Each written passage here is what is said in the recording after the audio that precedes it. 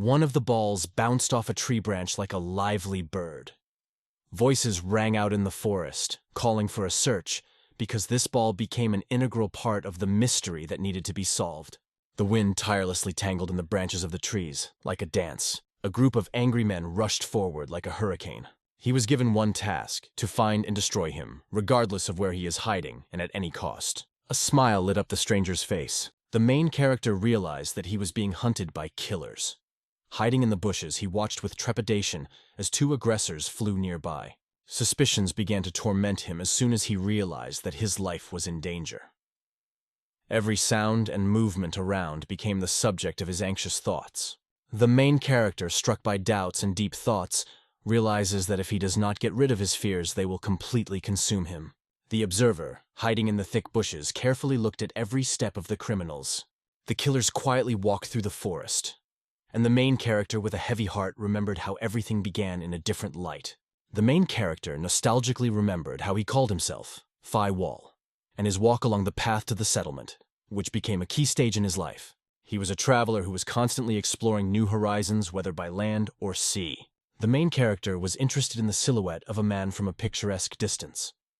He was lost in thought until he saw a mysterious figure in front of him. Imagine darkness pulsing with smoke. Waking up after a long sleep, he would feel fear fill his eyes. The main character found himself in a deep abyss. Val realized that there was only endless darkness around him. He remembered how he sat on the ground and felt that every day became a real hell for him. A shadow filled the space, and the character spattered blood like bloody drops of ominous time. Val realized that the darkness hides enemies ready to swallow him whole. The main character's imagination roared with horror. An angry man rushing towards him, tearing to pieces with the desire for death. Everyone still remembers how he skillfully dodged a stranger's blow.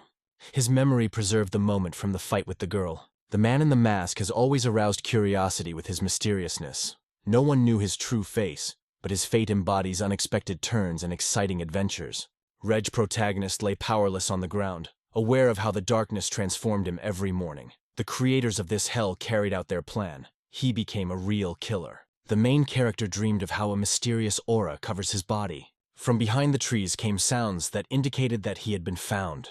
Many angry killers gathered in front of Val, and only in his thoughts sounded the request. "Wait, please!"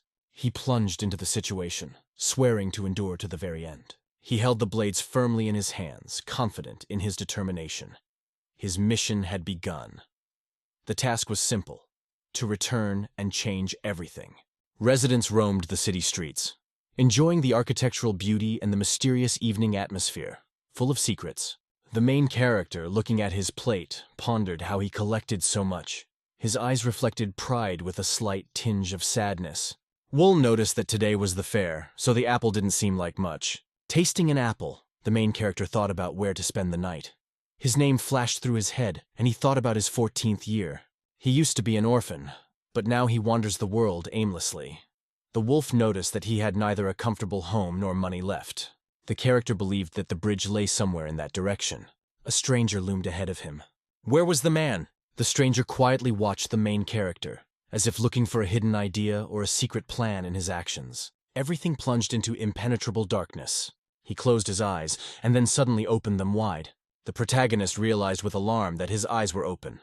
The wall indicated that everything was fine with his vision, so he decided it was just darkness all around. Sweat poured down his face. Wall noticed the surrounding night, which plunged everything into darkness. The main character wondered in confusion where fate had taken him. He closed his eyes from the agony and screamed with all his might. He was trembling, feeling powerless. The hero realized that he could not move from his place. All efforts were useless. His thoughts revolved around one riddle. How did he end up here? His face was suddenly filled with an abundant flow of tears, which rolled down one after another without stopping. Suddenly the thought of a plate of food, hopelessly waiting for him on the table as if longing for a meeting, flashed in his mind. The main character paints an image of the unknown, which he encountered. He remembers how their paths crossed, and his thoughts constantly lead to that unforgettable meeting. Keeping a calm face, he remarked that Val would be useful to him. The main character assumed that Val was here because of him, although he assured that he did not know either him or his name. The main character touched everyone with bright purple patterns. It remains unclear why he was imprisoned. He realized that he didn't seem to have met any paths. The hero found himself in a bottomless abyss. The wall silently hinted at the reasons. He realized that he was alive and understood. The stranger did not wish him harm. On the floor, the young hero introduced himself. His name is P. Wall, 14 years old. Father's name is P.H., and the mother is Lee Siam Hop. At first glance, inexplicable darkness reigned around. The world seemed to be immersed in an abyss of darkness, and the light was somewhere far away, invisible. Filled with fear, Val wondered if he had spent the entire moment unconscious. He realized that he did not know how much time had passed. On the verge of insanity, the protagonist dawned. The only way to not lose one's mind is to remember one's true self, even in speechless solitude. The best ball, despite everything, did not lose pride and continued to repeat his name. The hero curiously asked when it would end. Sitting in the dark, the hero realized that hunger was relentless. On the one hand, death due to lack of food. On the other, madness. Where to go? Wall imagined himself standing next to the stranger, wondering if he was planning to deprive him of his food. The depth of unspoken feelings flashed through the man's eyes. The hero wondered, why did he get this fate when he didn't take anything from him? What caused such an unexpected turn? One evening, the main character's lips were torn to the point of blood, and tears rolled down his cheeks. He wondered if his status as a beggar really justified such treatment. The main character felt a jolt of joy as his hand suddenly came back to life. His fingers danced playfully, as if giving the hand a vital rhythm. Breathing became heavy and loud.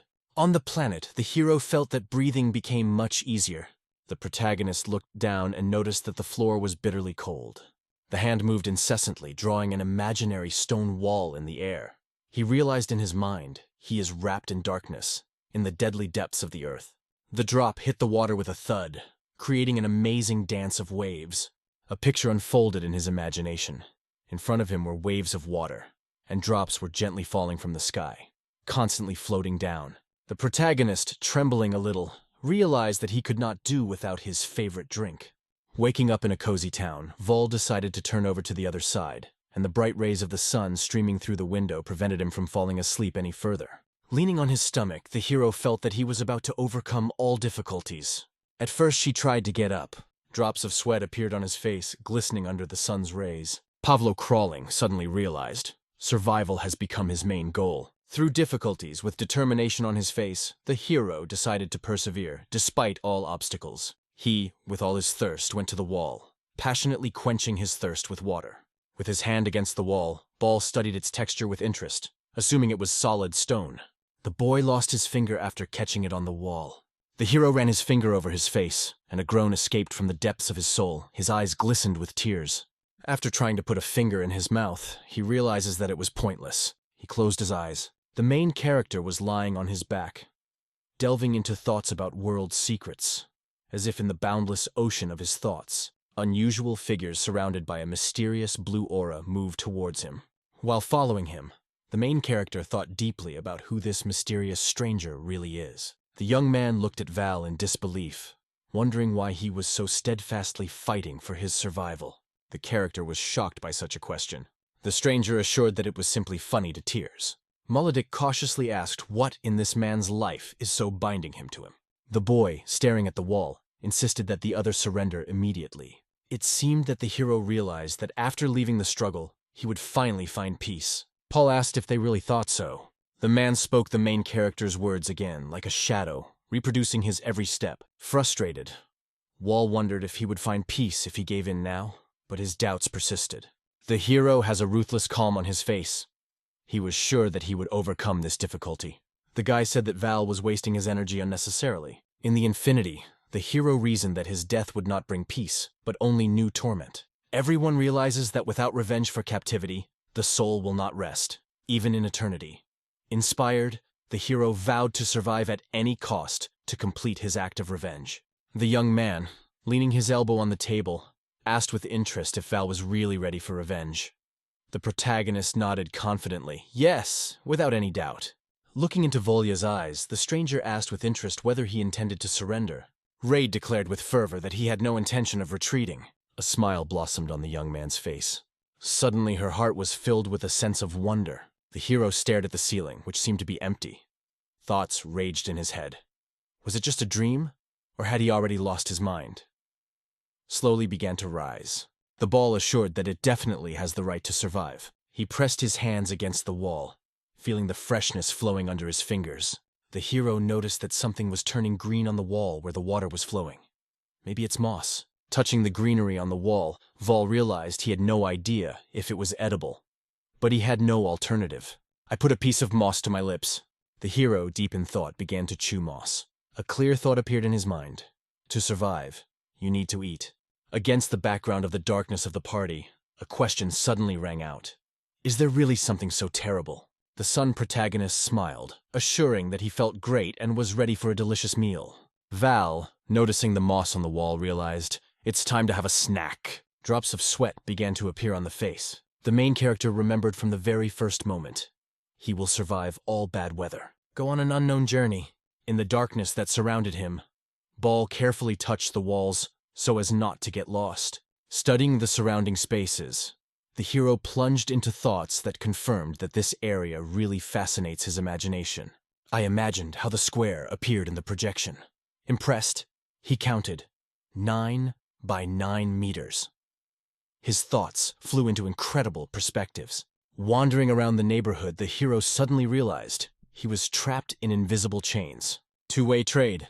Suddenly, he looked away, startled by an unfamiliar sound. A door was visible in front of him, through which a soft stream of light broke through. Wall noticed that it was an iron door. Hiding his face with his hand, the hero was gripped by the fear of losing his sight. However, in my heart, I understood. It is not important, because we have to move on. As he got closer to the light, Val realized that someone was there. Just a little bit left. The shadows from the tiny window fell on the gay space, developing an atmosphere of mystery and coziness that encouraged deep reflection. The window in the door is closed. The character remained in great surprise. Tears streamed down his face. Waves of steam wrapped around it, creating a mysterious curtain that playfully shimmered under the light, enchanting the gaze. The orbs excitedly explored the mysterious aroma, hoping it was a tasty treat. He glanced at the plate waiting by the door. The main character held his breath, catching the magical aroma of the dishes, which enveloped him completely, immersing him in an atmosphere of wonder. Holding the plate in his hands, Wall noticed rotten fish, tea leaves, and pork, like the remains of 5 different dishes. He showed several sketches of mutton. Wall remarked with surprise that it was unlikely that one person could have eaten it all, hinting at the company. The hero clarified that 5 people were waiting at the door. With a frown, Val realized that these 5 had detained him. He couldn't shake the thought that maybe he shouldn't have tried so hard just for him. Images of people experiencing similar difficulties appeared in his thoughts. He realized that there are probably others who are going through this. The main character continuously seemed to freeze on one knee, listening to the whispers of the past. Focusing his gaze, he thoughtfully considered what was expected of him. Sensing the unsurpassed aroma, he noticed the hot spices in the pork. Curiosity got the better of him, and he wondered if these were Sichuan dishes. The main character entered the world of goodies, where every piece gave real joy. Having had his fill of food, Val decided that he had time, so he would have a snack first, and only then would he return to the important question. Sitting at the table, the main character realized that it was still better than Moss's. The plate, like a bird, flew towards the wall with enthusiasm. The main character stretched out on his hands in front of the wall, noting that only a minute had passed, although it seemed as if a lifetime had passed. Sweat dripped profusely from his face. Wool noticed that it had been at least 4 months since he had been left in this place. The main character remembers how a small window opened every day, just to hand him a plate of food. A vivid memory of the taste of freedom, albeit involuntary. The moments of him knocking on the door came alive in his mind, expecting the secrets that were hidden inside to finally be revealed. The main character, turning upside down, realized that there was silence around. He realized that he was still left in a small, dark space. Fell to the ground. The protagonist was aware that he would panic, but he had no intention of sitting idly by. His face was full of seriousness, but gradually he could feel his eyes getting used to the darkness. Lying face down on the floor, Vol realized that he was gradually adapting to his new circumstances.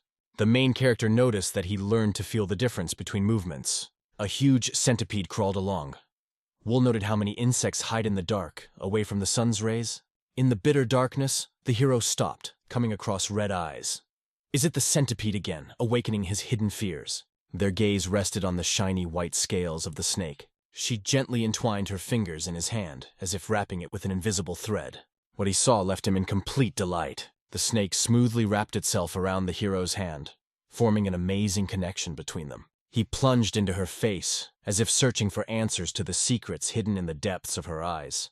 The teeth dug into the hero's skin. She grabbed his arm and screamed at the top of her lungs. He stared into his hand as if trying to unravel its secrets. He was in shock, trying to understand why his body was on fire.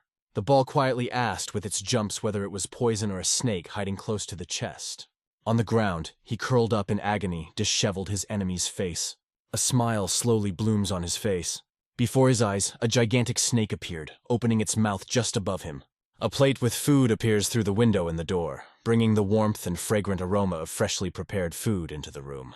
She hid the earth under the plate, closing the window. His appearance was simply amazing. He clutched the plate in his hands, swallowing hard. The main character announced his immortality. Suddenly, Ayaz appeared behind him like a ghost, easily bypassing his victim. Fall's Geist suddenly met a snow-white snake. She sat on top of him, her eyes filled with fear. The main character sat opposite, revealing her true face without any doubt. Watching the snake, Wool realized that he had narrowly escaped death from its venom, but that the bite had changed him. The protagonist noticed that his vision suddenly became much clearer. Holding his hand up to the snake, Ball wondered if it was really all because of it. Because it looked strange. The snake suddenly let out a hiss, filling the air with a hiss that stirred everyone around. These sounds brought a feeling of anxiety and suspicion. The hero raised his hand to her, thinking that according to the words, overcoming poison can strengthen the body. Issa suffered from fear. His thoughts revolved around the idea that by becoming immune to the poison, he would gain a valuable advantage. The viper clung to the boy's hand, hoping for prey. He involuntarily imagined how joyful it would be to have a means of protection at hand. Mysterious signs began to appear on his arm, as if fate itself had drawn invisible tattoos. He clutched his bitten hand as he felt a throbbing pain shoot through his body. Staring intently into the endless web of veins, Wool wondered if he had made a mistake, if he should have been more careful. The body again fought in the stream of fire. The teeth and the pen are two separate universes that carry importance in our routine, reflecting health and creativity. Emphasizes that even in such a situation, he writhed in pain, clenching his eyebrows, but the memories of the first time brought him back to when it was even harder. Mark's face began to change. She looked into the snake's eyes and spoke to it. He met her red eyes and realized that the constant contact with the dark had affected her vision. However, she remained an impeccable hunter, as before. Imagine a butterfly fluttering next to her. The main character noted with a smile that she could quietly fly up to the victim and mesmerize her with sound. She was embodied in the world of butterflies. The heroine noticed that the snake was free from greed. Having had enough, she seeks to remain unnoticed, without disturbing the gentle insects. An image of butterflies fluttering in the darkness of the night flashed in his mind. Ball realized that in this endless darkness, only he and the snake had reason. She sat on the ground, feeling the cold seep deep into her, the palpable pulse of the frozen time around her growing within her. Protagonist's gaze shocked everyone when they suddenly appeared on the doorstep. She was shocked to the core. The protagonist felt the floor shake under his feet. The hero carefully looked at the door in the wall and realized that it was open. He stepped into the darkness of the corridor, embraced by gentle silence. He walked quickly along the red corridor. The main character watched the door, wondering why, at a distance of only 20 steps, he did not even feel the presence of others. Colorful aromas filled the room, enveloping it in a mysterious comfort. In a mysterious, shaded corner, the ball emitted amazing sounds and aromas, arousing curiosity and unexpected sensations. The hero stared at the body, which mercilessly sprawled the ground. An unpleasant smell of decay reigned around. During the service of the deceased, Val realized that he could not see him, but he easily guessed by the physique that they were about the same age. When the hero crossed the threshold of the dark corridor, his thoughts plunged into the depths. Isn't the gloomy atmosphere similar to the one that reigns in other rooms? She stepped into the hallway again, striding forward. What he saw simply stunned him. Grandiose stone gates rose in front of them, guardians of the secrets of a forgotten time. The main character, pressing his hands to the door, realized that it led to the corridor, and noticed how someone pulled the latch. He carefully pressed the handle and slowly opened the door. He forcefully opened the stone door, opening a mysterious path into the unknown. A small group of people gathered in front of him. The girl stared curiously at the protagonist. What he saw exceeded all his expectations. Reality struck him in an incredible way. There was happiness in his eyes, but there was a hint of hesitation in them. His friends, a young man and a girl, watched with admiration, as if they had been waiting for his arrival. She watched them silently, not uttering a single sound. He decides to take the first steps towards them. They were strongly impressed by his actions. He moved steadily forward, exploring each room like a real treasure hunter in an ancient castle. Moving to the next room, he realized that the same thing was happening as in the previous ones. Surprise was intertwined with a sense of mystery. They asked him a question. Who was he really? I turned to him with great admiration, trying to figure out where he came from. After all, only the two of us remained after all this. She silently watched them, as if looking at him, however, he never became her real object of attention. It seems that only he can see everything in the dark. He ventured to meet them, claiming that he accidentally got into a closed nearby compartment. The girl, impressed by his words, asked about other sections. He confirmed but asked for their names. With a smile, she introduced herself. I'm Yuoli, and next to me is Song Un-woo. He watched her with a blank expression, as if his thoughts were lost in the distance. He, standing behind them, confidently called them to follow. He listened to the voice and asked where their path was leading. He continued to walk forward, telling them that the purpose of their arrival was to reach other parts. A voice suddenly sounded from behind the door, proving the correctness of his words. He confidently stepped forward, urging them to follow him. The two hesitated, but eventually chose to trust him. He raised his hand to the others. Everyone noted that it was dusk and Song had better stay closer. They dared to start a new chapter of their lives. And later, a new door opened, behind which a world of unknown opportunities and exciting adventures awaited. The guys in the crowd were amazed when the guests showed up unexpectedly. Their shock was boundless. They performed the song, addressing the crowd, but at the same time scanning the room for anything secret or important. Looking into the room, he came across another body. Thoughts swirled in his head. In his section, there were practically no deaths from hunger, unlike the others. After seeing the scratches on his hand, I realized that many of them were the result of his own actions. His eyes lingered on the plates of food, which were twice as many as in his department. He pondered why others have more, and the question arose, is it fair? Sparks of questioning appeared in her white eyes as she looked down, oblivious to the meaning of this discrimination. Suddenly, he was called something completely different. She noticed that everyone was locked somewhere at the same time. A huge company is preparing to travel deep into the cave, seeking new adventures and unexplored horizons. They stopped in front of the giant doors, holding their breath and looking impatiently at the mysterious world that awaited them. Cautiously, he began to spread his fingers, trying to open the door. As soon as the door opened, a dazzling light burst into the room. The boys were frightened and closed their eyes from the unbearable light that covered their pain. A ray of light cut his eyes, a hot pain ran through him. At first he was confused as to how they ended up on the surface, but he soon realized that they were still underground. The light came from a simple flashlight, and after a long period of darkness, even its tiny beam struck them as if it blinded them. They are still in the cave where 2 torches once burned. He was stunned into silence as his gaze settled on the unknown in front of him. An amazing landscape spread out in front of him, small huts comfortably embedded in the arms of a majestic cave. The men rushed towards them as if the sails had been carried aloft. Everyone delved into exploring every nook and cranny inside. After looking inside, they did not find anyone, and everyone began to wonder where those who were hiding from prying eyes had gone. They looked at the structure that they had created with difficulty and realized that it would barely stand, because they worked in a hurry and under stress. He penetrated the memories of this building and understood. Why all this? Inside is emptiness, and structures are just an illusion.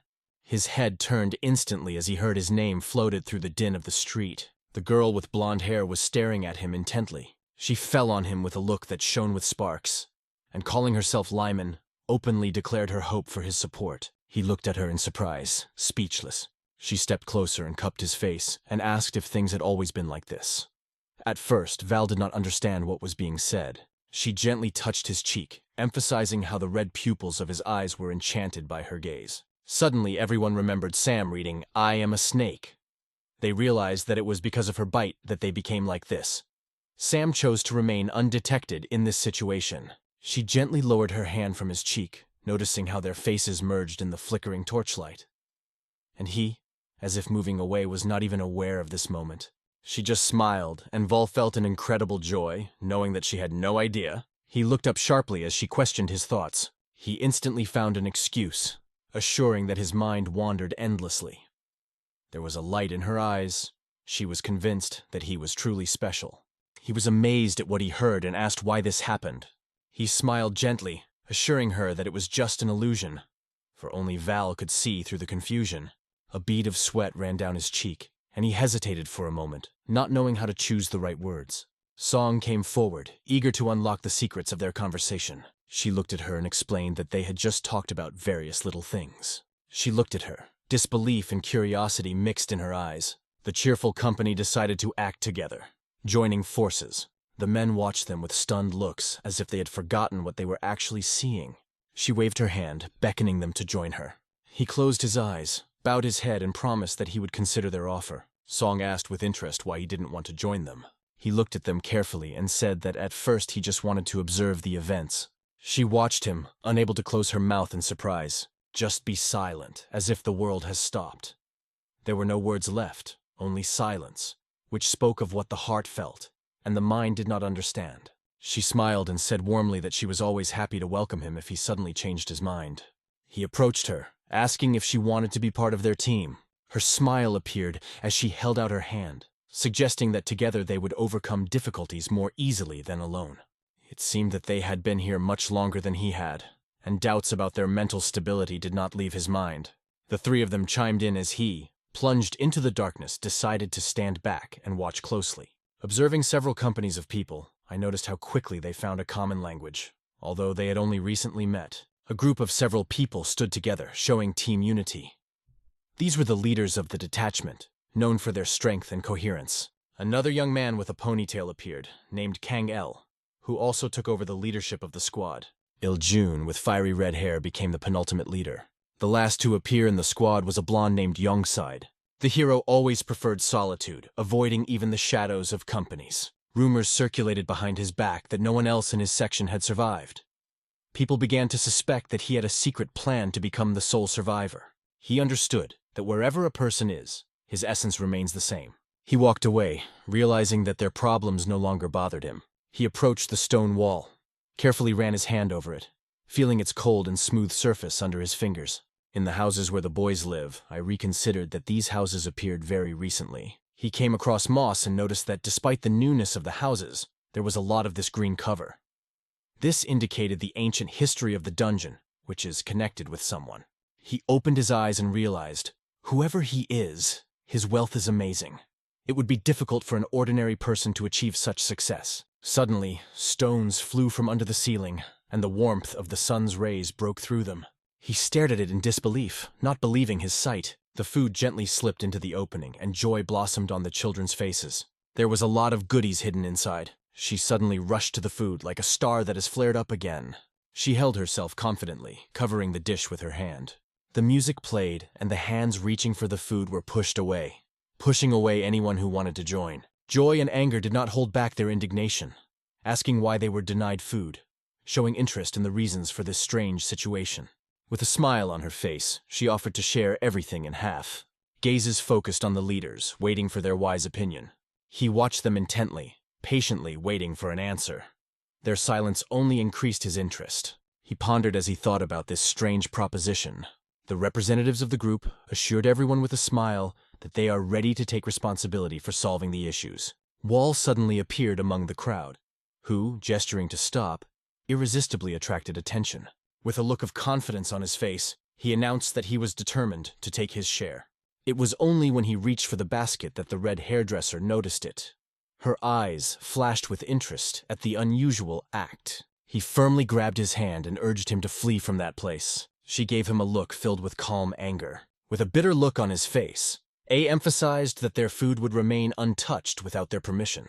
Phil held his hand firmly, ensuring that control of the basket's contents was in their hands. Sean feels Barkley's gaze pierce his soul deeper than ever. He deftly yanked his hand out of Jen's embrace. He struck with all his might. He clamped his fingers in his eyes, creating an eerie picture as if from a terrible dream. Those who witnessed this picture were deeply shocked. Small struck him, knocking him off his feet, tirelessly continuing to jab his finger in the eye. Then, almost with an explosion of anger, he demanded that his words be heard again. Alice suffered from indescribable pain. unable to even whisper. Everyone around began to press him, demanding to repeat what was said. Those around him loudly urged him not to be disturbed. His gaze, filled with anger, rested on them. June continued to tear the soul, leaving bitter memories. They looked at him in horror, thinking he had lost his mind. There was something snake-like in his eyes, enveloping and beckoning. She carefully approached him step by step. She came closer and firmly told him to leave him alone, because there would never be any answers. She gave him a shrewd glance, realizing that Yuna already understood everything. Everyone turned their attention to her and asked what happened to his dish. She closed her eyes, confidently asserting that her lot was safe. Her question struck a chord with the other leaders, who nodded their heads in unison. He finally pulled away from the wretched John's body, and a sense of relief washed over him. Covering his eyes with his hands, he caught the searing pain and screamed shrilly. His hands shook with rage, his teeth chattered in anger, and his thoughts were so violent that he almost called the ball the most disgusting names. He looked at the interlocutor with contempt and asked if he wanted another eye. If it is necessary, let him further agree to blindness. He moved to the basket with food, but suddenly voices were heard behind him. Soon everyone gathered at the table, enjoying the delicious treats from the basket. They wearily stepped aside, watching, as everyone tried to understand each other. He realized that his share of food was just a test to see who would be useful to them. He realized that what he was watching was only the beginning. And this journey would continue until they reached the goal for which many would lose their lives. He ate deliciously, but thoughts swirled in his head. The survivors could become his enemies. I was impressed by their interaction with each other at that time. Suddenly everyone was interested in how he felt. They became his enemies, and after his deed, many people left John's group. She felt elation when she caught sly glances from Zuni. It meant that her company had grown to the largest. She smiled, admitting that she thought he didn't notice her. But, as it turned out, he had been watching her carefully all these days. He walked confidently, internally feeling how his gaze interacted with the stranger, entwining them in an exciting game. He watched her, realizing that she collected the most for her group and consumed very little herself. The children trust her, and she stands out among other leaders. She wondered why Val was still in that dark room, maybe because the others were afraid of him. He easily admitted that he feels quite comfortable here. Lifting up his shirt sleeve, he accidentally revealed the bites on his hand, demonstrating his original method of strengthening the immune system. He stared intently at his hand, deep in thought. I no longer felt any bites or pain. It seemed that the body simply adapted to all this. She leaned closer, inviting him to join her. However, closing his eyes, he reminded himself with signs of disappointment that he had already expressed his reluctance. Suddenly, they were shocked to realize that the basket of food was slowly descending towards them again. He said loudly, hoping that everyone would understand. It is better not to reach for the basket unless, of course, there is no desire to fall when the rope breaks. When they looked into the basket, their hearts sank with fear. There are not so many in the refrigerator anymore. There are much less leftovers than before. Tilting his head slightly, he broke the collected silence, causing many surprised looks. Squinting slightly, he understood. What he dreamed of had already come. The guy with the brown hair and brown eyes is Mac No Sim. He was one of the few survivors in the last sector. After joining the group, he always tried to make up for his weaknesses. A body stretched out on the ground, from which blood flowed, clearly testifying that his soul had departed forever. With a tremor in his voice, full of despair, the question sounded, who could dare to do this? At this time, everything around seems wrapped in a gray filter, because everyone understands the reason for the events that took place. Distressed, standing on the top of the mountain, he looked at his own body, realizing that everyone understood the reason for his death. He was weaker than everyone else. A look with sparkling eyes showed that he had found something extremely important for himself. Everyone, with song in their hearts, sadly contemplated the body resting under the cloth, silently reproducing their bitter feelings. With a smile on his face, he shouted emphatically that they needed to find out who was guilty and find a just punishment. Slowly expressed his opinion. It does not matter who is involved in this. Sun looked at her strangely when she realized that all these little things were empty, and what really mattered was that their peaceful environment had perished. Her gaze became sad, and a plan of revenge appeared in her soul. He lost his gaze, realizing that the weakest from the other team would fall next. Directing his gaze forward, he made it clear. The war had begun. The most vulnerable of the young Sense group rested on the wreckage covered in blood. Panic gripped the city. Every day in the news there were terrible stories about the discovery of another pipe. First in Yual's group, and later in John's, as Young notes, the wave of deaths did not stop. Prikapatia is engulfed in chaos. Trust between people has disappeared, and children, like hungry demons, have left behind only despair. Tormes, plucking from the walls, became his food. While he was tasting, a thought flashed through his mind. This food is completely tasteless, and it is still difficult for him to adapt to it. She stopped at the mighty wall of moss, sensing that the others had not yet arrived. Suddenly, a flashlight flashed in the darkness, dispersing the night around. Korj closed his eyes, feeling that his fate did not foresee peace and tranquility. The crowd rushes toward him with fervor, ardent hearts ready to tear him to pieces. He quietly watched them in the deep darkness, aware that they were already on his trail. With interest, he looked into the room, counting how many people had gathered at his place. And oh wonder, there were as many as 4 of them. Curiosity sounded from the crowd. Didn't he appear here? They confidently hold the torch because they know. They themselves witnessed how it met the wall. Here is Junai with his loyal squad. Suddenly he gritted his teeth with a snarl, raging, "Where did he hide?" He slowly walked across the room, aware that he had already completed 2 tasks. Now is the time to unite in the fight against Volster. He stepped forward, but still could not find where he was hiding. One of the young men suddenly shouted, his voice lost in the commotion around him, adding to the tension and chaos in the already tense atmosphere, to fall on his back, confidently declaring that something stung him. The snake backed away cautiously, while everyone watched intently, concerned for their friend's safety. A man was lying on the floor, bitten by a snake, and with a heavy heart he felt how the poison was slowly killing him, draining the last remnants of his strength. She began to complain loudly about the presence of someone near her, stressing that it was important to pay attention to both eyes. Suddenly the guy with the torch disappeared, as if he had dissolved into thin air. She screamed even louder, her voice a mighty roar that echoed in every corner of the room. Only the 2 of them remained, and he strongly insisted that Vault leave the place immediately. Suddenly, the entire team appeared behind the last fighter of his squad. He grabbed him by the neck, trying to strangle him. Only a scream made him turn, and he stopped in shock. Finally, he witnessed his friend being mercilessly crushed by the wall. Her gaze was stern, clearly indicating danger, silently warning him of the consequences. His teeth chattered with a heavy click of anger, and drops of sweat had already appeared on his forehead. The friend, clenching his fists, choking on air, shouted for help, escalating the situation to the point of an emotional explosion. She looked at him and realized that if he continued like this, he was about to suffocate. Panting, he mechanically grabbed his hands, trying to break free. At that moment, he realized that he was about to become a murderer. She stared at him, wondering if he should be kept alive. At the same moment, the bullet released the soulless body that was stretched out helplessly in front of Jen. John was deep in thought, accepting that this was inevitable. Anger and hatred for that wall that took the lives of his comrades raged in him. She looked at him with a serious expression, saying nothing.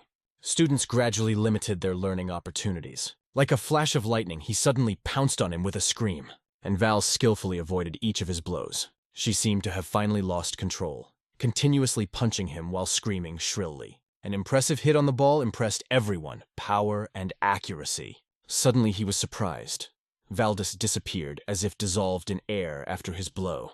It was as if he had become a participant in the battle, left alone, without any support in the noise of war. Looking around, he called out where the enemy had disappeared, urging him to come out of the shadows and join in a duel. Val stood behind, and his words foreshadowed, "This time, we will pay with more than one eye." Fear gripped his heart, and he jerked away, making terrible sounds. He suddenly stopped and turned his gaze back. She remained in place, never taking her eyes off him. Her gaze, filled with surprise and confusion, tried to grasp what had happened. Just as Juno approached the wall, she suddenly seemed to wake up, slowly moving towards him. He burst in, crashing down the corridor. The fear running through June was so unbearable that no words could convey its depth. He boldly glanced at him. From fear, sweat appeared on his forehead, and his eyes lit up like a flash of fire in the darkness of the night. He put his hands out in front of him, screaming hopelessly in terror, trying to stop him and call for unity. Due to the lack of awareness of the circumstances, spending the last reserves of strength, stubbornly emphasized that without support, it is impossible to resist the crowd. Only together will they be able to fear no one. He narrowed his eyes at what he heard, but nevertheless slowly moved towards it. Pete ran down Jack's face, who assured him that if the wall wanted, he would be its leader, and Juno would obey, because he was not like those he destroyed, and could be useful. Ball came closer, and he was trembling with fear. His ominous gaze held the promise of obedience, but Val had a certain feeling that he would soon be up to new tricks again. A great fear gripped him, and he began to loudly deny that it was just a mistake. All raised his hand in a welcoming gesture and sat down. The vacuum of his expectations was suddenly filled with shocking events. The impact of the ball hit his chin like a thunderbolt. His head happily flew up from such a blow. After a powerful blow, Ball instantly jerked forward, grabbing him by the neck. Clenching his hands tighter, he continued to strangle John. Tears flowed from his eyes, and saliva ran down his chin. He screamed, begging the ball for mercy. His hands immediately let go of the burden when he left this world. Everything froze in silence as the lifeless body fell to the floor with a thud. He admitted that his actions were the result of weakness. Lightning flashed in his eyes, embodying the anger and confusion of the soul. Jumped to his feet, as if a race with time had begun, trying to escape from this place. A bright red fire blazed in his eyes, radiating deep hatred. He was getting more and more distant from these few dead people. The bodies of the 3 dead litter the area, and locals whisper that John's group has fallen victim to a terrible fate. This news stunned the 3 leaders, leaving them bewildered and causing them to seriously consider the situation. When Walsbeck realized that he had become John's murderer, a darkness came over his mind like a gloom. He felt how the bottomless circle of actions and their consequences began.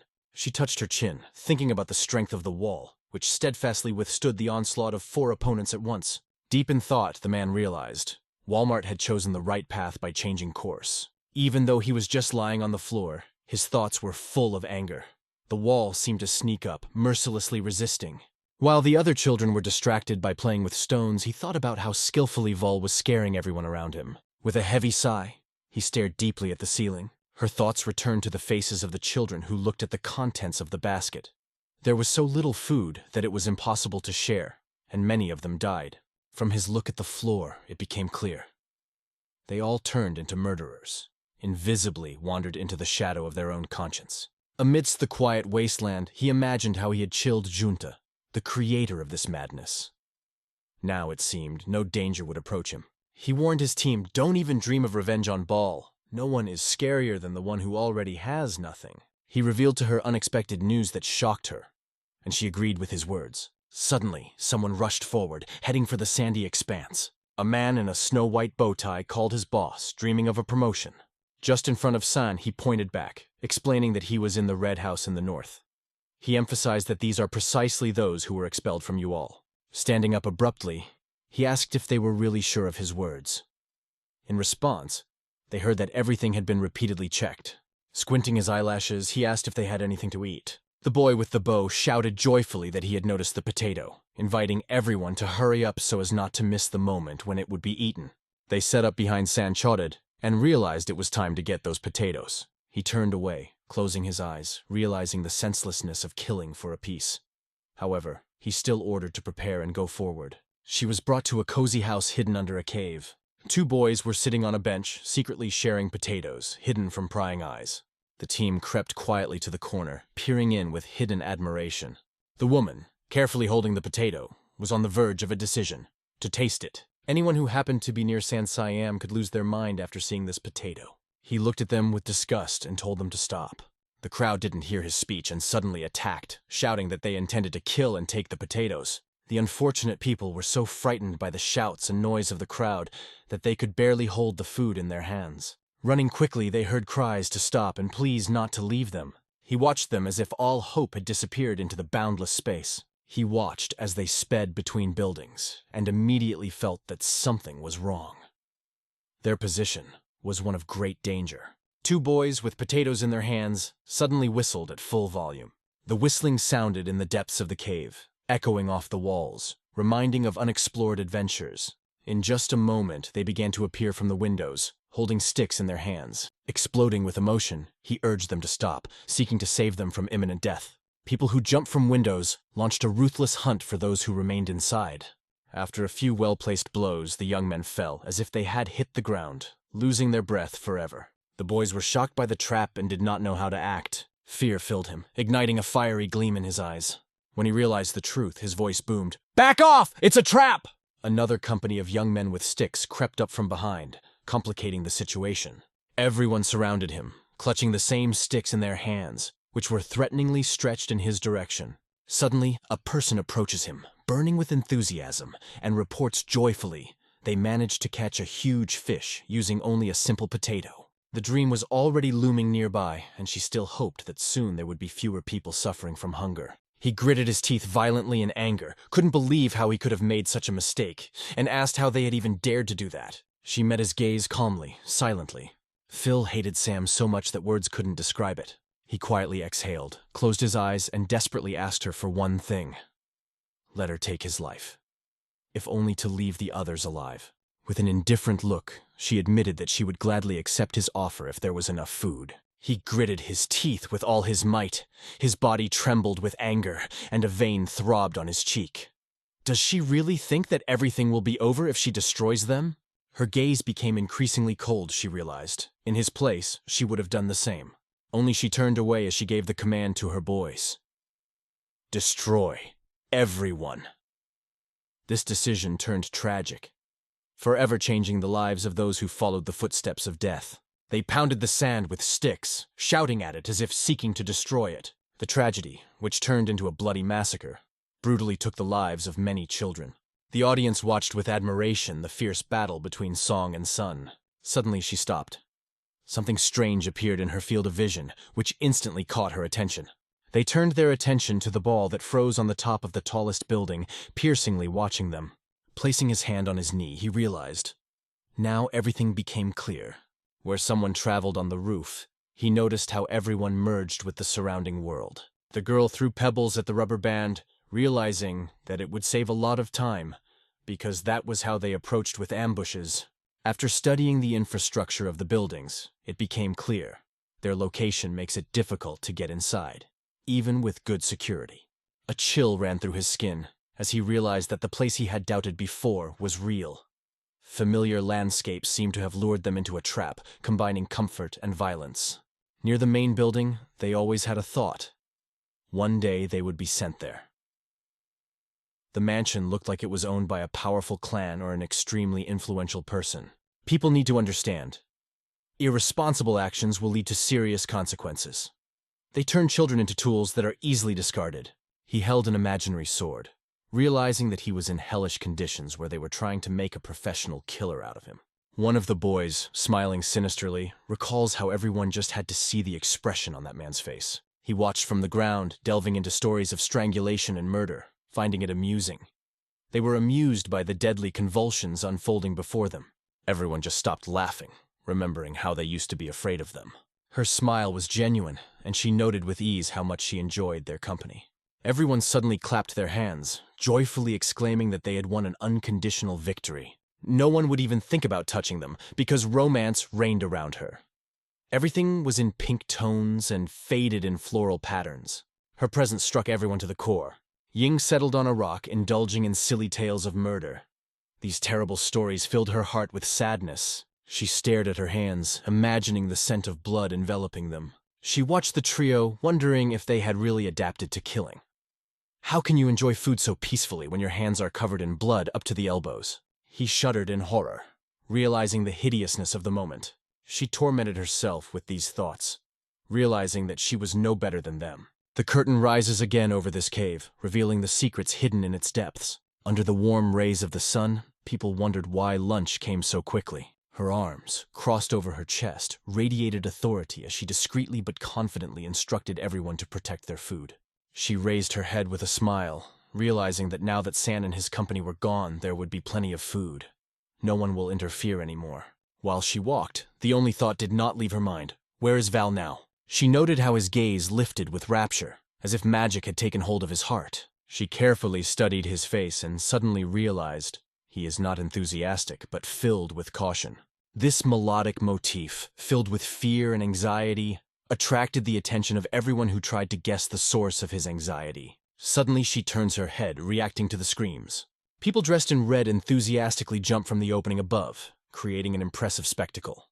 They plunged right into the maelstrom of this crowd, their eyes shining with a bright white glow. The boys were impressed with their appearance to the core. Their eyes, blindingly pale, did not allow them to get out of the abyss of incomprehension and helplessness, forcing them to be brutally beaten with sticks until the end of their lives. Relentless and heartless, the attackers grind their way through one blow after another, setting the ground on fire. He tried to understand why he was being beaten so hard. They arrived in agony, looking terribly beaten. Blood flooded everything around, and desperate screams broke out in the chaos. Falling to the ground, he clutched his head, realizing that this turn of events was predictable, though he hadn't expected violence to be the first step. He sat on the ground, serious and focused, knowing that patience was his best friend. Any movement could betray him, and too much attention would be a hindrance to him. Behind the people in red appeared 3 men whose faces were hidden under masks with painted numbers. They stood with their hands crossed behind their backs, absorbed in silence. Anger flared in him when he saw them, and he realized, gritting his teeth, that they were the ones keeping everything under control. Suddenly, one of the 3 men raised his hand, drawing all eyes to him. The crowd in red finally cooled down and left the quarrel with the boys behind, at a moment when their lives were hanging in the balance. They stood intently absorbing every word of the mysterious masked man. The carved number 1 glowed on this man's face. He claimed that he was now the first sword, and their fates were undeniably in his hands. They are forced to obey him. The boys howled with delight, trying to find out who he was. Red noticed, and his anger flared. That is why he fell into the abyss again and again. Blood flowed into the boundless space, and his face was frozen, as if frozen in time. Witnesses of this brutal murder were shocked to the core. This caused him considerable indignation. She covered her mouth with her hand in horror as she watched his head hurtle through the field.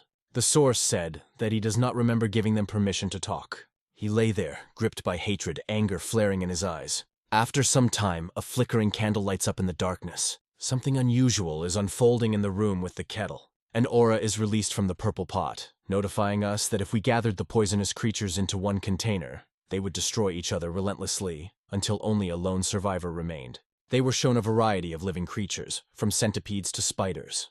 An angry crowd hid behind the first sword. They were sure that this monster possessed the most terrible poison: slime. In the darkness of the masks, the men are having an ominous conversation. One of them noted that only the cruelest survive among children, with a powerful instinct for self-preservation. Everything went according to their plan. She gathered a great group around her, and her influence on the children was unquestionable. They realized that if they do not overcome it, they will only increase their problems. The first weapon wanted to be noticed, so that there was no desire to become an enemy. Sun and Kang, back to back, became the object of comparison with you. Although you outmatched them, they had better fighting skills. He focused on Vala, noting that he was worthy of attention. He waved his hands at his head, declaring confidently that if it was PWL, he was still with us. The sword turned to him, saying that now all the secrets were out.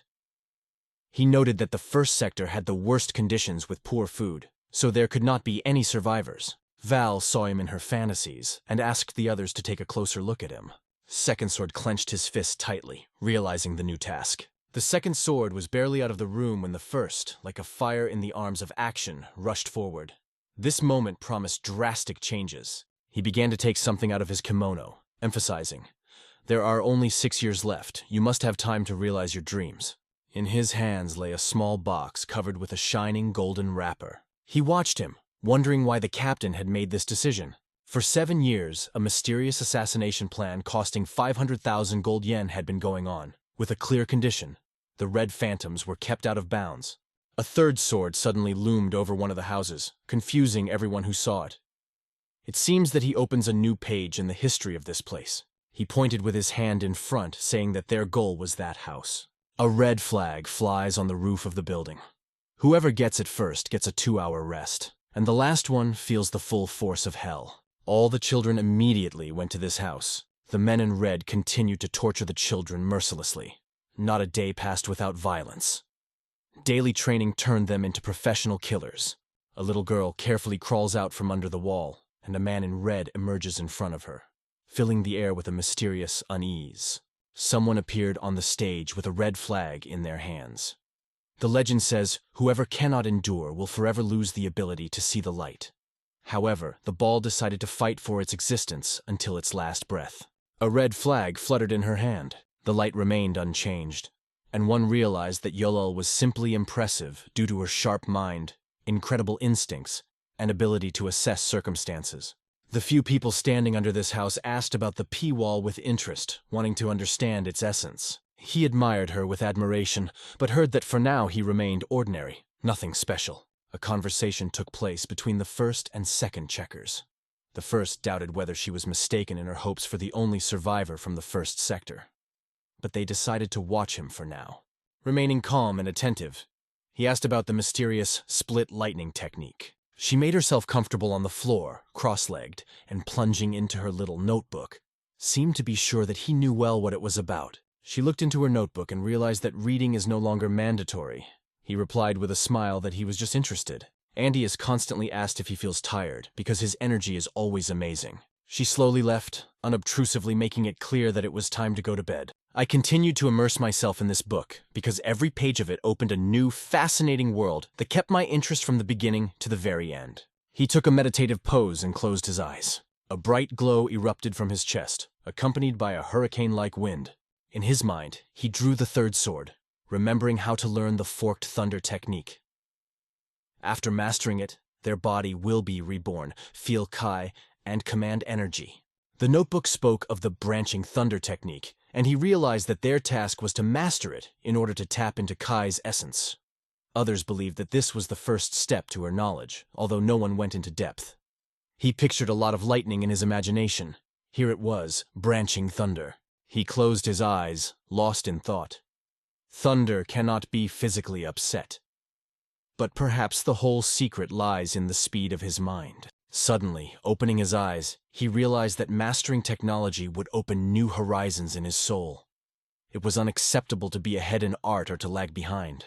Attention soon turns to the battlefield, where young fighters undergo intensive training under the watchful eye of observers. Someone is energetically chopping with a knife. She put all her energy into it. This is really surprising. An unknown man tried to take Val's life, but he, reacting instantly, dodged a dangerous blow. He leaned slightly to the side, squeezing out a sarcastic smile, as if hinting that he had managed to avoid a blow. His face showed panic when he realized that they really wanted to kill him. The thought thundered through his mind, leaving only a puzzled question. The young actor suddenly left the stage, admitting that he was absolutely not interested in the conflict on it. She glared at him with a serious expression, asking what it was, and if it was really true. He looked around and realized that the mentor did not seem to attach importance to their presence at all. His whole impression was permeated with indifference. The madman attacked him again, challenging him to try his abilities. He fidgeted as if someone was breathing down his neck, realizing that every step he took was a chance to escape the threat. He rushed around Baal, trying to confuse the enemy. Suddenly, at one of the critical moments, he threw at him a shining sword, sharpened to the edge. He easily deflected the dagger in one motion, and the thought flashed through his mind that he had secret blades. The little boy kept spinning around, holding 3 daggers in his hands, and seemed to be bubbling with inexhaustible energy. A glorious smile. He threw those daggers straight at the target. Daggers rushed towards Walsbeck. Her eyes widened in surprise. She fell silent, studying the figures in front of her. With his phenomenal speed, he playfully dodged each little dagger as if it were just a game. Some madman suddenly sprang after him. However, Val, thanks to his intuition, noticed the attack in time and managed to restrain it. A certain eccentric man was walking, with the reasoning of a crazy smile, as if he possessed a secret inaccessible to others. Not afraid of defeat, he decides to make another attempt. The hero heads for the balls, leaving everything else behind. But Vaughn seems to have skillfully dodged the attack, once again successfully fending it off with his sword as before. The frenzied young man did not stop throwing rapid blows, but Val managed to skillfully stop them. The third sword, watching this spectacle, exhausted all his astonishment. The person who rushed forward left behind many traces that merged into one amazing pattern. After another blow, he was thrown back, and he swung his dagger as if under a spell. The ball was perfectly smooth, as if fresh from the store, and there was no hint of fatigue in it. With a crazed grin on his face, he held the dagger close to his face, relishing the thought that Wall had no idea how to counter his attacks. At the ball, he announced with a cheeky smile that he was just defending himself, and he was not interested in fighting at all. A strange line of wrinkles gradually appeared on his face, and he called to Val to entertain him. After these words, he rushed into the attack, filled with determination and courage. With surprise, he looked at it and understood. There seems to be no choice. He swung his dagger in the air and stepped towards him with determination. A stake sunk into the ground. The third sword watched him with admiration, trying to understand what was going on. The unconscious madman continued to rush towards him, asking what he was doing. Has he really given up yet? Raising one eyebrow, he carefully waited for him to come closer. As soon as he saw the chance, he didn't hesitate to punch him in the stomach with all his might. The blow was so powerful that blood flowed from his mouth. He looked at him triumphantly. The first and second swords sat down by the gazebo, amazed at how their path had exceeded all expectations. The second stage shows that at the same pace of work, they will complete the project in 5 years, instead of the planned 7. The sword lying next to him involuntarily reminded him, one should not underestimate their intention. He brought a man in a purple kimono onto the stage, assuring him that you won't find a better one. However, even the most thorough preparation will not protect against a fatal error that can destroy their plans. The captain decided to take up the education of the children because the connection with them was lost. Even if their mission fails, he will not be upset at all. The second sword, filled with longing, begged for forgiveness, promising not to underestimate the enemy again. The first sword, realizing this, warned him not to lose his vigilance. A rock rose before them. The first became interested in the technique of killing, having been assured that everything was fine with it. They thought about the complications of training, but the second noted that not everyone can do it. She remembered how well that depressed boy had been beaten, and suddenly realized, whoever endures such trials will become even more resilient. He gripped his hand tightly, ready to launch a strike. Only the boy briefly turned his attention away when Wool, like lightning, split his arm with his knee. The guy suddenly hugged her, making touching sounds, similar to children's whims, full of pain and dissatisfaction.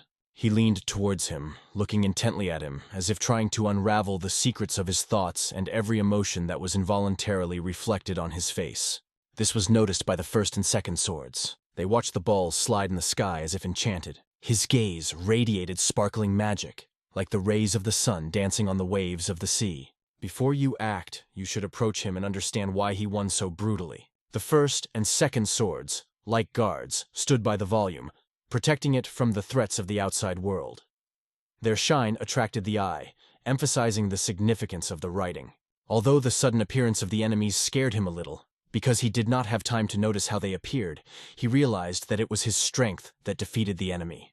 Every minute, the blade of the sword caressed his neck brazenly, like an invisible terror hanging in the air. He was filled with horror because he could not understand why this had happened to him. He could not have imagined that the attack would be so rapid.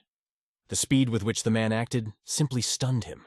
Drops of sweat rolled down his face, and his posture seemed uncertain, as if lulled by a storm. As the man writhed in bits of pain, Val wondered if he had really done the right thing. Perhaps it was not necessary to attack so hard. He looked around warily, realizing that they were just lacking tools. From the very first stroke of the sword, it became clear to him a single mistake could take his life. The blade cut from his neck, and Vol felt instantly relieved. She took care of him carefully, with tenderness and devotion, as if it was the main purpose of her existence. When awareness confused thoughts, the first sword seemed to whisper, "The killer always remains invisible.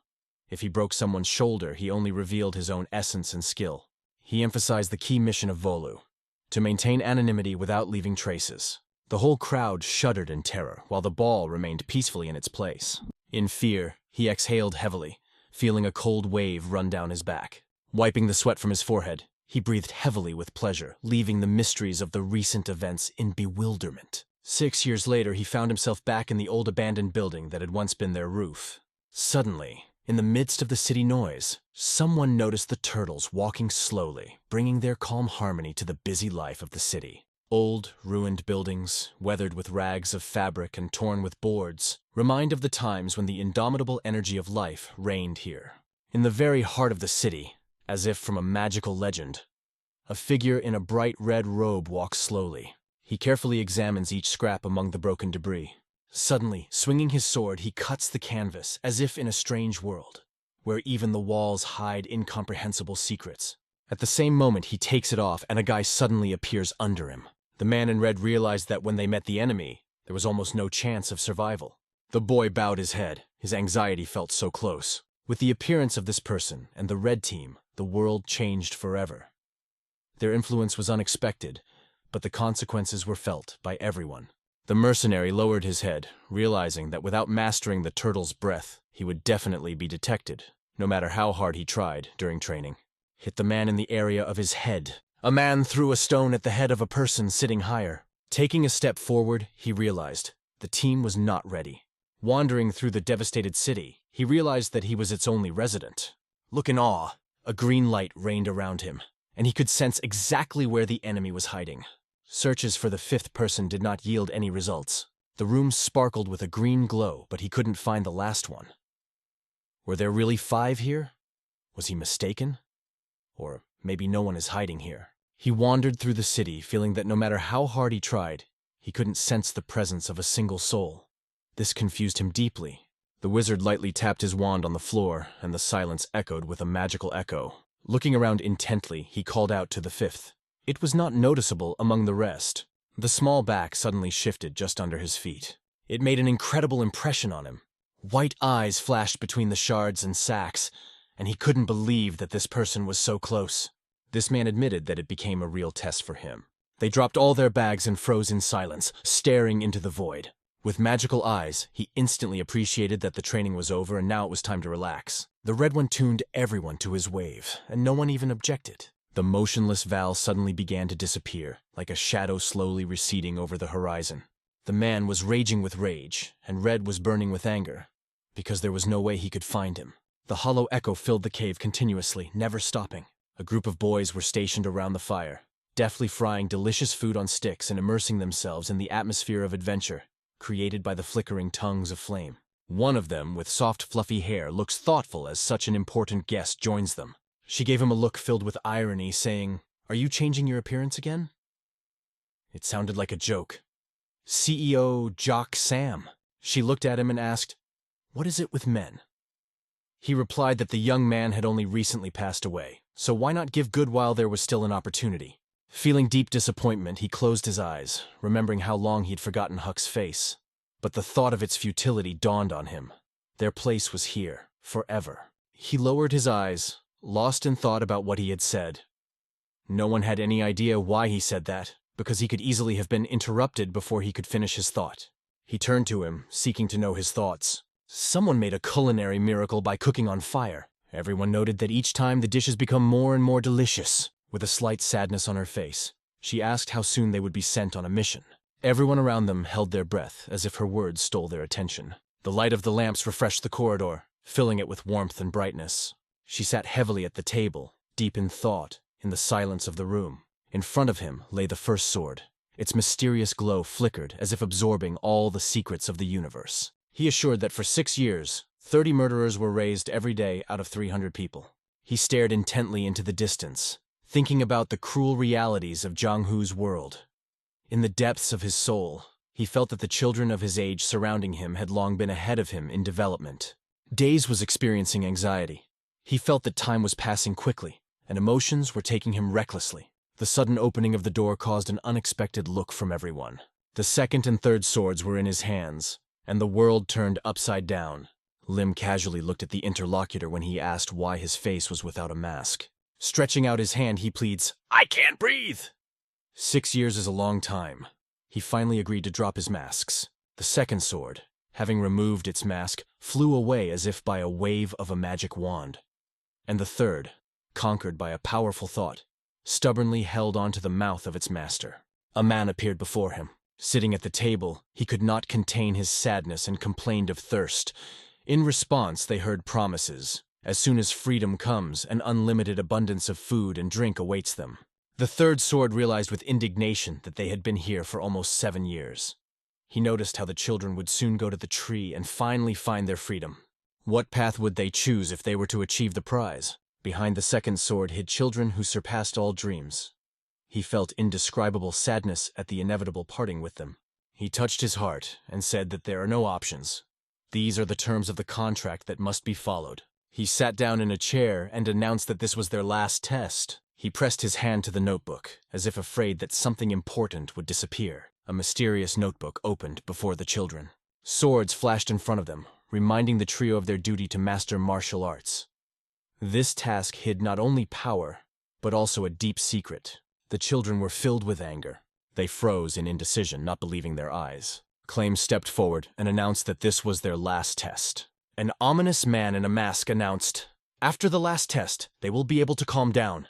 It will be possible to kill only outside this room." Everyone was feeling tense and wondering how to get out of this place. They thought about it. 27 will be free if they give up 3. He squinted his eyelids, certain that a great bait had been cast. His pupils glowed bright red. He was sure that 3 of them would become targets. The books neatly stood on top of each other, creating a beautiful pyramid of literary treasures. He reasoned continuously that martial artists lived at a higher level. His lack of confidence in his own endurance did not let go. He was filled with excitement as he raised his fist to the sky. It was his desire to explore the world. Among all those who were sitting, he alone, standing, dared to raise his hand. Looking at him in surprise, she wondered if he had chosen the role of the scapegoat. The question arose before her, who will he become after all this? This unknown completely fascinated him. He seemed nervous and warned that he should be careful because he was being hunted. He, turning his back to her, decided that he could not wait any longer. Real inspiration filled the hearts of the students. The stranger swung a sword right in front of his face. She seemed nervous and quietly apologized to those in front of her. This story tells about Song Chenggu, who, while holding a katana, thought about how, after drawing lots, he embarked on the path of mastering martial arts. Chen thought deeply, as if he had no alternative. He looked around and, with a heavy sigh, realized only one wall remained. With a broad smile, he assured that this is true freedom. The girl standing behind filled his heart with joy, and he knew that this day was the best in his life. The men, seeing that only the wall remained, looked extremely frightened. The men stuck in their conversations, nervous about trying to find him. She remembered with particular thoughtfulness how recently, during training, she met the main character. She dared to engage in battle with Ball. She parried his blows with ease, believing that she was even better off without the sword. She confidently declared that she was not afraid of him at all. The hero looked agitated and confused. Darkness was visible in his eyes. She was in tension because she was afraid that he would consider her advice useless and meaningless. He smiled as he told them that killing the instructors had become an easy task for them. He pondered and finally agreed. The 3 swords followed him, and he stubbornly assured that they were being countered. His conviction was unshakable. Restrictions had to be imposed. She admitted that he was right. They should remove the restraints and focus on finding strength. Huck emphasized that there was no choice as they walked through the darkness of the cave. They resembled forgotten students, locked in their knowledge and invisible among dreamers. One was close, his presence was felt invisibly, but it was impossible to ignore. They began to keep a watchful eye on these desperate souls, mocking their risky pursuit of rebellion against their own mentors. His gaze gradually dimmed like clouds darkening the dawn sky. The protagonist easily closed his eyes with his palm. He had the appearance of a deep thinker. Thoughts swirled in my head. The mentors must be full of hustle and bustle, looking for the children they are so eager to find, because they need their care so much. His spirit of curiosity ignited as he delved into his thoughts, trying to figure out the true reasons behind these children's behavior. The guards were carelessly roasting under the canopy. He was aware that this was only an intermediate shelter for teachers. The guards carefully studied the surroundings, making sure that the base was securely protected. The stones made it difficult, but he believed he could overcome the guards. The main character radiates aggression through his posture and gaze. He sat down, wondering if the turtle's breathing technique might interfere with his movements.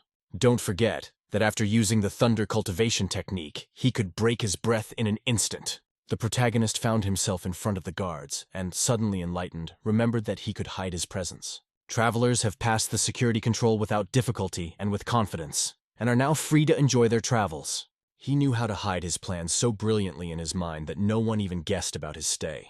He looked around with a depressed look. The main character realized that he was in this building. They filled all the cozy corners, turning them into bright and charming spaces. The characters stopped in front of a door that seemed to be the farthest entrance imaginable. Near the threshold, the main character quietly opens the door, entering the darkness of the room, feeling the magic and mystery that awaits him. A table with chairs stretched out in front of him, as if calling for a mysterious conversation of the world of objects. Alls bowed his head to the floor, lost in thought about the secrets his mentors were hiding. Flipping through the pages of the books in his study, he thought about those mentors who tried to make them ruthless killers. Surprise froze on his face. Escape options were confused in his thoughts. He came across a shiny golden tube. He gently took it in his hands and carefully opened it. The letter outlined the terms of a 7-year mentor contract with a reward of 500,000 gold yong. The main task was to destroy the squad of ghosts. There was panic in his eyes because he realized that this letter was registered. The character concentrated with furrowed brows as he pondered who Wugong Song really was. A merciless silence enveloped the dead child, and the protagonist, deep in thought, contemplated the depth of suffering that Wu Gongsong had endured during the 7 long years of ordeal. The boy had an aggressive look, but Wall was sure. The price of Wu Gongsong's safety lay on the shoulders of 270 people. Looking through the letters, he felt a wave of indignation. He heard unusual sounds. He sat down and suddenly realized that someone was moving towards him. The sword swept through the corridor like a mysterious wind, leaving behind an elegant wave of energy echo. The first heroes froze in front of the closed door. The door suddenly opened, as if seeking to reveal the secret hidden behind its blockade. There was silence in the room, and the only witnesses were the table and chairs, which silently kept their secrets. She carefully arranged the books on the shelf, creating a perfect mess. The hero remembered that he had missed fixing an important point. The first sword, peering into the door with interest, thought that he had fixed everything. But the work turned out to be tricky. Enraged, the sword realized that there was someone behind the door. The guards kept a watchful eye at the entrance, never losing their vigilance. The 2 swords float quietly down the corridor like cursed shadows. Neither he nor she understood what was happening around. Suddenly, a mysterious silhouette appeared in front of them, which immediately appropriated all the attention. The 3rd grade wondered if something unusual had happened. The first sword, full of anger, saw the uninvited guests in his light. He ordered to immediately find the children who had left the cave. The 2nd and 3rd sabers seethed with anger. They could not understand how one of the students dared to do such a thing. The 2nd sword, boldly stepping forward, asked the 1st if he guessed who the stranger in the room was. Sources word noted that among the students there was one who was remarkably good at hiding. Intrigue swirled around the 2nd and 3rd swords, which stopped in anticipation of the 1st. The 2nd sword, filled with curiosity, tried to guess who this mysterious, uninvited guest was. The sight of the sword instantly dispelled their doubts about the stranger. The main character hid on the ceiling, like a spider in its web, carefully watching what was happening below, ready to strike in the most unexpected circumstances. The sword stood before us like a wall, embodying steadfast confidence and protection. What struck Meicha was that he was making his way invisibly into the building while everyone around him was scrambling to find his tracks. The 3 swords had a heated discussion. The first argued that the hero should not be pitied, otherwise the consequences could be fatal. The 3rd resisted, worried about the lack of evidence. A sword hung from the ceiling, and he said that he was ready to send someone on his travels. His anger raged as he admitted that he was making a summons from hell. The 2nd and 3rd sabers were startled when suddenly a flute played between them. After careful analysis, he realized that this was the most radical possible solution. The 1st sword, with a piercing look, made it clear that avoiding this task was simply impossible. The 1st sword burns with determination. He feels it's time to teach Ball and the other kids an important lesson. Climbed atop the corpses, claiming he would reveal who held their destinies. The 1st sword turned to the 2nd and 3rd, asking about using the Inferno summons. They agreed without hesitation. The 1st sword, unmasked, standing on top of the mountain, promised to show them the true hell. He carefully picked up the flute, slowly raising it to his lips. The 1st swords overturned the life of the village, as if by the wind. The children ran happily, completely unaware of the threat. I felt insecure, confused in my thoughts about where the main character is hiding. 4 people stood on the ground, and 2 children said that they did not find any traces, considering him a coward. Everyone was lost in thought, realizing that even children with superpowers would not solve this mystery. She only tormented herself with guesses where he could be hiding. The sound wave so impressed everyone that people froze in place, perceiving this sudden and majestic acoustic power, as if in a trance. This sound brought suffering to the children. She folded her arms to her chest, as if she wanted to envelop them in her warmth.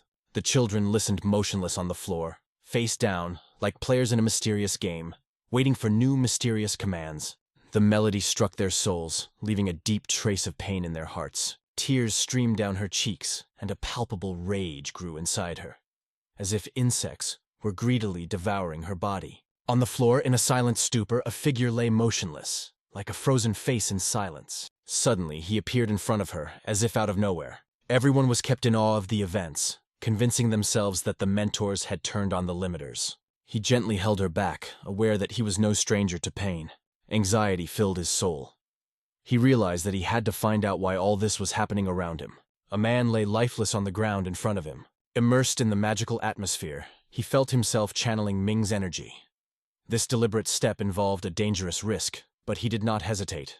Energy flowed down her back, and he wondered how they differed on the energy level, feeling the invisible connection that connects them. Remembering the destroyed room, I realized that their lives were no different. A snake with flaming red eyes swirled behind him. He realized that all these illusions were the result of the poison that had already filled his body. He stood among the defeated children, full of thoughts. Why didn't the limiter go off because of the poison? How was the mentor able to simultaneously awaken it in all of them? It was a real secret art. In the game Cryptolot, the main character realized that relying only on sound is not enough. The centipede quietly approached the plate with food. Val sensed that something insidious might have mixed with the dish, activating dangerous creatures with just sound. The main character, frowning, puzzled, became numb.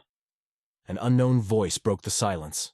A place appeared before him where, as they say, everyone eventually appears. The guards paced between the children on the floor, explaining why they were all gathered together.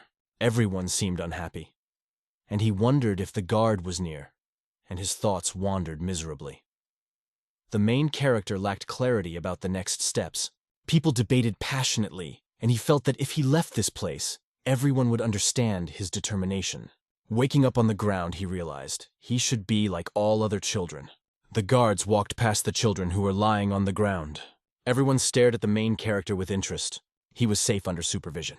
He exclaimed in anger that he had finally found him. Suddenly, a sword appeared in front of him, as if summoned from nowhere. Yusung has become a legendary symbol among swords. The main character was hit by a sword. The blade passed over his shoulder with a merciless hiss. A piercing scream of pain escaped his lips, as the first sword suddenly illuminated everything that was hiding in the dim room. Getting closer, the first sword noticed that the main character had successfully hidden his skills.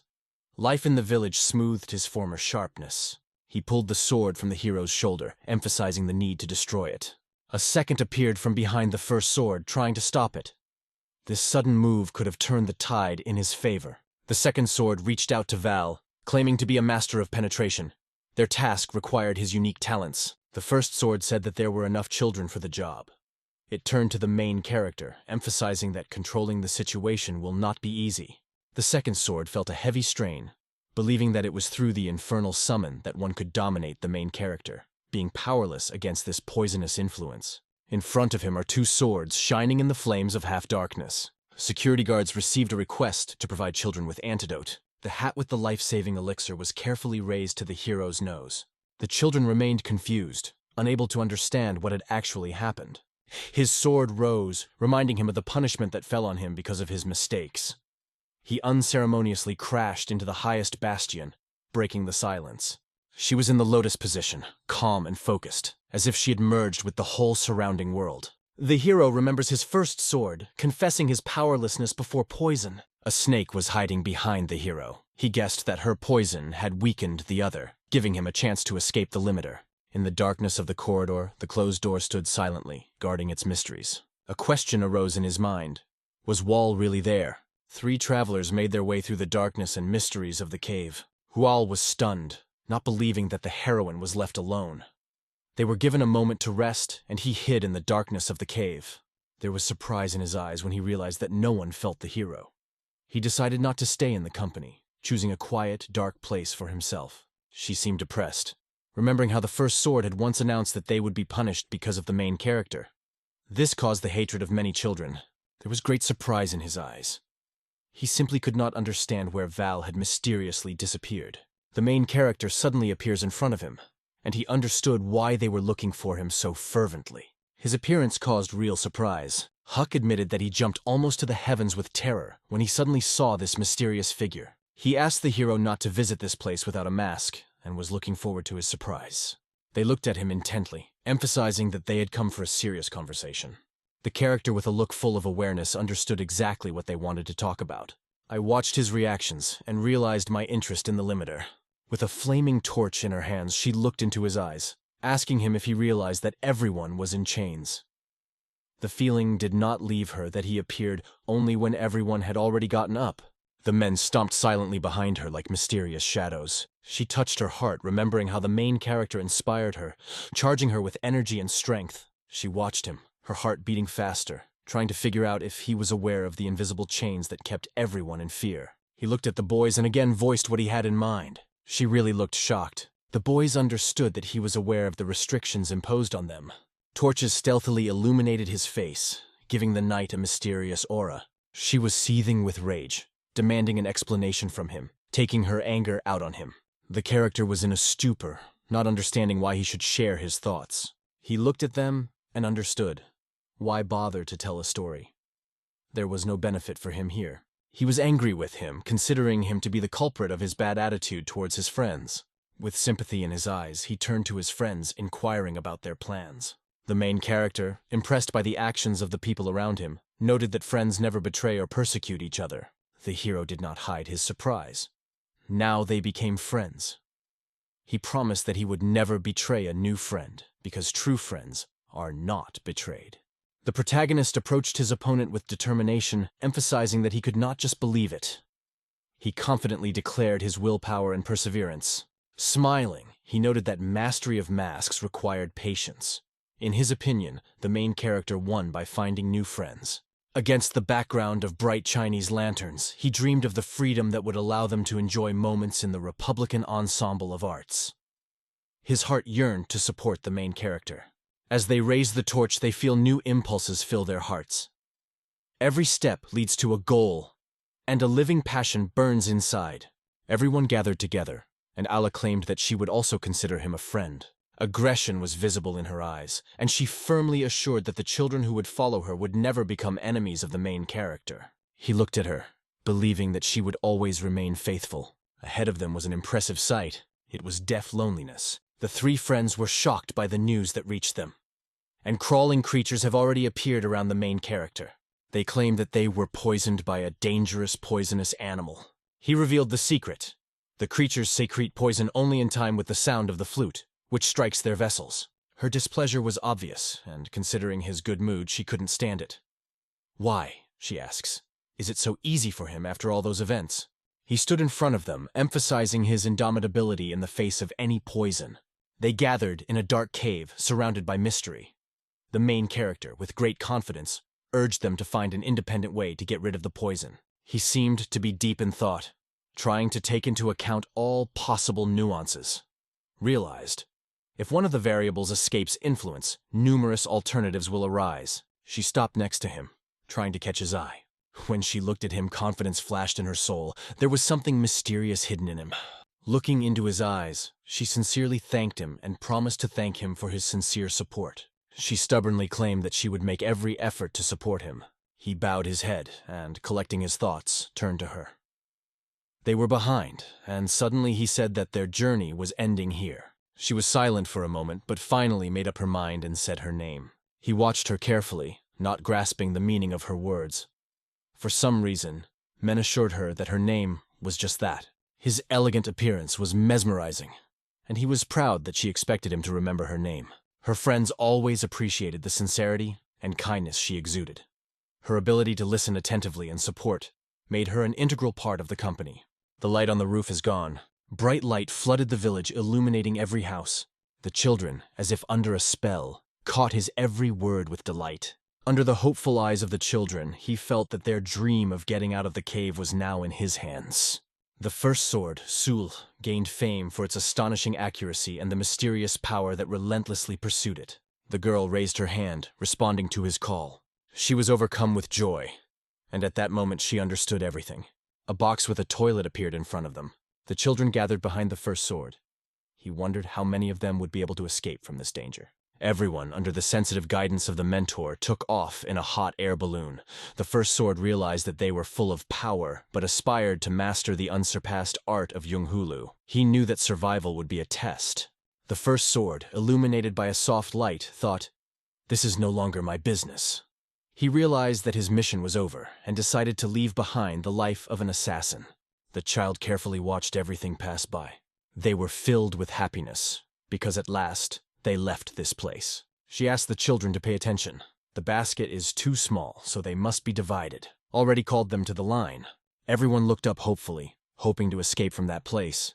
The heroine revealed to him her thoughts about the mission, being convinced of the importance of their participation. She was filled with keen interest as she watched the events at Kodoku. The hero carefully examined the basket. He was whispered that he could be freed from Kodoku. Her knowledge of poison, especially Minu, was impressive. He remembered her and decided to see if she knew anything about poison. Everyone turned away from him, believing that men are always right. But the main characters stayed nearby, and she explained that they needed to find a way out. He received an invitation to appear on stage. Bright vegetables looked out of the basket, as if in the rays of the morning sun, telling about the generosity and wealth of autumn. The children gathered around her. He held on securely to the rope while the others climbed into the basket. Everyone looked at the ground from which they had just risen, as if it were something that had become a part of the past. At a high altitude among rocks in a closed cave, the basket hung at an impressive height. The main character realized that he could not even imagine this abyss of the cave. He stubbornly held on to the edge of the basket, reasoning that the cave was like hell. It was strange for him to realize that they had spent 7 whole years there. Behind the shoulders of the main character, the voice of a character could be heard, confidently convincing that the way to the surface is very close, and soon they will manage to escape from this place. He pulled a tight knot around himself, covered his eyes with a bandage, and selflessly urged everyone to do the same so as not to lose their sight, and supported them in choosing an outfit. Background, the hero exclaims, "Faster, hurry!" Suddenly, a bright light spread in front of them, illuminating every corner. He closed his eyes with his hands, as if trying to shut himself off from the world. He felt the light hit him as soon as he raised his hands to his forehead. It blinded them more and more. Tension enveloped us from all sides, creating the feeling that comfort is just an impossible dream. The basket fell to the ground. The children are comfortably settled in the basket, filled with anticipation and adventure. Approach them. They were so close that their thoughts, like weightless threads, entwined in the air, forming an invisible connection. The hero hid in the shadows, wondering who it was that was standing in front of him. The man looked at them, confidently asserting that the client will definitely be satisfied. The hills became level. The stranger watched the cheerful children intently. Across from him, everyone was sitting with bandages. He felt how the cold voice of the stranger, devoid of emotions, appeared to him as a mirror of power. After removing the mask from the stranger's face, he realized that he was the commander of the Blood Ghost Squadron. Gu Zheng was the host of the Phantom Blood Team. He adored the sun and insisted on preparing the group for the outside world under special conditions. His entire military unit was ready to help him, filled with sincere admiration. With joyful laughter, the children jumped into the cart, ready to go on an incredible journey. He was wearing a bandage and had the feeling that somewhere he had heard this voice before. I'm back to back with the leader of the group, remembering him in my mind. Powerful maps led them unerringly through the mountains, like brave guides into mysterious worlds. The clear sky lit up the Great Wall, and Gut thought that all the children would gather right where their training would take place. He burned so hot with anger that he considered children deprived of the right to rest, ready to punish all those he considered lazy. The main character involuntarily looked out the window. Huck stood behind him, watching his every move. He seethed with rage and advised them not to pay attention to him. Pointing his finger, he firmly asserted that no one had even thought of doing this. The figure glanced in their direction. He looked out the window and realized it was time to take a shower. She sneaked up behind him and asked about his plans for the performance. The stone well, standing next to the bushes like a sentinel, kept its secrets. Water burst out of the well like a joyful burst of life, mesmerizing with dance and an unpredictable feeling of anxiety. Falling on the berry bushes made them feel their tenderness and sweet taste. Then the boy said that the water was simply wonderful, incredibly refreshing. They all gathered under the moonlit night sky. They thought thoughtfully, hoping to finally get out of the darkness of the cave. Under the mighty tree when Other children played near the well, savoring the last days of warmth. The bushes were generously covered with berries which, like jewels, attracted the eye with their bright color and juiciness, conquering nature. Everyone stopped, raising their eyes to the sky. He was looking at the dandelion and its name eluded him. He could not comprehend that such amazing beauty was unfolding before him. The children did not hide their feelings. Their faces radiated joy next to the blooming miracle. A light rustling was softly heard from the bushes, as if the silence had suddenly given birth to life, hiding a mysterious secret within itself. A mysterious figure hovers quietly nearby, unknown but clearly close, leaving a faint imprint of its presence on the ground. Children were safely relieved of their fear by looking at his appearance. The blades reflected the sunlight like dreams striving to ascend to the heavens. Everyone gathered around the blades, waiting for the launch of an exciting test. Adrenaline was throbbing. Endurance was on the edge. She was taken to the Black Wind, to the Palace of the Full Moon, where anyone who sought truth and adventure could unravel the mysteries. They stepped into a huge hall where bright lanterns like stars hung from the heights, filling the air with magical light. A guy is in the room with Lai.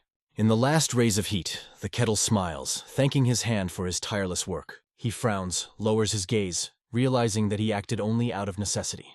He, observing his act, replied that thanks to the sacrifices the group will flourish, and he does not even know how to thank. Lim emphasized that he would not be alive without his previous leader. Pouring water into a glass, Lima proudly announced that he had completed all the tasks and now deserved a vacation. Herod's gaze with raised eyebrows stopped at the giant. Only one thought ran through his mind. Had his resignation already been approved? With a happy smile, he confirmed his readiness, and soon it became known that both the first and second swords were also ready to depart. First, she took a sip of water, and then silently thanked for this refreshing moment. Lim has dedicated his entire life to the Red Phantoms, and now any help is just a small return. He looked down, as if implying that the children were simply extremely talented. After hearing these words, his face changed, and he stared into space with disgust. The man, addressing the giant, expressed sadness that he would have to say goodbye. The giant, frowning, held out his hand and confirmed that he felt it himself. Today, looking for an excuse, he realized artificial killers are always relevant. However, the truth is that their partnership ends here. They watched with great interest whether the giant managed to find out the identity of the customer. With a smile and a downward gaze, he explained that the most important thing in business was not to cross the line, so as not to anger an important person who was willing to pay 500,000 gold for the order. After a moment, Zheng looked up and suddenly had an epiphany. Guiying pictured the Black Palace of the Moon in his mind, thinking that until the Red Ghosts reached the White Lotus, the largest youth group, they had to be on the defensive. There was despair in his eyes, and a mysterious smile played on his lips. He realized that following this order would change the balance of power, and it would be absolutely impossible to stop the White Lotus. Hearing these words, Lim bowed his head. His face darkened, and a blurred picture of the future appeared before his eyes. In a vow, his hand held tightly a long blade with sharp teeth, as if part of a legend preparing for new, unknown adventures. Everyone looked at him intently. Laughing, Hexen approaches Uvel and asks what he is thinking. Doesn't he think the bees would be on edge before the mission? He slightly furrowed his brows, turned around, and said that it was exactly as he had imagined. He came closer, pointed to the ball, without words made it clear that the tension in the air filled the veins with blood. The team only clenched their fists, although it seemed that the nerves would hold everyone. Shocked, he looked at the ball with horror, shouting something, but his voice sank into the unknown. He smiled as he folded his arms as he imagined his enemies. You can't wait for the task, because the opponent's head will be the most memorable reward for all the trials. She looked at him with quiet calmness. Together with the boys, we took a look at Velika's stall. Someone shouted for us to move forward and not forget our weapons. They watched each other fiercely. Her smile opened the world around, filling it with indescribable joy and warmth. Some noticed that he was planning to operate in the shadows. A powerful aura swirled around them, and he understood. This was it, what they had been waiting for so long. She was led out into the darkness of the night, where every sound sounded brighter, and the shadows became even more boundless. The rustle of leaves barely rustles from under the bushes, merging the sounds of nature with the soft rustle of the wind. The fourth sword swept through the forest thicket, leaving behind a trail of unfathomable mysteries. Several young men rushed after him. The fourth sword looked back and realized that they were not far behind. The fourth sword noted the anger on their faces as they deftly jumped from tree to tree, knowing that their older brothers had carefully prepared them. Watching their impressive dashes, the fourth sword realized that it was a waste to waste such power. They could certainly surpass many of the Red Phantoms. The black sword slid across the ground, leaving its shadow behind. An abyss opened before him, and glancing into it, he stopped everyone. Sword Sorts turned to the students, urging them to find cover. The fourth sword watched the students intently. Only a dark trace remained from their technique. The fourth sword stared intently into the distance. At the top of the mountains, they made themselves believe that the goal was waiting beyond that mountain. A huge house appeared in his imagination, and he invites you to go to the top of the mountain. From there, a stunning landscape opens, similar to their native land. The target is a man who lives in the Bright Moon Palace, The students, with pensive faces and clenched jaws, stared into space. In their imaginations, a bright lunar palace appeared, like a tiny house on the horizon, which became such a boring reality that the memories of it evoked disgust. Who is he? Why did his hands drag them into the darkness, keeping them imprisoned for 7 whole years? She was taken to a place where fabulous pink lotuses bloom on the water like living pearls. She is in a long dress, surrounded by flowers, fascinated by their beauty. Her eyes lingered on a charming blue flower, striking with tenderness and a mysterious hue. She reached out and touched him, and suddenly the flower bud disappeared, turning into dust. The girl watched as the dust lightly swirled in the sky, as if dancing to the tunes of the wind. The girl looked around. Someone asked why she was alone again.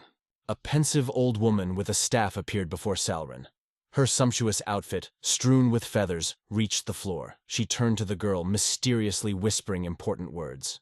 She is a wise elderly woman, the leader of the MA sect, an unsurpassed master, and enjoys great respect. She bowed to the owner, saying that it was so pleasant outside that she decided to go for a walk. The owner thought about how Saul sometimes got carried away by his emotions. Her eyebrows were angry, but her heart, full of disappointment, still trembled with resentment. Looking down, the girl admitted her anxiety. Her fate hung in the balance. She dreamed that the great master Shelron would relieve her of this burden. After hearing these words, the mistress grimaced, and reminded Sauron that it was unacceptable to communicate with her from above. The master, frowning, approached Sauron, indignantly remembering who had pulled her from the street, who cared for her, fed her, taught her martial arts, and helped her become who she is. Tension flashed in the craftswoman's head, darkness swirled around her. Gritting her teeth, she called for release after all the ordeals. She looked around the day, touched her heart, and smiled. Later, she admitted that she thought out loud casually.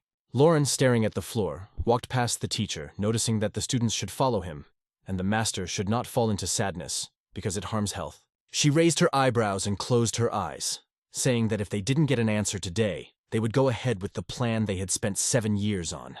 Lauren, looking down, quietly admitted that she would always be by her master's side. She carefully watched the green thickets. The pressure of the situation weighed on her, causing bitter disappointment. Finally, a figure rushed out from behind the bushes, calling to its master. The girl approached the master and spoke to him.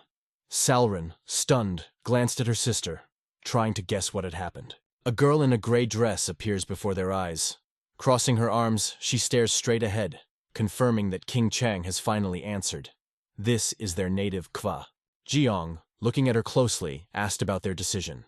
She smiled and enthusiastically replied that they had accepted the offer. So let the new adventures begin. She tapped her wand on the ground, announcing her decision. Ran, with a calm gaze ahead, plunged into thoughts about how everything turned out. The teacher carefully watched Saul, who was running, realizing that now everything depends only on her. Their fate was in her hands. Saul assured him that she had everything under control. The mistress, sighing, looked displeased at Solran. She felt sorry for the girl who had great talent. The mistress hoped to see her as the rightful heir, but she was destined to become only a political tool. She stood looking into the distance, her hair blowing in the wind behind her back. Looking worriedly at the master, he told about his problem. The master, having listened carefully, began to clarify the details, trying to get to the heart of the matter. She looked ahead, filled with the expectation of happiness. He watched the young people with a look full of anxiety. They talked about the man, and then remembered that Geong had shared their plans. Geong confirmed the words and asked what the next steps were. Jeon smiled thoughtfully, as if searching for invisible secrets hidden in the world. Among the majestic mountains, every breath permeated with purity and freedom, dispelling all worries and leaving a feeling of harmony with nature. To a meadow where delicate white flowers bloom, ahead is Trotton Way, comfortably hidden behind walls of flowers that luxuriantly frame both sides. A person appears who, closing his eyes, is transported to an amazing space. He believes that although time has already passed, it is still morning dawn outside. Closing his eyelids, he feels that their journey will begin under the cover of night, and there is little time left. The aura emanating from you evokes memories of darkness closer to him than light. He feels grateful because now he can relax. He closes his eyes, slightly furrowing his eyebrows, as if searching for an answer to something important in his thoughts. A fairy tale world unfolds in his imagination. Red flowers gently dance on the soft green grass. almost dying under the gentle touch of the sun's rays. The leaves gently fall from the trees, and the trunks acquire a bright red shade, like works of art. An unusual aura suddenly bursts from the mountain, mysterious and mysterious, mesmerizing everyone who sees it. Opening his eyes, he sighed gloomily, feeling the weight of uneasiness on him. Caused by some unknown anxiety, a restlessness flared up in his soul, telling him something went wrong. The warrior's spear, like lightning, rushes in the direction of the enemy. The person standing next to him is as if transparent. Everything in him turns outward, unable to hide his depths. Her soul is a canvas of secrets ready to be revealed at any moment, and opens his eyes wide. There was fear in her eyes as she watched him. With wide open eyes filled with anxiety, he tries to understand what is happening around him. With great excitement and foreboding, the journey leads to a city lost in the majesty of the mountains, where natural beauty unites with incredible adventures. A huge, muscular man sits on the floor, confidently sticking his spear into the ground. He imperceptibly penetrates the depths of affairs. With a smile, he raised his spear, and suddenly one of the assassins was at the end of it. The hero realized he was not lied to. The real killers are really here. A man with red eyes, who has already lost his life, hangs on a spear like a ghost from the past. A muscular man in bright yellow pants swung his spear skillfully, striking the attacker, who soon fell to the ground. Miles wipes his eyes in shock, asking how they dare approach King Chang's majestic mountain. It seemed that they were completely indifferent to their own lives. The sky resembles the mysterious land of Jingok, full of secrets and charms, like the distant stars beckoning to you. Jingok, staring intently at the warriors in yellow kimonos, stands in front of them. Clenching his fists, he ignites the fighting spirit, calling for the search and destruction of enemies. Warriors enthusiastically support his words. Looking into the distance, they were overcome with anxiety, realizing that they were in a disadvantageous situation. The assassins looked at each other, and those around them looked at what they were discussing with questions in their eyes. In a yellow kimono, holding a spear, he steps into the depths. Suddenly he stopped, noticing something unexpected. The ground shook as if struck as he swung his spear deftly. He looked ahead and was amazed. Imperceptibly, like an ominous storm, the killers came out of the ground and scattered in different directions, speeding up their movement on the steppe. Flying in the same direction, they urged everyone to disperse so that, remaining safe, they would gather again later. The assassins scattered in 5 directions, leaving the warriors in an island of inexplicable amazement, unaware of the tricks of their opponents. The warriors grabbed their spears, flew in different directions. Their faces were gloomy, their teeth clenched with rage. They were determined to catch up with the fugitives. Gax's grin was wide open. He threw his head back and stretched his left arm forward. Stretching a smile on his lips, he threw the spear forward strongly. The spear hit one of the attackers, and losing strength, he began to inevitably collapse to the ground. Jack broke into a smile, grabbed the spear from the warrior, and, looking up, gestured for him to pass it to him. Hawk, with incredible speed, grabbed the spear and struck the opponent with a powerful blow. He closely studies another of the criminals, trying to understand their mysterious intentions and cunning designs. With a third spear in hand, he charged forward again, calling out. The killer was pierced through. With a smile on his face, he gestured with his spear and confidently proclaimed that there was one more opponent left. A beer bottle hit the man in the shoulder. She fell to the ground with an ominous thud. Hawks received his spear, emphasizing that it was the last specimen. He threw the spear with all his might, and it flew past dozens of warriors like an arrow in a matter of seconds. He rushed to everything with impressive agility. Changed circumstances. When he met the spear, he frowned, furrowing his brows. At the crucial moment, they simultaneously rotate and deliver a powerful blow to the computer. The spear confidently shot to the side and hit the floor with a dull thud, breaking the silence that reigned around. There was a threat in his gaze, and hatred blazed in his eyes. Owl concentrated his strength, kicked the spear, and it bent several times, shaking. Like lightning, it rushed in the opposite direction with unstoppable speed. The spear flew past the surprised warriors with incredible speed. A sense of fear gripped the crowd as someone loudly asked how this mysterious object could fly by. The bullet, full of fury, quietly approached one of the warriors from behind. With a few tricky moves with ease, he quickly neutralized several opponents. The spear rushed forward unstoppably, dispersing everything around it. Quick steps led to Jingo, who, without retreating, watched him warily. The spear whizzed past, striking the ground right next to him, only gently touched the edge of his ear. Hulk laughed, and horns grew from his head. He called everyone to look. He opened his mouth wide and ordered his soldiers to find him and kill them all. Turning around, he realized he cannot cope without support. Time to get out of here. He fled into the forest, leaving the lifeless warriors behind him. Hawk, watching him move away, gritted his teeth, pulling the spear out of the ground. She fearlessly set out for him. One of the assassins was lying on the ground, a spear deeply embedded in his shoulder. A red pool of blood stretched behind. He, clenching the blades in his hands, slowly walked forward, leaving traces of suffering. Sanlei, full of agony, lay on the ground, spitting blood, and helplessly tried to crawl on.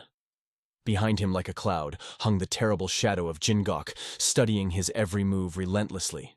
He turned and said quietly to himself, "Why must I die? What did I do to deserve this?" Glock, with all ferocity, plunged his spear into the enemy, pointing out that he had gone against their Chain King clan. As a worthless murderer, he deserved his fate. He walked along the path as if listening to the whispers of unknown adventures. A bright light shone at the edge of the forest, beckoning him to come closer. Unceasingly enraptured, the bird rushed forward, breaking through the green ocean of grass. Frowning, he wondered how they knew where to look. After all, during the climb up the mountain, they did not come across a single person. The devil could not do without Jinok's words that they had not been deceived, because they were real killers who had forgotten themselves in this cozy shadow. Suddenly, a thought arose in his mind.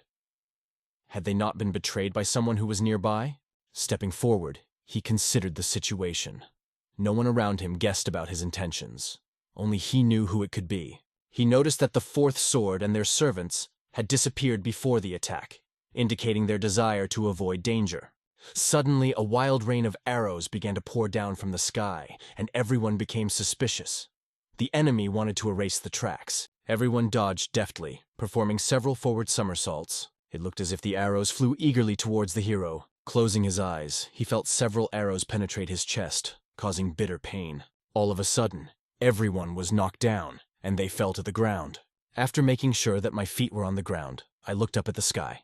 Ini raced forward, wondering if there was unrest among the red phantoms, or if the customer had changed his plans. After thinking for a long time with a sad face, he realized that the only thing he was sure of now was the betrayal of the red phantoms. Evol came across a strange ball near the river and wondered what surprises his future adventures would bring. Suddenly, a scene from the past opened before them, as if frozen in time, right under their feet. Archer, smiling, looked around. A question arose in his head. Where did his funny interlocutor go? The archer, like an example of anger, clenched his teeth when he heard the insulting, pitiful rat. Suddenly, his enemy appeared behind him, brandishing 2 nimble daggers. Without hesitation, it pierces the archer's throat, creating an instant end. The archer is knocked to the ground. His body is washed by a red river of blood. Everyone is overcome by the realization. The struggle for life is now only in his hands. He turns around and catches a shout from the forest. "It's him! He must be destroyed!" Yal removed his mask, listening to the whispers of the forest. Without any doubt, he jumped into the icy water of the mountain river. A stone unexpectedly appears in front of Yabavlo, on which small pebbles are arranged as if hiding a mysterious code or a riddle. When he finally took a breath, everyone around him glared at him with obvious displeasure. He walks along a narrow path that winds through the shaded forest. A flower, with small but amazingly beautiful petals, opens in front of him. Under the tree lay a huge stone covered with signs familiar to him from the shore, hidden in a red veil. Approaching him, she thought about the fact that there were 400 young souls in the northeast. Looking at the tree, he realizes, there is too much blood. Whoever left the orders was horribly injured, possibly fatal. He turns his gaze to the forest, where screams are heard. Someone is calling, looking for someone who escaped here. A search of this area becomes a necessity. He looks away, deep in thought. He sees a mighty web in the mountains and wonders if it was made only for killers. The warriors advance through the forest, scanning the trees high up, and it seems to him that no less than 7 clans have gathered here. This shows that it is not only about red phantoms. Suddenly, everyone froze, straining their gaze ahead. His brows furrowed quickly as he realized something strange. Suddenly, a stranger appears in front of him, attacking with a sword, but he manages to dodge the fatal blow in time. He looks up and stares in bewilderment at the face of the attacker. Alarmed men appeared in front of Avalia, their faces, as in a storm, full of anxiety, reminiscent of reflections in calm water. On the ground with surprise, she looked at Mitt and asked. She dropped the daggers to the ground with a smile and said, "It's him, all of you." Her face lit up with happiness when she saw everyone. At the last moment, all grabbed her, clenching his teeth in fear, looked at her. As we looked at the passed-out men, we all felt that it was too early to take this seriously. Everyone around, overcome with fear, stared at her, hoping to understand where the others had gone. Lying in his warm arms, her eyes closed, she felt that most had long since left. Everyone asked about the fate of young Wu, but the men just shrugged their shoulders, admitting that they did not know, because they had gone their separate ways. She remembered how her friends fought fiercely with their enemies, urging her to run away quickly. The girl frowned seriously, turned, and shouted forward. She met his gaze, and tears shone in her eyes, like pearls scattered throughout the world. Caught in the arms of the devil, I realized. They continued to fight to win precious time for others. She mesmerized him. His eyes, full of shock, did not leave her. Then he gently lowered her body to the ground. He glanced at her, quietly hinting that time was running out. Opening her eyes, she looked around at everyone around her and said, slightly uncertainly, "Chinos." He watched her in surprise, worry on his face. Does she really feel no fear and desire to live? Evil Mr. Lepp refused, they say, with pleasure, but only under certain conditions. Directing a smile to herself and closing her eyes, she realized she accepted her condition. She felt peace in her heart, because she knew that she would not die alone. She, sprawled on the floor, dreams that everyone will be with her until the very end. He said yes, holding his gaze on her eyes. He looked at the tree branches and wondered how many experiences life had brought them to endure. She sat next to him, carrying words like the wind, and it seemed that their fate would end here, within these walls. She sat silently next to him. Thoughts were boiling in Min's mind. Who could have done this, and why? How someone, a stranger, controlled her life, and then left her without support. Opening her eyes, she said with hope that their work would not be without merit. She closed her eyes again and said that she was waiting for the reward for all the injustices and fears. Sitting next to me, I realized that all this happened because of Wu Gongsang. His eyebrows rose, and his gaze narrowed downward as the men asked about him. He emphasized that this is the name of their goal. Of King Chen's lineage, one became a red phantom by mysterious order. He carefully looked at his comrades, and with a sad expression on his face, he thought about why they had been captured and how they had been trained to be killers for 7 years. Everyone watched Manon as she talked about how they decided to get rid of them now that they were no longer needed. With trepidation and excitement, he seeks to find those who destroyed their lives. Even if this is his last act, he promises to do justice. Closing her eyes, she realized there were no doubts left. Everything became crystal clear. Everyone watched her with apprehension. Min smiled, touched his cheek, and begged in her heart for him to stay alive. Everyone frowned, surprised, numbed by the unknown, scrutinizing her. He asked if he could address her by name. Everyone present glanced at her, expressing their thoughts. She replied with a smile that she preferred her real name. And yes, they turned to Lee Solomon. She smiled, full of gratitude, because these long-desired words were now coming from the mouths of those around her. His hand came down gently and casually. She closed her eyes and her breathing suddenly stopped. A powerful aura reigned around. He looked at her and understood. He doesn't know whose power it is, but he longs to end everyone involved forever. When the angry glances of his opponents flew to the side, he clenched his teeth tightly and warned them. Let them be afraid of what he is capable of. She was brought to a majestic house surrounded by mighty oaks, under whose branches countless secrets of the past hid. Here, next to Jiayang, the fourth sword is hidden. It waits inside a mysterious chest that holds many adventures and exciting stories. The fourth sword helplessly stated that they were surrounded, and there was no longer any hope of survival. Jin, looking at the note, is sure. It's a shame to waste time training without putting your hands to the sword. He frowned slightly and smiled as he glanced at the fourth sword. He knew that sooner or later they would have to be destroyed. But he didn't expect it to happen so soon. The fourth, avoiding Jiaying's gaze, asked if he was sure of their safety here. Jiaying frowned, wondering for a moment what her companion was trying to avoid. The fourth sword, looking into the distance, felt a strange feeling. Everyone seems to be ready to go on a journey. Trajan studied the note with a smile, while the fourth sword insisted that it was best to destroy them, so that the secrets would remain intact. He stepped forward, thinking it looked smart. But no one would be able to find them. All that remained was to wait for the commotion to die down. The fourth sword standing next to Jiang admitted that he did not know who the customer was. Jiang assured that this issue can be resolved at any time, but there is a certain line that needs to be crossed. Lifting the sheet and smiling, the character understood. They had been warned. It was not worth meddling in other people's business. Suddenly, the fourth, looking at the note for the last time, felt a strange impulse. She looked at the note with trepidation as she felt the fourth sword scream for her mark. Yijin asked what he meant and heard in reply that there was a peculiar smell. Suddenly, people appeared from behind, filling the space with tension. Full of courage, people with spears rushed into the building and immediately disabled several attackers who had jumped by surprise. The old man, seizing the sword, understood. There is no way out. The enemies are too strong, and he shouted to Jiang to flee without delay. One of the brave warriors, raising his fist, called to his comrades, "Let's destroy all the yellow-hot killers. Let none of them remain alive." Jiang found himself in front of an angry crowd, holding the fourth ball in his hands. Joy shone in her eyes as a smile stretched to her ears, and she exclaimed with delight that the fourth sword seemed to be just the thing. The fourth sword glanced at Jing and urged the captain to move.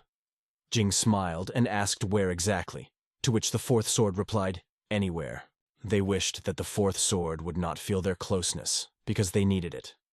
Meanwhile, the sword pondered whether they had left him a chance to escape. His eyes lit up with a reddish light, menacing anger, and he realized the line had already been crossed. A red aura flashed around him. Raising the sword above his head, he slowly began to take it out. A smile did not disappear from his face, and a fire lit up in his eyes. The sword, which hung confidently in his hands, promised impressive gains. The purchase rushed forward with delight, like a warrior with a sword on his back, ready for new adventures. The men with spears who broke into this building for revenge looked intently into the future with a businesslike awe. Their fear mingled with rage, and their every step was filled with the force of purpose. In the next instant, Jiang swung his sword violently, and heads suddenly jumped from their shoulders. Gian paused, casting an angry look ahead, and emphasized that those who oppose them will suffer the same fate. The associates took up their weapons, and Jia Ying, raising his blade, announced that they would fight to the end, because without a fight, there is no victory. Suddenly, a protesting voice rang out. The light lit up in her hands, and she confidently declared that she would not allow this to happen. Her energy, like a storm, blew away everything in its path. Payan stared intently into space, trying to grasp the mixed feeling of surprise and fear. Like a storm cloud, a terrible force was inevitably coming at him. Frustrated and clenching his teeth, he swung his sword, releasing a devastating stream of red energy. The forces met, exploding with a bright flash that blinded everything around. In an instant, Jiangu froze with his sword deeply embedded in the ground as clouds of dust rose up behind him. Blood streamed from his mouth, and his evil gaze rested forward, his left hand clutching his side tightly. Jiang watched the girl carefully, trying to figure out her strength in the back of her mind. She wanted to know who this mysterious person was. A girl appeared in front of her, surrounded by a bright yellow light. Calmly looking ahead, she noted that the impudence of the dirty killer was truly impressive. He looked at him with superiority and then fell silent. Her gloomy gaze watched the horizon. In her heart, she recognized herself as the destroyer of Jianghua. The description brought to mind their client, and she was filled with excitement. Jianghua confidently stepped forward and gave a happy shout. Her eyes sparkled as a long brush framed by white lines appeared in front of her. She made it clear, one more word, and the consequences will shock everyone. Gian anxiously imagined what thoughts the MA clan would have. Jungle forests are slowly framed by white lines, as if an invisible artist touches nature, giving it bright and unexpected shades. He should have suspected their involvement. Now he regrets that he did not identify the customer so as not to cross the line. Alas, pondering on the floor, realized that a wrong choice had led to their downfall. Gyung raised his sword, his gaze full of fury directed at Guangwu. Splashes of blood danced in the air, and he felt that he would take her with him to the afterlife. She fearfully held the brush in her hands, marveling at the courage of his decision. With a hellish fury, she fired large yellow flashes of energy in her direction. In his last convulsions, when blood oozed from his wounds, he bravely repelled the blows of the enemy, destroying them one by one. Cautiously sliding forward, the person resolutely approached Jianghua. Gying and John Willock passed away. Gyang rushed forward like the wind, delivering lightning strikes, but Jiangwu knew how to counter them. Tom looked ahead with admiration, feeling like a master of assassins displaying impressive martial arts skills. It was more profitable to fight during the day, because at night he would have advantages. Jiaying drew more and more power from the blood, realizing that neither she nor the Reds could survive. All must be destroyed. The swan dance performed by her was impressive with skill. Her every movement sounded loud like a shrill scream, leaving no spectator indifferent. Sensing the approach of death, he raised his hands. The weapon slipped from his hands and his body flew back. Pain should never appear in front of him, because he will destroy everything that happens in his way. Ying stared intently into the distance, realizing that this was probably the end of not only his fate, but the end of all red ghosts as well. Cry found himself in the middle of a bloody lake with hands sticking out. He was convinced that death and suffering have no power at night. Helped his group rise from the bottom, believing that they would one day be compared to the white lotus that even the most powerful Zhonghul feared. Jay, watching the powerful hurricane, felt that it was time to go back. He was overcome with curiosity to find out what it all meant. Suddenly he drew his sword, grinding his teeth, and rushed forward. Zhang, as if pulled by a spring, opened his mouth, looked forward with fury, and announced that only he, the captain of the Red Phantoms, had the right to survive. He raced head-on into a mighty hurricane, fearless of the force of nature. Step by step, the winds and rain beat mercilessly on him. With a smile on his face, he effortlessly cut down the object and everything that came at him. The deaf man swayed from side to side like a sea wave. His leg was cut in half. She instantly backed away, overcome with fear. John looked around, watching with interest the brave daredevil who had dared to intervene in the battle. Who is this mysterious hero? He turned away in fear and didn't even notice Zhonghua approaching him. She reached forward, using the power of the hurricane that hit the giant. The body pierced through and, in desperation, he opened his mouth, letting out a stream of blood. Everyone who was hit fell to the ground. Zhang, concentrating, began to slowly calm the hurricane, shifting it towards the ground to end the chaos. She turned, filled with admiration, and peered at Zhang's body.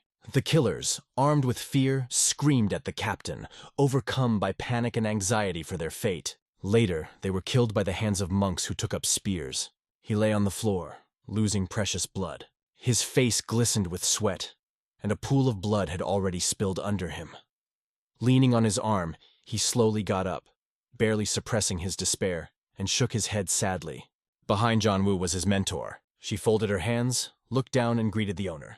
The master raised her wand, from which a black beam burst forth, filling the space with a mysterious and disturbing energy. Holding 3 red tubes in its beak, the bird fluttered against the background of green grass, like a spring fairy tale, filling everything around with wonderful colors. The master turned, noticing the 2 girls behind him. Surprised, he asked why they were wasting time on such trifles. The student approached the teacher, apologized, and admitted that he did not expect such a strong resistance. That is why he was late. Gritting his teeth, he stared angrily ahead, sure that it was her. He leaned forward, bleeding, and admitted with a shout that the brilliant craftswoman was her. His eyes flashed with blood, his teeth glowed red.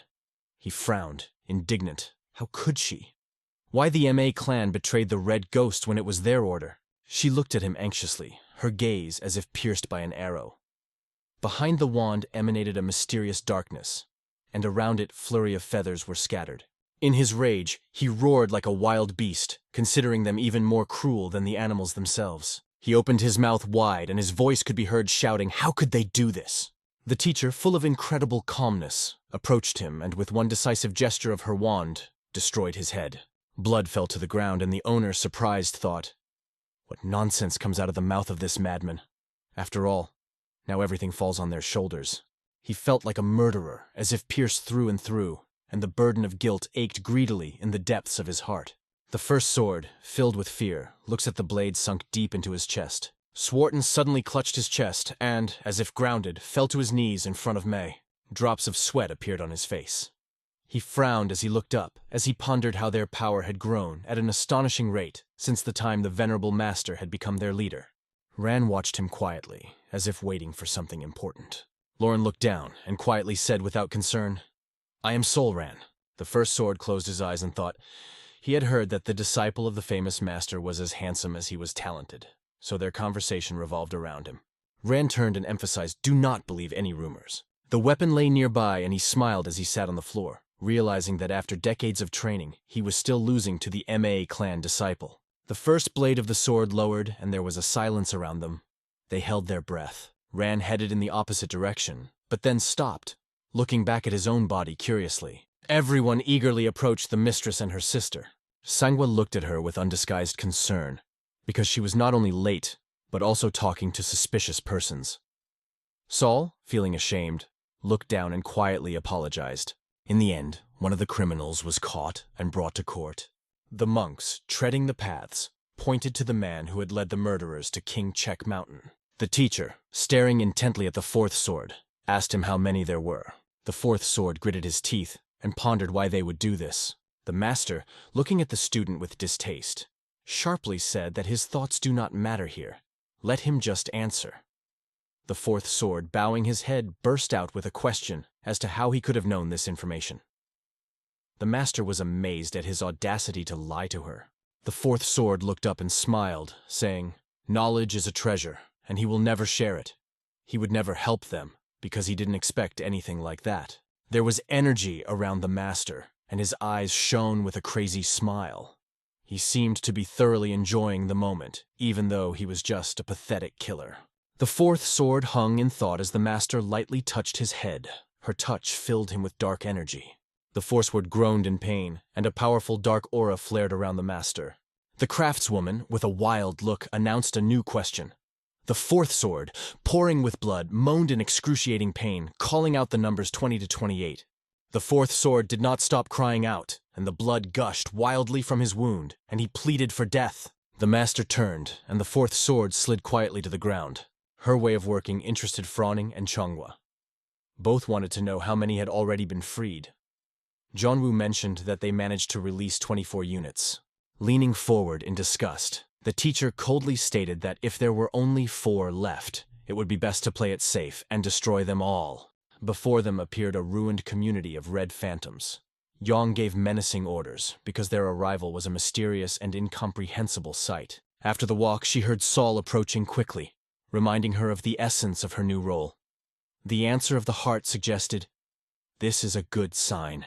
Rand bowed his head, amazed at the words of the master, who promised to send a messenger to the king to arrange a date for the wedding, so that Rand could adjust mentally and physically. Saul Rand accepted this plan. She recoiled slightly, noting that all this was for the welfare of their clan. Rand stared ahead, his face devoid of emotion, and he kept silent.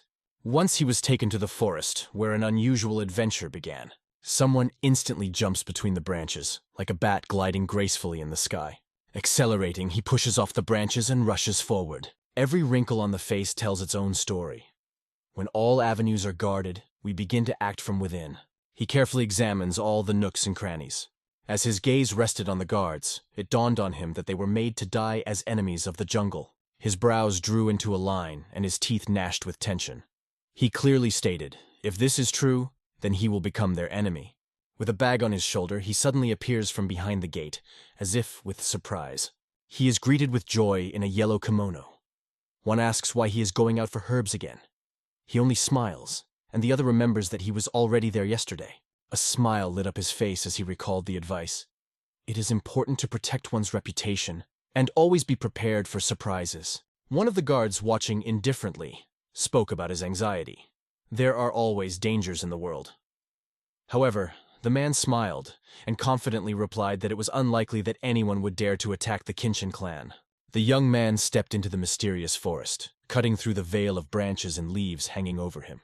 The bird, perched on a branch, admired the boundless sky. In the middle of the forest, the boy suddenly stopped and, thinking, looked around, suffering from his own doubts about the next step. A quick glance to his left told him that the first step would be to head for the nearest corner. He was walking forward with a smile on his face, admiring the scenery, when suddenly a stranger with fiery eyes appeared from behind him.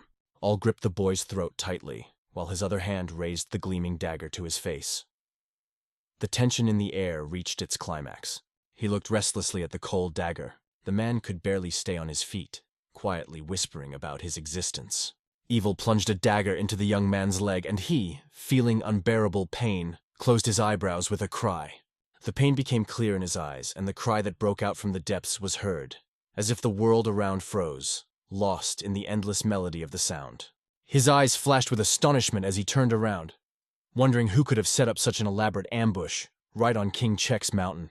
Everyone cast incredulous glances at the man again. With the cold metal in his hand, everyone asks if he is a disciple of King Chen's clan. He's asked to give a sign if it is really so. Tears filled his eyes, and he, nodding his head heavily, felt a terrible flow of feelings. Ball mockingly threatened the boy. He would release him only if he answered the riddle. He stated that he is so fast that he can destroy him in 1 second. Everyone carefully put the boy on the ground, clutching his bleeding leg. Everyone put a cold dagger to the young man's neck, demanding a name. "I'm Dojane," he said thoughtfully. And then it became known that he is a disciple of King Chang of the 3rd generation. Silence enveloped everyone. Forming a cloud of displeasure, all eyes turned to Wu Gongsang Wu. Looking around, I felt fear creeping over me, and cried out, as everyone remembers Wugong, the majestic star of the royal Chain clan. She looked at him with hope and bewilderment, trying to solve the secret of the great star he was talking about. Even furrowed his brows in concentration. It had to be like that. 7 years of work, 7 long years of patience and hope. Breaking through fear, he told the whole truth, asking for forgiveness. The two of you just clicked your fingers dismissively and left an imprint of Dojin's name on his shoulder. Remaining motionless, he stared into the darkness in fear, feeling his body fail him. Dojin felt fear grip him as an unfathomable force grew behind him. He urgently needed to escape, but he could not see what was happening. Didn't it make sense to ask yourself what was going on? He turned around, and what he saw shocked him to the core. His eyes widened in surprise, and he froze as if petrified. All of you gathered in front of him, looking intently into his eyes. She stared at his face with fear, the question filling her mind, was it really him? The engine, looking at the surroundings, noticed certain nuances, but in general, his face was almost indistinguishable from others. She rose slowly, watching him in awe, trying to understand what had happened. If you watched this video, you probably noticed that its plot is not at all what you thought at first. They're taken to the Kinshin campsite, where huge mountains seem to want to connect with the sky. Guard stared intently ahead, wondering if perhaps Dogen had returned. He smiled, realizing that he didn't take something. The guard only reproachfully emphasized his frivolity. With a smile, Guard guided him, stressing that he should not forget about reality. Everyone responded warmly. I decided it was time to act, and confidently sent the request. The streets were filled with people from different clans, each of which was clearly distinguished by its own style and purpose. Everyone held their breath, keeping their eyes on them, passing the ball to special persons. Everyone walked with smiles, brightly emphasizing their unique style of clothing. Representatives of different clans were friendly, looking at each other with interest. He made his way forward, feeling a dark aura wrap around his leg. She glanced at him, accompanying him with a warm smile. A dark aura swirled around the body, filling it with mystical mystery. He bowed his head as he strode forward in rage. She was led to bamboo thickets, where nature shrouded in mystery, full of gentle shadow. They walked along the narrow street, catching every sound and aroma that transported them to the past. He looked up and sighed deeply. That's the truth. A grandiose building looms on the horizon, and he realizes that it is the embodiment of the Vugan state. Wall in his worn clothes stared straight ahead, full of irritation. All eyes were focused on the roof of the building. Evol, like a cloud in the sky, skillfully infiltrated the Kaching clan and ended up in Lord Shank's palace. 2 trained guards stood at the entrance. Their eyes, like an X-ray, carefully studied everyone who tried to get inside. In the center of the room, an old man was frozen in time, surrounded by representatives of high society. The gray-haired old man, smiling, put his hand on the table, feeling calm. He is the head of the Kinshin clan, Holy Spirit.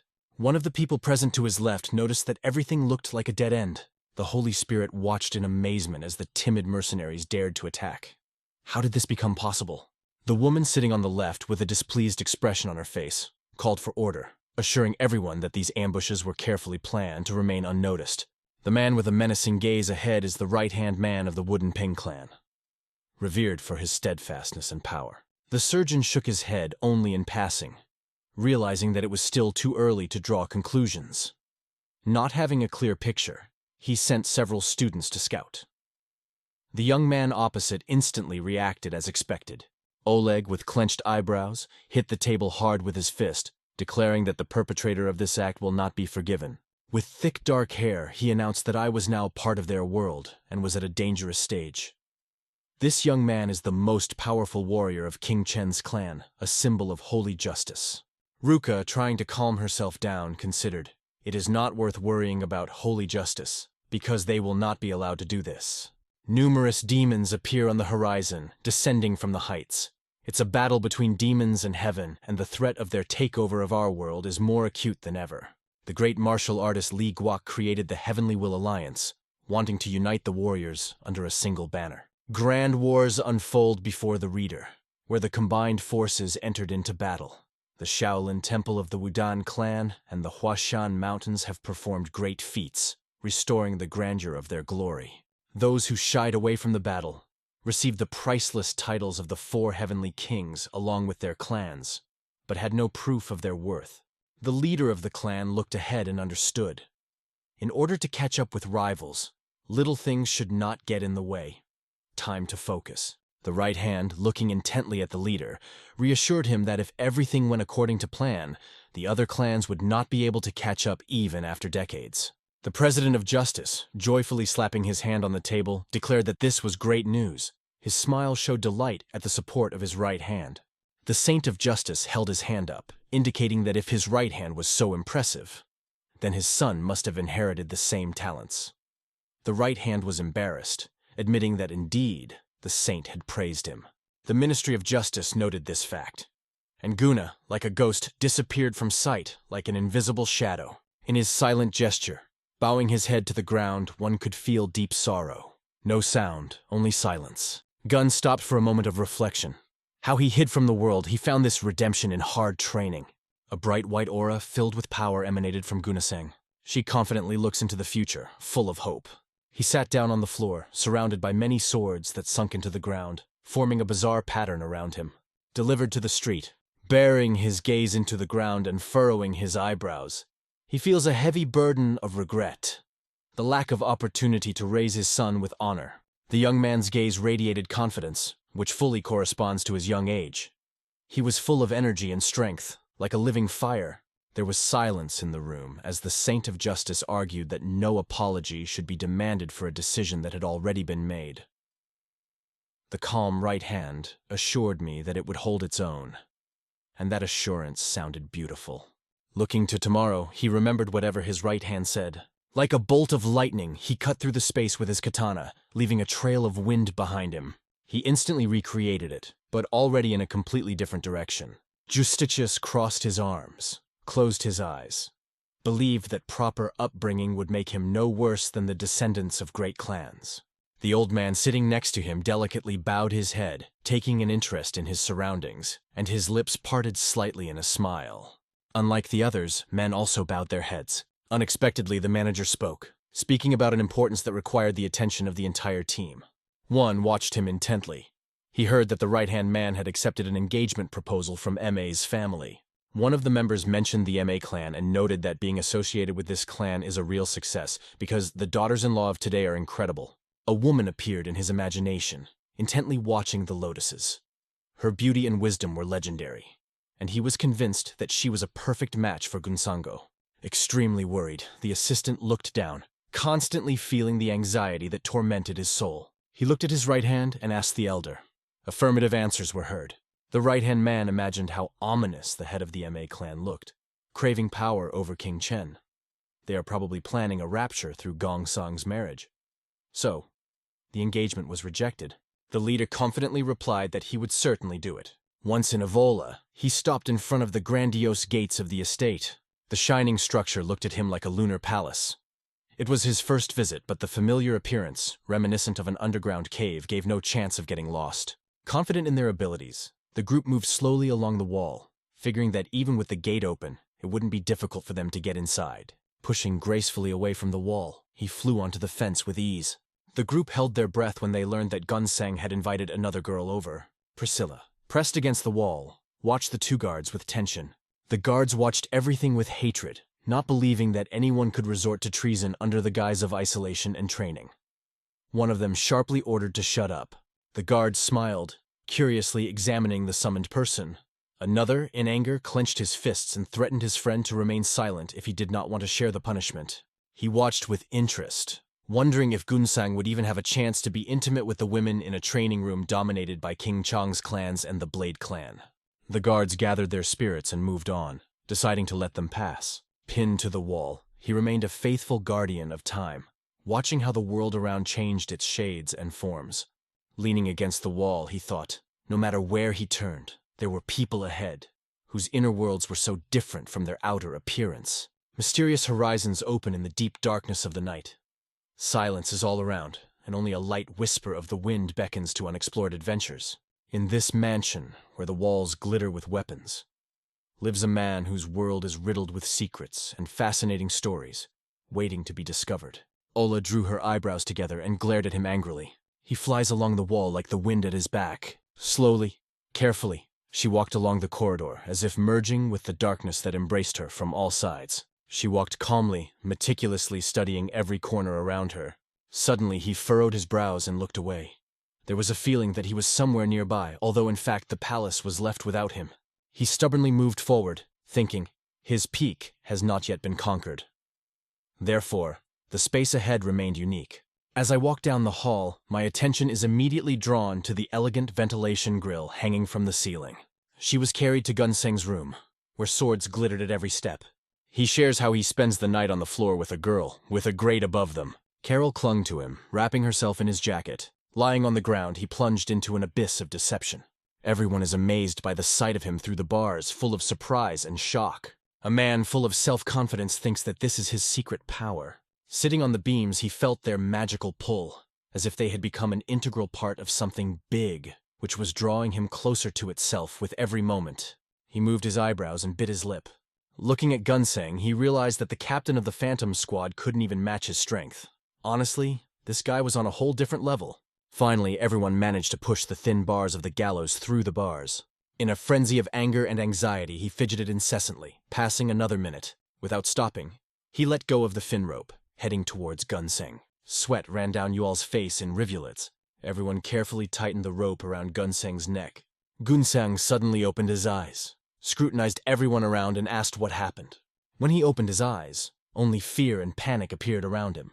He pulled the rope with all his might. He climbed up, his heart burning with anger, and the girl watched him in awe from afar. As everyone held the rope, Han, gathering his strength, moved to try and remove it from his neck. Sang glared angrily ahead, waving his hand vigorously. With one powerful blow, the rope was torn in half. When the legend descended to the ground, a girl was standing nearby, frightened to the point of trembling. Her eyes entwined in whimsical lines, like a bird in the morning, drowning in melodies and scattering the magic of sounds in the air. She gazed intently into the distance, surrounded by a warm yellow light, trying to unravel the mystery that beckoned her. Seng, in his kimono, asked with interest who it was in front of him. He gripped the blade tightly in his hands. He instantly drew his weapon, stood in a fighting stance, ready to fight. He jerked forward like the wind with incredible speed. All swung one of his swords in an attempt to strike Gunseng, who, like a stone statue, remained unmoved, choosing to remain calm in the face of danger. Suddenly he held out his hand, holding up 2 fingers. The man stopped Evelus's blade with exemplary dexterity, mesmerizing everyone with a single movement of his hand. Frightened, they all looked at each other, looking ahead. She again relied on intuition, looking into the very essence of those who were nearby. Gunseng nodded, and the entire company scattered like leaves in a storm. He was rushing back at an incredible speed, and Gunseng was steadily walking towards him. All eyes were fixed on the horizon, and fear, like an impenetrable shadow, covered his face. The man clearly waved his hand as if with a real sword. The embittered ball, with 2 sharp blades, fought tirelessly, repelling the attacks of enemies. Gathering his strength, he furrowed his brows, ready for a decisive step. There is one little secret. A smile and a confident gesture are 2 fingers pointing towards you. It attracts attention. Jubal felt excruciating pain penetrate every cell of his body. With hatred in his eyes, he clenched his teeth into the blood, feeling how fatigue was affected even by blows. How can you attack barehanded? This is madness. He stared into the distance with distaste, wondering how much longer he could last. Time to act. Dramatic changes are needed in the battle. At first, deflecting blows, he wielded the dagger expertly, each movement sparkling with grace and power. The agent suddenly made a sharp movement and sprang upon Gunseng, who, startled, was staring in confusion at the dagger shining in the stranger's hand. Gunseng, to everyone's amazement, stopped Walsh's dagger with just 2 fingers, showing impressive strength and skill. He smiled when he learned that everyone was doing well, and added with a mysterious look that he knew many tricks. She raised the daggers, smiling, asked who had sent them. Everyone was breathing heavily. He closed his eyebrows angrily, holding up his daggers, glaring angrily at the Hansek. He smiled, confirming the truth of what was said. Sun Sang's face became unrecognizable. A maddened smile struck him, carrying a terrible energy. He announced that the girl's father was the real culprit. All opened his eyes wide, sweat dripping down his face. A powerful energy vibrated in the air, and his thoughts constantly circled around that woman. Gun-san suddenly appears, stunning us with the speed of his movements. He rushes in different directions, creating the impression of immateriality. She watched him with a smile, admiring and realizing that he was simply unsurpassed. Lowering his head, he realizes that all this happened much easier than really exciting. She approached with confidence, weapon in hand. "My brother is a real mentor. One can only envy him," she exclaimed. Shock lit up in his eyes when he saw his sister. Her smile mesmerized him, and he lost himself in the magic of her beauty. After that, he plunged into the boundless world of women, admiring the charm of numerous beauties. This creature, as always, was heading home. His cheeks burned with fire when his gaze stopped on the girl, and his thoughts returned to that incredible night that united them. He watched her intently, trying to penetrate the depths of her thoughts and feelings. Looking into the future with a smile, he realized that the price for this was too high. This girl impressed Gunsang so much that he couldn't take his eyes off her. He looked around with satisfaction, aware of his guilt. But here's the dilemma. Is he really responsible for her suicide? A small dagger shone in her hands, and a question arose in Gunsang's mind. Why did he have to work alone all this year? He held a dagger in his hands and thought, how banal all this is. In a fierce battle with Yahello, he stretched his sword forward, emitting powerful energy, and struck. The man sang with a bright smile, his knife drawn, and in a loud voice asked why everyone thought the woman he blamed for her death was her father. His swords appeared in front of him. He immediately reached for strength, but casually thought, who was he thinking about? One man placed a dagger in front of him, and suddenly a powerful energy lit up everything around him. Clenching his teeth, he stubbornly stared ahead, feeling his emotions rush out. Barely standing on his feet, he was aware that every gram of energy expended could be fatal. Hanseng studied his opponent intently, as if thousands of blades were invisibly wrapped around him. Gangsang looked leisurely into the distance, as if time had frozen in infinity, waiting only for this moment. This created a feeling of fear in them. Observing Gunson's sudden movement, he realized that he was trying to advance. One of the attackers, rising to the sky, boldly swung a dagger at Yulia. Swinging his swords, he tried to block the blow. One of them swung his leg again, as if trying to reach the sky. Everyone understood that something was inevitably coming. This feeling pressed in from all sides, and the only way out was to avoid a collision with the unknown. At the critical moment, Al quickly dodged, and after a moment he hit his opponent with a powerful leg kick. The kick, gathering all its strength, hit Gun-san in the chin. From the blow, he rose into the air like a bird.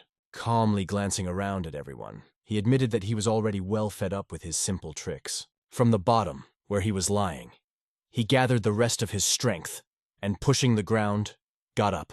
With all his fervor, he thrust the daggers into Gunsang's chest, who stood as if spellbound, doing nothing to defend himself. Gunsang suddenly swung his hand skillfully, knocking Yule's daggers aside. Anger flared in his eyes, because his patience had run out. He called for an end to these fabrications, leaving everything to fate. At the last moment, he managed to get up and avoid the blow. Ukrainians constantly take care of their safety, carefully analyzing every step and looking for new opportunities and ways to escape. Forward, with clenched teeth, like a fire in the heart. Everyone rushed towards his swords, trying to get hold of them, but Gunsang was already behind them. He gripped the hilt of his sword tightly. Having made a wide turn, he threw the object forward with all his might. Saying's weapon glinted, and Yola's blade struck it like a beam of light bouncing off the crystal. He pointed his eyes in anger, tightly clenching two balls in his hands. Frightened but determined, he held his breath and, with fear and unyielding will in his eyes, stared straight ahead. Clenching his teeth, he masterfully sharpened the metal blades one by one. Thanks to the powerful link, Yabal's attacks were instantly stopped. He descended to the ground and stood in front of everyone. Grabbing his sword, he cautiously approached the enemy. His eyes flared with anger as he stared ahead with a battering ram in his eyes, aware that things were not going as planned. They clenched the 6 swords with force, reaching back, realizing that the struggle could not be avoided. He stared resolutely into the distance, gazing at the 6 blades in front of him, feeling no fear of tomorrow. The blades, with different paths, rushed towards the gun with amazing speed. He stretched his sword forward and suddenly a blue aura flashed around him. It was a matter of fate that the blade touched his hand, and he held his breath as he contemplated what lay ahead.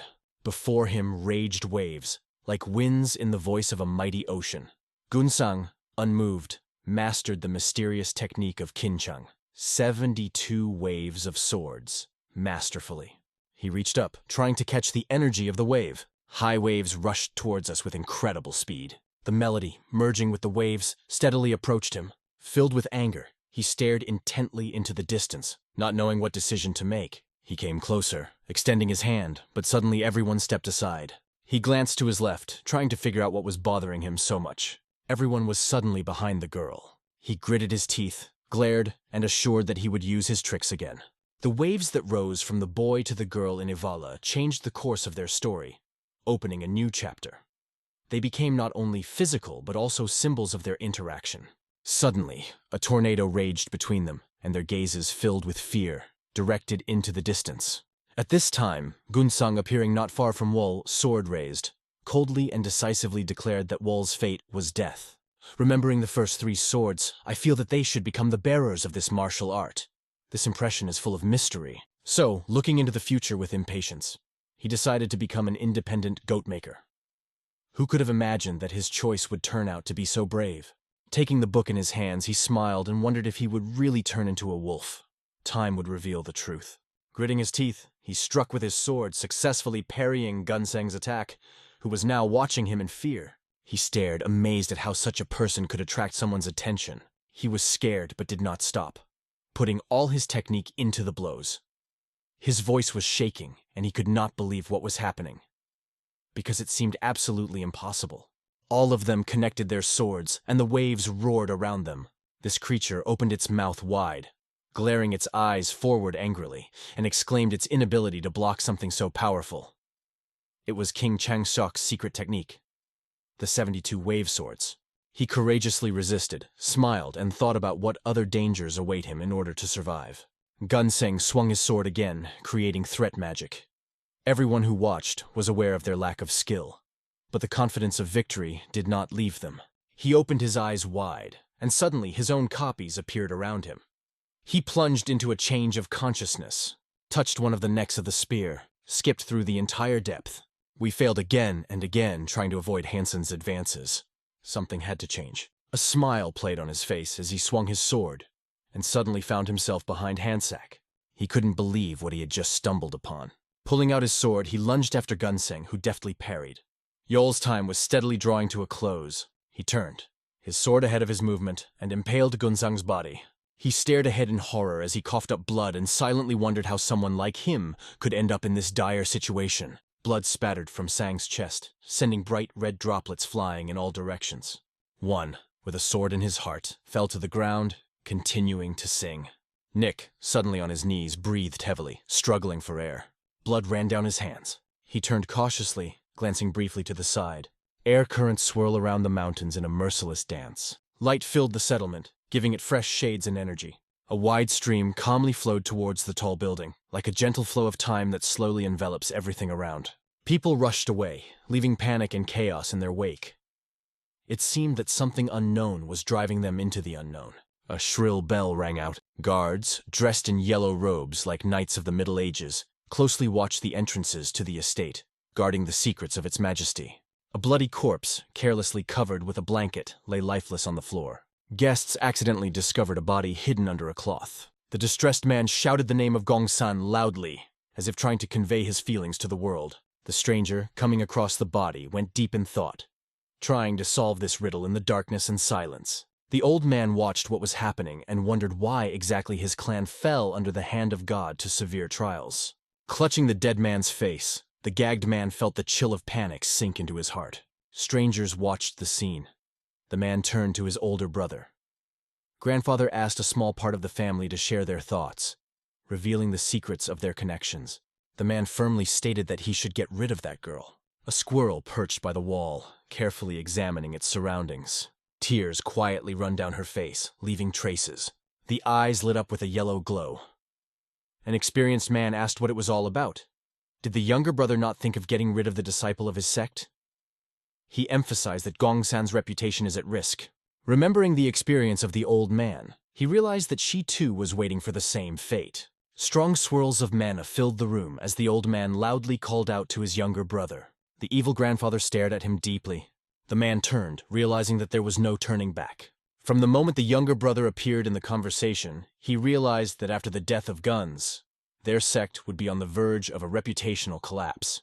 An experienced elder warned, "If nothing is done, things will get worse." The man plunged into deep thought, lost in thought.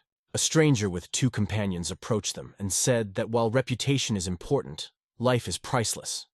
The elder brother could not agree with this. In a cozy cafe among the crowd, a stranger asked if she was part of their sect. She sobbed endlessly, feeling completely confused. The younger brother, focused and serious, asked if everyone around him understood his reasoning. The younger brother didn't hesitate to stop at the old look. "Forget about Shailene and Wudan. Your gap will only widen and you will remain an ordinary sect." The disappointed stranger tried to hold back his emotions, while the old man just sat contentedly in silence, closing his eyes. With the bloody blade in hand, he could move away from the dead body, leaving behind a trail of anxiety and mystery. The son looked at him with interest, and the girl next to him carefully analyzed his features. The angry man was sure that as an adept of their sect, she would definitely understand him.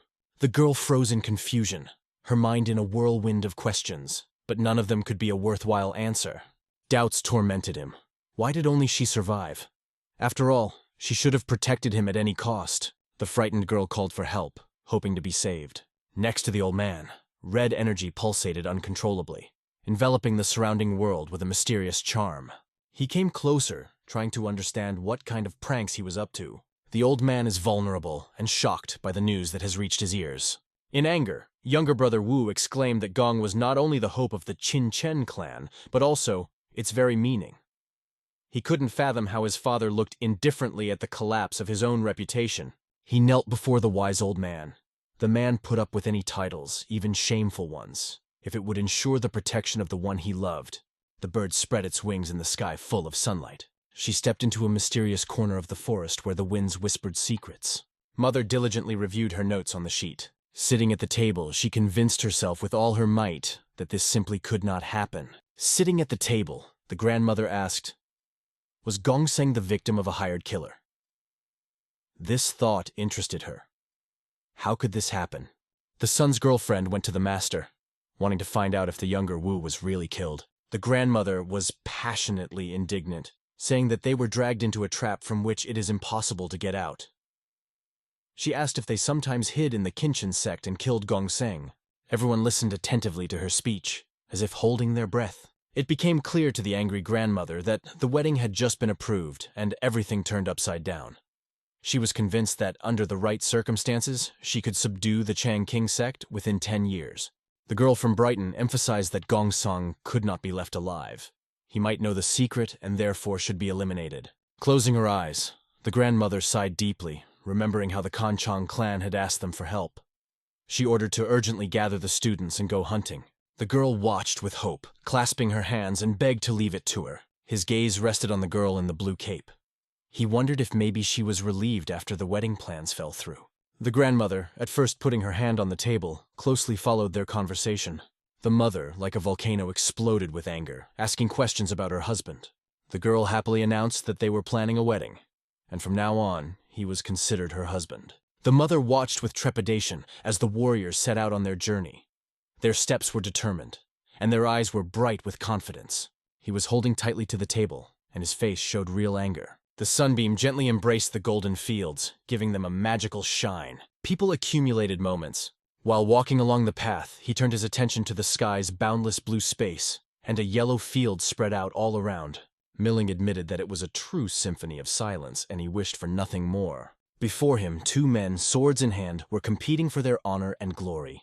When the man took a step forward, they told him to stop. When he returned, his curious eyes asked what was going on here and what they were doing.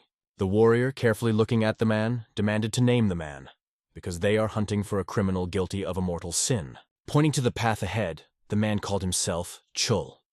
He had come from a nearby village and was now returning home after a day's work in the fields. For 4 years, they asked him why the work in the field ended so early. He explained, "As soon as the weeds are removed, the day is over." The warrior asked what steps they should take next. Crossing his arms, the unknown traveler ordered the soldiers to give way to the man. She gently continued on her way, and in her heart there was a burning desire to thank those who were by her side on this journey. She bowed to the stranger, filled with infinite gratitude. The stranger, fascinated by the unexpected coincidence of circumstances, could not take his eyes off the impressive discovery. A red light flashed in his eyes, and he asked the man to stop. The stranger raised a finger, noting with surprise that the sickle had remained clean despite the hard work in the weeds. Looking at the man with the perfect scythe, she understood. If he got rid of all the weeds, there would be marks on the tool. When asked about his back pain, he admitted with a slight sigh that yes, it did. The man's hand mysteriously hid in his pocket, alerting the stranger. He suspected that in front of him could be the killer that the senior master was talking about. A veil of smoke rose higher, enveloping him. A huge cloud of smoke rose above their heads. Imagine, the figure of the main character is a living symbol of determination and charisma. His silhouette is mysterious. His every gesture and look is full of deep meaning. The fighters rushed towards the sphere that resembled a human figure. Tears flowed from Mana's eyes like a river, taking away all her feelings. Light flooded the hero and his warriors. Their shadows became large figures, filling the atmosphere with a mysterious energy that called for new adventures. He touched his face, finally pausing for a moment. A cream fog stretched out from behind the trees, giving the landscape a mysterious charm. Suddenly, the stranger lost his balance and fell to the ground. The main character met him face to face. She wrapped the stranger's neck with shiny threads of gold. He was suddenly overcome with a feeling of suffocation. Conquering his curiosity, Vaughn asked who this respected master was. The stranger's face turned red from the suffocating air. Imagine a man surrounded by black feathers swirling around him, creating a mystical aura and emphasizing his mysterious nature. It turned out that he was a respected master, an exceptional leader and the head of the MA clan. The character furrowed his brows, not believing what he heard. Aura whirled around Val, asking about the glorious master leading the Mai. He was interested in whether he had received an order from him. An unknown face showed off the warriors with glowing blue eyes. He revealed that all the disciples of the MA clan had been instructed to assist the King Chang sect in catching the killer. Wall, observing the bodies of his comrades, asked if the MAs had always supported the Kincheng clan. The stranger noted that earlier their relationship was friendly, like a cat and a dog. The bodies of soldiers lay deserted behind the main character. He himself was confused about it. Val asked him about it, and he nodded in confirmation. The stranger was in a rage. He thought that by delaying the ball a little longer, he would be able to reach the arrival of the soldiers who had already noticed the signal. The main character, without taking his eyes off, mercilessly strangled the man who was struggling for breath. The force won, and his cold gaze remained merciless. The author portrayed Anna, emphasizing that those who know her feel envious of her. A picture of many soldiers opened before him. He thought that someone who had endured 7 years of waiting now had plenty of resources to carry out his plans. The protagonist was amazed by the scene. A bright light enveloped him, and he realized that there was someone unique in the crowd. This discovery had a magical effect on him, awakening new feelings. A woman with violet eyes appeared in Val's mind, and he realized that it was her. The warriors, full of determination, rushed towards Val, believing that he was their enemy. The main character turned around and saw the soldiers rushing towards him, like a cloud rushing into a storm. The stranger understood that their arrival was symbolic. The end of his story had come. With a smile, he said that if Ball wanted to survive, he should let him go. The hero cut off his head. Old threads of memories tangled Val. His thoughts revolved around the respected master. Wall realized that when he died, he would take him with him to hell. The mountain area was filled with light, becoming incredibly fabulous. Under the bright stars, people gathered around the tents, talking about their future. With his finger clenched into a fist, the stranger announced with alarm that the killer had broken through their circle of students and escaped.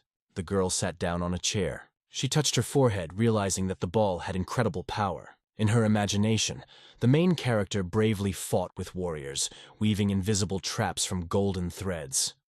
She understood that now it is necessary to pay close attention to all acquaintances. Everyone sighed and ruined the mood with that thought. She kept the image of Val out of her mind and noticed that, despite his status as a regular assassin, he had an extremely reserved appearance. She felt determination in herself, and decided that all her efforts would turn into a real hunt for him. She was happy to receive confirmation of her order. Saul rejected their words, claiming that it was not true. The man turned, glancing at her intently. She assured that he would not be caught. Her thoughts wandered among those who stood out, and she pointed out that one of them was here too. Kara looked at Saul intently, looking around, trying to catch the meaning of his words. Saul, looking at her, realized that his talent for remaining unnoticed, even in a crowd, exceeded all predictions. She realized that if she followed him, she would only find his prince. The girl with the sign asked a question, wondering what Saul Ran was. She was told that she needed to guess where the main character would go. Suspecting that Saul Ran had information about Wall's appearance, she decided it would be best to wait for him there. A picture of darkness arose in her imagination, and it gave rise to speculation. Ra contemplated the endless sea of blood that spilled around him like a mysterious red ocean, endless in its terrible beauty. It was believed that the killer was at the limit of endurance, therefore, most likely he will decide to hide in a place he knows, where he will feel safe. I imagined a rope wrapped around the lock. Sol said Wall would go back to where he was raised to be a killer. The girl asked if Sol Ran was talking about his home. She confirmed it. She traced a path through the high mountains in her mind, claiming that she had arrived at the truth. The place where the Red Phantoms were training assassins was located right here. The girl confirmed the truth and confidently stated that a lot of provisions came to this area. She also added that Saul has a sharp mind and always succeeds in everything. He watches her intently, absorbing her every movement, like a screenwriter who relentlessly captures the details of a closed scene, without missing a single gesture, as if it were stills from a great movie. When her eyes met Saul's, she realized that their path led to batting. It was there that they planned an ambush for the killer. The sun imperceptibly sank beyond the edge of the earth, sprinkling the sky with gentle pink-gold reflections, as if covering the world with an evening veil. A strong wind blew past, creating a mysterious aura of adventure around. People traveled on their faithful horses. Many angry people rushed on horseback, shouting loudly that it was not allowed to lose him and that he should be caught. Everyone bypassed them, as if they were afraid of something invisible. The main character rushed on, gloom on his face. The soldiers around were screaming, saying that he is already bleeding and will not escape. They sought revenge for Will's older brother. The main character actively conquers the wall, leaving behind a mysterious trace of his fate. Val was deep in thought, aware of several shadows following him, but for now he managed to break free from their shaky grasp. The soldiers opened fire on the protagonist. The main character, frowning, carefully watched the events, and his thoughts seemed to be immersed in boundless thoughts. The main character, leaning a little forward, carefully watched what was unfolding. He was struck by the thought. At such a pace he could be overtaken. The sun gently illuminated the tops of the trees. He suddenly rose into the sky like an arrow. Shocked, the hero realized that his pursuers had suddenly stopped. Val asked if they had surrendered. The mystery of this conversation only fueled curiosity, because the question hinted at serious problems or grandiose dreams. He was amazed by what he saw. A powerful blast wave erupted in front of him. The echoes of a powerful explosion pierced the forest, dispersing the silence of nature. The mountain, like a natural miracle, was cut in two, as a result of an invisible force, which left powerful massifs in confrontation with the sky.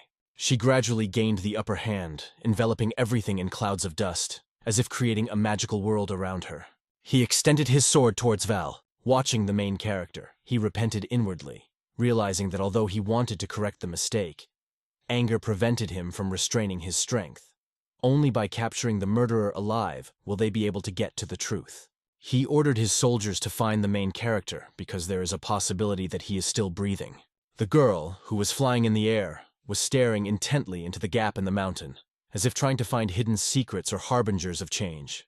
Golden Orin enveloped her like a warm web. Gase immediately rushed to the ball, which suddenly jumped out from under a cloud of dust. Anger flared in her heart because of what she saw. Tears flowed from Mana's eyes. She, with despair in her voice, wished death to the main character and struck a powerful blow directly at Val. A bright light spread in front of the soldiers. The man, watching everything, noted with joy that the main character survived. However, the girl, her intentions were obvious, clearly sought to harm him.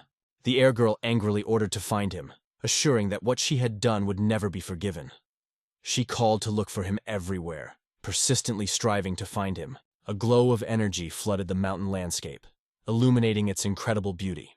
A soft whisper came from behind the trees. The main character had already been discovered. The fighters stopped, stunned. In front of them was the entrance to the basement, hidden behind the well. Standing in front of the abyss, the man could hardly fit this place into his consciousness. The warrior felt that Val had already descended into darkness. The man ordered the soldiers down the rope, urging them to grab him. They watched with interest from a distance what was unfolding. Browning noted that their path also leads down, but before going down, it must be found and destroyed. The knights marched off, their armor sparkling in the sunlight, casting long shadows on the road. They walked purposefully, their eyes fixed on the horizon, ready to meet the challenge that awaited them. The man felt the cold hardness of the earth under his feet, as if nature itself was giving him new life and energy. What he saw made him stop and hold his breath. She walked between the tangled corridors of the underground city. Her eyes shone wildly, focusing on the man's back, and a mysterious presence hovered in her soul that captivated the mind. She wondered if the Red Phantoms trained their assassins here. The man was stunned, like a sudden thunderclap on a cloudless day. Many interested looks gathered on the stairs leading to the grand house. It was here that an exciting story, full of surprises, began. The girl stopped, staring at a familiar building. Rage flared up inside her. This was the Kincheng sect. This is the spirit of a true warrior. It is this kind of battle setting that makes the unthinkable possible. Endurance, courage, and steadfastness were the companions of this mission. The warrior, having recovered the blade, asked the master how this place appeared. The master replied that their sect had been restored, and this should not be ignored. Standing in front of the stairs, the warrior realized the length of his preparation. Deep down, he felt he had a secret ally. His confidence grew. He had to find the truth. He silently observed everything that was happening around him. She burst out laughing. Golden energy enveloped his body, creating a magical aura that shone like a fire in the black abyss. Warriors behind froze, not believing their eyes. The man, imbued with mystery, said that, of course, everything would be done.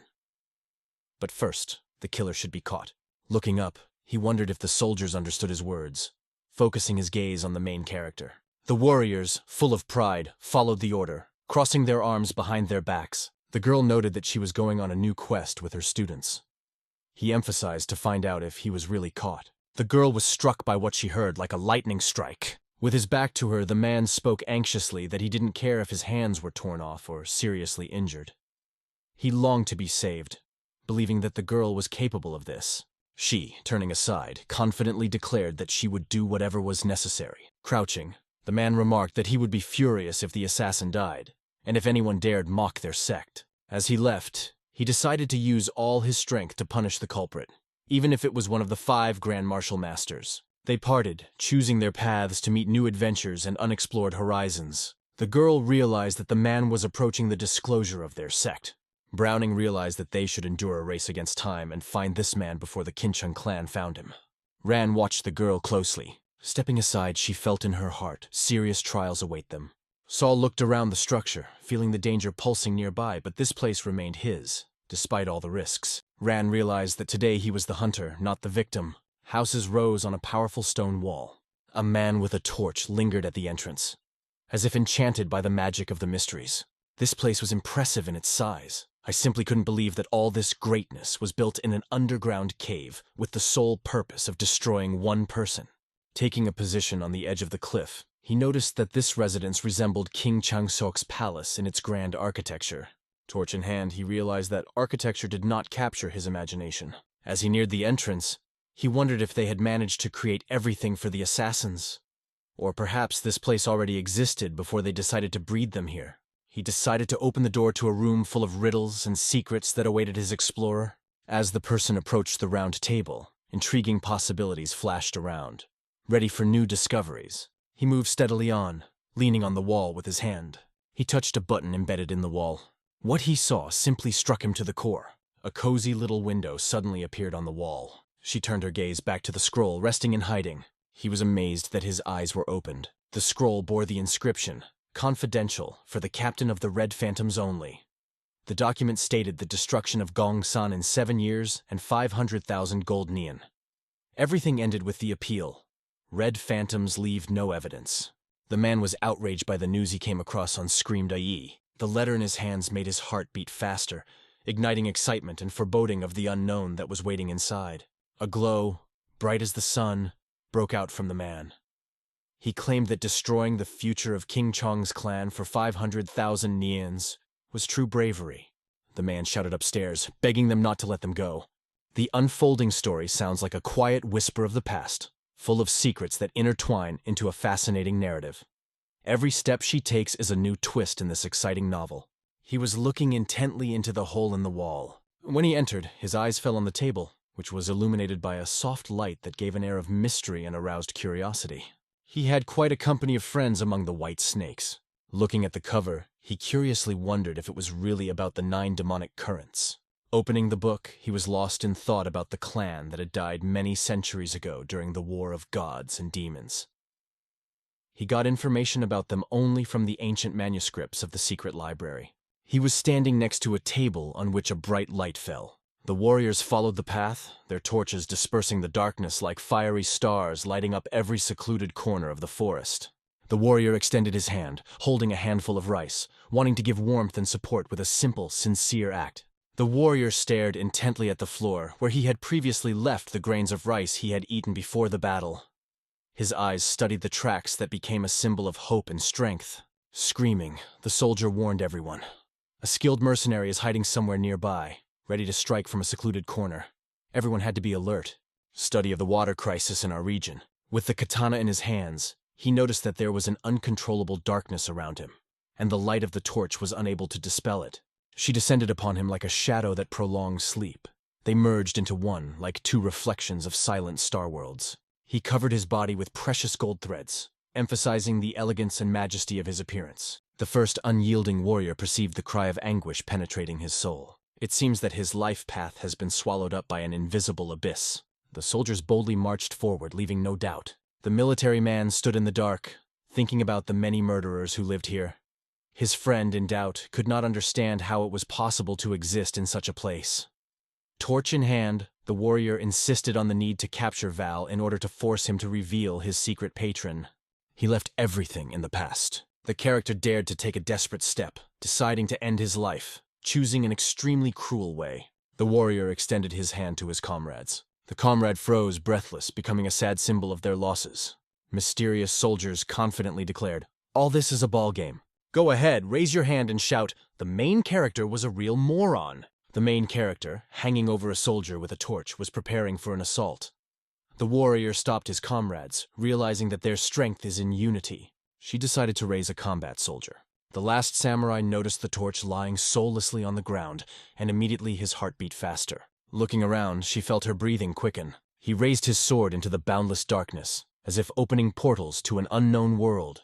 The warrior, with his sword forward, asked about the location of the hero, ordered him to come out. He accused him of being shady, calling for courage. Suddenly, something mysterious and impressive appeared behind the warrior. Tears rolled down his cheek on their own, and dissolved into darkness. The main character came out of the darkness, surrounded by an aura of mystery and mystery that beckoned to him. The warrior carefully ran his fingers over the earth signs, feeling their chilling heaviness. He noted that footprints on the ground will greatly complicate their search on the walls. The warrior, clutching the blade in his hands, was lost in thought about the looming threat. The plot revolves around King Chansect, King of Ming, who is lost in his thoughts. He realizes that if the main goal of the escape was Wall, he would be ready to do anything to escape from his pursuers and hide. A cave of fire shone behind the main character. The king realized that the hero had cunningly led the enemies to a place he knew. Among the many fighters, he noticed that Bal really wanted it. The king realized that the hero was ready for the last effort in the place he knew best. The king, holding a sword in his hand and looking sad, realized that it was up to him to overcome the Wall in order to raise his reputation in the sect. He gathered the soldiers, declaring that from now on, they must follow him. The king emphasized that they move in pairs, always confirming their location. Pointing with his hand, he noted that the hero would use even the smallest gap, so there was no need to relax. Behind him rose ranks of warriors, determined to accept any threat. A strange button appeared on the ground under his feet. He stubbornly held his own, believing in the justice of what he observed. Red sparks of energy suddenly erupted from the king's eyes, causing everyone around to instantly run for cover. Arrows howled, they rushed to the soldiers. They drew their katanas, ready to face any danger. Arrows rained down on the soldiers, each one adding a new touch to the picture of danger on the battlefield. A number of broken arrows rested on the ground, like a silent memory of an ancient battle. The impression of what he saw flooded his soul. That's why the trap was so expertly placed here, he thought, trying to understand the trickiness of the design. His face was burning with rage, and he wanted to know if everything was okay. The boy was sitting next to his wounded friend, noting that although there were wounded, they all remained alive. His gaze stopped at the ceiling, where an unusual sound was coming from. The king, in a cheerful mood, announced an active trap, calling everyone to assemble and prepare for action. This trick seemed to call for caution. He imagined a cave full of traps. The king looked interestedly into the darkness of the ceiling, trying to figure out who could exist in such a gloomy corner. Everyone watched what was happening from a height. The face speaks of concentration and the look of insight and seriousness, indicating deep thought and unwavering determination. The book Snake Venom Charms mysteriously fell into Gaze's hands. She, like an unexpected shadow, emerged from the darkness, guarding ancient secrets. Many soldiers were wounded in battles. Rumors spread like the wind. The Golden Claw group lost the battle, and the Pear Blossom squad disappeared to an unknown place. Tears rolled down the warrior's face as he searched his mind for where Vol had gone. Shocked by the battle, the soldier begs the protagonist to let him meet his death. The girl gently pressed against him from behind. She met the warrior's gaze and felt that everything was fine. On the other side, the sounds of anger erupted from the soldiers who insisted that they had not met the ball anywhere and could not indicate where it could be. Turning around, the girl stopped the commotion, urging everyone to calm down. She warned the soldiers, "A wounded hero will not do anything sudden." The girl realized that time was not on their side and urged the soldiers to rally. She raised her hand, calling the warriors to gather in one place. Dark energy slowly enveloped the girl, striking and shocking her with its appearance. The girl gathered her eyebrows in a tight knot, not hiding her displeasure with what was going on around her. The main character, full of determination, rushed to her, promising to quickly end this tense situation. At the ball, full of indignation, she looked at him and asked why he dared to do this. The girl, shining like the sun, raised her weapon and declared that the hero had no chance. A powerful vortex of golden juice wrapped around the hero's hand. Felt disappointed by what had happened. The protagonist carelessly waved his hand. He raised both hands, as if trying to show something right next to her face. Blood splashed around, covering everything around with bright spots. The girl gradually succumbed to the autumn val, like a leaf breaking off from a branch. Her blood, like red pearls, fell to the ground. Having fallen into the eye, she thought with hatred that the ball had betrayed her. She held her bloody hand in front of her, and the protag assured her that everything would be fine. Running here after him, she felt that fate had smiled on her. She pressed the blade against Val. The main character asked if she had any luck. She smiled as she said she was exactly where her instincts were telling her to go. It is enough to look around, and it becomes clear. Even in flight, Saul feels something. Concentrated, she said that she had heard similar words more than once. Watching him, she wondered what was keeping him fighting. Vol was deep in thought. Should we surrender? The golden threads on his hand began to gently unravel, giving a mysterious and fairy tale appearance. He began to weave Sol Ren with thin threads.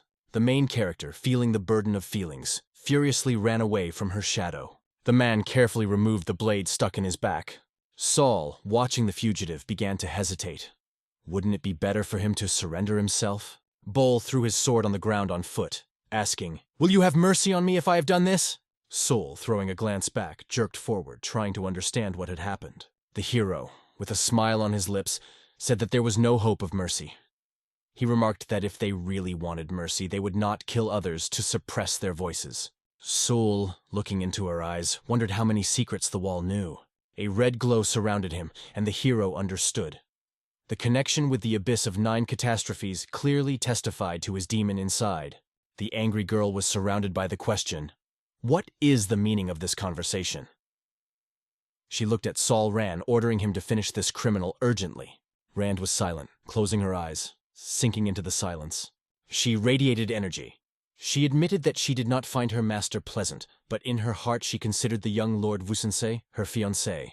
The ball was stunned by the news. Watching Saul speeding, the main character realized that meeting this storm is a game on the verge of suicide. Decided that retreat was the only reasonable option.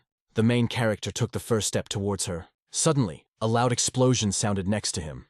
The energy crashed down on the ball with insane force. He encountered such an unexpected obstacle that he immediately felt the reality around him shake and freeze in an elegant delirium. The wall began to crumble. Dust and debris flew up, forming chaotic clouds. It was only the beginning of incredible events. Rand could not contain her surprise at what she saw. A mysterious stranger in a long cloak quietly approached the protagonist, invisibly enveloping him in the mystery of his arrival. She was amazed that her eyes opened. In the middle of the ruins, with a heart filled with pain, it is impossible not to feel the ice of the collapse of everything that was familiar. The girl flared up with indignation. She rushed at the main character, full of desire for execution. Olga noticed more and more often how her mother was immersed in her thoughts, as if she was trying to connect the scattered pieces of life's puzzle. Everyone was watching her, grief in their eyes. Energy flowed from the man's palm, captivating everyone with its magical aura. He pulled the girl aside, asking her to move away a little. He clenched his fist. The touched girl, with a look full of despair, turned to the saint, demanding punishment for the main character. The protagonist watched as the man confidently declared that he would handle it himself. She carefully followed the ball, focusing her gaze on it. Leaning over, he whispered that it was this hero who had saved Han's life.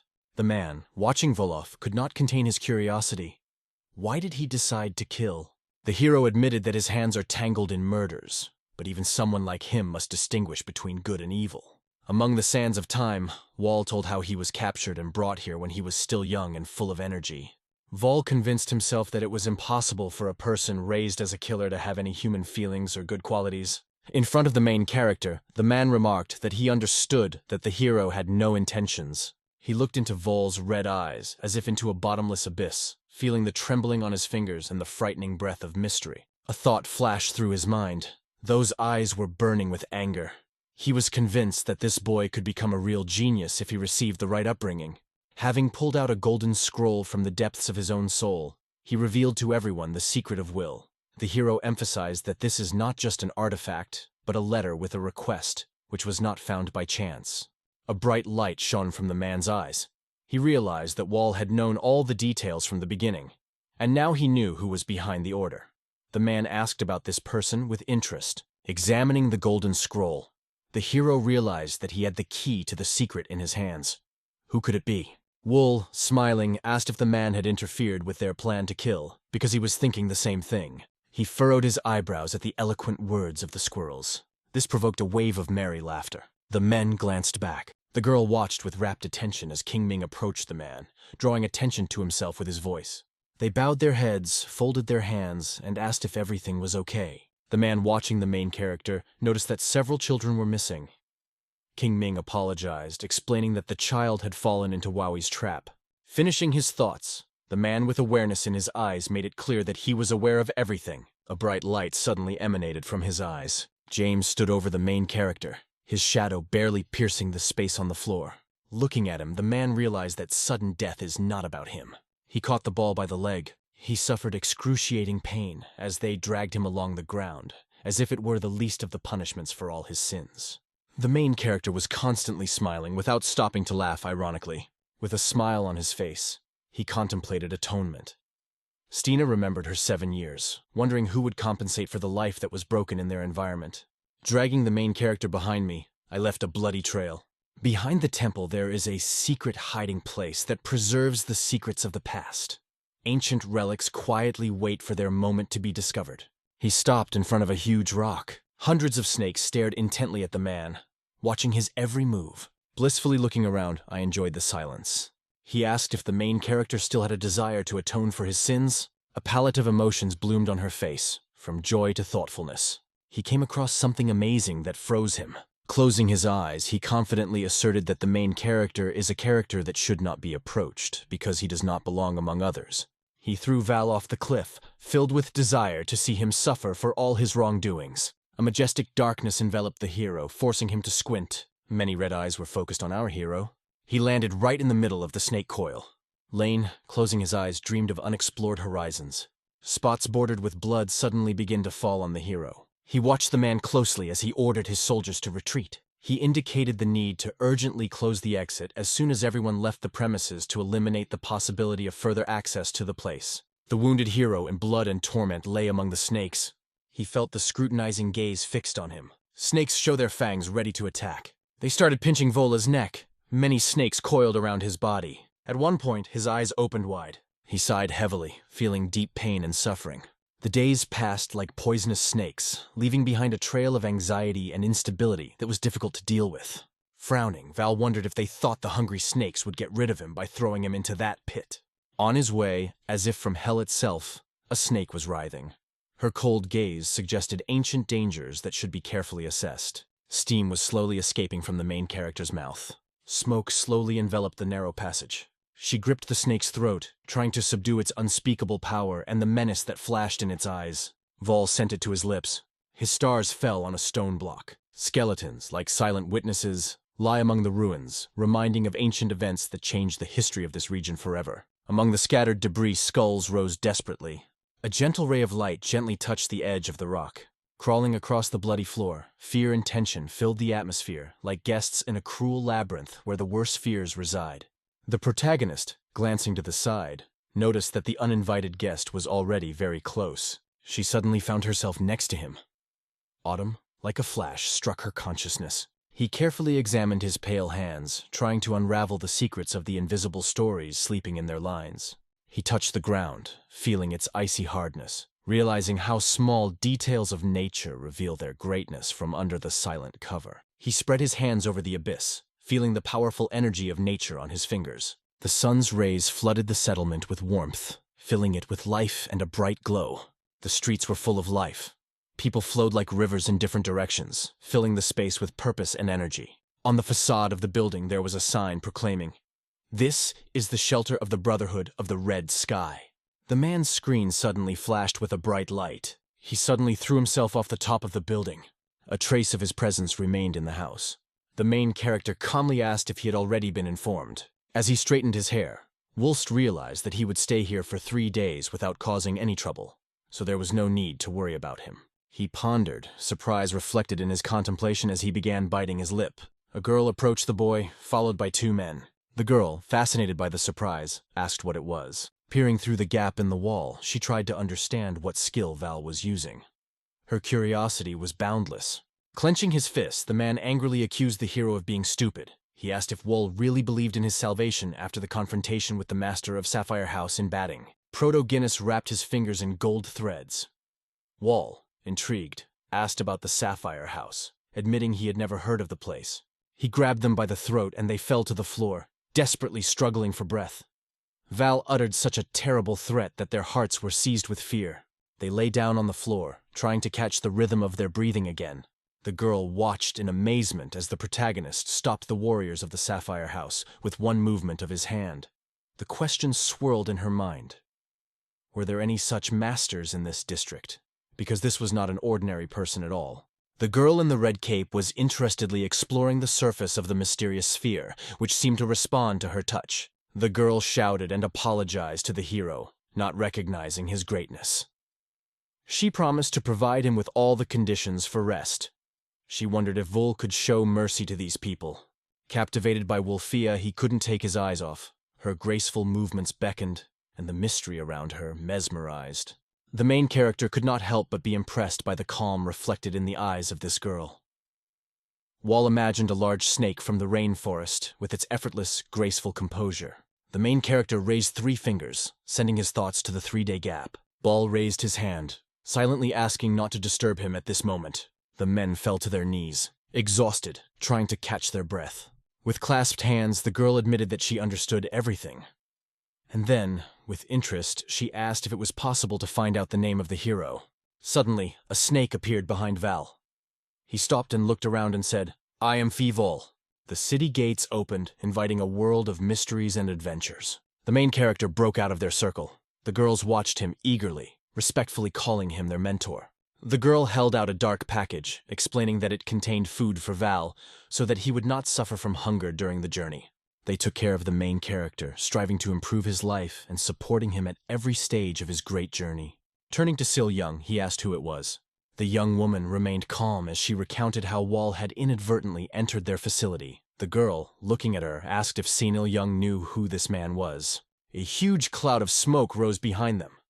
The girl was deeply surprised that she did not notice death standing so close. The wall and the dark abyss appeared in her imagination, and she noticed that a new Death Star had appeared in Jung. Rain fell from the gloomy sky, scattering thousands of shiny drops on the ground. He wandered into an abandoned building. The window offers a view of the weather outside. Watching the raindrops, the hero realized how nice and cozy it was outside. Thinking, Val understood 7 years had passed. Clenching his fist, the hero realized that the memories of the past remained with him forever. Focusing his gaze, Vol understood. In order to move forward, he needs to free himself from the burden of the past. In his mind, the enemies came to life, becoming flashes of energy. He was deep in thought about Kinshan and Amipa sect. With a frown, he said that more secrets about these people could be revealed in Chengdu. The girl found herself in the mud, and irritation overwhelmed her. I wondered where this unpleasant sticking came from. As she walked in the rain, she felt the rush trying to drown her thoughts. The man, smiling, shouted, "Namu Amita Butsu!" His words were a call for peace, reminding us to leave the arguments behind and enjoy the moment, because they had found shelter from the rain. The young lady looking at her hand was shocked to see that it was wet. She could not contain her curiosity, and asked what Daishi was planning in this situation. Daishi, bowing his head in his hands, was surprised. Why is he being accused? Was it really his fault that her outfit got wet? The girl, radiating disappointment, noted that the culprit of their current mess was Dayashi, who had gotten slightly lost. Honk, stepping forward, extended his hand to the gracious Buddha, seeking an answer to the question. Why are their trials so severe? The girl, with a look of excitement on her face, pointed her finger, asking if he thought he was better than others, and laughing slightly, called him a mad monk. There was indignation in her words. She was sure that he was no different from the others. She announced with distaste in her voice that the monk hated her. She glanced at Val, indicating that there was another person nearby. In front of the main character stood a monk, struck by the thought that someone had already been here before. The girl, fascinated, looked at the attractive Vala with respect, hardly believing that she had met such a young man among the mountains. Slapping his chest with a hand, Dayoshi weighed in with gratitude for being lost. But the girl angrily ordered him to be silent. With a smile, she remarked that fate had brought them together under one roof. So it was time to get to know each other. Her name was Hevel Ranjo. Watching Ranju, the audience discovered the name of the central character. Embarrassed, she admitted that she liked Val. Looking away, Dayoshi admitted that she loses her mind when she meets charming men. Meili felt Dayoshi's joy at meeting the main character. Extending his hand, the monk introduced himself as Kelson, exuding the confidence of one who knows his way. Extending her hand, Ranju asked Vol where he was going. The hero replied that he was on his way to Chengdu. She noticed that their routes coincided. She laughed merrily, noting how wonderful it was to travel together. She offered to take care of Val and join the journey. The protagonist watched her with admiration, absorbing her every move. The group impressed with its unique appearance, which aroused lively interest. In his imagination, they appeared as powerful warriors who could easily unite in times of need. Imagine Rangia wrapped in a mysterious red halo. He wondered if Randa was really capable of leading, because there was no sense of leadership in her eyes. The hero quietly watches them like a shadow in the dark. Going up to the window, Ball agreed with her idea. The main character felt that they were united by something deeper than just a promise. He was sincerely interested and confidently offered to travel together. On the banks of the Blue River, he thought, watching the shimmering reflections of the water as if they were secret answers to unsolved questions. Many people carried packages with them. Dayoshi noted with a smile that they had arrived on time. If they had left later, there would have been no seats left. Closing her eyes, Ranji voiced her complaints about the rice-based means of transportation, finding them inconvenient. Enraged, Dayoshi became aware of herself with a sense of frantic commotion. Randu wonders what made Wall smile as he marched towards Chengdu. The main character decided that a meeting with friends is the perfect plan for the evening. Grabbing the edge of the ship, Ranju wondered whose ball it was, remembering everyone he knew. The main character clarified that these are debtors. Ranju, astonished, inquired whether he had any debts. Wool smiled. He has no debts, on the contrary, they owe him. The protagonist, observing Ranju, asked about their plans. She smiled mysteriously, saying that she would trade without the goods. Even the invisible can be sold, she added. Some crossed their arms, listening with interest to the secrets of the main character's family. The sun shone on the surface of the sphere. He said that he is not part of this clan. Impressed, Dayoshi asked the hero if he belonged to the clan. The hero clarified with a smile whether it mattered. Dayoshi, having calmed down a bit, replied that he didn't, although Deshi was deep in thought, furrowing his brows. Everyone turned away, lost in their own thoughts. The ship floated gracefully through the waters of the river, like a king in his element. Many eyes turned to him. The girl smiled cheerfully, filling everything around with warmth and kindness. They plunged into a serious discussion about an important issue. The main character carefully contemplated the floor, as if looking for something that could not be explained. Suddenly snapping out of his thoughts, he noticed Andrew walking up and asked what he was looking at so intently. Val, in silence, only looked, indicating his carelessness. Ranju noticed that his face was full of tenderness. Val hastened to let her go if she intended to talk nonsense. Her heart trembled as if under the touch of a bold violin because his words seemed too cruel. Kelsa, cup in hand, pondered whether to leave things as they were. Dayoshi, with negativity in his eyes, asked the monk if he believed that the almighty blood spider could be conquered by human charms, because all his steps were calculated in advance. He watched as Ranga flirted seductively with Stina. The hunter saw a spider-like danger in her, and that thought scared him. Over a cup of tea, Dayoshi mused almost suspiciously about the main character. He believed that Val was kind of quiet, and Randa needed to be stimulated into action. Kelson threw his approval into his mind. Someone accidentally dropped their cup on the floor. They watched intently as the ship approached faster and faster, wondering what it really could be. In the monastery, she noticed how her soul was changing, letting in new sensations. People shouted that the boat was near. The pirates rushed to them, solemnly declaring that, by capturing the rice from this vessel, they would provide themselves with food for a long time. When the man realized that the pirates were approaching, he began to loudly call everyone to arms. People shouted, calling for help, like rescuers. She ventured to approach her husband, showing with a gentle hint that their circumstances were indeed difficult. Extending his hand, he asked if there was anything he could do to help. In the corner of the room, a man asked who Daishi was. His answer was impressive. What is important is not the standards of others, but what he can do himself. Kelson of the raid suddenly appeared behind Aisha like a ghost in the evening shadows. The pirates watched with interest as the monk quickly approached. He struck them suddenly, like thunder in a cloudless sky. The pirates were amazed. With anger on his face, he gave the order. The monk must be destroyed. Kelson skillfully parried the blows with his staff. Passers-by watched the unfolding events with interest. Embracing her husband, Diarshi gently asked if he could see it. With a smile on his face, he proposed a fee of 500 silver ions. The monk was enveloped by gusts of wind. He held his staff tightly. The heiress gradually moved away from him. She chose white to add a slight yellowish tint to her eyes. He launched a grand campaign of attacks on his enemies. The pirates landed on the floor with a loud thud. Alson found himself in front of a sleeping pirate who was shaking with fear. His face slowly hid behind his hands, as if he was seeking shelter from the world or yearning for peace in this gesture.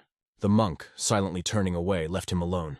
The amazed pirate looked at him with admiration and bewilderment. Nelson jumped into his boat, filled with determination. Money in the bag, Dayoshi emphasized that the entire job was done perfectly. The monk, holding out his hand, suggested that in the future it would be better to turn to Rand for help. Looking at the coins, Dayoshi asked in surprise if Helson really thought she would listen to him. He cautiously expressed his hope that he would be happy if she didn't put a curse on him. When the monk was asked about Ranzu's whereabouts, he turned away and pointed to the place where she was. Leaning against the wall, she looked at him and asked if he had a home in Chengdu. At the same time, she gently invited him to go with her. When the hero turned away, he realized that loneliness was enough. Rendev, a little embarrassed, noted Wall's cold composure. The look with which he admired her seemed to remind her of her happy moments. Dayoshi constantly wondered if the main character's love for her would be real. Dayoshi, closing one eye, smiled. An ordinary person would not have endured such a thing, but this boy was clearly not one of the ordinary ones. Desi, holding her gaze on Wall's face, lost herself in thought. His eyes radiated such deep meaning that he seemed to contemplate beyond the limits of human perception. Rendev, with an expression of displeasure on his face, frowned. The hero simply could not understand what was happening around. She turned away and spoke bitterly that Wall was not worthy of such a beauty as her, because her kindness was boundless. It struck her to the core. The hero, closing his eyes, spoke disgruntledly about poisonous roses, although attractive in appearance. A red light flashed in Range's eyes. She smiled and asked Wall if he saw beauty in her. She noted with a warm smile that everything went just fine. The main character carefully contemplated her, keeping a calm expression on his face. Ball, watching Ranja, noted in his mind that their conflict revolved around finances. Pay attention to how Australians invest their capital. Their decision to act this very moment indicates a desire to demonstrate their strength and gain recognition. I imagined a manor house engulfed in flames, where the sound of battles of brave warriors echoed in the air. Contemplating the need for such a force in Chengdu, the hero questioned whether King Chen and the Commission would consider these conflicts to be acceptable. Val plunged into disturbing thoughts. Maybe the situation really is so terrible. The hero vividly remembers how, covered in blood and smiling, he warned the young man to get ready to avoid punishment. A red light suddenly burst out of his eyes. A green spot appeared on Ball's face. Events were in full swing at the wharf. People enthusiastically unloaded the ship, filling the air with loud sounds of hard work and splashing water. They hid their bags under a small shed. In the saddle of his horse, Tao noted with a smile that they would arrive in Chengdu in the morning. He asked what the main character's plans were. Looking at him, she will say with a smile that it is in this place that he would stay with pleasure. With sadness in your eyes, you asked if we could go on this journey together. The main character realized that only he can find the answers, and the evening sky majestically floated above him. He assured them that he would see them as soon as he arrived in Chengdu. With a smile on his face, Ranchu asked Wall to share his plans. However, the main character remained mysterious. Even the biggest details remained unknown to him. Everyone saw them off with peaceful looks. He moved to the settlement, where new adventures and challenges awaited him, which awakened a true adventurer in him. She entered the estate with a sense of mysterious adventure. Everyone opened the curtain. A group of angry men watched him intently. With pleasant intrigue, all eyes are directed at the main character. He crossed the threshold of a room filled with a crowd of people. He took a step forward, filled with confidence, as if he had opened a new stage in his life. A person approached Val's table asking if he needed a place to stay or food. Val, by design, replied that he needed both. But first he would choose food. Beyond his back stretched an infinity of flowers. The man, full of amazement, tried to figure out who this creature in front of him is. A good-natured idiot or a real young man. The amazed young man thought in passing, maybe this is a girl cunningly hidden under the mask of a man. The old man arranged a dinner, putting tastings on the table, and wished the main character a good appetite. He hit the table hard, drawing attention to himself. The angry man asked if the main character was really a man. He smiled slyly, calling himself Chang Ayan, Gujun's head of security. Paul carefully looked into his eyes and asked, "What do you want to say?" Opposite him was Chan, laughingly talking about a match with his friends. If it turns out that the main character is a girl in male clothes, then he will get 2 nannies. Suddenly, he was overcome with cheerful laughter. Frozen with closed eyes, he sincerely repented and told how he lost 2 nines.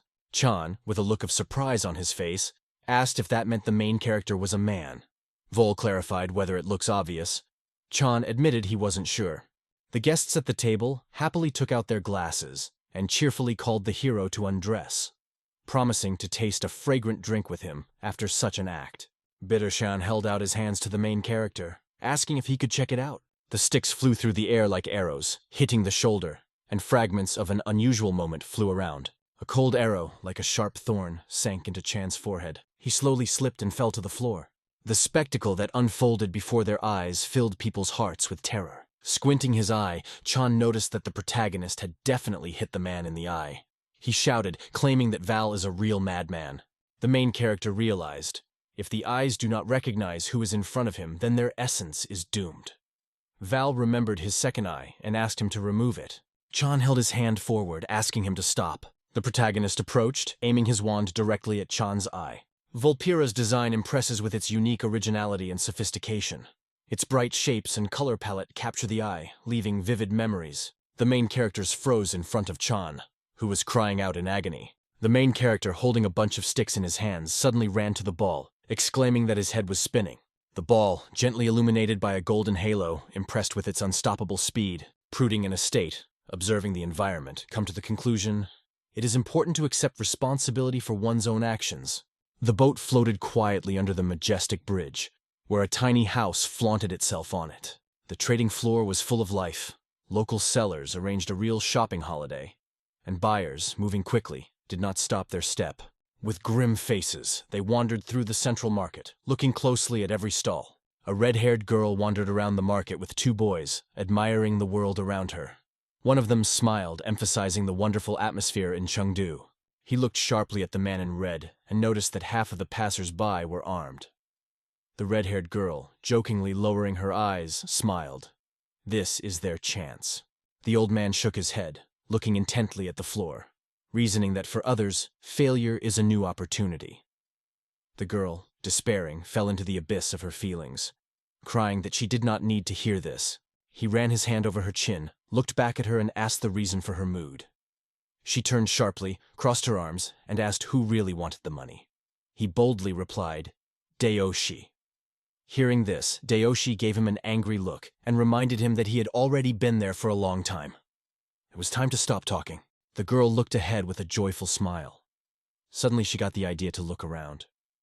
The boys behind were also watching the same thing as her. She opened her eyes and their eyes sparkled with wonder. Her mouth fell open with inexplicable delight, as if an unusual flower had suddenly bloomed in the ordinary world.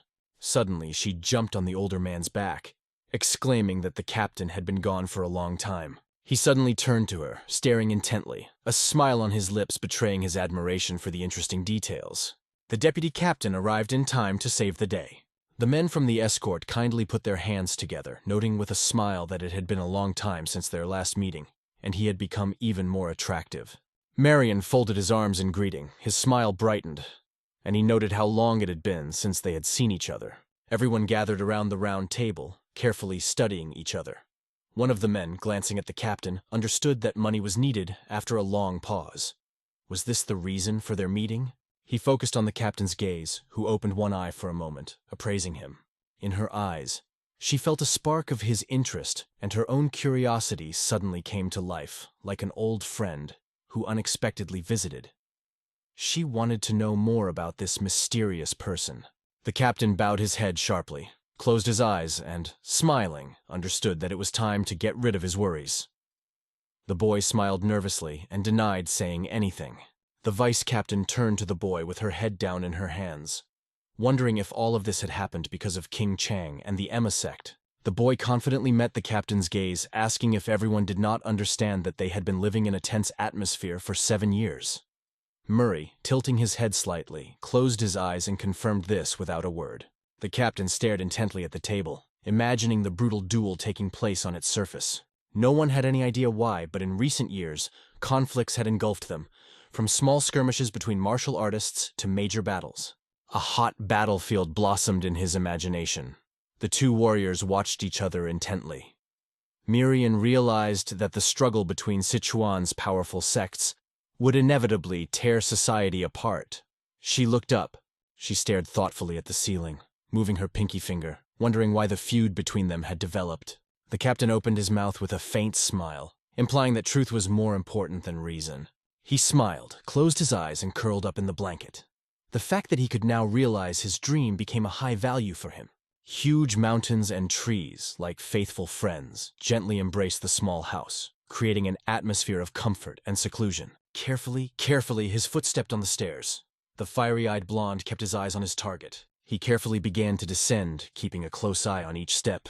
The man confidently wiped the table, but suddenly, hearing footsteps, turned sharply to the young man walking by and opened his mouth in surprise. Overwhelmed with fear, he abruptly pulled his hand away from the table and, as if numb, turned to the boy, surprised that he was still here. A portrait of a fearless killer arose in his imagination, and he could not understand how such cold cruelty could comfortably exist under the guise of an ordinary person. That face makes him think of running away, but instead, tears flood him, unable to hold back the whirlwind of emotions. The man confidently approached the stranger, assessing him from head to toe, as if declaring who was the boss here. Frightened, he froze, stretching out his hands in fear. The pale man approached the man, gave him a challenging look, and asked which of them was the best versed in domestic affairs. The man suddenly bowed his head, particularly surprised, and his eyes widened, indicating a lively interest in the internal affairs under discussion. The guy came closer, becoming even more menacing, and pretended it was about sects. The man advised him to look at the street with workshops, turning left from the hotel and continuing on his way. A vivid picture appeared in the man's mind, a door with the inscription, Room of the Fire Dragon. He realized that his path lay at the end of the street, to this mysterious place. The boy looked at him in surprise and asked about the Room of the Fire Dragon. A pale man stepped into the street among the workshops, carefully watching the commotion. Memories flashed in my mind of how the sect had come about, thanks to the meeting of the Sith and the Masters. This was not the first time they had traded with Situ and his followers, so they were ready to tell everything if he bought a weapon from them. Suddenly, a powerful hammer crashed down on the red-hot steel, causing a loud sound that broke the silence around. Cows jumped from the pasture directly to the street, calmly eating grass, and later unexpectedly end up on the asphalt, bringing the townspeople a real rural flavor. The passerby, tired eyes like lights, stopped, listening to the loud sounds from the feed store, and went deep in thought. The boys stopped in awe as they watched the blacksmith expertly work the hot metal on the anvil with fervor. The pale man leaned against the pillar, staring into space, his arms held tightly by his sides. He was surprised by that strange, sharp sound of metal that rang out so clearly. It was only a moment after that the silent giant broke the Chen silence, declaring his agreement. He hit himself on the head, then turned to the blacksmith and said that someone who is confident in his skill with a hammer should not try to practice in this workshop. The angry man leaned on his finger, looking at the blacksmith who was lying on the ground, and reproachfully shouted for him to just mind his own business. The blacksmith stood up, looking intently at the man. He, opening his mouth in surprise, realized that he was now the center of attention. The pale young man watched the blacksmith with interest, who finally began to calm down after being denied entry. The man ordered to go around the building and complete the task before the following instructions. He began to release clouds of steam, and noticed that such a brightness on the face is characteristic only of the true leaders of the industry who accepted him. Suddenly, sharply turning his head, he looked at the boy's pale face. With a suppressed smile, he watched the boy, noticing that he had encountered something unpleasant, and asked what he wished to buy. The fair-haired young man stared at the blacksmith without looking away, and asked what he had done. Confused, the blacksmith turned around, wondering what was going on. The pale man languidly turned his head, imploringly asking that the descendants of the Tang clan be forbidden from using hammers. His interlocutor was surprised and heard about such an unusual request for the first time. Pointing his finger, a man in a red robe appeared slowly walking through a gloomy area under a red sky, pondering the decline of his lands due to deals with demons. Mysterious shadows loomed over the young man sprawled on the ground, lost in thought about the bow. He realized that no workshop would reveal its secrets to the clan's heirs, wary of history's harsh cycle repeating itself. The pale young man, staring intently at the ceiling, barely opened his mouth. His awareness grew. Descendants must pay for the sins committed by their ancestors. The man suddenly turned his head. His eyes were filled with madness. His mouth was strangely open. He understood. Payment for mistakes had become part of the cult, and the boy listened with enthusiasm. The man suddenly turned around, snapping out of his thoughts, and asked why the smile had brought him here so early. The pale young man, studying it carefully, remembered the flying blade. He, continuing his way, said that all the weapons from the armory were waiting at the end. The blond boy, slightly squinting his red eyes, clarified whether many orders had been received recently. His unexpected question surprised everyone present. A man with clear eyes and a warm smile admitted that the opening of the war between King Chang and Mai had brought in twice as many orders. The real energy of a successful business reigned in his tents. Walking under the clear sky, the man stretched out his hands and noticed how all the craftsmen were working on making weapons for the various sects. And suddenly, his pale companion turned sharply. He turned around, his face casually calm. She witnessed a man from the Tang clan being beaten and screaming his blood. Despite the fact that his clan had already suffered for apostasy from their ancient traditions, a group of youths mercilessly beat the boy who was lying on the ground, demanding with shouts that he understand his place in the hierarchy. Although he is not allowed to do so, he takes up the hammer with pleasure, making no attempt to hide his excitement. The man looked intently at the crowd through his fingers. Suddenly, turning his head, he began to carefully look for something immeasurable in the side. He carefully moved his hands away and looked anxiously at the knife that was left on the ground. The pale young man carefully studied the crowd and realized that people are capable of terrible deeds, worse than animals. A group of boys stared intently at him, threatening without words. The blonde watched the unfortunate man on the ground and reasoned. If you allow yourself to be devalued, your life is simply torn and thrown away, waiting for death to come. The other just nodded quietly. The pale man glared angrily at the Tank clan member, knowing that his patience could kill hope, turning life into a stray dog. These words made the tan boy stare at the knife. A mad gleam lit up his eyes. The fair-haired man gradually approached the young man, looked him carefully, and asked about his intentions. The young man, raising his head, stared at him in fright. One of the offenders, with a fixed gaze and open mouth, pointed a finger warning them not to interfere in the fire dragon's affairs. He looked up anxiously and froze at him. In a moment, the same bully, with a fierce expression on his face, approached menacingly, asking how he dared to ignore him. Immediately after his words, Tang clamped his teeth into his neck, not stopping until he bled. Faiwal just closed his eyes, showing no emotion. The young man knocked the attacker off his feet and inflicted another strong blow to the neck with a knife. Raged offender turned to the boy and began to ask what he was doing. Suddenly, a sharp knife flashed before his eyes, catching him off guard. Without hesitation, Tang thrust the knife into the opponent's neck, the blade almost touching the eye, emphasizing the reality of the danger. Both accomplices of the criminal watched him in despair, their mouths hanging open, not believing that he had gone mad, suddenly attacking the man like a wild animal. At these words, Tana suddenly turned her gaze away. The young man slowly turns his head, his crazy eyes full of realization. He's been treated like a beast, and now he's turned into one himself. The boys, having calmed down, carefully watched the thief. They were surprised. How could he think that he would get out of the situation so easily? The hand slowly rose, clutching the knife tightly.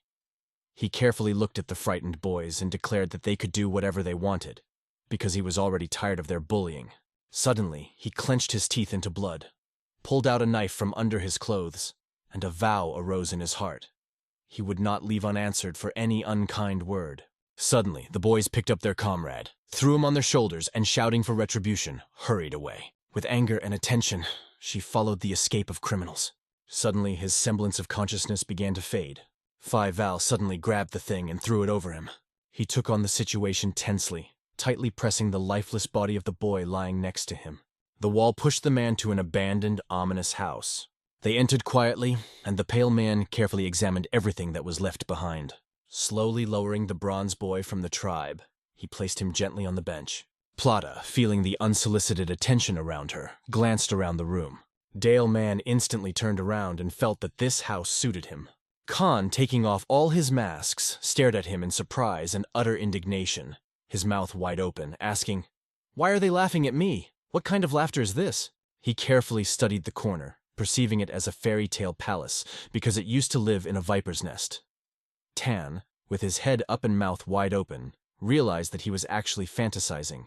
Just before Phoebe left the house, he announced that he had to arrange something. Tan, watching with interest, asked where he was going. After these words, the pale man turned to him, interestedly asking about his affairs. Tang, slowly picking up the hair on the back of his head, glanced at the boy with surprise, and made it clear that he was not interested in him now. He smiled gently, closing his eyes, and accepted that everything was just like that. Tan spread his hands, looked surprised, and asked what the problem was. Suddenly, his red eyes fixed on the boy. He sternly warned that there are those who betrayed him, and are now being hunted. Tang, feeling the tension, looked at the young man and thought about revenge. The man, pale as a ghost, glanced at the boy, and his red eyes flashed with a terrible fire. Looking at him, he spoke. King Chang's and Emma's sects, along with the other sects on their side, gave Tan an impression of surprise and fear.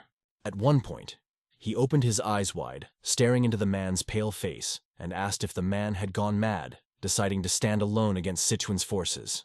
He stretched out his hand, scrutinizing the boy, and guessed that he must not have been able to handle a simple trick. Tan must now return the dagger to him, because he is the one who bought it and now needs it. Tang carefully examined the dagger on his belt, his mouth barely open, asking himself why he needed this useless thing.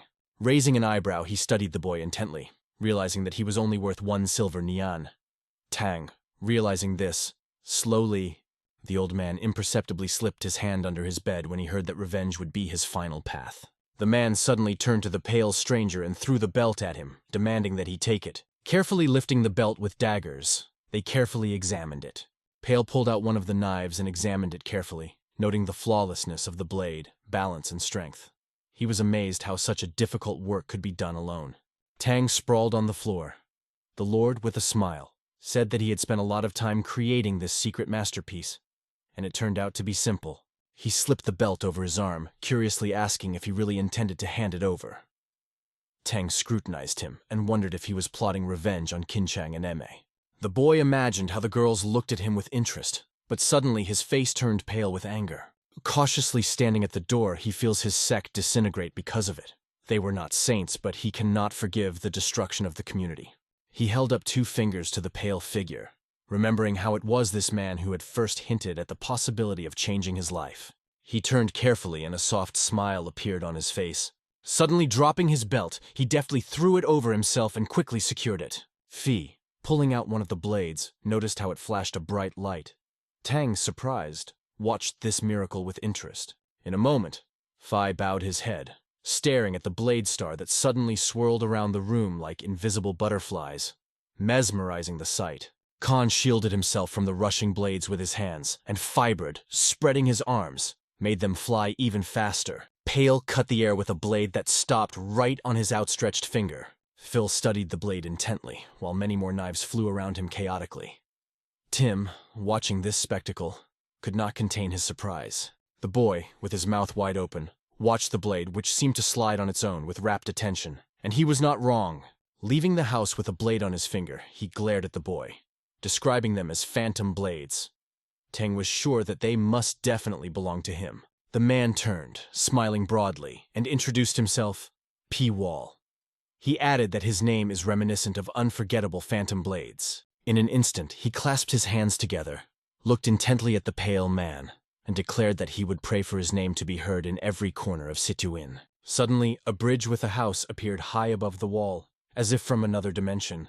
On the square, in the very heart of the street, silence and emptiness spread. The girl gently reached for a cup of tea.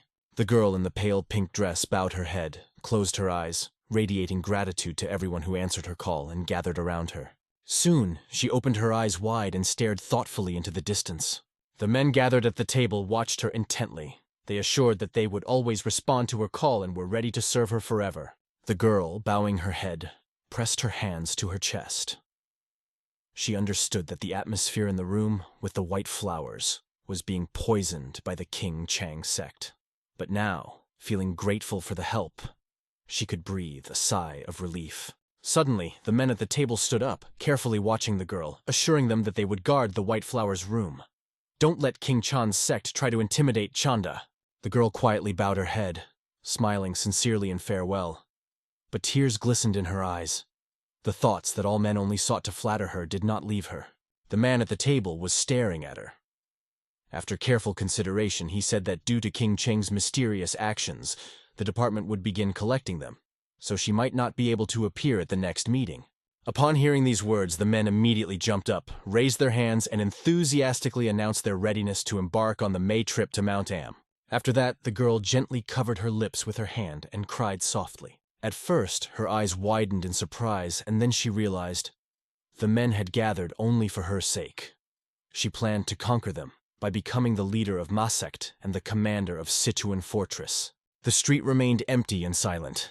The girl led the men up the stairs, looked down, closed her eyes, perceived tenderness from their closeness. One of the boys, leaning closer, said that they had completed 2. She smiled. Suddenly her eyes widened, filled with wonder, and she stared forward curiously. He watched how everyone eagerly ate lunch and sat neatly at the table.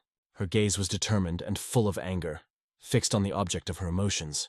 With fear, she stared at the boy, clutching her hands, trying to understand how the eyes could be so bright red. A group of men curiously followed the figure of a girl walking into the distance. She walked confidently, with her hands down, surprising them. She cautiously approached the fair-haired young man, closely examining his features.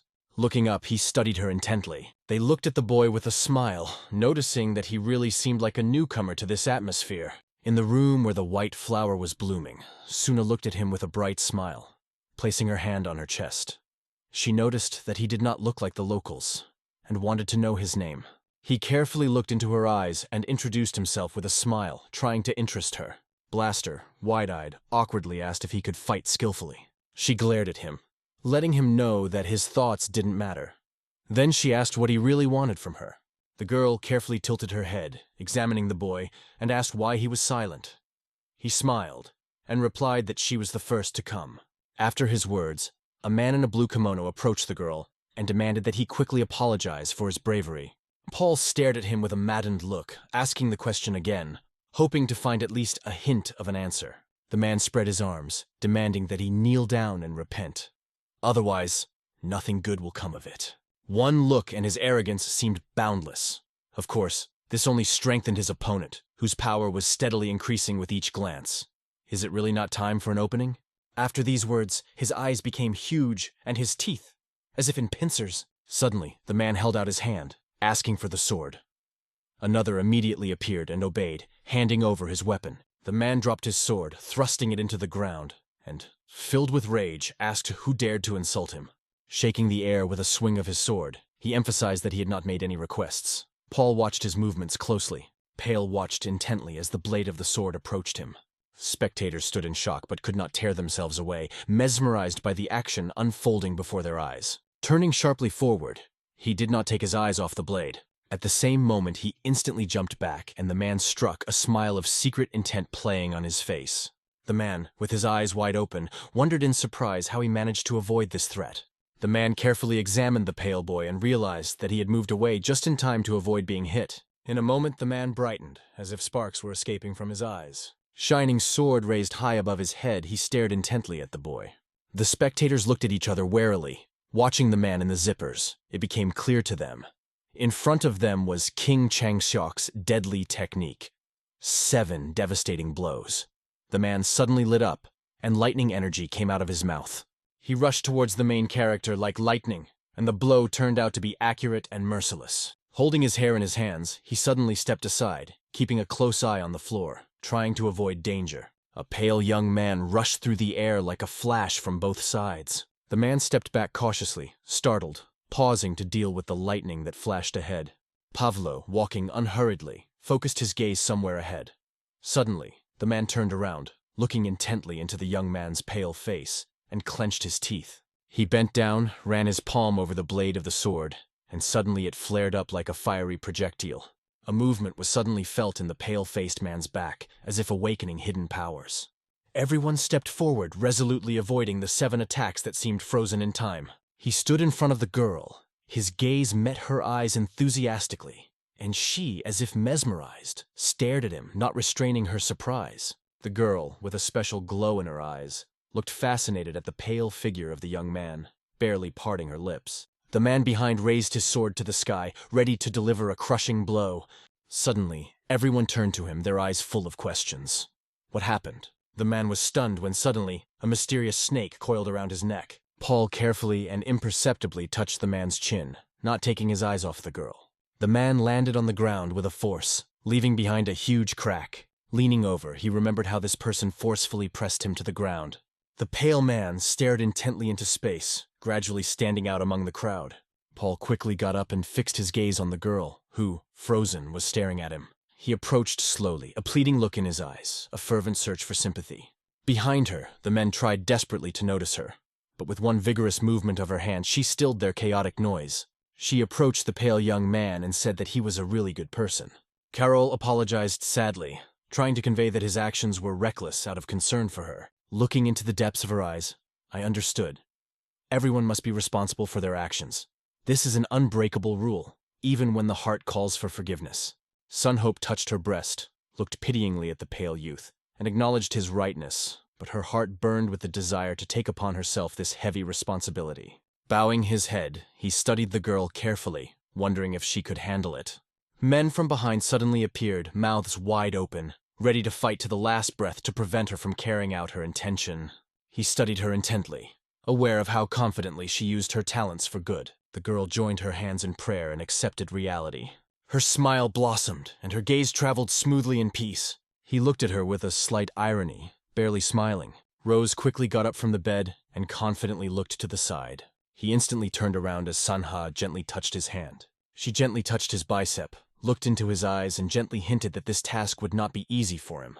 Paul, tilting his head, fixed his gaze on her and remarked that it was necessary to understand the details first before giving his consent.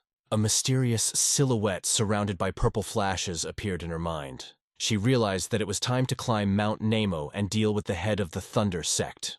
Dream-hosted suddenly woke up, her eyes closed in surprise. She remembered the moment when the leader of Thunder, Ti Yong Honk had offered her his hand.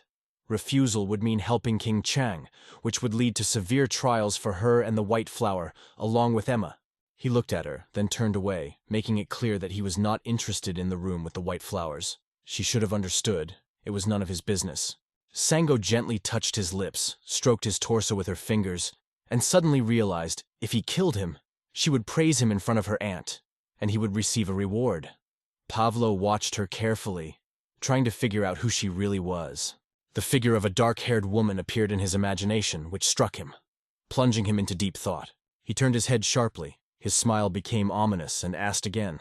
The majestic Mount Aim towered on the horizon, shrouded in clouds that created a mysterious mood. Andre steps forward and a man in green walks next to him. He talks about a magical view on Mount Aim that is bravely worth fighting for. As he climbed the stairs, he insisted that everything would be in vain if they lost the war against the Kunchang sect. He was sure that everyone understood how miserable their end would be if they were forced to leave Mount Amai. A cozy village is hidden near the top of the mountain, which reveals the deep mysteries of its existence. In a spacious hall, a woman and a man in green were chatting, and in front of them sat a man in black clothes, carefully observing the events around him. Once upon a time, there was a girl named Zhonghua. Her short hair and blindfold created an aura of mystery. Lauren was here too. The man in black turned out to be the essence of the 9 plagues. She emphasized that travelers cannot kill without reason. They should give something in return.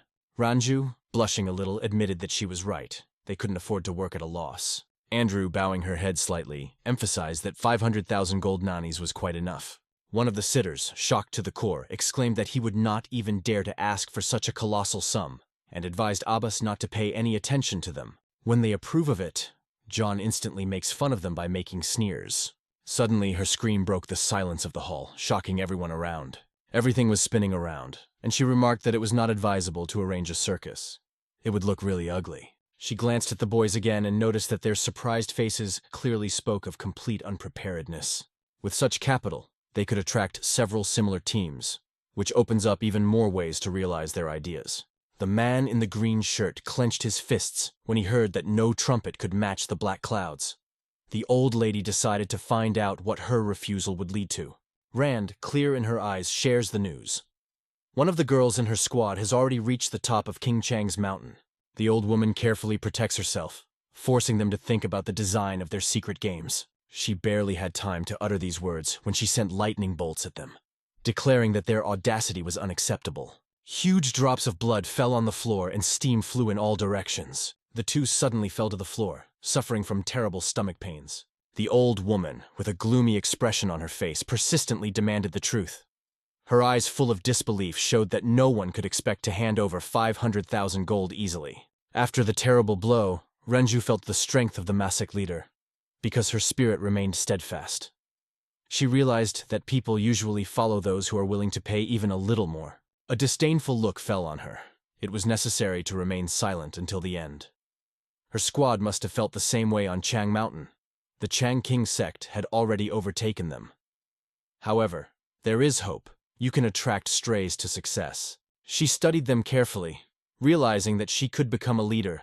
But the uncertainty of the conflict forced her to seek support. Calming down, she began tapping her fingers on the chair in displeasure, implying that their minds were limitless. Yanghua, who was nearby, was instructed to carry out her duties. The gray-headed bald man, leaving the hall, expressed his indignation. He cannot do business with those who only care about their own benefit. Every deal with this clan wears him out. Descending the stairs, the man wondered how much more he needed to squeeze out to find peace. The bald grandfather felt as if his soul had left his body. The bald man wondered if Guy and Neem could see 2 huge granaries full of grain. He could not believe. Why are they trying to buy even more for nothing? Are they trying to solve the old grain problems again?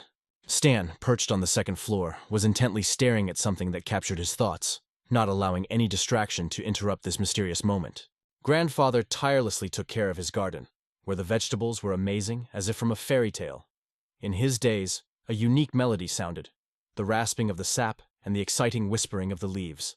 He raised the glass to his lips, his gaze fixed intently on them. Morian feels incredibly tired, and the continuous yawning does not leave him a second of peace. They invite us to come and talk to him.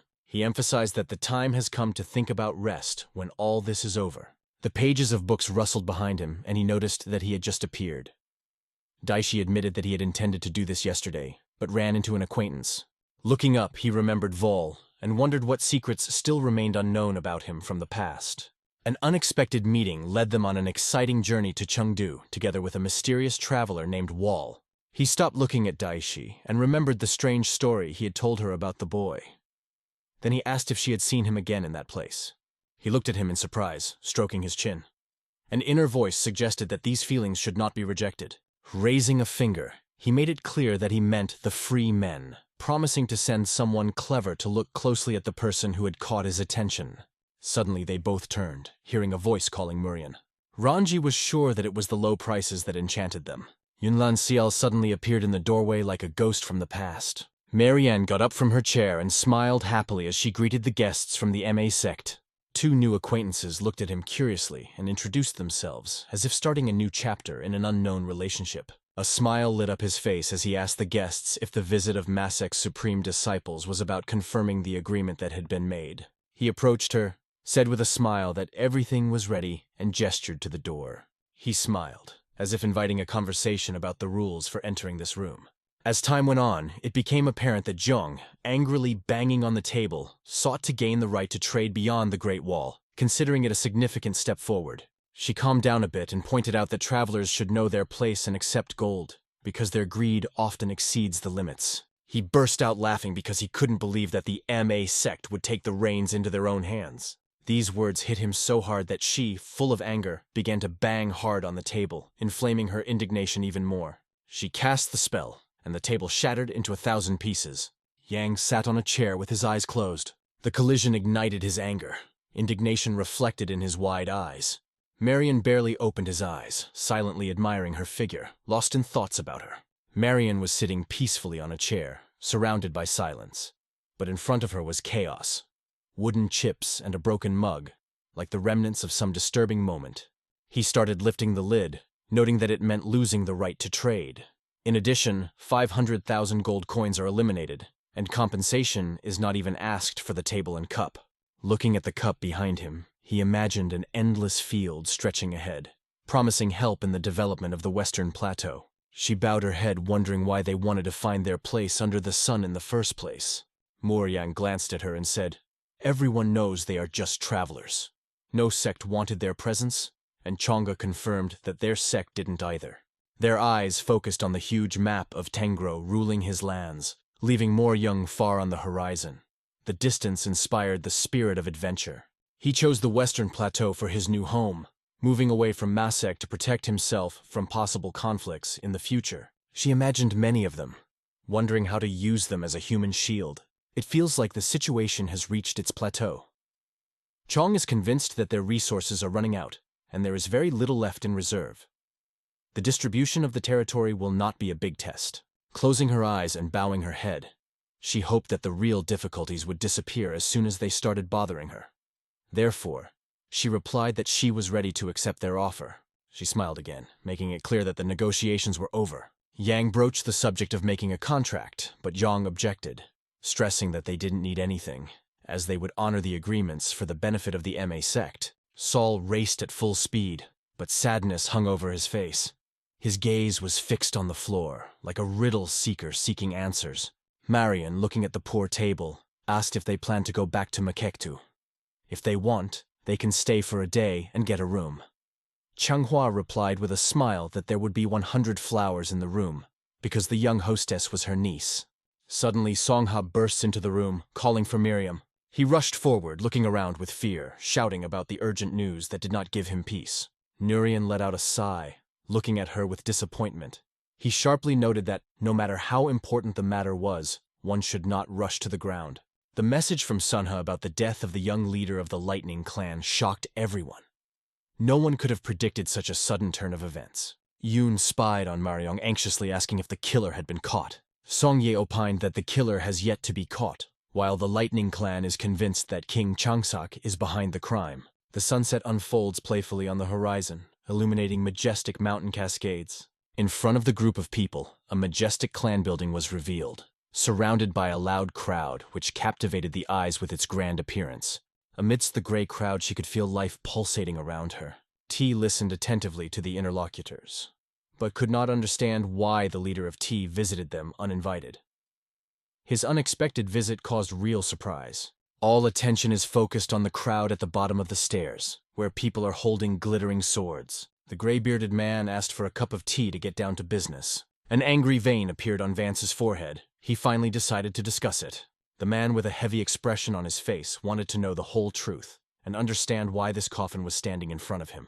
T, stopping in front of the coffin, expressed his belief that the body of his student was resting inside. He was filled with a rage that broke free, and he screamed, losing himself in the uncertainty of the authenticity of his emotions or the theatricality of this display. With a soulless expression on his face, he looked intently at the interlocutor, persistently asking for an explanation of what happened to that student. He felt his shame mingle with anger and determinedly assured that he would now show all his skills. Just saying these words, he deftly tore off the lid of the coffin with his sword and threw it aside. Inside the house lay a lifeless body divided into parts. It was the young leader of the Lightning Clan, Namgosan. Examining his wounds, he realized that these were the evidence of King Chang Sex's sword strikes. The 72 deep waves on his body undoubtedly told their story. The elderly man could not stand up, watching the incredible skill that he had never seen before. These skills were called the 72 sword waves belonging to his sect. He raged, sure that the old man would continue to make excuses despite the obvious. Since his disciple had died because of the Chen Kingdom's technique, he was filled with unbridled anger. I'm sure they understood. By making a marriage contract with the 100 Flower Room, they actually wanted to become his allies. The Kinchongs, having learned about this, were the first to react. He charged forward with his sword, filled with anger, realizing that he could not be who he wanted to be, as his disciple had died under the blows of King Chang's sect technique. The old man tried to solve the mystery, but his ideas were not believed, demanding concrete evidence. What truth is troubling him, and will he be able to explain his quest? Her ears were struck by a loud scream full of indignation that instantly caught her attention. A man with fiery hair surrounded by flames called out, "How could he appear so unceremoniously without an invitation?" Ray Gerardman called him to stop in an angry voice, because such behavior was completely unacceptable. At the same time to T, an attacker with red curls pounced. He came closer, his hand raised, ready to deliver a powerful blow. Only he thought as he suddenly shot a fiery beam straight into the heart. Blood began to flow from your mouth as darkness crept into your mind after the incredible impact as your body slowly pulled back. The red-haired man was burning with anger, doubting his feelings and intentions. Sarcasm and accusations become tools to hide one's faults and shortcomings. The gray-haired man grabbed his younger brother tightly by the shoulder and shouted that the white man was attacking them. That man with the curls began to walk away, thinking that they would become an object of ridicule if they touched it. But there is still time to find out everything after they are freed from this burden. The gray-haired old man watched his younger brother, remembering how much he had changed. From a cold young man, he turned into a cruel and thoughtless person who lost all levers of control. He quickly came over, helped her up, and asked if everything was okay. He looked down on them, saying that King Changseok planned to brutally eliminate any rebellions. The old man watched him intently, silently, with sadness in his eyes. Approaching his brother, he asked him to contact the leader of the T clan and prepare a room for the warriors of the Lightning Clan. The old man, overwhelmed by the meeting with the snow-white twilight, stood next to the boy with brown hair and a deep, penetrating gaze. He began to rush in different directions. Because the old man guessed, unusual events in Chengdu would probably require his intervention. Clouds covered the sky with a thick veil, as if someone turned off the sun, turning the day into a magical game of shadows. A couple in bright outfits strolls on the veranda, one in green, the other in peach, creating a real symphony of colors. The man in the green suit confirms that King Chang's sect did indeed take Namhausen's life, as their martial arts symbol is not difficult to falsify. The second remarked that the greater the power in a martial art, the clearer its reflection, and it was simply impossible to fake something like 72 sword waves. Right outside the door, on an old chair, sat Val. He put his head in his hand, lost in thought. Sanghok entered his room, racking his brains over how to make it happen.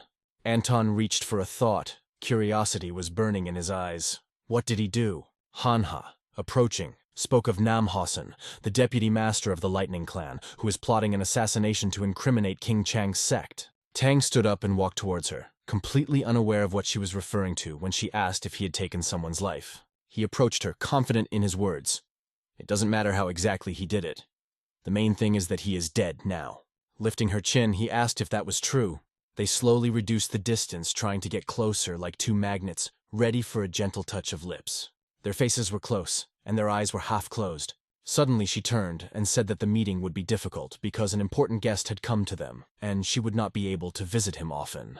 Anton looked at her with bewilderment, trying to figure out the essence of this mysterious thought. She held out her hand, pointing to Elder Masekta, her aunt, who would appear in the white flower room with the student today. However, it is worth noting that the elder is usually very demanding, so Sanhav will have to do everything on his own. Lilia moved to the door, and Anton wondered why the lilac was blooming here. Rumors talked about her deal with mercenaries from Black Cloud. They drew a storm that resembled a dark cloud with fierce red eyes that obscured the light of the sun. He emphasized that their squad is considered the most powerful, and their leader is distinguished by unusual wisdom. Anton suddenly remembered Changhua, realizing that she would still remain in the room, surrounded by white flowers. His thoughts wandered around when she would decide to leave this place. Sonka left the room, saying that she would stay for a while. She was glad to see her aunt, but she didn't want another woman to be around. Peeking from behind the door, she winked playfully, leaving a hint of the upcoming meeting. After a few minutes of inactivity, a forgotten memory surfaced in his mind. Everyone ran, feeling that it was there, among the lush lilac bushes, that his gaze met that mysterious woman. He remembers the cold and the danger they carried. Now, in Chengdu, their meeting is possible. The moon wrote its mysterious stories in the window, and his gaze wandered silently into distant spaces. The thought that the death of Nam Housen of the Lightning Clan would wreak havoc in King Chang's sect troubled him. Sitting down at the table again, he decided to wait a little longer. Suddenly, images of endless sea spaces, where numerous swords froze in the air, came to life in front of me. A vision of the sea, full of secrets and endless horizons, unfolded in his imagination, which took the breath away. Blood was spilled, pouring out chaos and drama in this thrilling moment. Again we see the same dagger from the Age of Dark Legends, relentlessly beckoning to the untouchable secrets of the past. The flight over Volshand was amazingly beautiful, as if from a fairy tale. Every moment was filled with the spirit of adventure and amazing, unforgettable moments. Anton was standing in the middle of the room, covered in bloodstains, throwing daggers in all directions. At his feet is the lifeless body of Namhasen. His gaze was cold, like an icy abyss that absorbed all warmth. It seemed to be able to penetrate directly into the heart and freeze it forever. Their steps constantly change time, and now they find themselves in the same room where Namhasen's body was once found. Shodan is in this room. Someone stubbornly stomps on the floor, as if trying to find support under it. He looked closely at the dagger marks on the floor and the wet bloodstains. They looked a bit crude, but they definitely showed the sword technique of the 72 waves. Bending his legs, he wondered if a random person could repeat the trick. In response, they heard that such a person can really impress. I think so too, but can a stranger master a technique that only select members of their sect know? John instantly thought of the book, noting that this information had been known for a long time. The boy once again felt confident in wielding a sword. He was aware that the fake only showed the technique of his movements.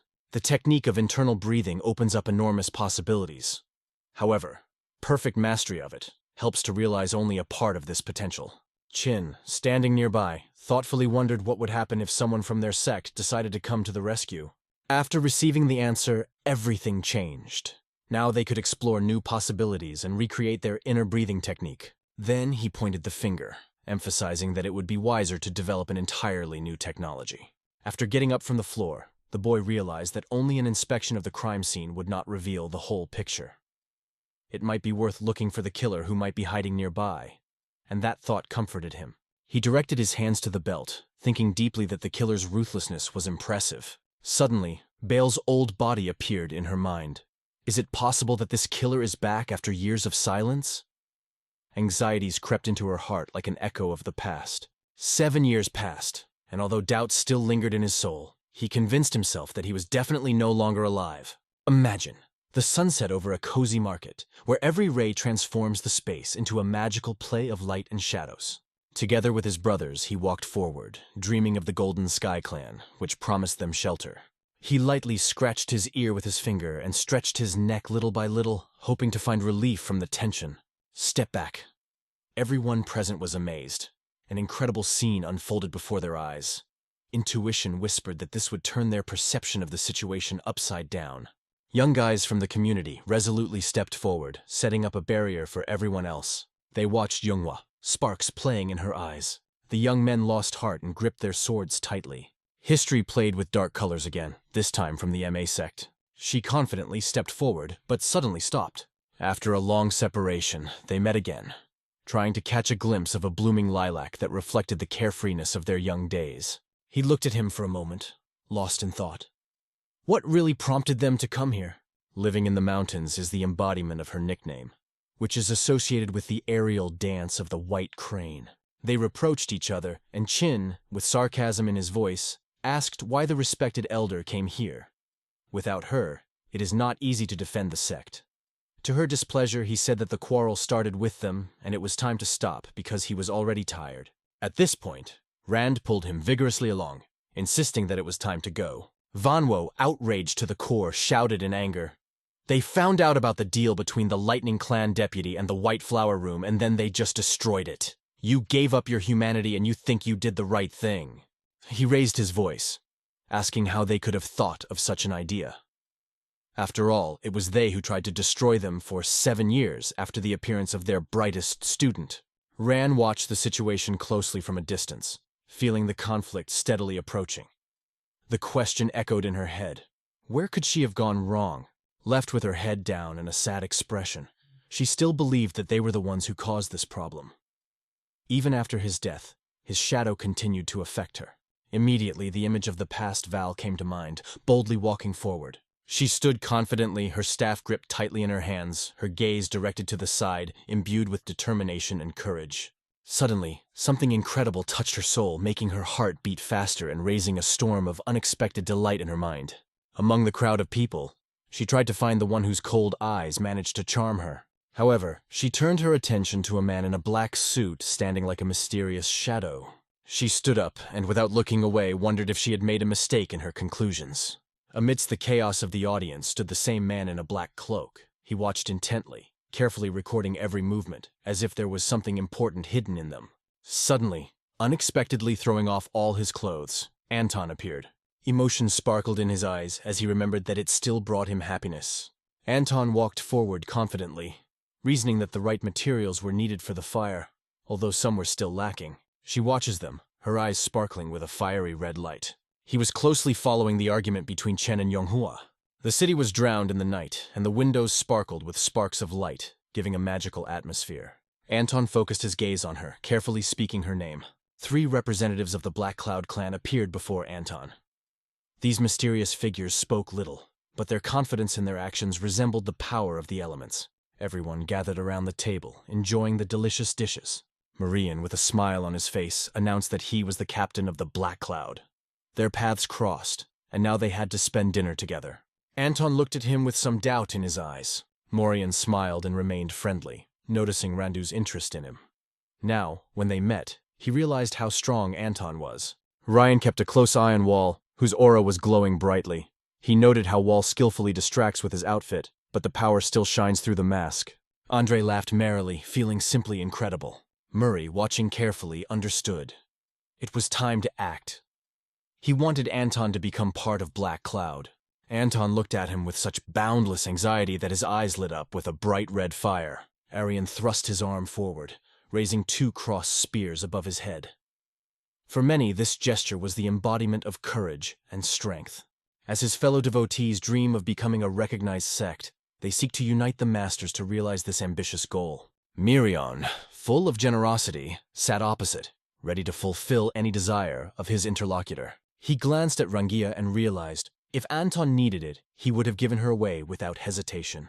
Dioshi, in 8th position, watched Rang's reaction with interest. Looking closely at her gaze, it became obvious.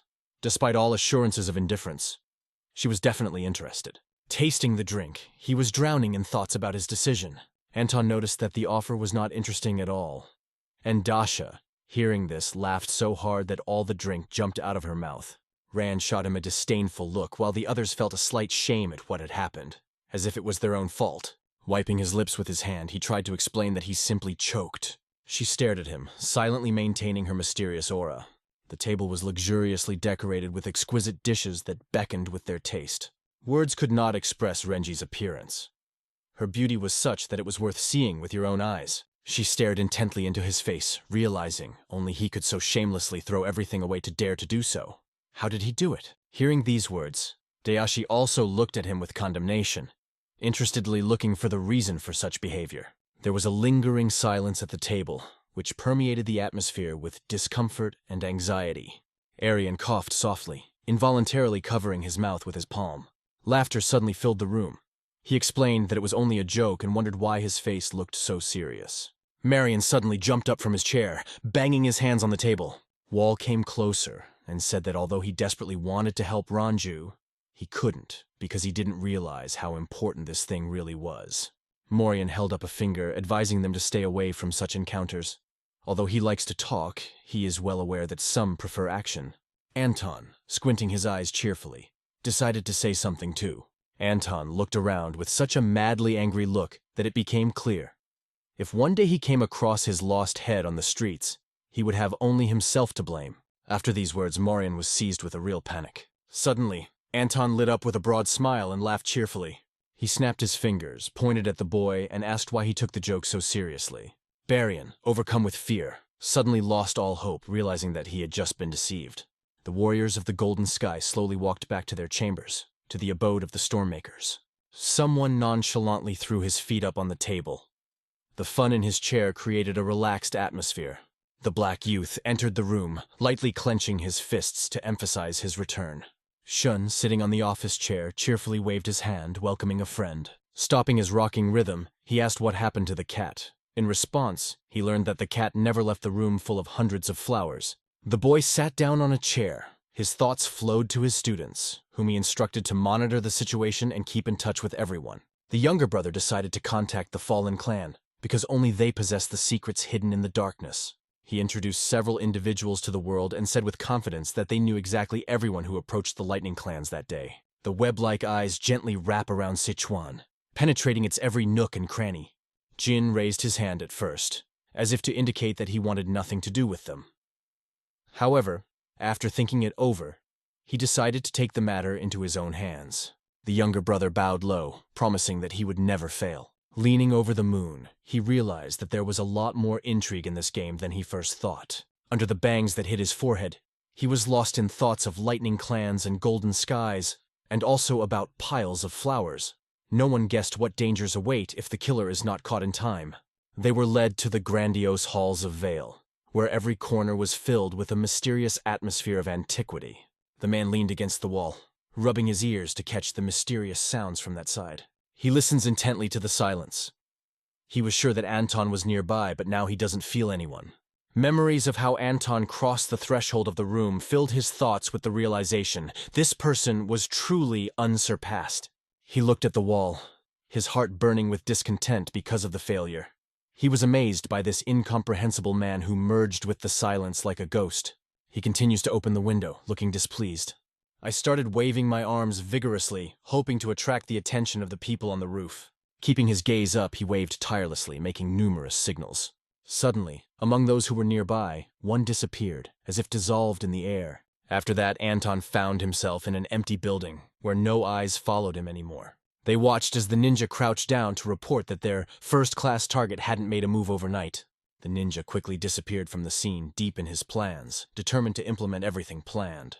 Taking a deep breath and closing his eyes, he felt that it was time to start a new business. Shaking his fingers on the map, he concentrates on its nuances. He carefully replaced the small figurines, gently touching them. The problem that plagued him was related to the 3 gates under King Chan Mountain. He remembered the battle at this gate, realizing that the dark cloud was powerless here. They must be lured to the foot of the mountain in order to fully utilize the 200 horsemen. He stared off into the distance, pondering what decisions lay ahead. Deep in his own thoughts, he frowned and looked up. He suddenly launches several daggers into the ceiling, striking the target with admirable virtuosity. The daggers ignore everything around them and freely cut through the ceiling. Rushin's face was full of surprise as he looked up. He was quite surprised, not believing his eyes. There was not a single soul around. He squinted slightly as he felt someone's gaze. Could it be that fatigue had distorted his senses so much? And as it turned out, there was actually a person behind all this, namely Anton. Anton descended to him, shifting the shadow magic expertly. He looked at him, his eyes burning with the will to fight. Against the background of white flowers, greeted by soft light, red ones bloomed brightly, trying to capture the guest's eyes. The girl, covered in the gentle moonlight, anxiously asked her sister to return to the top of Amai, when the dawn sparkled with the first rays of the sun. They stood close to each other. Yumu tried to convey that staying with the master was the best decision. Saul, quietly objecting, reminded her of the master's assignment to help her sister. Surprise flashed in her eyes, because it exceeded her capabilities. She emphasized the uncertainty of the moment of confrontation with the Chan King sect, so she decided to stay put. She looked into his eyes, convinced that in the event of a threat, the black cloud would become her protection. She turned to her sister, asking for her attention. Under the moonlight, Jiang kept urging her to come back at dawn and hug her tenderly. She bowed to him and confirmed that she understood. A bowl of fruit was shining in their hands. They were waiting for a sign to cross the threshold. Shan sat calmly in the chair, absorbed in melancholy thoughts, but still invited her to enter. Yunhua, being a student, wondered what had prompted her friend to come so late. She was determined to defend her company. Chong considered her a true professional. Sunho looked confused when his aunt asked who he was dating. This question became a real shock for him. In the rays of the sun, he became an invisible hero. His energy permeated every moment, like a secret force conducting everything around. She noted that her boyfriend was indeed very helpful. She looked restlessly at her aunt, who was sitting, and a thought tickled in her mind. Does her boyfriend have something to do with the death of the young leader of the Thunder clan? His look was full of aggression as he asked her if she really eliminated Hossen. Reaching out her hand, Sun admitted that she wasn't sure, but she could feel his involvement. She looked at her aunt and assured that if the truth about the murder was confirmed, she would find a guide and bring him to her. Law nodded in agreement. He sat listlessly on the chair, asking his name while Suna stared dreamily out the window. They rushed to the little one, trying to find out what happened. They were shocked to realize that Gonsun was in trouble. Many are sure that this is a prank by King Chang. Gonsun sprawled out peacefully in his room, a pool of blood around him. Longhua could feel the shadow of death closing in on him. His clothes were stained with ominous blood. In anger, he called out his name at the top of his voice. The sun, playing with gold, enveloped the purple roofs, giving the city a magical glow. He froze on the tile, feeling the silence envelop him as the news of Gonsun's death came. Gonsun, the key representative of ManHwaCapped, lay quietly dead on the floor of this room. There was longing in her eyes, because she assured everyone that their choice was wrong. Blue clouds followed. He believed that this is for the best. The more you fear, the more you hope for them. When she passed through the village, she suddenly repeated incessantly, "This is impossible!" His words still echoed in his head. The killer looked particularly strange. He emphasized that when the red shadows descended, Noah's donkeys were among them, and the children, fascinated by the unusual adventure, ran after them. The man stubbornly claimed that no respectable organization would resort to the services of murderers. It made him wonder if there was anyone else out there who could have intervened. She remembered his words. In case of her death, it would be his business. Anxiety continuously, oppressively squeezed her from behind, did not give her rest. Frowning, he asked if he had been told anything strange. Walking along it, he frankly admitted that he had only heard about the purpose of the surveillance. The street was buzzing with many voices. He assured her that the target had not appeared for 4 days, and he was convinced that Mon was indeed to be trusted. He looked agitated and asked if he was really sure of what he said. And in response, they heard that he can be trusted in such circumstances. As she passed the bright flowers, she invited him to stop and learn more about King Chan's affairs. She found herself in front of them, overcome with sadness, having learned about the death of a student with whom she had learned the sensuality of life. A businesswoman, full of regret for her loss, stood in front of her. Yoon, tirelessly reminding them that it was to examine the wounds that they were summoned. Carefully observes the student. A sword scar glowed on her neck, and she wondered if she should have silver threads. She remembered that such threads leave behind wrinkles, but the student's skin was without any traces. Chong, standing behind her, asked if she had seen such marks before. Merchant admitted that this is her debut. Chong added that even the Latvians had never seen anything like it. She confirmed her words and, without pausing, began to discuss the situation. She found out with interest whether she had suspicions about anyone. The image of the main character appeared in her imagination, and she could not believe that he was actually in front of her. Chan stood before her, wondering when her strength would gather again, filled with impatience and mysterious confidence. She consoled her that everything would happen in 2 days, although the cavalry could interfere with this. She immersed herself in yellow magic, reassured and confident that she would win over the cavalry. He shouted, trying to figure out if she intended to engage in open confrontation. Zhang stubbornly maintained that their dreams would certainly come true. She asked Merchant if she was afraid of it. Yunho was overcome with indignation, his eyes fiery like orange flames. She could not come to terms with the thought of living under the roof where King Changsok ruled. The student suddenly panicked, as if an invisible hand grabbed her.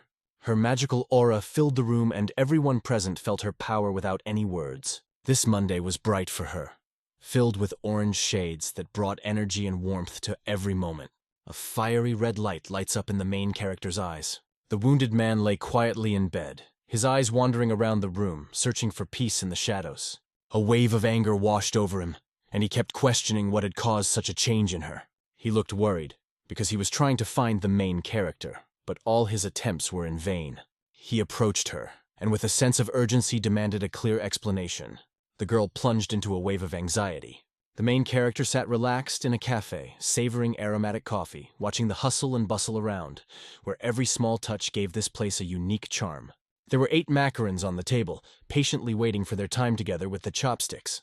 Each of them is a separate story, ready for an exciting gastronomic journey. In front of him lay a plate of soup, from which appetizing aromas rose, inviting him into the embrace of warmth and pleasure of taste. With a glass in hand, someone invited to dive into a new adventure. She handed him a glass of water, smiling, and asked if it tasted good, adding a compliment. "You look great." The concentrated orb stared at her, watching her interfere with his quiet enjoyment of his meal. She leaned forward, her elbows resting on the table, looking up at him. The main character inquired about her wishes, and she replied that she wanted to know how he was doing and apologize. Red lights flashed in the eyes of the main characters. He couldn't understand why she was planning to apologize to him. The main character was sitting on a bench when she, addressing him, noticed that he looked impolite. He, in despair, answered that he did not care. She was surprised and wondered why he was not interested in their relationship. Smiling, she subtly hinted that it wouldn't hurt to reconsider the boss's proposal. They sat down at the table. He asked her about the solution regarding the black cloud. She replied that she would always take care of him. He approached her from behind and decided to confess. He had lost something priceless. This was a real blow, because this loss had a profound effect on his life. He wandered around in confusion, trying to figure out where she had gone. She waved his hand away, asking him not to follow her. He appeared before the main character, looking for confirmation of his identity. Everyone watched him intently, their faces grim. Yoke did not smile in the presence of the main character, but believed that he looked attractive. He was curious to know if she thought he was cute. Rania was furious as she realized she was trying to get this man's attention again. She noted that his actions would not bring anything. He leaned over the main character, carefully looking into her eyes, trying to catch the essence of her words. She, with obvious anxiety, turned to him. He licked his lips, looking curiously at the main character, and was surprised that he couldn't reach him. Wall, concentrating, informed him of forgiveness this time. Val hid himself in the shadow of a plate of soup when he was approached with a request to leave the cafe. From that moment, he decided not to notice what was happening around him until the end of his days. He reached out to the squirrel but was surprised when she spoke. The hero did not take his eyes off him, starting the countdown. His eyes flashed with red sorcery, as if the universe was revealing its secrets. He kept counting the seconds, realizing that 2 had already passed. Thin chopsticks lay in his palms. Everyone unanimously agreed. Count each blow to 3. His hand was pierced with prickly sticks. He was seething with rage, and he indignantly called the hero the son of an unkind woman. He lifted the table with all his might. Gaze was in an intriguing confusion, trying to figure out where Val had gone. She drew her sword, ignoring everything around her. The opponent received a powerful blow to the head. A red light of magic lit up in her eyes like fiery stars. He dealt Yuppei a devastating blow. Covered in blood, he looked as if he had been brought up in war. The floor was drowned in red, a piercing reminder of the horrors that unfolded on this mystical night. The winner looked at the destroyed opponent, illuminated by a sense of triumph and the power of well-thought-out tactics. All the past battles remained in history, and new difficulties appeared uncontrollably ahead. His hand was gently touching her hair. Everything around was permeated with thin threads of magic that shone in the light. A magical light shone in his eyes. The hero's fingers approached carefully, as if trying to touch something really important. They harmoniously corresponded to her ideal, exactly as she imagined them. Andri was furious, constantly trying to call his partner. Each stroke of the blade pierced the target with astonishing precision. The rope imperceptibly approached him, resembling a snake on the hunt. Bright red energy waves danced near the hero. Rand rose to his feet in a rage, his blade cutting the rope in an instant. Meeting in the charming robeless corner, a girl appeared before him, accusing him of sins. The ball pulsed with energy, and she was troubled by the thought of why he was in trouble. Andri, in a fit of excitement, begged him to stop. Magical energies blossomed around him. Everyone frankly had a predatory look on her. He turned, needing distance from her. Rand constantly looked back, noting how people often described him as unpredictable. She assured that she could not even imagine that the main character would behave like this. He turned to meet her gaze. She made sure that he did not relax. Playing on the side of Randu, the main character was warned. If he does not change his behavior, the consequences cannot be avoided. He just moved away, not listening. The cafe was constantly filled with a thick cloud of smoke. He looked disconsolate, insisting that his outfit was ruined, but Kiliang liked it. Murray, closed in the dark with a bandage, realized that he was the victim of a beating because he crossed paths with the main character. She froze in front of his bed, and Nerion was convinced that she had been consumed by the loss of her ability to respond. The inner fire of anger flared up in her, and she understood. The conflict had arisen at a critical moment. Rand stepped back, and there was pain in his words. Morian's pride had been shattered. She swore that the hero would definitely pay for his offense. In her imagination, he appeared brighter and brighter, each time becoming more real, filling her heart with boundless joy. She renounced him as soon as she fully dealt with the affairs of the Chen King's sect, Ranju said confidently. I understand you completely. Stepping back to the side, Maureen insisted that they would only begin to act after merging with the cavalry. Ranju was filled with rage and insisted that she should prepare everything carefully. The old man, contemplating the bars, asked himself if he really wanted the death of the leader of the Lightning Clan. Sighing, he sat opposite and clearly indicated his intention to destroy the leader. They were at the slatted table where the old man was sharing his thoughts on the virtually indestructible. Only one clue is the martial arts of the King Chang sect. Jin asked about the rumors surrounding the mysterious Chained One. He was calmly sitting on a chair, and we knew that we had only heard about the main character from conversations. In the middle of a blooming field, Sanjin enthusiastically discussed the beauty of nature, noting that Wool is a cruel yet incredible master. Behind the bars, he asked the old man how the main character was connected with the death of the leader of the Lightning Grip. They looked at each other, and Sanjina continued to claim that she didn't know anything, although the main character clearly fit into every detail of her words. He put the bag on the table, suddenly realizing that it was a wall. Feeling support behind his back, he advised, apply, if anything. Now, sitting at the table, he wondered who else might have been involved. Holding the book, he could not contain his excitement, eager to discover the secrets that were hidden in its pages. The biography of the central character paints him as an eccentric individual endowed with impressive talents in martial arts. Behind Sanjirin stood Vol and Mana. Could Wall really have killed Hosen? This question remains open, prompting speculation about the events and motives that may be behind it. Immersed in the book, he confidently thought that the main department would skillfully solve the situation after receiving all the necessary data from him. A shadowy hand wrapped around his shoulder, and the hero realized that his life was now under the control of his native clan. He glanced in surprise at the missing place where he had just felt the warmth of a hand on his shoulder. Surrounded by threads, he constantly complained that he was unable to move. It flashed through his mind. This is a real threat. He was filled with delight when he suddenly realized who was behind him. He delved into the text and, opening another page, realized how impressed he was by the information found in that tome. Sanjun was wrapped in threads. He explained to the main character that he was the leader of the clan of Shame in the chess country, assuring that the clan would definitely come to his defense.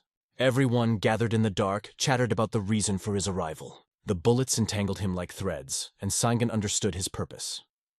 The hero admitted that he did not want his story to be distributed without his permission. The motor started nervously, as if trying to solve a mystery that worried him. She leaned into him, confirming all his empty assumptions. He gritted his teeth as he wondered why Ball had made such a decision regarding his person. The thought did not subside in his head. Are they not trying to eliminate him in order to silently take away all the secrets? The hero sat down on a chair, looking imploringly at the boss. He claimed that no one had seen the book. This made Ball smile as he called his name. The old man, seized with terrible excitement, begged to believe. Despite numerous attempts to escape, the hero remained a helpless puppet in the financial game of threats. He gently held the threads in his hands, feeling as if the will was nearby. He hit the main character with words, calling him a fool. A red glow of magic burned in his eyes, like two clear fire crystals. The strings hit the old man's head, tearing its fabric shell. Her head rested helplessly in a red puddle. The head, having lost its connection with the body, was like a terrible symbol that told without words about the tragedy that befell him. Sangen's body sat listlessly in the chair, and his head rested nearby, dispelling all hope for the illusion of life. A fire broke out in the village, which shook the whole community. People immediately left their jobs to rush to help their neighbors in this fight against the fire. From the smoke of the explosions, it became clear. A war had begun between the clans of King Chang and Mei. All those present froze, staring into the bright flame. Their faces expressed both fear and delight at this exciting sight. It was reported that a fire broke out in the house. Marianne wandered among the silent bodies resting in the valley, like a ghost from the past, dreaming of finding a forgotten part of her soul.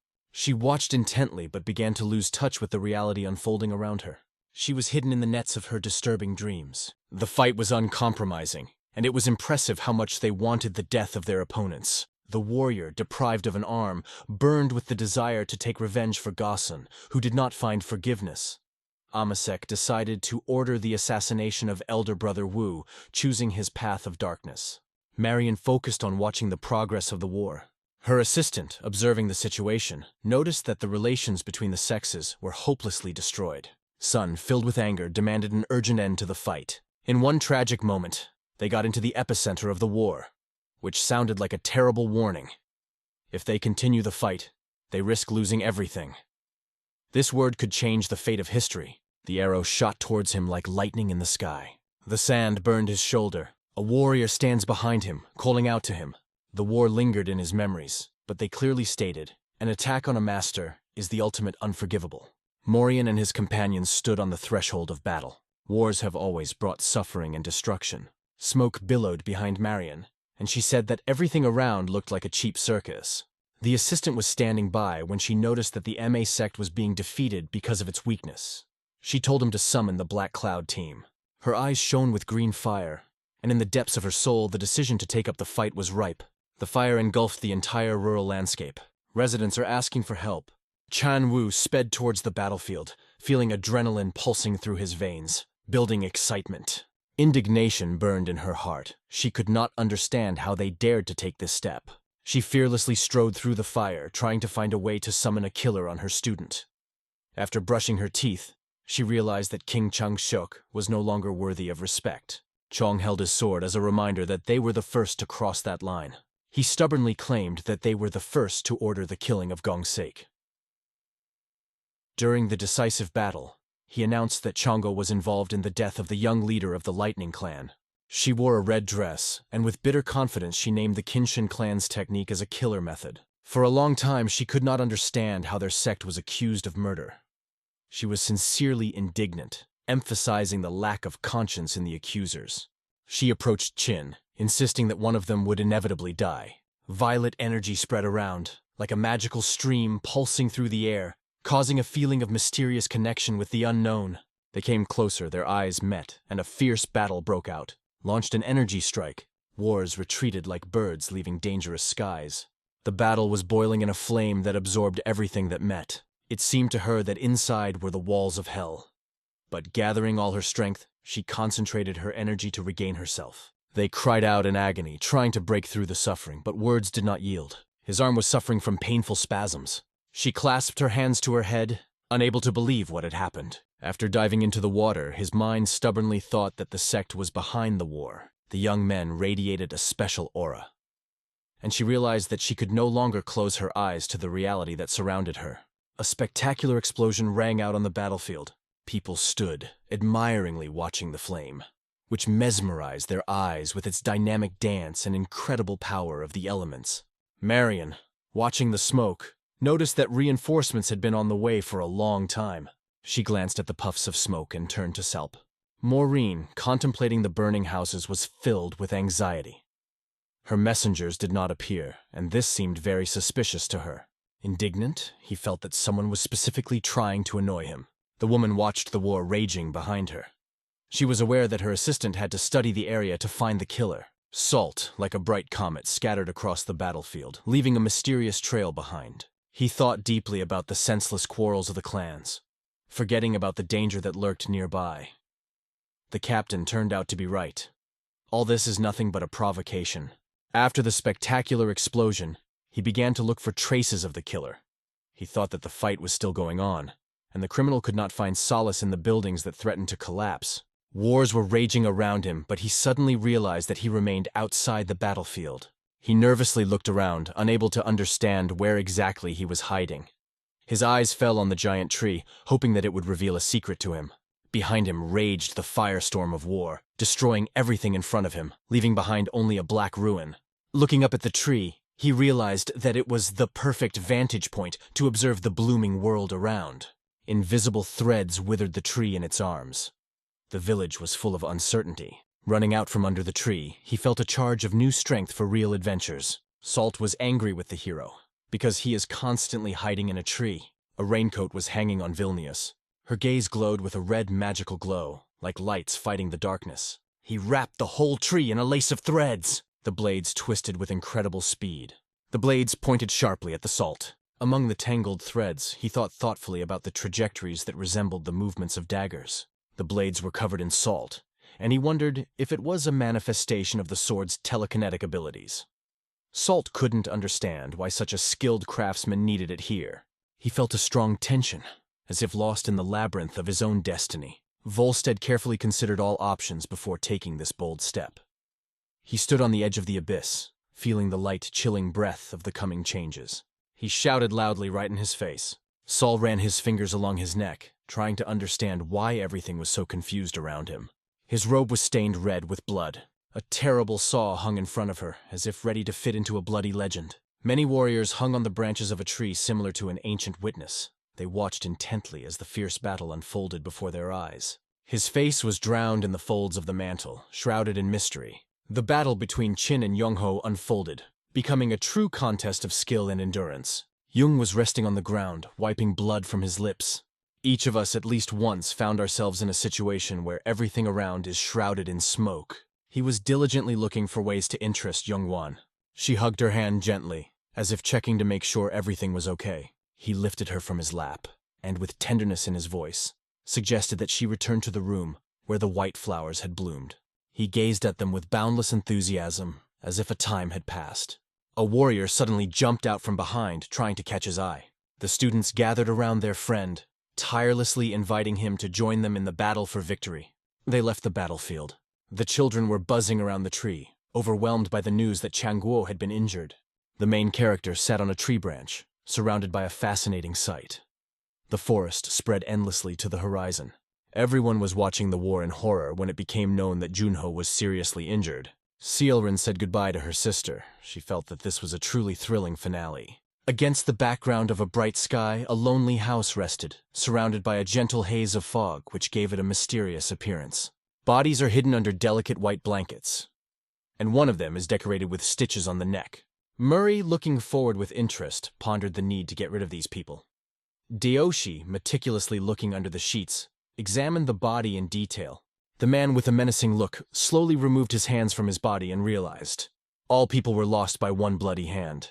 Florian, with a surprised look, asked about the confidence, receiving a positive answer. Bayoshi pointed to the wounds on the corpses' necks, urging them to examine them. They turned out to be identical. Judging by the traces and sizes, the attacker apparently used a short sword or a dagger. The captain looked at him intently, raised his eyebrows, and asked about the dagger. Didn't the victim claim that all his wounds were caused by daggers? Marion stared intently into the distance, remembering her name. The other man bowed briefly and promised to bring him back soon. More than once he felt wounds in his back. He sat opposite, leaving behind painful memories that spoke louder than words. Stunned, as if frozen in time, the young man and the girl stared at his back, their mouths open in surprise. And then a fiery truth flashed in their minds. Their wounds were strangely similar. A young man with an uncontrollable smile suddenly appeared in the captain's mind. and he realized the terrible truth. The ball took the lives of these people. In a moment, the man opened his mouth, demanding to call the soldiers. Marion shook his head sharply, glaring ahead, deciding to question him himself. In the moonlight, the white rims of the flowers glistened gently. She looked at the boy in surprise with her arms spread out, not believing that Junho was so seriously injured. What should they do next? The guy noted that others are also in a difficult situation. They stopped instantly, turning their heads in fright at the sound of a sudden shout calling them to readiness. They realized that Saul was rapidly approaching and lightly pulled his hand away. Saul quickly approached the team, urging them to urgently check the defenses of the White Flower Room. Again, there was a threat of an attack by the Tsang sect. She clasped her hands together, determination shining in her eyes. Rand sharply raised her eyes to the young man, indicating the need to send a pigeon to the main sect with a report on the events. The young man bowed, folding his hands, confirming that he understood everything. Saul, running fast, looked down and thought. The death of Gonson and the young leader of the Lightning Clan only exacerbated the conflict between King Chang and their sect. The girl suddenly opened her shining eyes, threw a defiant look, and pressing her hand under her arm, wondered who was trying to provoke their quarrel. It was necessary to find out. A huge garden surrounded the house, which was secretly hidden behind a narrow gate. Gold and energy gently flowed past the house, like mysterious streams beckoning to unknown horizons. Shungu closed her eyes, and curls rose around her like waves in a boundless sea. A moment later, her eyes suddenly came to life. She fixed her gaze on the ceiling and, in her soul, faintly assumed that the offenders would soon regret their actions. The doctor, bending over the one-armed patient, gently held out his hand, reassuring her. Important meridians supporting her health were threatened. Once again, stability may suffer, and this will put her life at risk. At that moment, he was suddenly seized with terror, and he could not hold back. He shouted. One of them lit a cigarette, gave the man a nasty look, hinting that he'd better leave before he got into trouble. After these words, the man fled in terror, trying to convince himself that he had obeyed, while the woman who remained behind gave him a look full of menace. Slowly, sliding through clenched teeth and excruciating pain, she made her way forward. Suddenly falling silent, she leaned her head on the pillow, and closing her eyes, plunged into thoughts about her predicament. If things continued further, the initiative would have been taken by Saul Ron, who, without a doubt, would have recovered more quickly. The door to the room opened softly, but with a loud bang, prompting the woman to slowly turn her head towards the uninvited guest. She stared intently at the door, sure she had kicked him out. And suddenly, a stranger in a raincoat stepped into the room.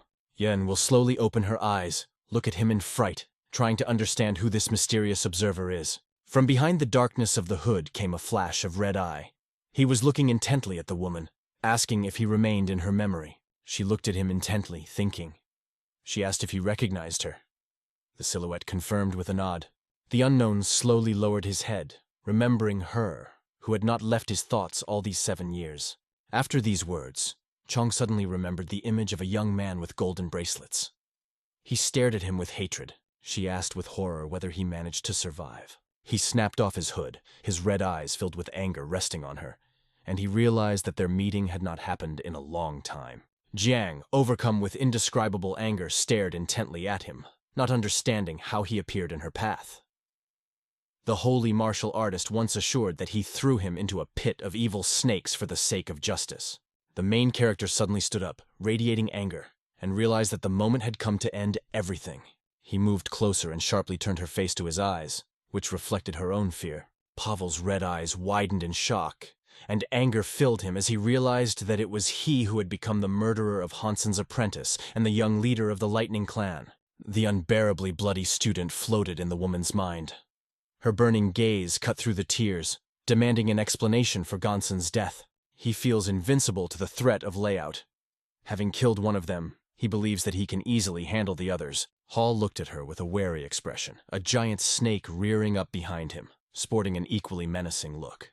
The essence took hold of the people, reminding them that it was their actions that created the killers, because without human intervention, they would never have become so. She looked up sharply, full of anger, and asked the hero what he wanted, and he just smiled enigmatically and replied that now new surprises await Masek. Everyone bowed their heads sharply, closing their eyes. An image of a red-haired young man appeared in his mind, assuring him that it would be important for her.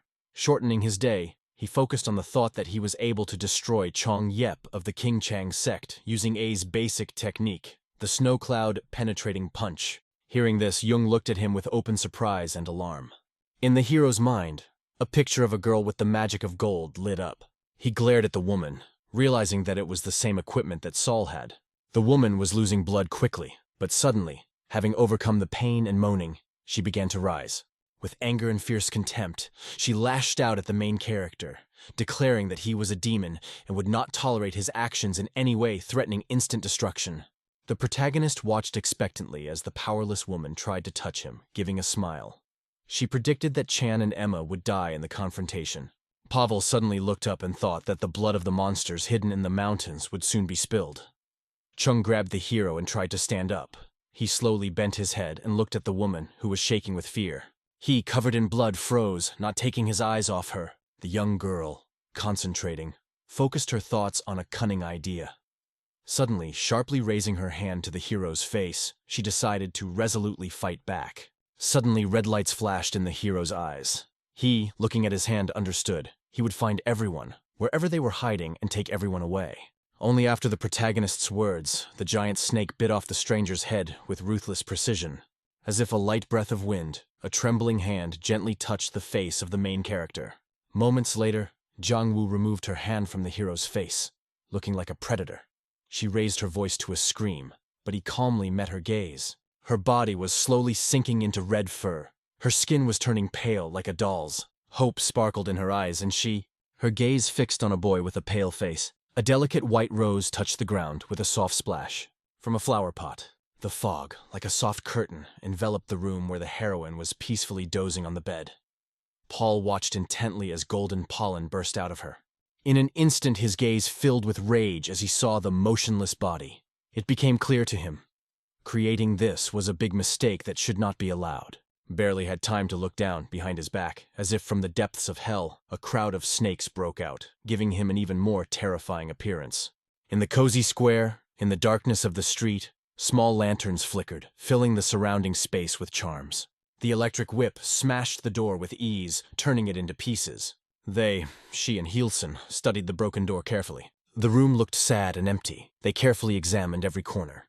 Bayoshi glanced intently around the empty room, opening his mouth slightly, realizing that Vol had left the hotel. Holson, as he approached the center of the room, realized that the scouting party had already reported him missing since last night. Dayoshi, entering cautiously and turning to the left, found himself changing his position, aware of their arrival. The bald man objected, saying that it was not so because he had only paid for the room. But he himself never appeared. Striking her forehead sharply, Andrea felt a sudden sense of insanity. How could she succumb to his allure? If she met him again, she would not hesitate. She would destroy him in one fell swoop. She carefully looked around the room, turning her head slowly, trying to spot changes or hidden details. No one could tell where he was now and what he was doing. The man looked out the window, deciding for himself that no new troubles were necessary. The guards have been keeping a close eye on the neighborhood for a long time, not missing a single detail. They returned, curiously asking how much longer they would train. The girl just shrugged her shoulders and said she didn't know. With her hands on her waist, she stared intently at the wall, feeling the tension in the air. After the battle, rumors of a possible killer among them had everyone on alert. The young man abruptly pulled out his hand with the stick, looked at her angrily, and declared that this discussion was inappropriate. A moment later, the boy realized that he felt something unusual in his left ear. At the same moment, a bright beam of light suddenly hit the house, instantly destroying its roof. The guards suddenly jumped back, shouting in fright. A huge hole in the ceiling attracted attention. 2 guards darted inside, reporting terrifying screams and flashes of light at the epicenter of the explosion. It happened. The effort to break through the white snow clouds indicated that the MA sect had already quietly made its way into the palace. It was like a hazel trying to grow in obscurity. A yellow raincoat with a large cut on the chest was lying on the ground, and the guards in a panic called to urgently search for it. In the center of the room, glowing with golden light, sat a young man with red hair, deep in meditation. In a moment, the provocateur released steam from his mouth.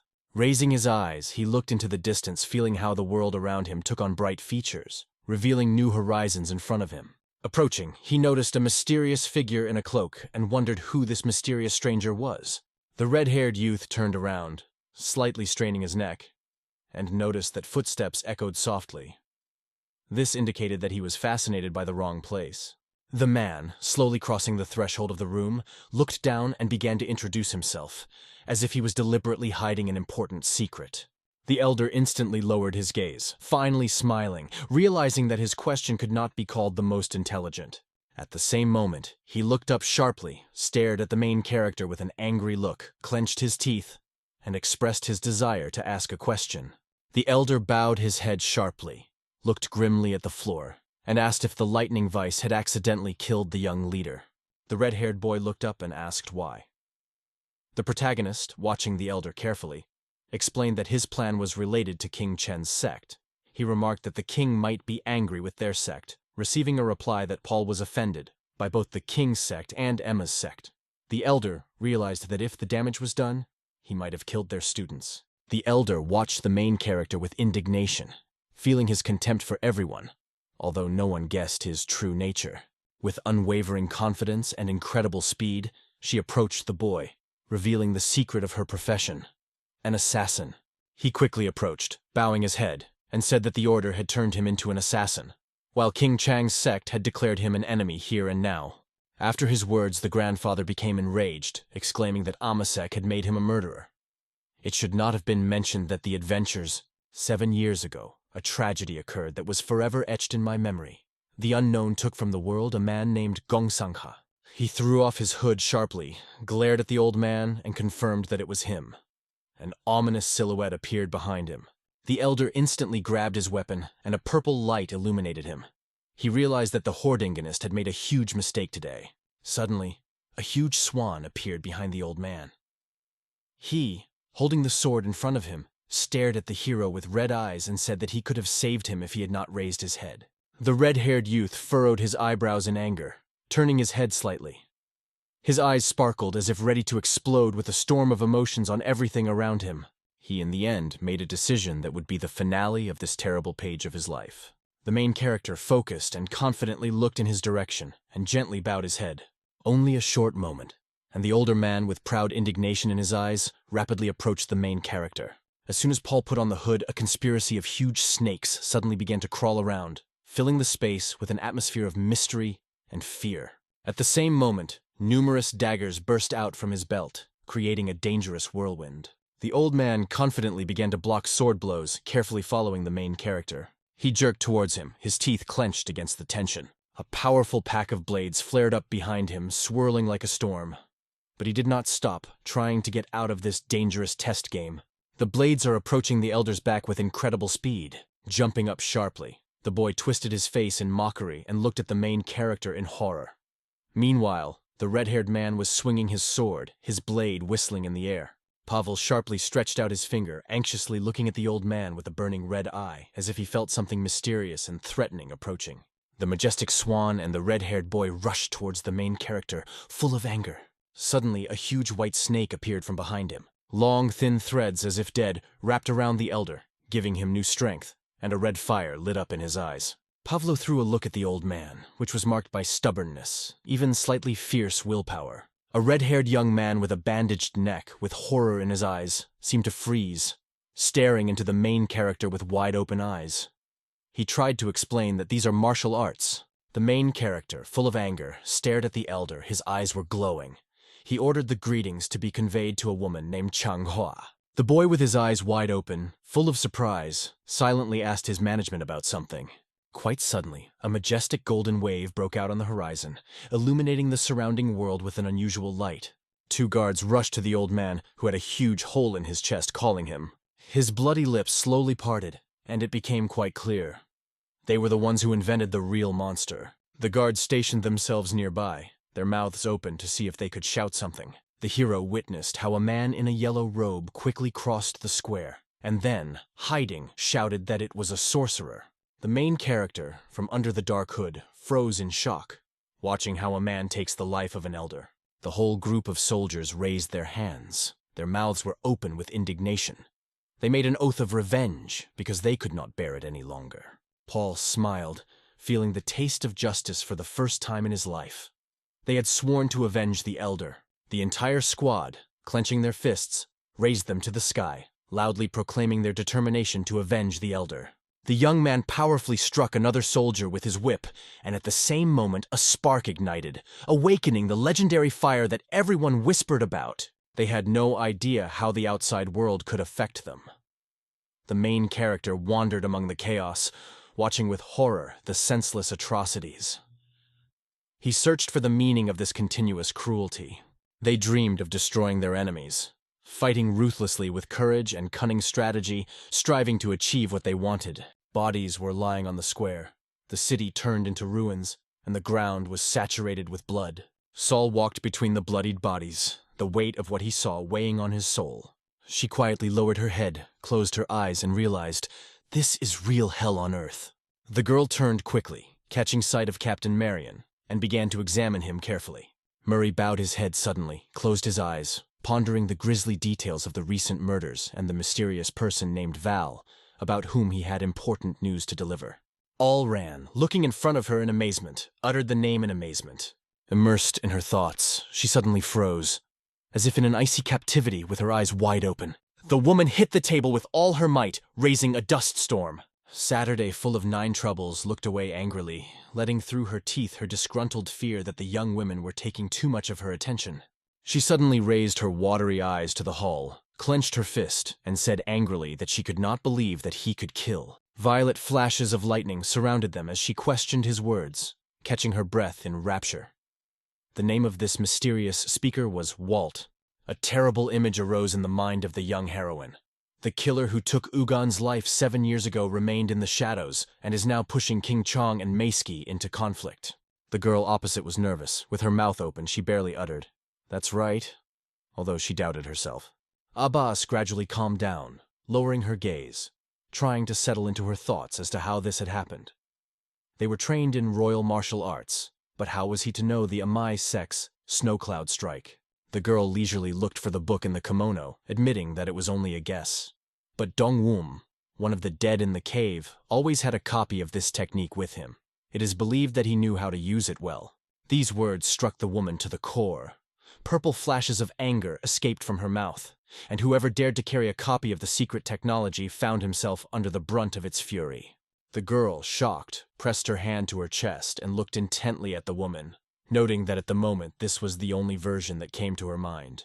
She tested her determination, her hands on her chest, and openly expressed her readiness. However, Addis, with a calm look, silently refused, confident that he would manage on his own. After these words, her gaze rested on the girl with golden eyes, and barely opening her mouth, she realized that she herself would become the punishing hand for the grave sin and disrespect of the mighty MANHWA sect. On Kovalivska Street, near the room of the fire dragon, there was a terrible silence, and no one was visible, until suddenly a piercing scream rang out. The hero enthusiastically grabbed the man's hand, then hit him with the palm of his hand. He couldn't hold back his scream, and the sound spread around. He gripped his friend's hand tightly, staring intently ahead. And then his eyes froze. The place remained unchanged, once again preparing the instruments of death. The protagonist looked intently at the boy in the corner, squeezed his hand tighter, realizing that these people had caused suffering. Now fate is in his hands. A man with a bruised face hid in a shadowy corner. Looking up, he meticulously examined the main character, looking for an answer to the question that was swarming in the air. What to do next? His heart flew with happiness at the meeting. After his words, the main character's eyes warmed red in the light, and blue smoke began to trail behind. Pavlo came up, looked at the boy with interest, and realized that it was really incredible. Soon the hero surprised everyone by deftly twisting the boy's arm. He howled in pain, as if his hand was about to fail. The protagonist carefully and anxiously examined his gaze. Just a moment, and the words hit the young man's head like a sword, filling the space with a bloody splash, and he, holding his breath, froze in horror in the corner. At the same moment, glancing at the hero, he lost himself in loud laughter, and his eyes shone with red fire. An eerie sound pierced the heart on Kovalev Street. From under one of the windows of the house, the main character and his friend were walking down the street, when suddenly blades mercilessly cut off the lives of passers-by around them. The whole street was plunged into a dark fog. Snakes, as if woven from terrible memories, wound around the houses, and the heroes walked through the dead end, passing the piles of the dead. Paul was pacing, looking grimly at his feet, when suddenly there were cries for help. He stopped in surprise, upset at how this could happen to his weapon. She carefully looked at everything that was around. The boy, full of surprise, looked around, struck by an unusual sight. He couldn't fathom how powerful his weapon was. It was truly incredible. Sharply quickly started walking behind the hero, watching closely. Suddenly it dawned on him. It was he who gave him a chance for revenge. After these words, Tang fell to his knees, bowing to the ground. His companion instantly turned around, stunned. He stood up suddenly, his eyes glowing with mad fire. Stretching out his trembling hands, he desperately asked how he could get help. Protagonist's hood fell back a bit, revealing his smiling face. The members of the T clan rushed forward without delay. Their goal was clear, and the chosen path was determined. Suddenly he turned sharply, frozen in horror, looking behind him. Behind him, Mu Jian clenched his fist in concentration, filling it with red energy. The T clan leader watched in horror, his heart pounding in time with the growing tension. The man hit him so hard in the back that blood spurted from his mouth. The leader of the T clan suddenly began to lose blood hysterically and, unable to bear it, fell to the ground. Mujin watched the man fall with a grim look, while a boy stood behind him, looking at Mr. T with interest. A member of King Cheng's clan ran up to them in terror. His eyes widened as he saw Mr. T lying in a pool of blood. It was incomprehensible. The Holy Spirit threw an angry look at the sage and, with a provocative smile, asked why he did so. Legion, gloomily looking at John Japp's body, gnashed his teeth. Deep anxiety reigned in his soul because of this death. The Holy Spirit looked at the sage, noticing that the leader of the lightning sect did not try to kill him. Mu Jian, shaking his head in disgust, reflected on the greed that led to tragic consequences. Nujiong turned his head sharply, his eyes shining with determination. He promised to explain everything in detail so that he would realize the truth and would not leave a single culprit alive. The head of King Cheng's clan stared intently at the sage, barely parting his lips. The Holy Spirit watched the wise man overcome with anger. He couldn't believe that the mentor was still resentful of the past events of 7 years. Suddenly, the sage exclaimed that they had lost Master Sangha to the Amai sect then, and Master Chonam today. This destroyed all the hopes of the King Chang sect.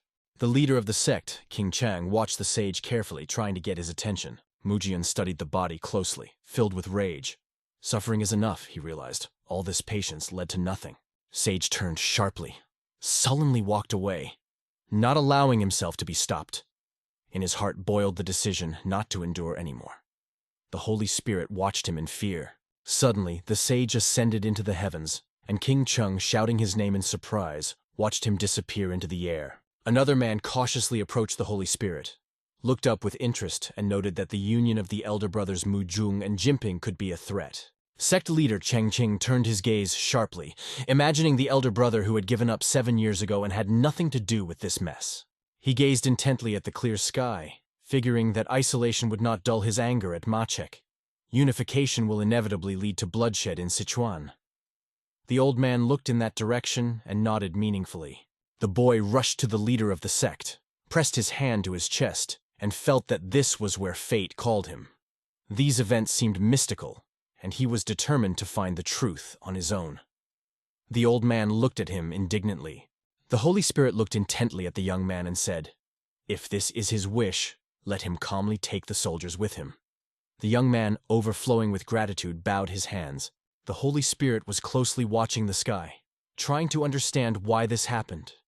The young man bowed his head, convincing himself that he had felt everything and would not fail. Then his eyes rested on the twin rocks, and he said with confidence that King Changsok's fate was now in his elder brother's hands. The night enveloped everything around in dense darkness, but the small streets sparkled with bright lanterns. 2 people sat down at a small table, carefully contemplating each other. One of them already had a thought in his head. It is still not permissible to spend the night on the street. The man held out his hand, looked around carefully, and announced that the rest of the hotels were closed. The only one that received guests charged double. As a result of the rule of King Chengdu, chaos reigned in the city, and the owner asked to speak more quietly so that no one would hear. In the cozy darkness of the room, where there was a bed and a table, everyone carefully studied the notebook. The main character slowly goes through the records, plunging into the discoveries and secrets hidden within the pages. He focused on one of the pages, noting that the squad resembled a black cloud. His next target will be a gentleman named Ashi and a bloody monk. The main character immediately turned the page, looking deep, realizing the need to understand the intelligence of the house sector. Soldiers are scattered all over Chengdu, and this information is extremely important to him. The squirrel instantly turned to the window, and horror was reflected in his eyes. The flames were engulfing half of the city. He looked more closely and realized that many of them had already died, and even more were waiting for the same fate ahead. Pavlo looked intently out the window, turning his head and assuring himself that he did not regret anything. The hero, tension in his emotionless eyes, delved into memories. It all began with that terrible captivity in the cave. Now survival has become his only goal. The hero closed his eyes, exhaling deeply, repeating in his mind, "I can't lose her." Abyss, traveling on horseback under a flowering tree, peered into the distance, not without skepticism.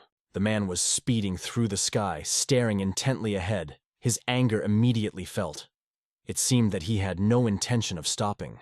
Sun looked like her soul was crying out for help as she struggled to reach out.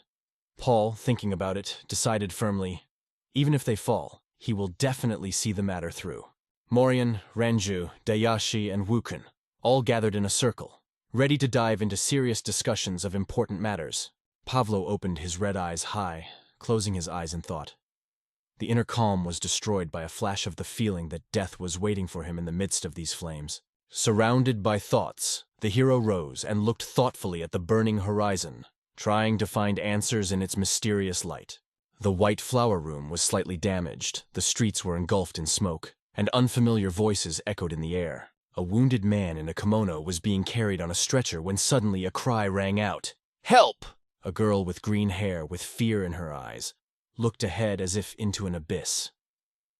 Her cry is hollow. "There is not enough medicine." Doubts gripped her. Will they be able to last? Songran quickly turned to her, examined her carefully, and assured her that there was no need to worry. The request has already been sent, and the medicine will be there by midnight. Now the main thing is to focus on treatment.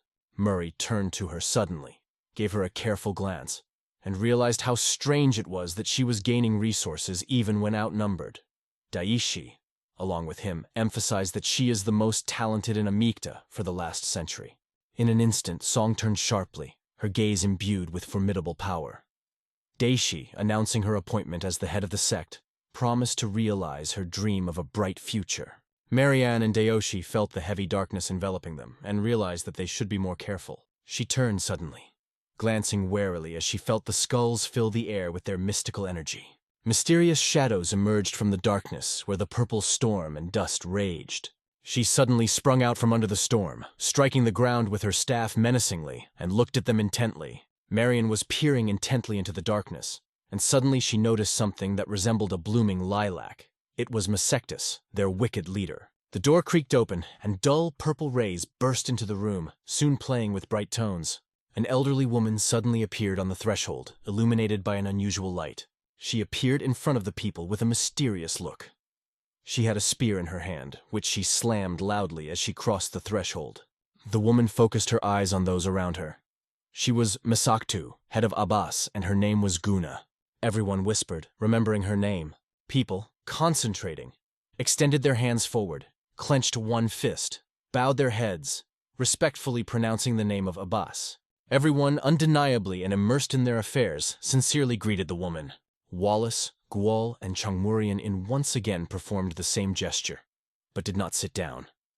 Marian, bowing her head, felt the depth of the moment. Now Abbas was supposed to be here. Something incredibly important had happened.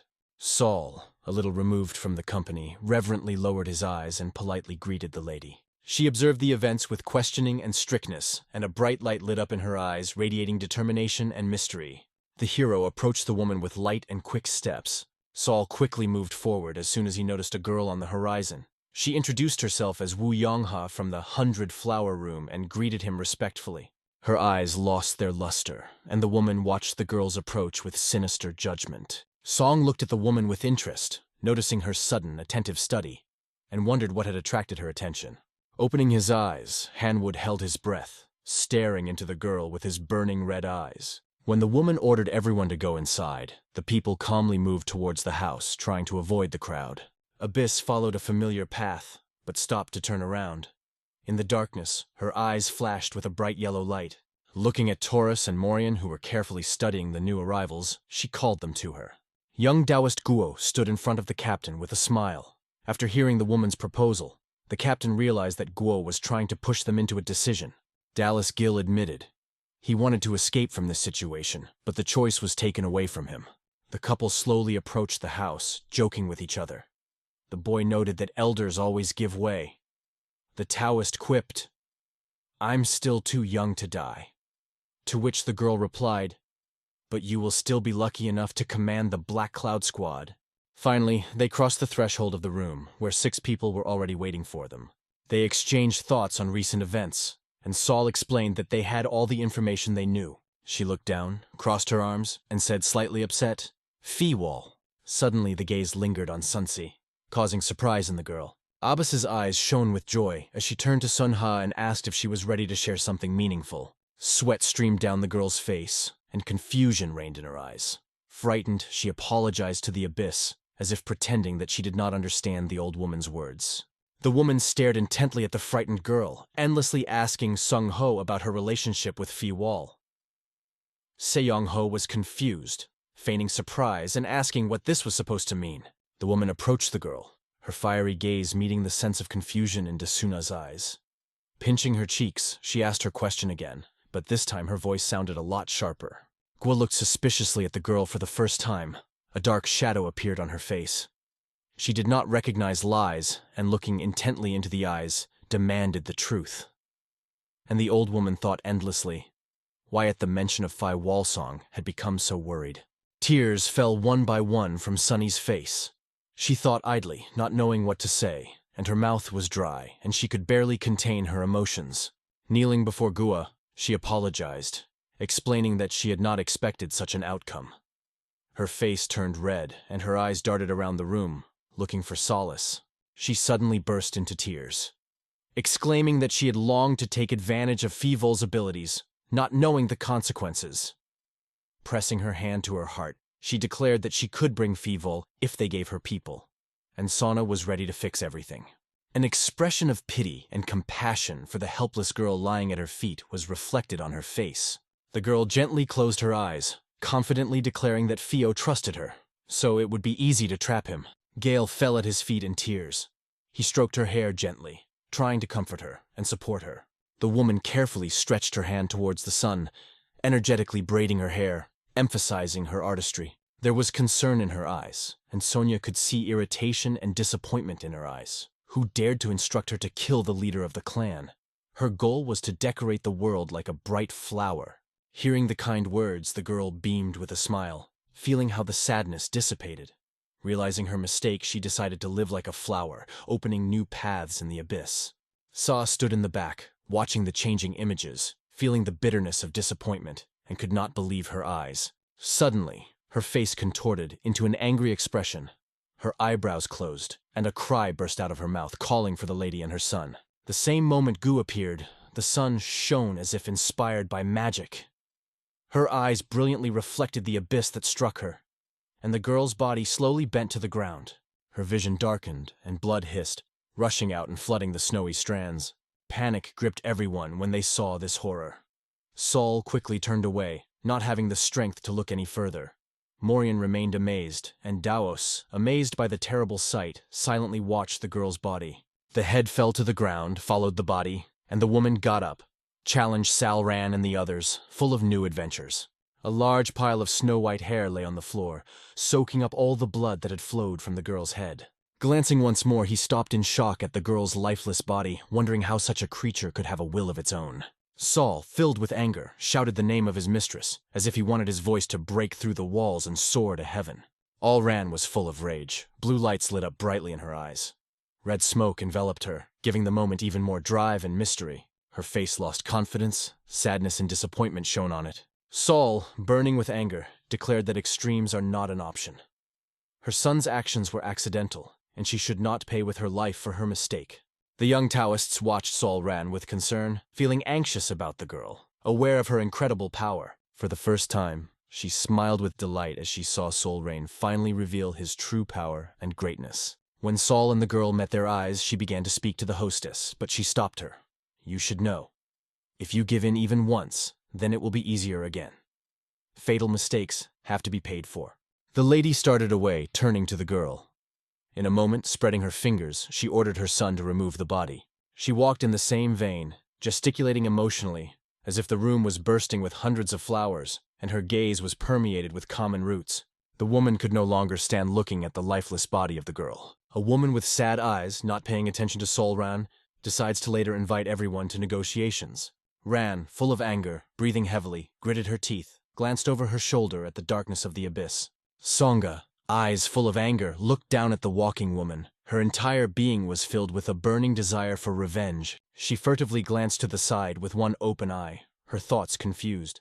At first, the goal was obvious: to destroy Songhai and conquer the room with 100 flowers. Gua was not only the strongest in the land, but also an outstanding strategist, which made her difficult to control. Sitting next to her, she stared at the floor, and Captain John understood that it was worth preparing for mobilization. Some watched the woman nervously, their eyes radiating fear of the mysterious. She looked suddenly, and a bright flash, like lightning, illuminated her eye. The lady confidently decided that the Black Cloud Squad would definitely catch the paywall no matter what. Darkness surrounded from all sides. The dense thickets of the hills silently covered the space. 2 men carried his son's body. The body is gently wrapped in a white cloth, resting on a stretcher. His body canceled its weight and gently fell on the green carpet of grass. Standing over the lifeless body, one of them said that it should be left here. The animals might save them the trouble. The second supported this idea, but doubt still angered his heart. The men gradually moved away into the darkness of the night, but one suddenly stopped, his eyes drowning in black. The other resolutely called to go further, and having obeyed, he set off. Together they dissolved in the evening mist. A turquoise ray gently enveloped the cloak in which the sun was hidden. Suddenly the sky became overcast, and suddenly it rained. Small drops covered the skin, like a light touch of nature. As the shadow flashed cautiously over the body stretched out on the ground, there was a thin thread of mystery and tension in the atmosphere. Khalidman carefully removed the cloak from the girl's face, instantly glancing at her sightless eyes, which were aimlessly lost in the abyss. The rain became even stronger, but Feeble did not leave the girl's body, gently touching her cold face. At night it shone brightly, and raindrops glistened on the clothes. A huge stream continuously spilled over the stones, producing a loud symphony of sparkling splashes and a roar that overpowered everything around. The structure deepened in moisture, and the drops of water slid more and more over its rough surface. He reached out and gently touched one of them, carefully placing it on the girl's body. She sat down next to the pile, staring intently into infinity, immersed in her dreams. Having surrounded the girl with stones, he came to the conclusion: asking for forgiveness is useless because their love was just a game of exploitation. Laughing through tears, he promised to restore justice. His determination became a powerful force capable of overcoming all difficulties. Festina, left alone with a pile of stones where the girl was locked, realized it's time to fulfill the promise. She knew she had to save her. Wall finally realized that Barrament's true meaning was hidden deep within. Endless mountains rising rapidly to the sky form a fabulous landscape that is dizzying and fills the heart with incredible beauty. The sky stretched out on the horizon before the new moon. He pondered how this word reflects the indescribable pain of parents who lose their children. At this moment, Manhwa, surrounded by a crowd, stood in front of a huge house. Gathering his strength, he confidently knocked on the door. The door, old and wooden, opened with a soft creak, and the figure of an elderly man appeared in it, looking curiously into the face of the uninvited visitor. HQA smiled broadly, radiating warmth and friendliness, and asked how the man was doing. The old man couldn't believe his eyes when he recognized Manhwa Bachua. The visit of such a person at dawn was a real surprise for him. Surprised, he asked what made him come. HWA confidently met the old man's gaze and asked if Jinfeng was at home. With the answer in the affirmative, he added that Jinping is probably still grieving, but now his support is needed more than ever. Manhwa is left alone, stunned by the door closing. His gaze filled with hope, chained to those heavy panels. Thinking about it, he looked around. After Gunson's death, Wuzhen shut himself up in his house, as if this old house had become a reflection of his feelings. The door barely opened. and the dark silhouette of a man sneaking into the house seeped into the crack. Old Wu Jinpyong suddenly appeared in front of Manhwa. His face lit up with a genuine smile as he greeted the man warmly. At the door of his house, Jinpyong watched the man intently when Manhwa asked how he was doing and apologized sincerely for the rare visits. Jinpyong smiled, thanked him, and assured him that he was better now, but noted that Manhwa still made him wait a bit. Entering the ancient manor, the man found himself in a cozy room sparkling with impeccable cleanliness. When everyone gathered around the round table for tea, Jim Young began the conversation by emphasizing that the killer of the leader of the ThunderClan had mastered 79 sword techniques. These words struck HWA. Indignation and fear were reflected on his face. He tried to ask, not believing his sense. The old man stopped the passerby, looking into his surprised eyes, said that he knew why he was here. In the old man's imagination appeared a mysterious man who brought colors of novelty and interest to his days. In time, he announced that the new figure and the one who took Hansen's life were the same person. HVA anxiously clutched the cup of tea, staring intently at the dark reflected image. He glanced at Jim Payan out of the corner of his eye, wondering if it was the same assassin who had killed the head of the ThunderClan in Gunson. She remembered how Muva had asked about the event 7 years ago. The mustache that barely covered Hang's lips parted as he turned thoughtfully to the young man. John was filled with unbridled rage, seeking revenge for his children. After learning about this, he squeezed the glass in his hand, turning his sadness into boundless rage. Meanwhile, Phi, having prepared for everything, stood by the stone well, looking into the gloomy sky. Suddenly, hundreds of glittering daggers stirred around him, forming a circle near the well he was standing at. The hero looked up and held his breath, staring into infinity. Surprisingly, he felt no fear in the whistling of spears around him. Seawall relaxed and watched the world around him. He crouched to the ground, his eyes focused on the flying sparrows whizzing by. Suddenly the young man stopped, looked up and looked with interest at the approaching stranger. A voice was heard in the silence, and he instantly imagined how the mysterious silhouette of a woman's leg appeared on the screen. A familiar girl appeared in front of him, cheerfully smiling and waving her hand. She noticed that he had become even more attractive since the last meeting. Coming closer, she added that she had finally found him, although she did not know where to look, and she did not expect that he would be so close, in a room filled with hundreds of flowers. The boy burned the girl with his gaze and with indifference asked what she needed. A suspicious smile played on his face. He couldn't believe that she came only for him, because there were others nearby. Taus, Guo, and Gilsium appeared in front of the boy. Taus, scratching his ear and squinting his eye, noted that the boy was so special. He noticed them, even though they were hiding well. Gilsium extended his hand and said hello. Suddenly, a girl with red hair approached the boys, smiling. She held out her hands and invited them to join the Black Cloud Squad one last time. Feewall, keeping his distance, asked what would happen if he refused. She replied that then she would have to follow the customer's instructions. Her gaze was piercing and merciless, like a promise of death for the boy. Suddenly, Holson's angry voice sounded from behind, threatening the boy to accept the offer if he wanted to survive. The Taoist winked at the girl and assured the boys that he was not going to kill. Everyone began to rush around until the question was heard. "Why are you here?" No one gave up on their mission. Daos, watching, said that he had knowledge and advised to hide better. Haw held up a finger, letting it be known that the IMA sect had already been notified of his death. If that fact becomes known, it will be necessary to hide the traces of deception. This made him realize that he needed to improve his skills in order to become invincible. The man emphasized with a warm look that the IMA sect was their client, and it was obvious, hiding in the shadows from competitors. Faiwall asked why it was so easy for them to cheat customers. Don't they consider honesty their main principle? The boy just smiled, because no one cares about that in modern Chengdu. The bright light from Taoist Gotz's eyes shocked everyone around, but Fihua felt no hatred towards him.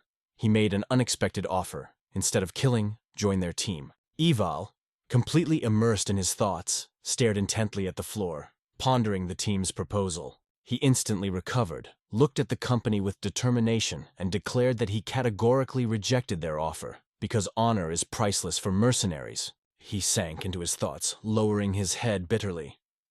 Even his thoughts seemed to feel that terrible despair before the inevitable.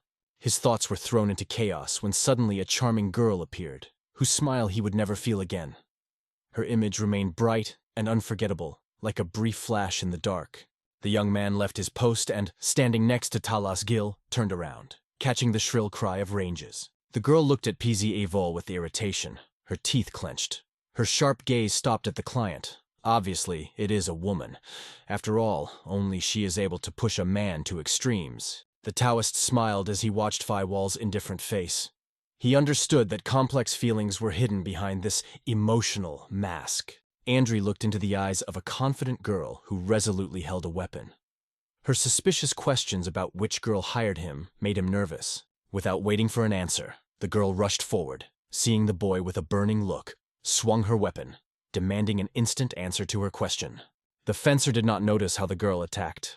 With a cocky look, he watched as the fireball whizzed past his head. A strong wind blew his hair like smoke. The guy pursed his lips in concentration and directed his gaze at the girl, filling it with meaning. He stopped her attack by smashing her into bits.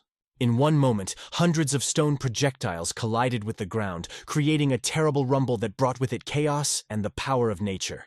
Rand covered her face with her hands and screamed as hard as she could as debris flew in her direction. Hulson and Dollar rush over to her, anxiously asking if she's okay. The girl nodded, reassuring them. Everything is fine. Straightening her shoulders, she looked at the place where the boy was standing. Now there was only smoke swirling there, and Ranzu asked where the mysterious young man had gone. Suddenly, a loud voice rang out behind them, and when they turned around, they saw Chan Mariang. He asked if they had been informed of the ban on contact with Pia Wall. At the same moment, he appeared on the roof, watching the captain approach. However, Changmarian noticed him, and pointing to the roof with a gesture, emphasized that he was not hiding there at all. Ohio stood on the edge of the roof, staring into the night sky. Chan Marian, looking at him with indignation, dreamed in her mind about how to turn him into a memory. Suddenly, behind the man, the world dissolved, filled with crackling and flashes of sparks. Enemies suddenly appeared from among the trees, pouncing on the young man with incredible fury. The access fee is ready to repel the attack. He instantly snapped his fingers, and shimmering mysterious lines sang around them. Feewall instantly erects laser barriers in just a few seconds. He masterfully defeated his opponents, impressing with skill and strategic approach. His every step was accurate and decisive, putting opponents in a dead end. The boy watched with a sad look as the debris flew in different directions, and realized that the team had gathered a lot of people just to destroy him. Maureen, looking into her opponent's eyes with interest, answered, guessing his intentions to find new reinforcements. Suddenly, a multitude of soldiers appeared in front of the young man, among whom Chan Mirion stood out. But the boy could not make out their faces. Standing on the roof, he watched the army approach. An inner voice suggested that the captain should regret his choice and better stay out of this conflict. Beewall extended his hand to the side, and immediately laser barriers and magical snakes appeared around the soldiers, entwining themselves in a protective net. Two men sat facing each other, with smiles on their lips, having a lively conversation. Their eyes communicate, reflecting deep reconciliations of friendship and joyous moments. Suddenly, a loud crack was heard from behind, as if something big was digging into the ground, and now it was hitting the small house. They trembled with horror. One mask asked with interest what kind of sound it was, and the other wondered what was going on. The man watched as the crowd moved quickly across the roof. One of them thought that a fight had broken out there. In hindsight, some thought the boy was a man of understanding. Everyone present turned around with interest and began to watch the men. As he suddenly turned and rushed towards the men, one of them shouted in panic, asking why he was heading towards them in such a hurry. They took a sudden step, and one of the men fell, killed by their touch. The man suddenly fell to the floor, and tiny crystals of salt swirled around him.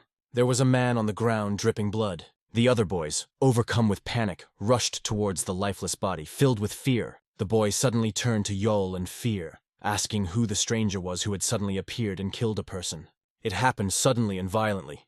An invisible hand broke the man's neck. The other man's teeth were grinding from nervous tension, and his gaze was full of numb anxiety. Yuel grabbed the opponent by the head and, full of strength, threw him to the ground. They rose as if they had just survived someone's murder.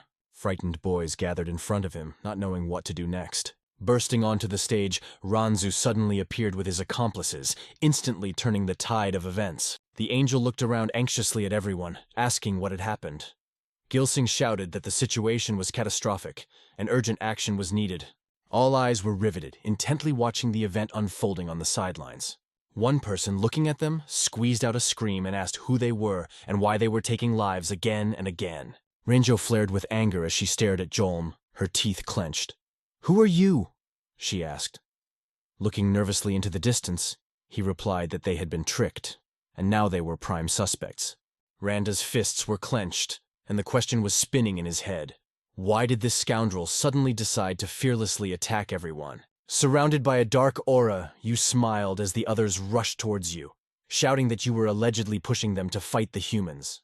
Eventually, the surrounding began to grow in strength, and he slowly disappeared, dissolving into the grandeur of the new world. He sighed, unable to contain his indignation, exclaiming that he was missing.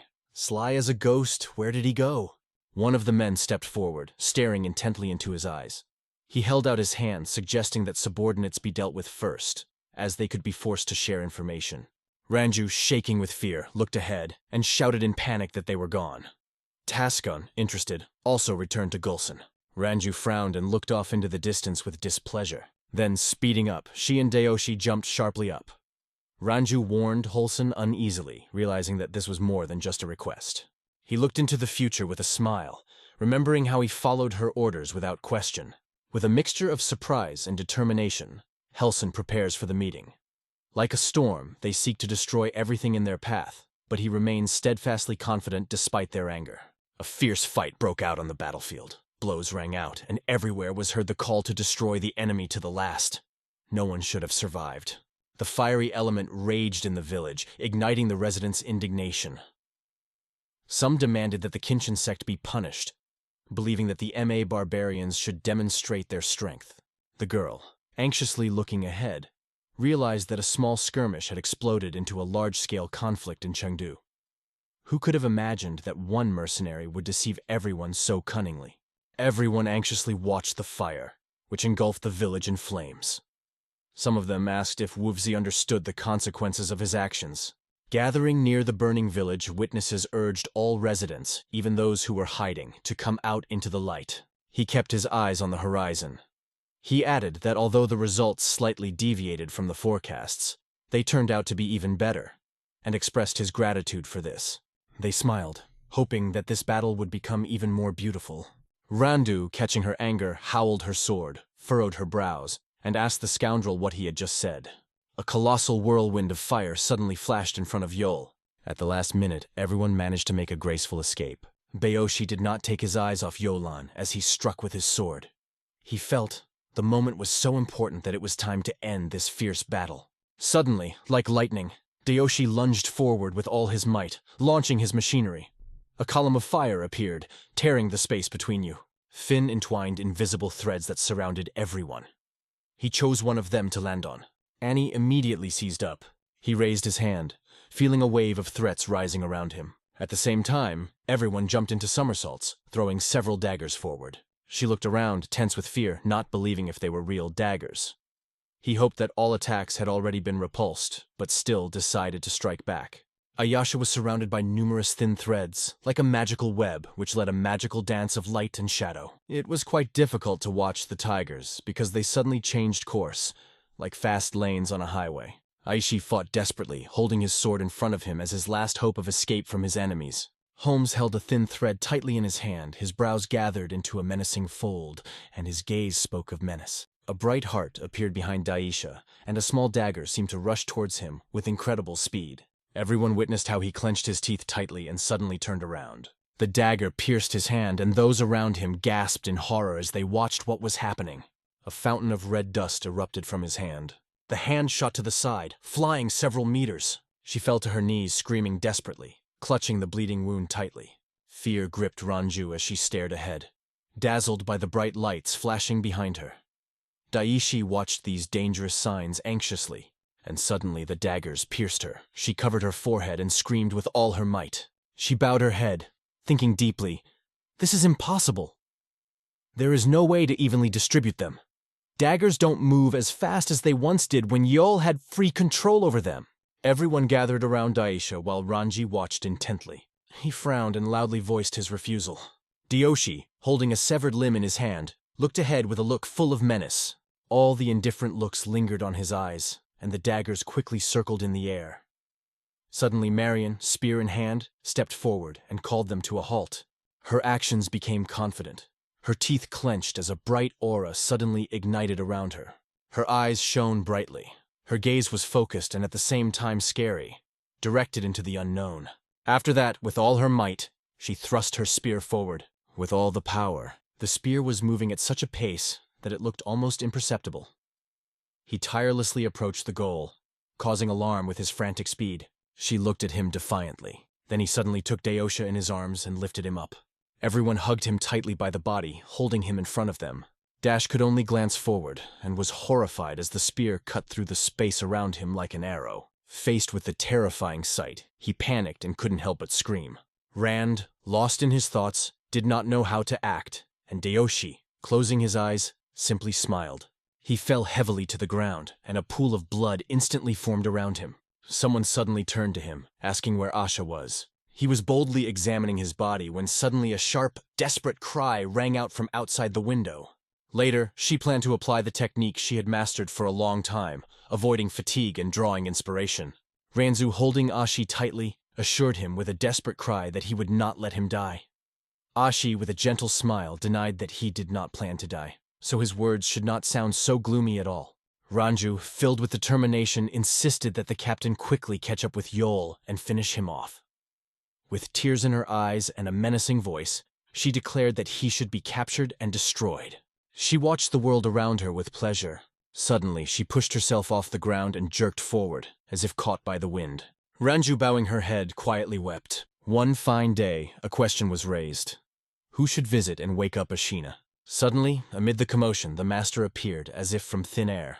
They stood staring at the burning city, wondering how their fates had been completely changed under the relentless onslaught of fire. The master, with furrowed brows and clenched teeth, asked about the news around. The master turned, and Saul, meeting her gaze, understood that it was time to act. It is necessary to save King Ming's ally and sect before the situation gets out of control. The hostess notices how the village is burning and realizes that dreams of safety were in vain. The master, full of anger, tightly pursed her lips and, opening her mouth, announced to everyone, "Quickly to the fire dragon's room!" Behind her, a large column of monks rushed into battle, impressive with speed and energy. One person turned and, filled with horror, realized that the sect leader himself had appeared here in person. He looked anxiously into the future, pondering the boys' words about the sect leader. They found themselves in a really advantageous position. Purple lightning flashed from the gate, filling the space with hidden magic and mystery. The door opened and a wise master with a staff in his hand appeared in front of them. The man, seized with anxiety, looked ahead and realized with horror. A witch was standing in front of him. The teacher approached him, full of anger and confidence, with the question, by what miracle did he become so brave, and how did he dare to call her that? The man gritted his teeth and stepped forward decisively, motioning for the master to order his men to retreat. It's about the Fire Dragon Room and the Qingming sect. It's better for the Ma sect to stay away. She confidently extended her hand forward, claiming that she knew all the intricacies of the relationship between the king of the Ming sect and Ma sect. What lies behind this knowledge? The man held out his hand as if to reassure her that no one thought she was stupid, but his action said otherwise. He was only trying to hide his true intentions. Suddenly, the craftswoman, clenching her teeth, suddenly moved forward. Her staff waved in the air, calling for silence, and the space around her seemed to come alive. He struck the opponent with a staff, and the opponent, quite skilled, repelled the blow with a sword. The man clenched his teeth. It was hard to bear the blow. He believed he knew about her power, but the true power astounded him. The man stepped back, eyeing her timidly, as he was certain that she possessed impressive fighting skills.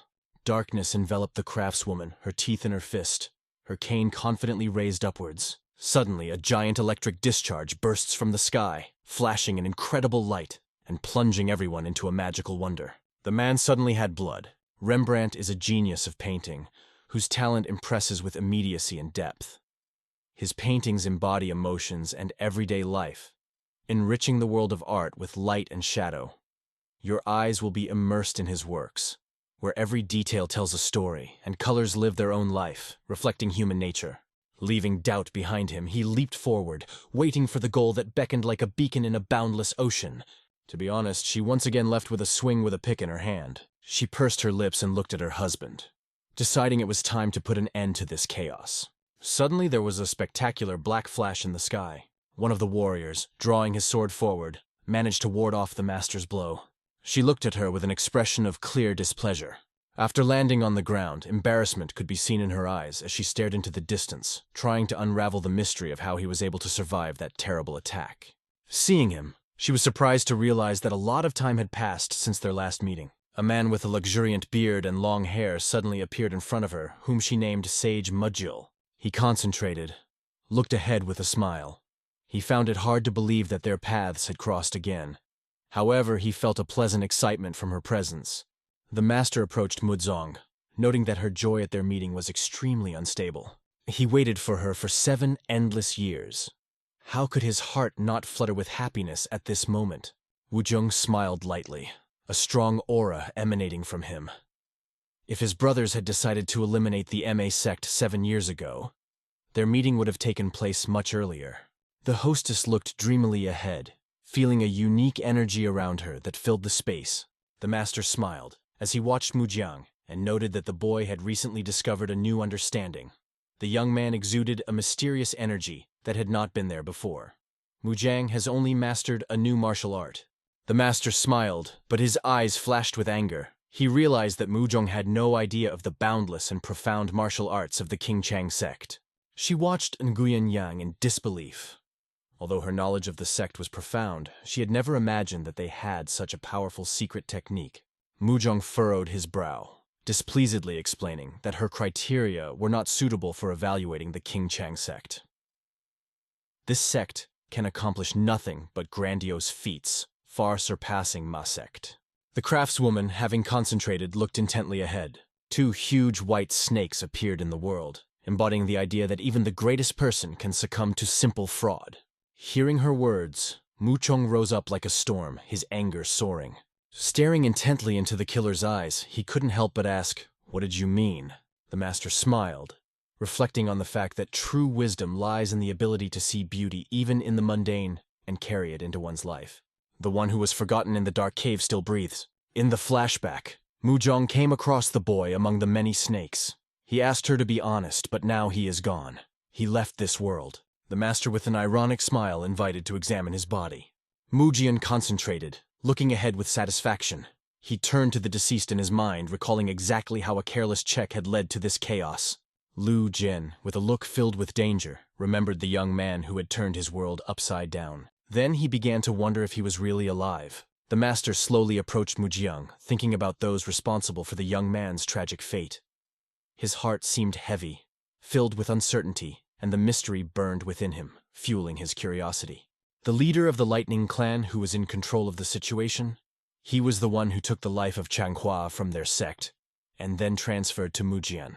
Zhejian stared at puzzle and asked what she took to be a rhetorical question. How could one fall into the trap of a common killer? The craftswoman focused her gaze, moving her eyebrows, and realized it was time to solve her own problems, because no one guessed about his thoughts at that moment. John watched the master intently, his eyes shining with admiration. But in the end, he decided to give up. The effort around him grew more and more powerful, unfolding like a flame. He met the master's gaze and understood. His enemy was standing right in front of him. How can you miss this opportunity? Muzhong, confident in the power of the 7 swords, gradually approached, ready to drive the evil witches out of Maseku. Several warriors from his sect stood in front of Mujian. Together with him, they gave the master a look full of menace. Faster lowered his head, realizing that this young man was nothing but a staunch Taoist. A powerful energy rages around the master, peering ominously into the distance. She warns. Muzhong took the difficult path, although an easier option was already waiting. Mujian frowned, gritting his teeth and staring unhappily ahead. It seemed to him that she should pay for what she had done with her life. He met the master's eyes. And so, the master, pushing off the ground, soared into the heights, beginning his impressive ascent. Lightning danced around her, and Mujian, tirelessly, recreated this strange show over and over again, impressing everyone with his incredible energy. The participants quickly flew up, quickly approaching with weapons in their hands. Powerful forces came together in a fight. and a bright flash instantly erased everything around. There was a commotion somewhere nearby. He rushed through the forest without stopping. This secret pursuit fascinated everyone who wandered in this wild thicket. He couldn't help himself, because he felt the devil himself awaken inside him, unexpectedly. Everyone pays attention to the bright light that sparkles nearby. The master together with Mudzo managed to emit it. When he turns, he concentrates on watching in that direction. They smiled broadly, exchanged glances as if to say, "We're already here." In front of us rises the grandiose stone wall of the fortress, full of grandeur and ancient history. A host of horsemen gallop ahead, their faces full of concentration and their brows pressed into deep wrinkles. They chased after the shadow of the arrows, weaving a thin but strong web around you. He rushes forward, not paying attention to anything around him. Orion rode, looking straight ahead, lost in thought. He couldn't believe that even though she was also mounted, she couldn't catch up to him. Dropping his eyebrows and clenching his teeth, he was again amazed at the incredible. Oddly enough, Joel is currently weaving energy threads and striding through space. Mark Morian's eyes flashed with the fire of anger. He knew that no plan of Joel's killer could save him. Mark would surely catch up and destroy his enemy. Torian relived his childhood memories of the first time his defining moment took place, taking someone's life. He furrowed his brows in concentration as he spun around, accentuating his scratches with a bright facial expression. Ashi stopped in front of him, her confidence causing him to hold his gaze for a moment, taking in her determined gaze. He smiled, watching Anya, as if a memory of something special suddenly caught him. Morian was lost in his thoughts. How could he decide to kill Diasha, who had become like his own father to him? Moriang, furrowing his brows, swung his spear resolutely and loudly called the warriors to attack.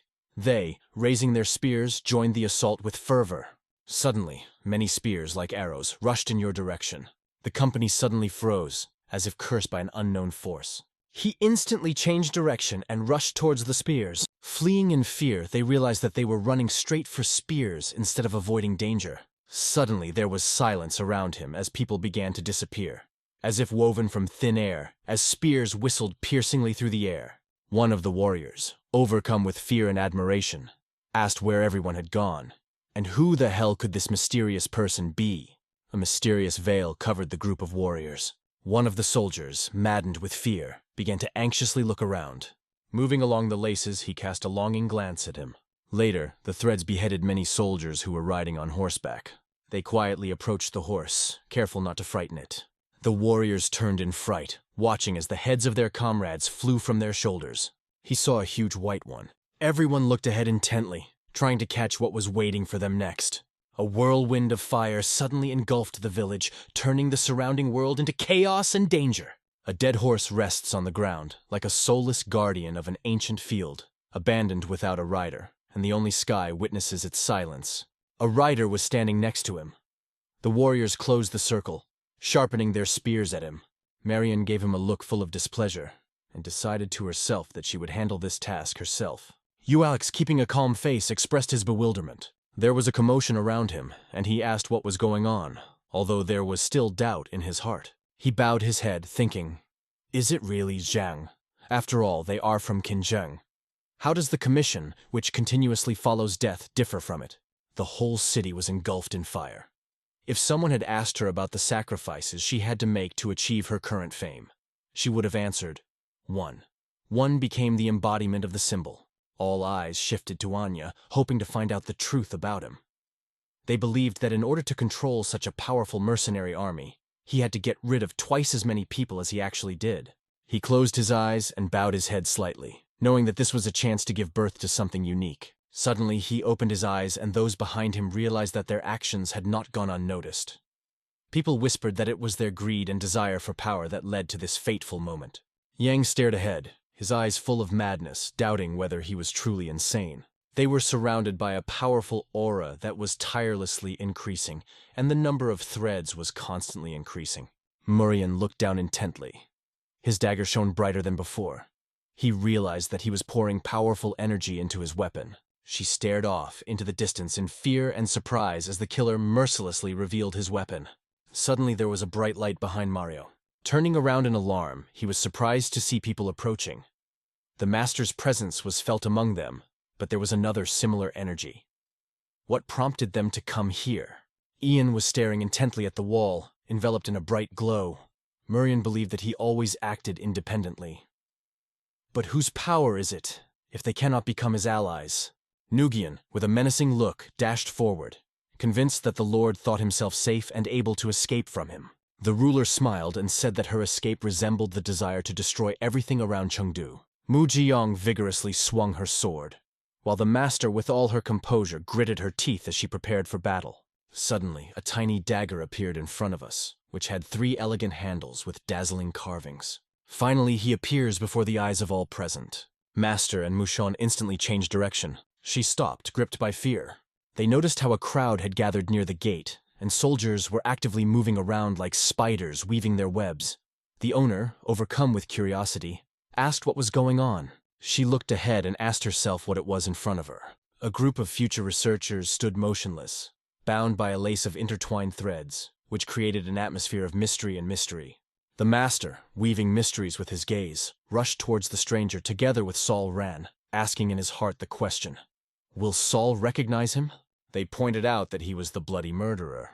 Lu Zheon, listening to the words of the master, carefully looked at the wall, turning to the killer in search of an answer.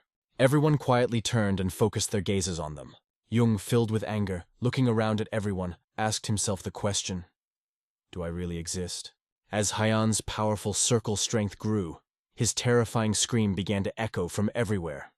The horses rushed in confusion in different directions, and the panic-stricken soldiers grabbed their heads.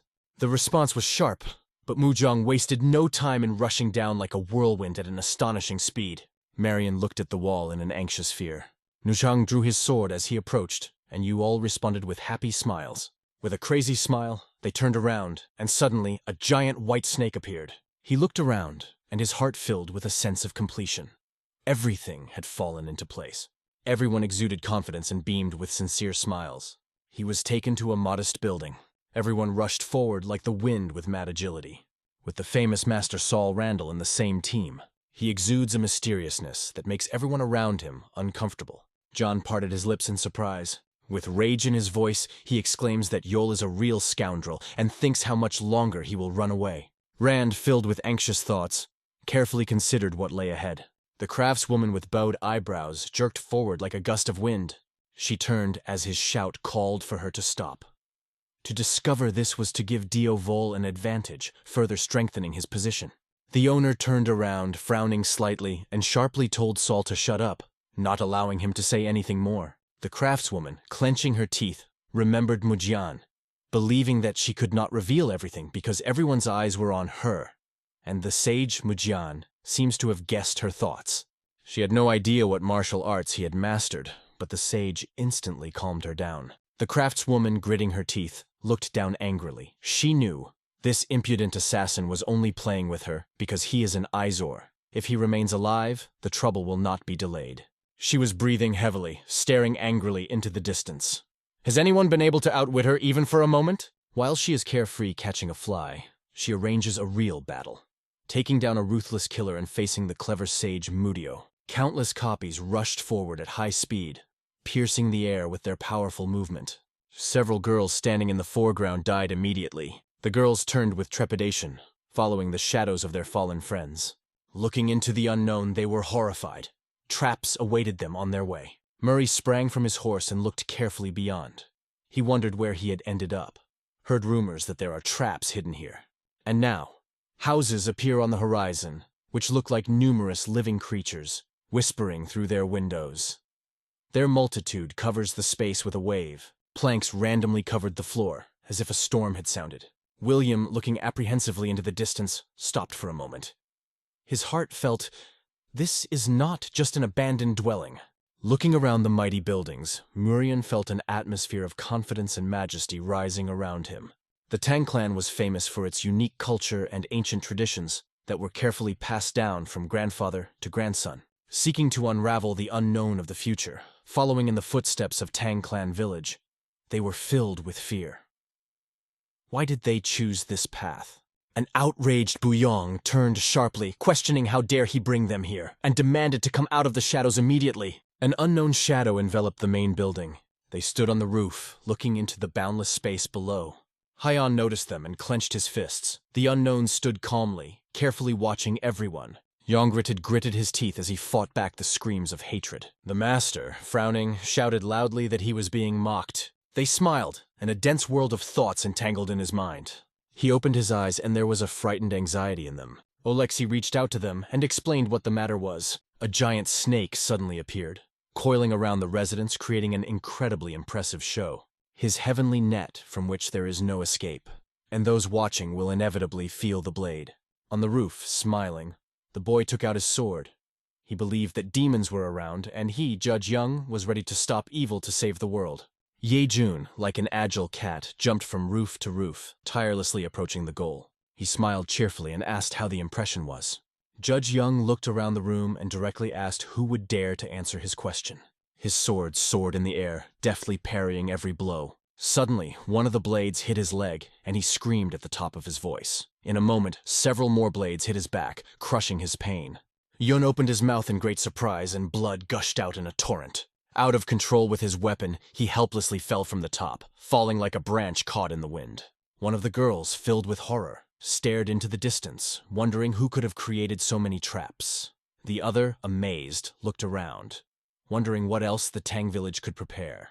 Smiles graced the faces of those watching him as he looked down, lost in thought as to whether he had no idea about it. He opened his eyes wide in shock as he came upon a hidden weapon and deadly poison hidden inconspicuously here. The girl met the master's gaze and understood.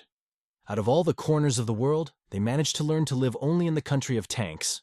The girl, full of anxiety, turned her gaze forward and realized this is where they need to enter into battle. The owner and Saul glanced at her, and the girl confidently declared that they were already close. Trembling and eager, she held out her hand, urging him to stop. Suddenly, several arrows shot out of the darkness. Tears glistened in the girl's eyes as the arrows, like lightning, took root in her body one by one.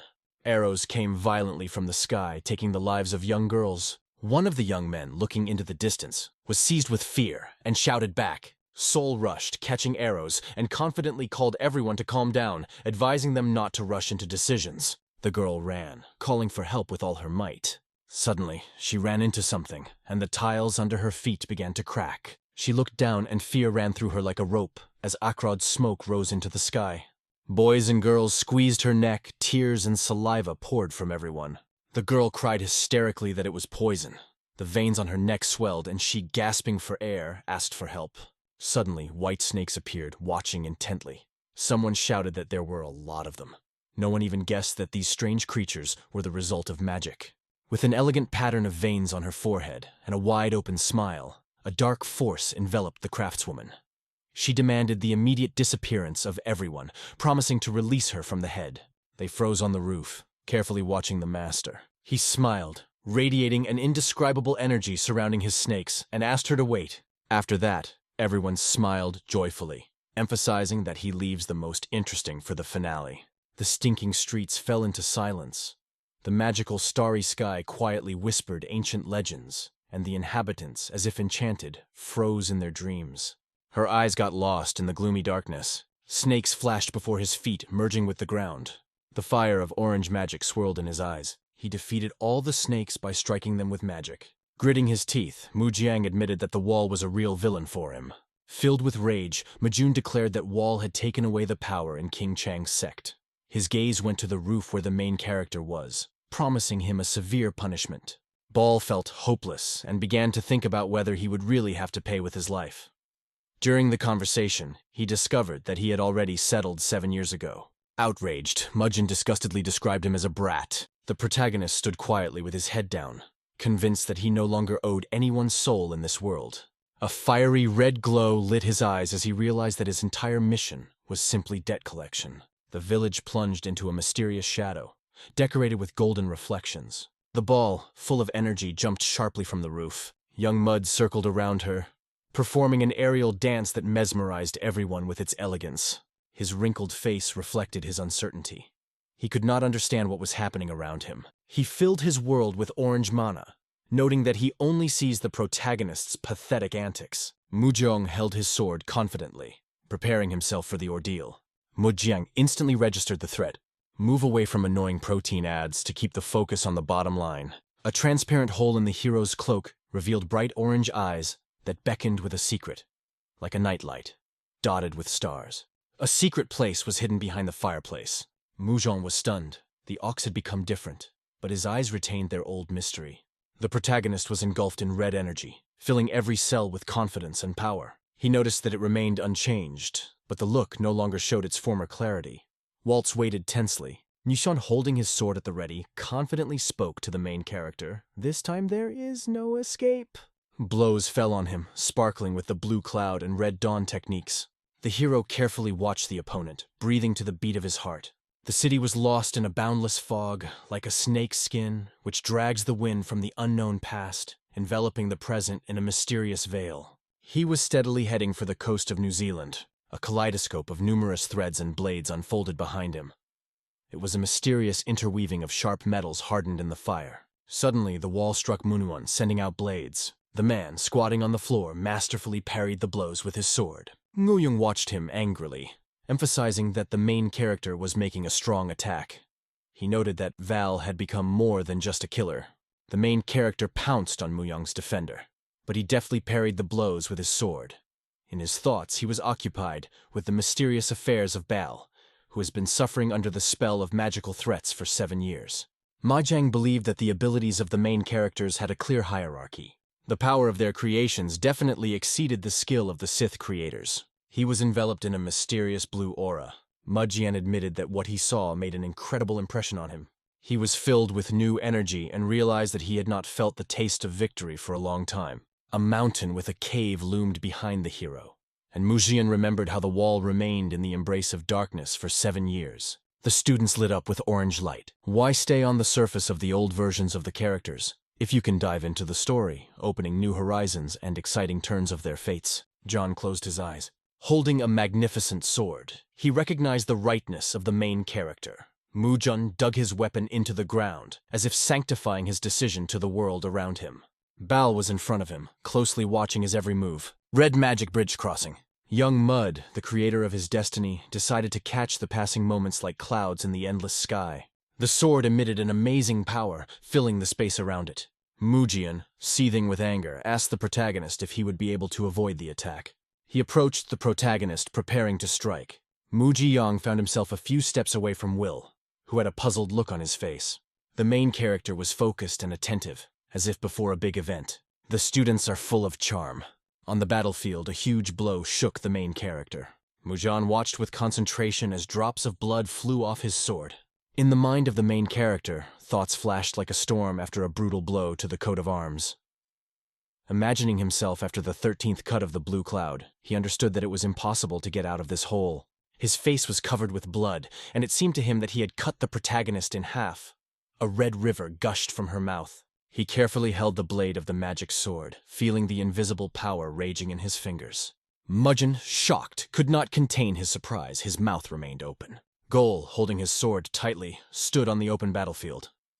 Mujong, confused, could not understand what was happening around him. The shaft filled the space with a blue light that raged as if it had a life of its own. The mysterious magic of the hero surrounded the battlefield, creating a magical atmosphere. Her eyes sparkled with a red glow. The hero unleashed jade destruction on the enemy with all his might. The shards flew, striking Mujan's surprised face. The broken sword clattered to the floor. Muzong, holding the hilt, claimed to have obtained it from the master. His blade always remained perfectly clean without a single scratch. In front of a terrible opponent who roared in rage, the hero remained calm. The enemy puzzled in amazement, not understanding how he was able to resist the impossible. The magic wand suddenly pierced Mujan's stomach, delivering a devastating blow. Val, with surprise, watched the events around him. A fountain of blood gushed from his mouth. A mortally wounded Mujion suffered at her feet, trying to find out if it was real. Val, calmly peering, watched the death of her enemy. Gua watched Mujiang with admiration, her eyes shining with purple magic. Her determination to finish what she started showed a powerful strength and indomitable perseverance.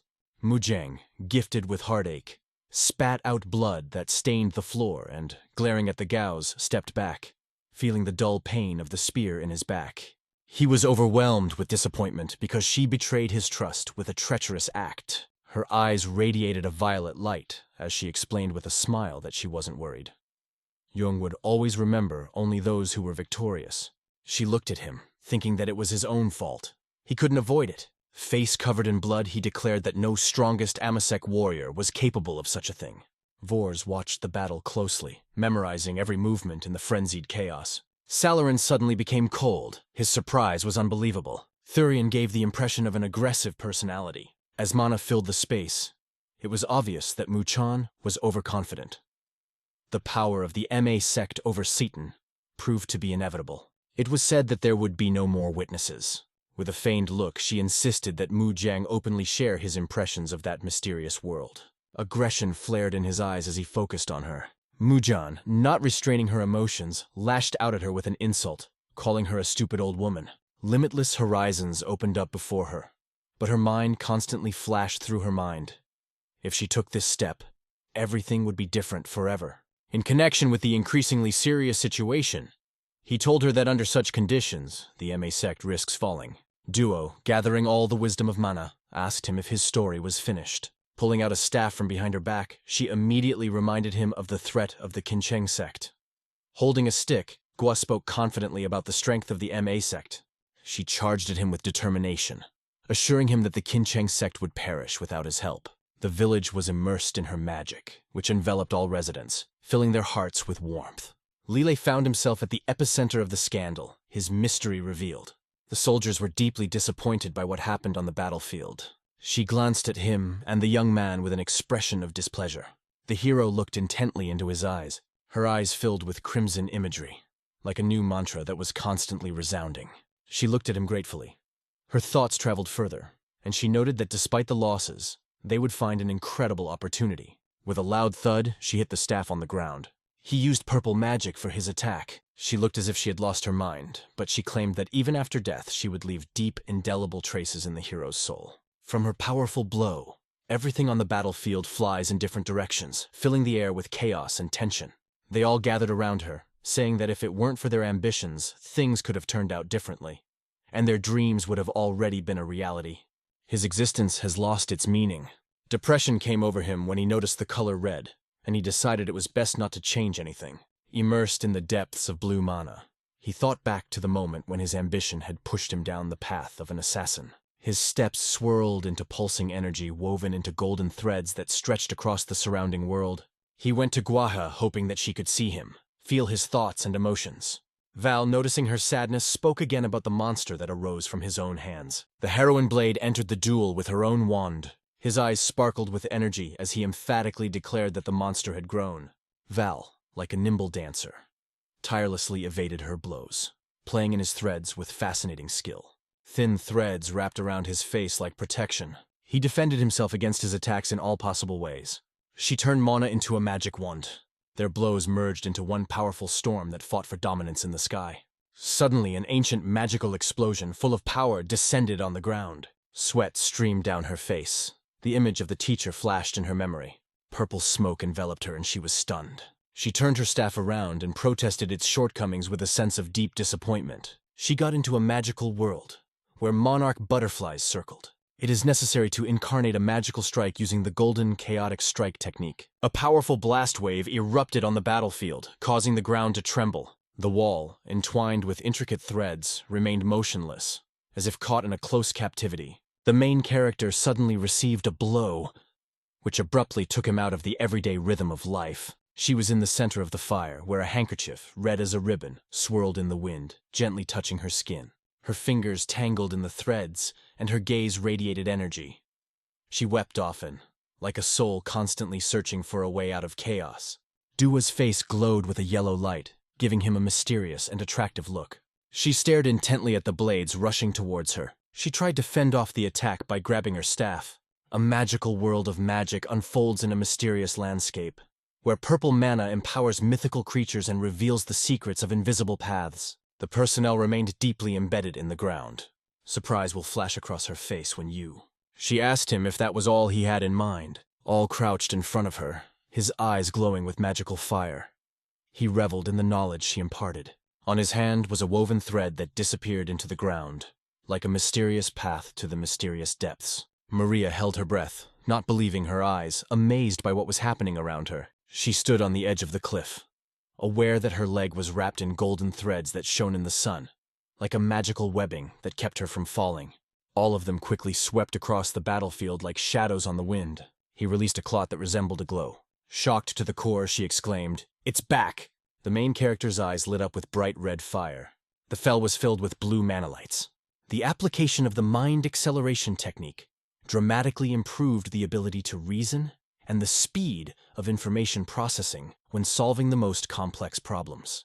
He flicked the black lightning and suddenly found himself in the arms of a black horse. On his way to Gua, the hero thought about how mental acceleration would allow him to think faster, and black lightning would give him incredible physical abilities. Amazed, Gua asked where Wall was. He punched her and proudly declared that he could travel at the speed of sound. After this blow, Gua began to cough up blood. All eyes were fixed on her and her face remained unassuming. The main character stopped in front of the giant inscription, Google, stretched out in front of him, like a symbol of his global influence, which covers the whole world. The sunlight filled his face with warmth. A spark appeared in his eyes, and he immediately turned to the master. Bua struggled as she tried to get off the ground, guessing the power that lay within her heart. Frowning, she pondered what had just happened. She imagined herself in the abyss. Voa wanted to understand what had made such a strong impression on her. After all, she did not feel a single blow. Woe doubted. How could she defeat her with just one blow? Her eyes were filled with a reddish tint. She thought about comparing Valphadon to the wise Mujiang. Standing in front of the wall, Gua thought deeply about what a monstrous creature they had created. Blood ran down her face. At this rate, she thought, Mujo would soon become a sage. She approached Shirin, and his eyes showed disbelief. Marion returned with an indignant expression on her face. Yua turned to the captain of the Black Clouds, urging him to get rid of the slacker sprawled in front of Val. They discovered what had only been rumored. They head towards Boo and Bee, not knowing what awaits them. Val, watching them, felt uneasy. He asked with cold-blooded curiosity if Gua was willing to sacrifice 2 lives to save his own. The main character quickly approached her, wondering if she really thought he could do it, together with Miriam. Alrun seethed in anger as she watched what was going on around her. They triumphantly finished the walk under the virtual sky of Google Watch. Behind the hero, events unfold that radically change him and the world around him. Mysteries and intrigues turn this trip into an incredible adventure. A figure shrouded in a mysterious blue mist appeared.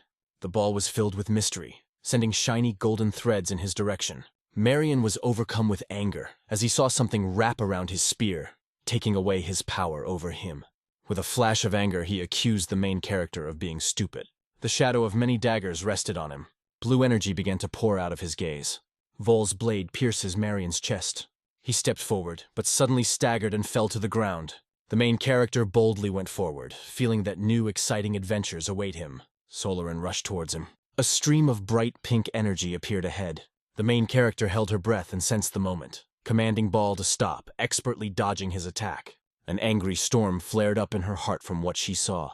Taking a fighting stance with a katana in her hands, she resolutely ordered the main character to stop. Powerful explosions of pink energy flashed brightly from both sides of the document. The generous letters of the scars lit up his face, reminding of unforgettable adventures. Salvarine felt both admiration and confusion. The main character raced through her inner universe, where every step brought new discoveries. Her thoughts and emotions were intertwined, creating a real kaleidoscope of sensations. A bright red spark shone from the orb's eyes. He looked upset, searching for a reason why everything happened the way it did. The character stopped in front of Gua, dreamily studying his majestic silhouette. He looked back at the ball, as if it were a mysterious being from another reality. The main character was furious with rage. Gua reported that Browning thought Wall was an idiot. A firestorm could ignite in her gaze. The hero is shocked, loses control, is unable to stop. His desperation turns into a cry for a stop. A mysterious energy anomaly appeared on the outskirts of Valu, which attracted the attention of researchers and passers-by. Strange energy waves have undergone transformations in the surrounding world. It made an impression on him that was hard to describe.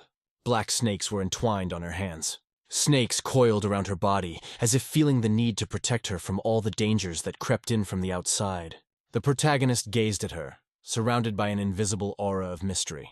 An angry Gova openly expressed his displeasure with the wall. A huge white snake suddenly appeared in front of her. The duelist seethed with anger, convincing everyone around that the hero was a demon, and it was he who stood in the way of her brilliant success. A giant snake fell on her. A fountain of blood gushed from her throat, painting a terrible red pattern in the air. Before the incarnation of Gua, Looking at her, the protagonist asked if there was anything left to say at the end. A lake of red blood spread out under Gua. Val, filled with despair, strongly begged her to leave his world forever. He discreetly examined Guo's body, hiding all his feelings deep in his soul. They embark on an unforgettable journey, where triumphs and failures harmoniously intertwine into a vivid plot of their existence. Soldiers surrounded Mudjian's lifeless body. The soldiers were amazed. On the battlefield, everyone froze in anticipation, as if frozen, staring at Gui's lifeless body. Tears rolled down their cheeks, and they asked incredulously, "How could this happen?" The warriors watched with interest as the protagonist defeated a Bazgula in a flash. They asked if the ox was a human being, and where this monster came from. Some emphasized that he is the main person in the rib that shines under the rays of the sun. He watched the soldiers with interest. The warriors, filled with fear, gathered around the main character, assuring him that this was only the beginning of their incredible adventures. They will not be able to defeat him with anyone and anything. Bowles' face loomed with undeniable seriousness. The soldier ran into a red light and was overcome with trembling panic. There was real horror in his eyes. He glanced at the situation and, feeling fear, screamed as he ran away from the battlefield.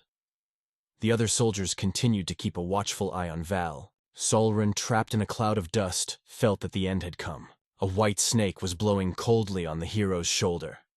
He noticed that the people around him were overcome with fear.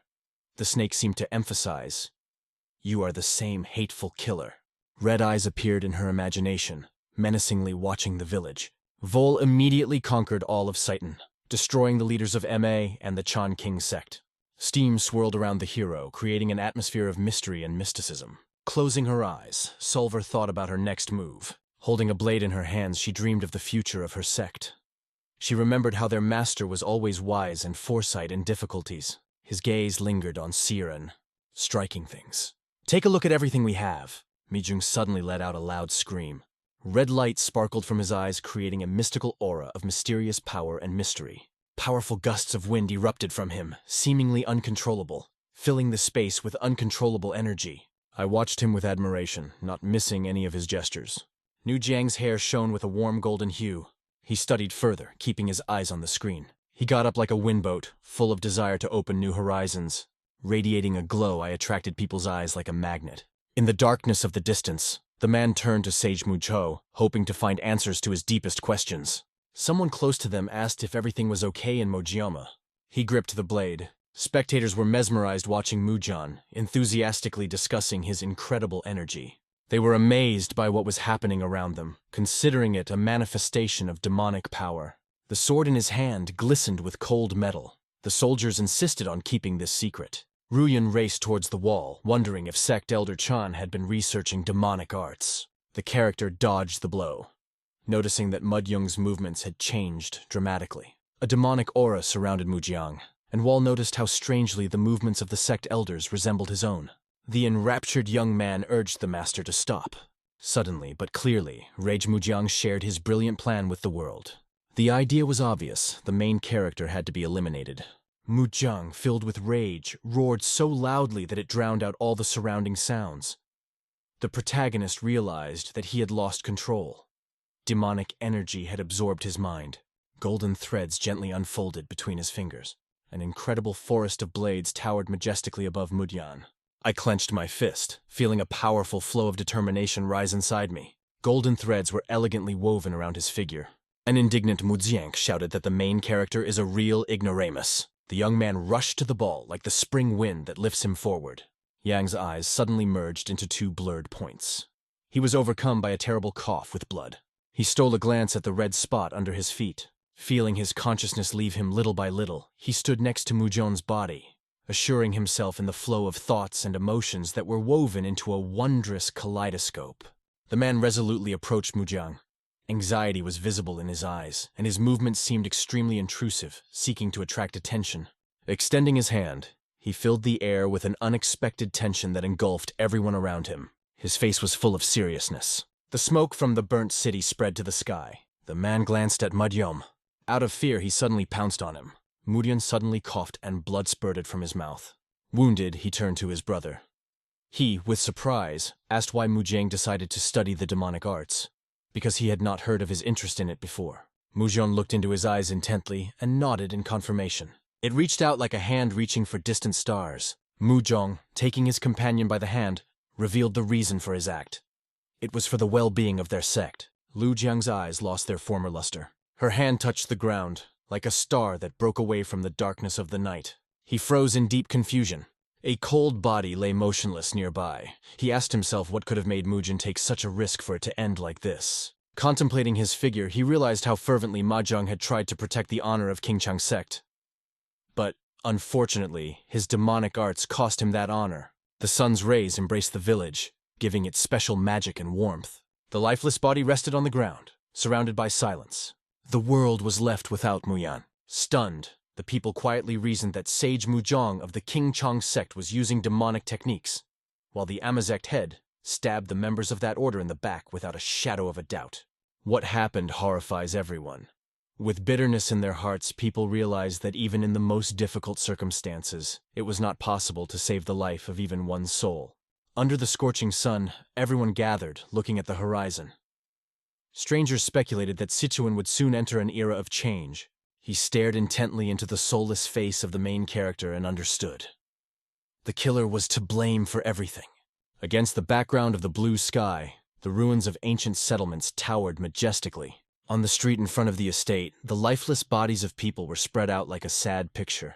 The man looked intently into the eyes of the protagonist, as if looking for an answer to the secret hidden in them. He watched Muzhong's face intently, trying to figure out his thoughts. Solren carefully observed everything that was happening around. He took a step, opening a new path for himself. They approached Val, bowing before him, acknowledging his genius. Selren, with folded hands, pleaded with the protagonist to allow their Amasect to leave this place, raising the question of a mysterious escape plan.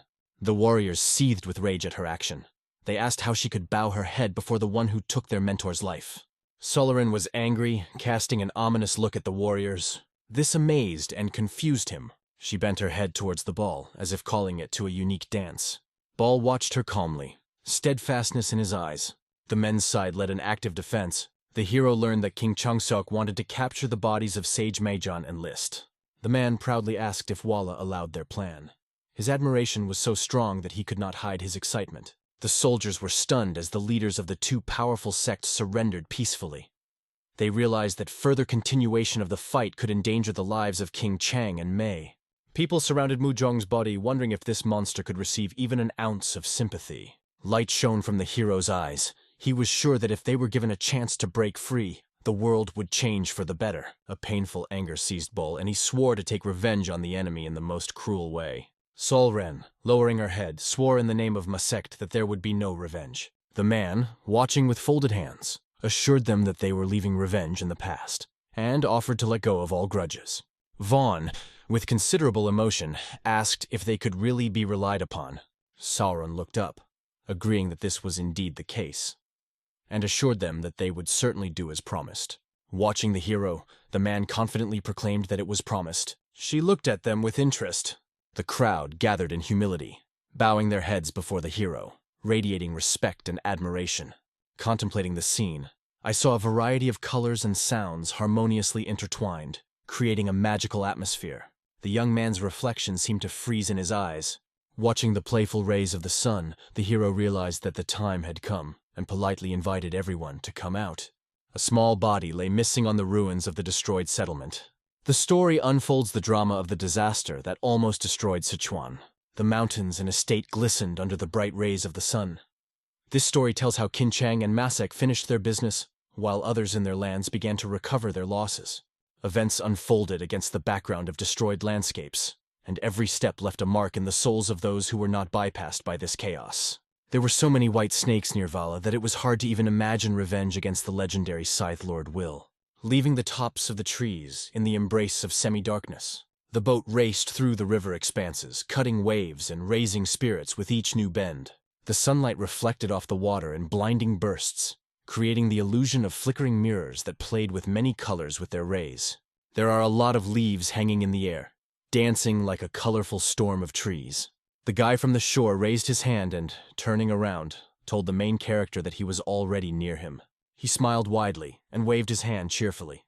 The young man carefully removed the dark veil that hid his face, revealing the mysterious world around him. A mysterious smile shone on his face. The plot demonstrates how time brings changes, and life in the place is once again filled with energy and activity. At the table is a stranger in a bright orange cape. He asks if the killer actually turned the city into chaos on his own. When he woke up, he realized that he had to go to Chengdu in person. A slight smile played lightly on his face. The blue sky lit up with bright colors. The boy, watching from the cliff, comforted the little one that they would soon get there. If you are interested in what lies ahead, pay attention to the opportunities around you. Every dawn gives a chance for new discoveries. People floated down the street like a river. In the store, right next to the cash register, a man shouted that in honor of the end of the restoration, all goods are now discounted by 50%. Joyful emotions overwhelmed the girl because they were discovered again. At the distribution of goods, the young man claimed that their products are of the highest quality and have a wide variety of accessories. The stranger was walking down the street, and with every step he took, the city came alive with bright colors. She boldly stepped towards the entrance of the building, feeling her heart thump with the promise of new adventures. With a smile on her face, she greeted him and asked how she could help. Coming closer, the stranger said that he wanted to meet the owner of the place. The girl was stunned and remarked that it would not be easy to deal with it without a record. The boy cautiously extended his hand to her face, looking for an answer to the question of whether she would agree with his plan. Fear flashed in her eyes as she fixed her gaze on his hand. The girl proudly showed the medal. Emotions simply overwhelmed her. She spoke about its significance, delving into the memories associated with this important award. Watching the young man, she realized that he was in charge of the inspection squad. So we meet the leader of the Hao clan, Hong Yushin. He glanced at the girl, who was frozen in the middle of the boundless spatial natural volumes. Heng, pressing a finger to her lips, told her to shut up and call the owner. He asked to take all the documents related to the events in Chengdu.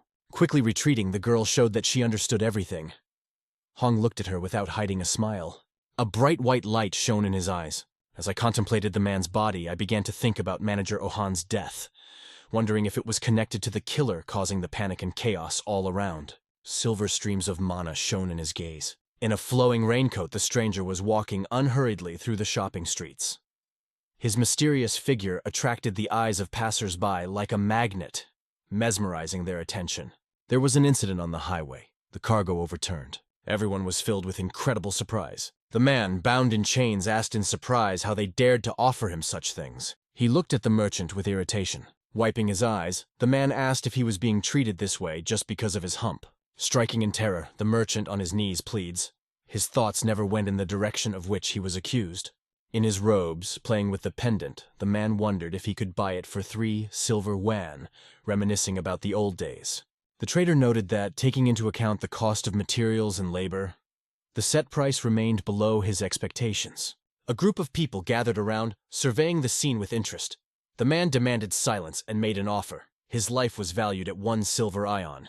The merchant explained that the deal was unprofitable. The man clarified whether the seller is really not ready to give a discount. A merchant new to the market asked for sympathy. With an expression of displeasure on his face, he emphasized that the merchant was a real misunderstanding. Their approach to business embodies indomitability and determination. They tirelessly strive for the goal, overcoming all difficulties with unwavering fortitude and fearlessness. The old man watched everything carefully, asking himself what made the giant steel beard come back here. He ordered to stop the abuse of the poor shop owner. He managed to say that he was willing to pay for the hunchback if he wanted to.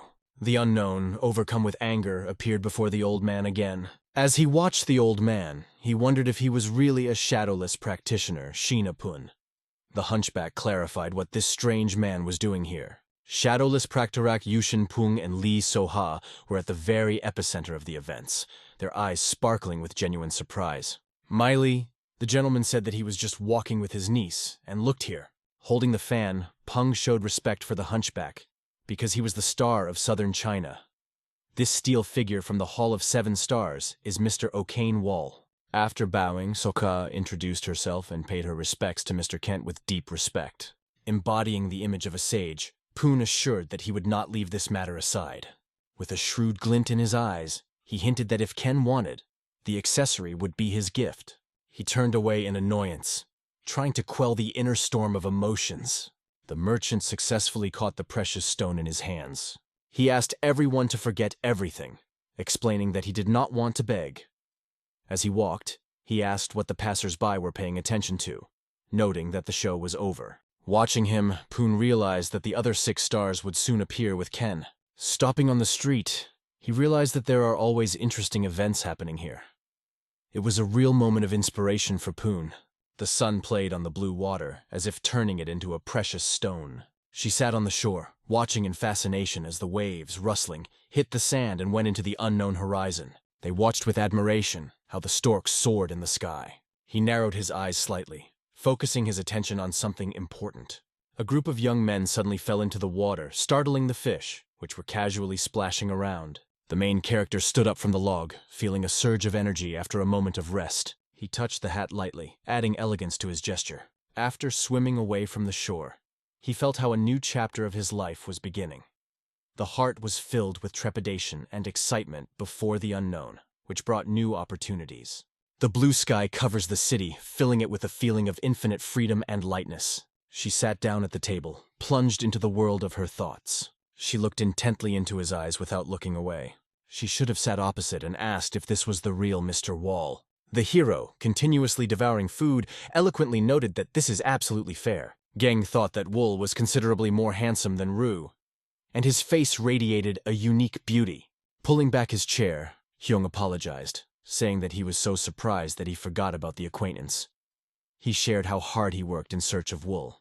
The protagonist looked at the stranger with interest, trying to find out his name, and realized that he was seeing him for the first time. Wrapped in the aroma of food, the hero looked up and asked what riddles Hawk Clan had prepared for him. Surprised, Gong wondered if Wall was really asking because he didn't understand. The charming pencil sketch of San Juan impressed with its detail, as if inviting without words into the world of artistic magic. Hong decided to explain everything clearly. He asked the hero if he had really taken the life of Sunjin, the ruler of Chengdu of Hao Clan. He nodded as he enjoyed his meal, noting that it was him if that clansman was really to blame. Gon was shocked at what he heard. The protagonist sat motionless, listening intently as his opponent quietly asked why he chose the path of murder. Bringing the food to his mouth, he will inform that he did so because he was collecting and selling data about himself. Han was stunned. He asked if that was the only reason, and if Vol understood the meaning of the word clan. Above all, the hero saw crowds with shining eyes. Gong wondered if he would be able to maintain his peaceful lifestyle as he made his way through them. Hong smiled and said that if he gave the order, the entire Hao Clan in Chengdu would attack him. Val placed the chopsticks on the clean plate, looking indifferent. Looking at Han, the hero imagined how his head would fly to the ground, followed by the head of the clan leader. Hung laughed, a bitter look on his face. Blue fire flashed in his eyes. He wondered, shouldn't we just destroy this idiot here and now? A red shimmer appeared from under the protagonist's eyelids. Numerous golden threads entwined around Gang's body, emitting a magical glow. A cut mark appeared on his face. With serious thought on his face, Wall firmly stated to Gong that it was not his place to show his desire to kill in his presence. The main character realized that he shows acute sensitivity to the situation. Khan stared at the gash on his face in shock, feeling a slight itch and the realization of what had happened. Wall, getting up from the table, involuntarily realized he did not care who Hawklin was. It doesn't matter to him at all. Returning, the hero noted, if they do not forget about the limit, his patience will run out. Smoke hung thickly from the roofs. The blacksmith produced a fiery blade. Lowering her oars into the water, she rowed slowly, allowing the boat to slide freely along the calm river. The blacksmith, wiping the sweat from his forehead, took a deep breath. He asked if there were many orders coming in. Amazed, he missed the eyes on the central figure. Koval, smiling, noted that one should not forget about the presence of Val. Without further ado, the protagonist stated that he did not want to distract anyone from an important matter. Examining the blades, Val remarked that they were truly impressive. The blacksmith sighed happily, realizing that there were significantly more orders. With a smile, he thanked Val, because it was his efforts that helped open the forge. With surprise, he asked what brought the hero to his workshop. The blacksmith wondered if the phantom blades had dulled. Closing his eyes, he realized that he wanted to make the order himself. The main character, reaching out his hand, realized that he really needed something to protect his brush. Looking at Val's hand, Koval thought about defense. He felt that the main character found peace at this very moment. Koval bowed his head thoughtfully, drowning in his thoughts. Val watched him intently, absorbing every gesture as if trying to unravel the mystery of his reasoning. With a master's smile, he decided to create something both light and reliable for his hero. Thick smoke rose from the forge. The main character realized that everything would take 5 days. The blacksmith believed that his skill was enough to cope. The blacksmith crossed the threshold of the room, firmly holding the lantern in his hands. Looking around, he decided that he would definitely study the surroundings. He pondered whether he should really wait for the big competition. The blacksmith's face became more and more serious as he studied the fragments intently. Grabbing the stone, he realized that the materials had been selected. His gaze fell on the dark bag lying silently in the corner. He carefully opened the secret with a pushed bag, trying to guess who was hiding inside. The frightened boy hid his face in his hands. The boy, having received a kick from the company, began to wonder if he was behaving like a carefree child. The blacksmith went to the door, determined to open it. He placed the tray of food right on the doorstep. In a cozy corner of the barn, hidden under a rough sack, sat the same child again. The door closed firmly, and the spirit of a delicious dinner resonated in the atmosphere. The child cautiously peeked out from behind, anxiously waiting for something new and mysterious. The frightened boy looked at the food, hesitating whether to trust her. They enter Wall's room. He sits nonchalantly by the window, and the blacksmith, full of determination, addresses him. He was holding a bag and said that he had brought the bracelets that one had ordered earlier. After opening the bag, elegant bracelets appeared in front of my eyes. The blacksmith created for him gauntlets of soft iron to ensure ease of movement. He emphasized that by receiving eternal energy, these gauntlets would withstand most attacks. He ran his fingers and noted that he did a great job. The blacksmith laughed ridiculously, expressing how much effort he had spent on his creation. He hid his hand in his kimono and decided that Val should take it too. His hands carefully hold the silver threads that weave many stories and mysteries in every twist. Everyone studied them carefully, and the blacksmith explained that he had created them from scraps for armlets. They are extremely elastic, strong, and will definitely prove to be useful. With a smile on his face, he turned to the blacksmith, expressing sincere gratitude. He finished his work and was on his way home, to which Val wondered why he was leaving the office so early. The blacksmith looked at his guest and noticed that an uninvited guest was wandering in his house. All he had to do was check if he was still there. Val, waving her eyebrows in surprise, looked at him. He was brought to the city when the sky was sparkling with ash. A girl with hair the color of the sun appeared in the crowd, like a tiny bright spot that instantly caught the eye. Her blue eyes watched the world, and again she asked why the news was silent. The man with an incomparably strange expression on his face assured that he was in Chengdu, but he did not feel the energy of the place at all. The girl, turning her head, emphasized that he brings a lot of problems. The man, in turn, pointed out that this would be another obstacle, and it was worth asking Hauklin for help in this difficult situation. The two passed the forge. The girl remembered how she'd secretly dreamed of capturing him, but it was difficult to trust the suspicious Hao clan boys. Hearing their conversation, the blacksmith turned to look at her. However, he ignored it and moved on, while they continued their discussion about where the iron lump had come from. Mike Smith went ahead, thinking it would be a good idea to check out the market before turning back. Unexpectedly, a giant ball of Ken appears and rushes over the ground, impressing everyone with its incredible size and speed. The neighbors were shocked to the core. Ken crouched on the floor, transparent woolen threads scattered around him. Barrett grinned evilly and sneered at him. Ball watched him expressionless, a red fire burning in his eyes. He rose from the ground, full of curiosity, and asked. In the autumn, a new mysterious personality appeared, whose charm conquered everyone, leaving many questions about who the interesting traveler is. Ball watched the stranger warily, wondering who it was that thought he knew him. His anger flared up like a fire, and he, swinging his chains, mercilessly pelted the walls with insults like a storm that knows no rest. However, his gaze remained icy and soulless, as if the world passed him behind a dense wall of ice. He began to reveal his emotional state, speaking bitterly about how much Ball's gaze annoyed him. In his hand, a huge metal orb suddenly stirred as he swung it. Then he instantly rushed forward. Everything around was falling into the abyss, but Ball found silver threads. He wrapped his hand around them, preparing for unexpected actions. A girl with blue eyes on full breasts urged him to stop. At the same moment, Ken stopped punching the walls. With a displeased expression on his face, he turned and looked at her.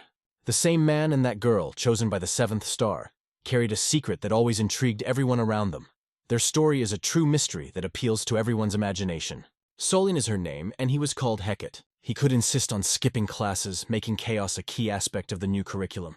He carefully looked at the horizon, told the iron hunchback to look closely at everything that happened in front of them. He looked disapprovingly at the threads as Hicken warned that another move forward would spell disaster. The silver threads were still stuck on his hand like little memories, and he felt bitter that he couldn't get there. He stood next to him, trying to understand what happened between them. Was Val too violent in his attacks? Sharpening his gaze, he hinted that attacking his lawyer brother was like attacking the entire 7-star pavilion.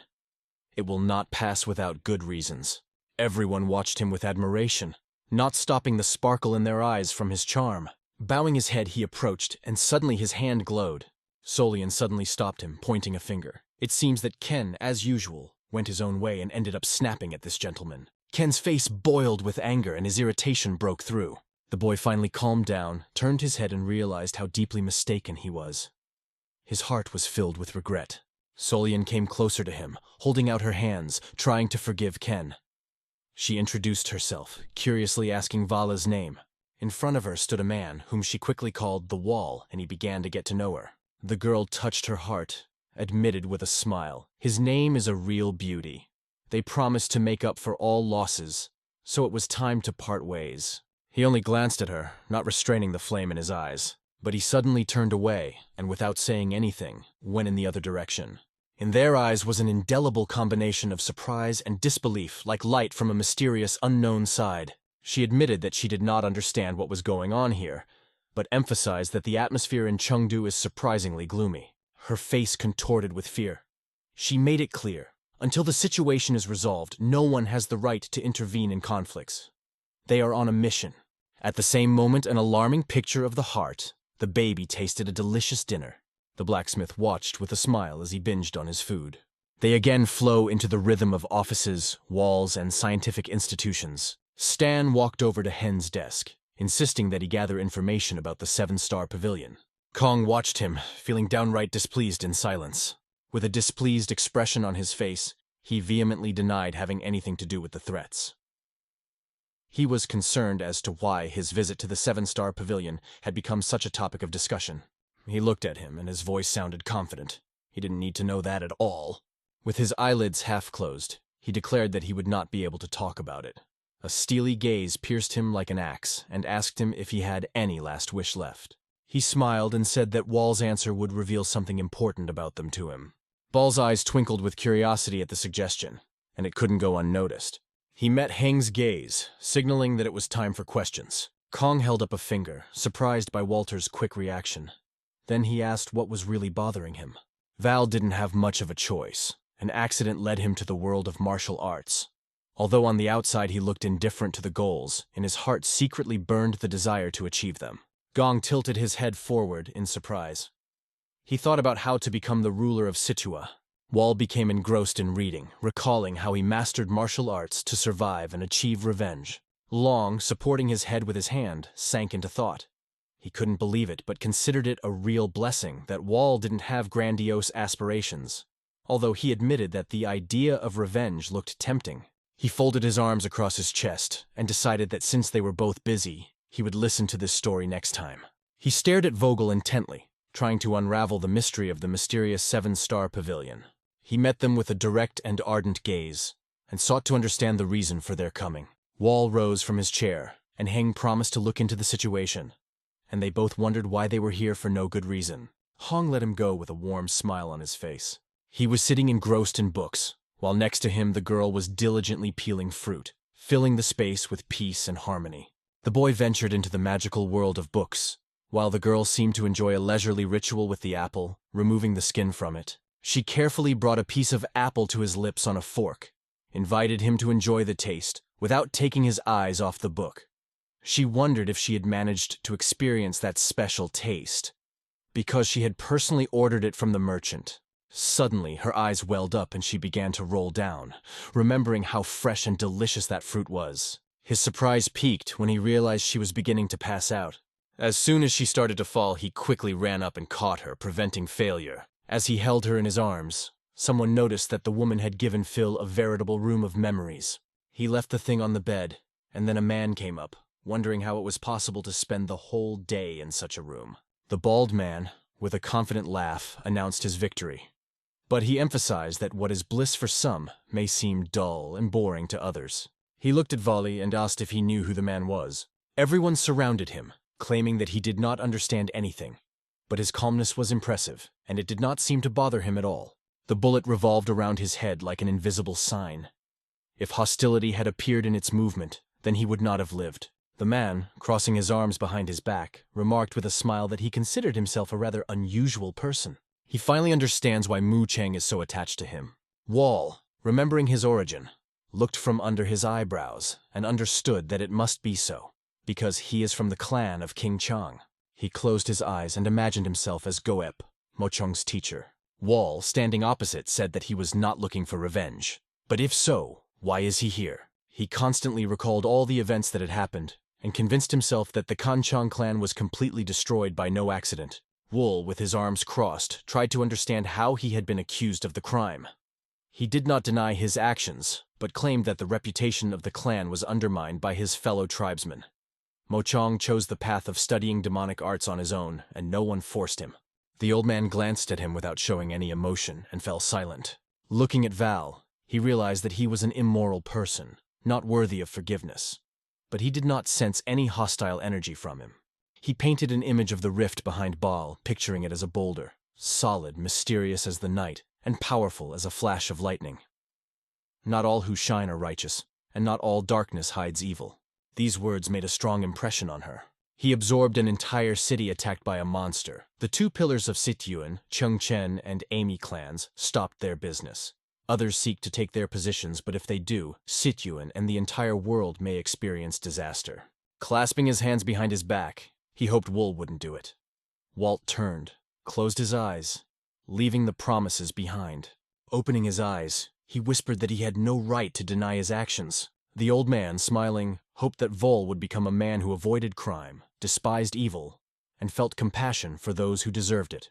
He disappeared instantly, leaving the room empty. Wall, leaning against the window, pondered the promise. Would fate bring them together again? Looking down, Ball declared with the utmost confidence that he could hardly feel sorry for anyone. Deep night enveloped everything around them as they stepped into the forge. Calmed, frightened boy sat and ate, calling himself Nam Sinov. Koval smiled and noted that his name was a real miracle. Placing his hand on the table, he asked about the young man's origin. In response, I heard that he was from Hefe. The blacksmith was lost in thought, puzzling over how to reach his goal from such a distant corner. Thousands of kilometers loomed before him, like difficult tests.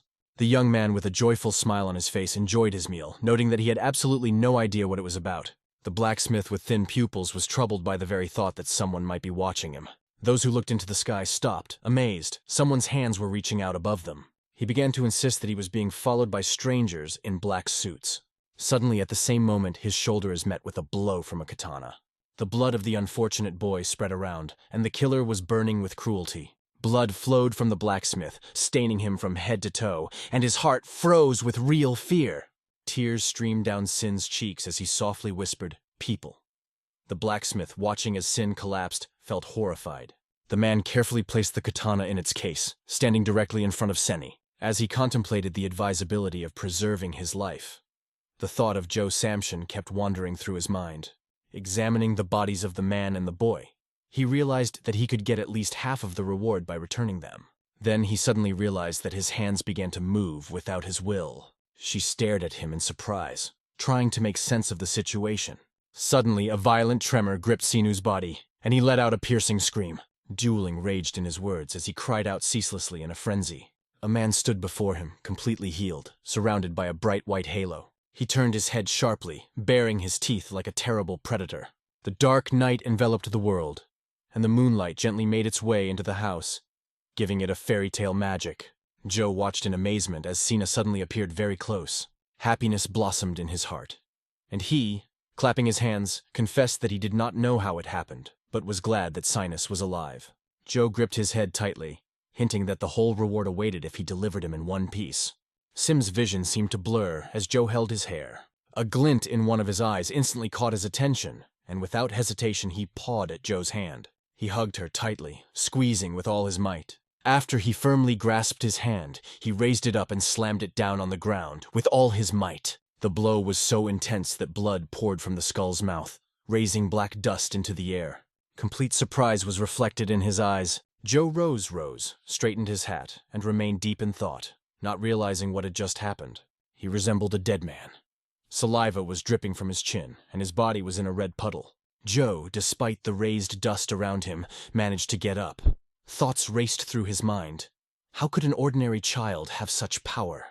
In the places where the hero was injured, he realized that despite his great strength, he would be able to completely throw away the pain and heal his soul. As he planted his sword into the ground, he felt himself fill with power again, shining with an aura. Life was no longer in danger. He gained incredible power, free from restrictions. Joe smiled widely, showing all his teeth, and cheered, because in the fight they would find out if he could stand losing his limbs. And suddenly, right behind him, a blacksmith appeared. He grabbed Joe, yelled at Sina, and told her to run. Hearing a piercing scream, the sinner suddenly opens his eyes and realizes what has happened. Joe, scowling, glares at him, demanding immediate release. The sinner found himself in deep confusion, not knowing where to go next. The blacksmith urged him with fervent zeal to leave his place, and not to remain immovable like a soulless pillar. Jill was fiercely angry with the blacksmith, inventing insulting nicknames for him and not sparing violent insults. The blacksmith could still inflict so much force that the blacksmith would fly far away. He only turned his head when he saw that Senum had fled. Jill, adjusting her hat, pointed out to Lee that the situation had turned out to be more difficult than he thought. The heavy blow hit the blacksmith so powerfully that the wall beneath him cracked and fell, leaving behind ruins. His pupils seemed to sink into the abyss, and he slowly turned back to Sina. The reader again plunges into the mysterious walls of Wall's chambers. There are rumors here that the 7-star pavilion is looking for one child, shrouding everything in a mysterious atmosphere of anticipation. Ball looked away from the book in surprise, trying to figure out which boy it was. Hong was standing nearby, and noticed that they were looking for a guy about 15 years old, thin. This interested him, and the question arose in his mind, what is it for? Suddenly the door was filled with numerous knocks, and voices aggressively demanded to open it. Bal turned his head and began to recognize a familiar voice. A girl with black hair suddenly appeared in the room. She announced that a guest named Tang Sachi was trying to sneak in on their quest. His words were hanging in the air when suddenly Bal noticed a figure in the doorway. He collects his thoughts, clears his face, and opens the door. 2 guards were carrying a blacksmith named Tang Sachi. She looked at Val, a pleading glow in her eyes as if looking for support in him. Vala was interested in what happened to him, so they decided to release him. Tan dropped to his knees, trying to feel the walls with his touch. Although he is filled with fear, he falls to his knees and pleads with Val for help. He had been waiting for this moment all his life. Now, concentrating, he compiled a detailed list of tools and materials necessary for the realization of a masterpiece. He came again asking for help, hoping that he would finally receive support. With sparks in his eyes, he looked at him with admiration, dreaming that if he had the chance, he would definitely come to help. The tacksmith mentioned Joe, claiming that there was a baby hiding in his closet that he didn't pay any taxes on. During the masterclass, martial arts masters suddenly appeared and tried to steal him. He remembered Sina standing up and telling him that the child had been seriously wounded in the shoulder by a sword. The wound was deep, almost to the bone.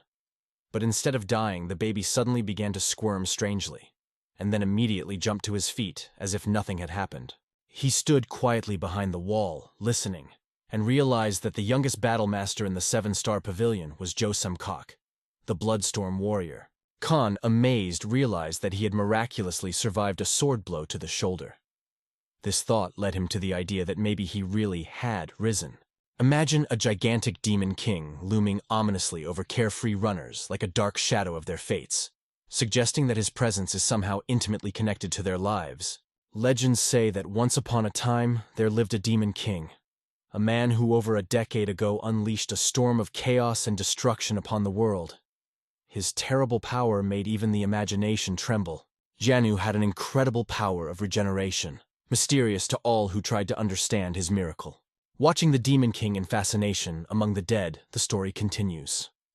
No matter how strong his enemies are, even with the most terrible wounds, he always finds a way to survive. They say that whoever learns its secret will gain immortality. A picture opened before them, many hands reaching out for help, symbolizing hope, support, and mutual understanding in these difficult times. Cinna was in a state of panic, and rumors of the Demon King only added to the anxiety. But suddenly reality hit, when a terrible fire engulfed the entire village. Thousands of souls, breaking the silence with a cry, rush to these dwellings, looking for salvation. Some delay those who seek to enter, warning that others are already inside. Sally bravely walks through the fire, her smile shining brightly amid the panicked shouts of the crowd. With a smile on her lips, she plunged into the search, wondering where he could have disappeared to. She stared intently into the distance, aware that their time here was limited. This was not their land. If Hawkland had come to help, he would have been caught by now. She found it hard to believe that their surveillance had failed. And suddenly, from behind, a man with a white strand of hair appeared, calling her by his voice. He looked at her curiously and asked what brought her here. It was Ian Penn. She looked at him with a twinkle of cunning in her eyes, and said she was trying to find a rat. Both watched the burning house. "The child has probably already run away," Ta said. Yas, turning her bright blue eyes, realized that everything was in vain. Goth, looking at her, began to think about why she caused the fire in Chengdu. What are the consequences if the local clans appear here? Smiling ominously, she announced that their journey there was impossible, as they could not act outside the bounds of what was permitted. "The clan remembers a secret stash that scared them to the core. Now just mention it, and they shudder with fear." His grin hardened as he imagined Wall confidently assuring his listeners of the truth of her words, though deep down he doubted it was anything but an exaggerated reality. He just couldn't believe it. All the martial masters of Chengdu, frightened by some mysterious teacher. Cautiously removing the katana from its scabbard, he swore that if he encountered evil, he would cut off his head with one blow. The blow of this bloody sword will be fatal, denying the enemy a chance to respond. They traveled between the hot buildings, and suddenly she found herself looking forward to the moment his head would fall to the ground. He said that when he cuts off the head, she will appear before him. Both looked depressed and confused. People's screams are always pleasant to her ears, and she feels an invisible pleasure in them. After these words, the silver threads of the ox wrapped around Jaw's neck, adding a mysterious charm to it. Before even blinking an eye, JHA shot up like an arrow, rising into the vastness of the sky. She suddenly turned in the direction of fear, but there was no one there. She raised her head in surprise and suddenly realized what the matter was. Josh's body was showing off on the roof of the building. He hung like a spider between two silver threads, feeling an indescribable pain that penetrated into his soul, like regret knocking on a wheat field. He struggled, but those entwining threads were squeezing his throat, and it was getting harder to breathe. I just started a conversation, and his neck suddenly fell apart and his head fell to the ground. His blood, like a red stream, flooded around, creating a terrible landscape with an echo of terrible events. People, gripped by fear, leave their homes again in a panic. The fire consumes everything around. Some just stand there, looking at the burning of their homes, overwhelmed by hopelessness. Many people, including children, found themselves homeless. Pakistan watched intently, shocked and frightened, unable to understand how this could happen. Plana came closer, humming to her curiously. "What happened here?" He stared into the distance, full of determination, realizing that, although he did not understand all the nuances, something truly terrible was happening around. The fiery element engulfed many buildings, reminding the man of the recent tragedy in Chengdu. And then the flame caused real horror. Turning their heads, they saw a man with a blindfold. The gentleman, full of surprise, looked at him and instantly recognized a well-known face. Gam Lai, a bamboo swordmaster from the 7-star pavilion, always covered his eyes with a blindfold, hiding his scars beneath it. He quietly appeared nearby and then, like a shadow, disappeared around the corner. Goha and Punyoma hurried after him because the man was very interesting to them. Catching his gaze, they understood. The situation was critical. Otherwise, this thirsty hatred for murder would not be so clearly visible on the face. Goon watched her in astonishment, wondering how the desire to kill could have arisen in her heart. Surprise appeared in his eyes when she said it was time to follow him. They continued to wander among the fiery ruins, trying to catch a trace of where he might have been lost. Poon was puzzled by the sudden disappearance.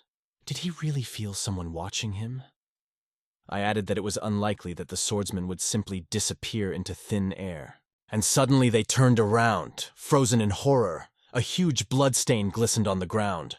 Both had a deep fear of red streams of blood. A terrible picture opened before them.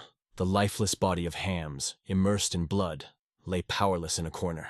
Blood streamed from his eyes, and suddenly he lost his life. Columns of smoke rose gracefully into the blue abyss of the sky. Poon and Owl froze as they looked at the body, mercilessly frozen to the ground. This man's face was covered in blood. His name was Camille Heath. Frowning, Pawn thought deeply about how this could happen, realizing his moment of distraction. She pressed her hand to her heart, asking herself if this was really possible. I couldn't believe that a genius named Cam could suffer such an inglorious collapse. Shocked, he succinctly emphasized that there are killers of incredible caliber in the world. Looking at Soya, Pan wondered if it was Walt. Fascinated, she imagined the main character and asked if it was the person who had recently turned Chengdu. The name of the assassin who had single-handedly destroyed the elite of Sityuan flashed through her mind. Poon, looking at the body, realized that he had previously thought it was just a rumor. But now, after what he had seen, he could not deny the truth of the event. His eyes focused on Kem's bloodshot eyes, portending a terrible disaster for this province. Some were lucky enough to fill the city with light. Leaves flew into the sky, dancing from the trees. The bark, perched on the branches, watched this action. Who held the earth in their hands? His clothes were soaked in blood. He passed under the weight, a trail of blood trailing behind him, like the shadow of a memory that would never let go. The stranger following the trail sought to unravel the mystery of his essence. He said with a smile that it was a real miracle. He was fascinated by how people could do such incredible things. A man with brown hair carefully held several blades in his hands. Blood splattered across the forest, and a howling scream echoed in the air. He thoughtfully reviewed the records of the wounded and persistently asked to pay attention to them. A red aura spread from the unknown. He understood. Regardless of their skills, they would not be able to survive with such a loss of blood. Now it became clear to him why the boy was brought in so urgently. With surprise, he looked at the wounded man as if he could not believe what he was seeing. Tears streamed down his face. He realized his mistake and asked for salvation. The leaves waltzed around him like thoughts in his head. He felt that Zhonghu was a place where death could strike suddenly, even for the innocent. The man looked at the scene thoughtfully, wondering how he came to own this body. His client sought to take him apart, studying every sinew and marrow. The dark-haired stranger remarked that even if theirs lived and were immortal, it would still end in death. With a smile, the stranger said that immortality is a dream illusion of many. He emphasized how multitudes of people are sacrificing their lives in this fruitless pursuit. A strong wind was swirling strongly in the region. The leaves rustled quietly, swirling under the touch of the wind. With horror in his heart, a man suddenly appeared and informed his elder brother about the terrible misfortune that was approaching. He turned to ask again. The next time Guy brought sad news, his sick brother had passed away. A dark-haired figure with furrowed brows listened, disagreeing with the words. A strong wind was blowing around the young man. He noted that they had managed to preserve what they had recently found, the body of a Chattalist practitioner. Ash gently fell on the roofs of the houses, giving them a mysterious and magical aura. Olya walked slowly down the street, savoring the coolness of the morning air. Her steps were light, like dancing on a stone pavement. A smile was shining on his face, but in his soul there was a threat of serious difficulties. There was a spark of displeasure in his eyes as soon as he turned away. Vol's face flashed in his mind, and he couldn't help but think, how dare this boy humiliate him in front of Solayan? He decided that during the next meeting he would definitely punish him severely. She jumped off the roof like a carefree ball, bouncing easily to the neighboring yard. Electron waves spilled between the buildings. He looked up and was shocked. She was in front of him. He asked in shock if it was really Solian. Ken watched with interest where she was rushing. She jumped from roof to roof, as if hiding from the eyes of passers-by. Her mysterious posture captured his attention. Ken was amazed and began to wonder if something extraordinary had happened. Leaving her, he insisted that he had to hurry to the meeting. A blue flow of aura blooms on Ken's shoulders, surrounding him with mysterious energy. Blue threads gently caressed his neck. Features that revealed his soul began to be reflected on his face. Grabbing the chain, he listened to each breath, trying to find peace in the storm of his thoughts and events. A path is made through a steel ball. Fragments of the old building are haphazardly scattered around. Winds kicked up dust near the ball, creating elegant trails. After reading the text, he turned to the main character. Autumn reached out her hand to the black chain, changing the nature around. He stopped in front of Kent, scrutinizing his eyes as if trying to find the answers to all his questions. An outraged Ken shouted that this young man was playing the main role. Her face exuded calmness, like the sea on a windless day. Smokes, like majestic towers, rise into the sky, cutting the spaces. Currents of air rushed fiercely between the houses, and Ken's bloody body rested mercilessly on the ground. The sky was covered with a red shade like a bloody veil. Sokka turned to his uncle, pointing back, excitedly hinting at a surprise discovery worth noting. Sokka pointed to the body with her hand, talking about this person. When friends found Ken's body, there was a terrifying tension all around. They were seized with a sense of fear because something irreparable had happened. Holding the fan, Poon asked if it was a steel hunchback. The horrible scene of Cam and Ken's death unfolded before him. Poon wondered if the same killer had something to do with their misfortune as well as Cam's murder. Poon believed that an invisible assassin was striking at 7 stars, and this led him to think about the connection between Cam and Steel Hunchback. When I asked Poon if she thought anyone was offended, her answer was cryptic.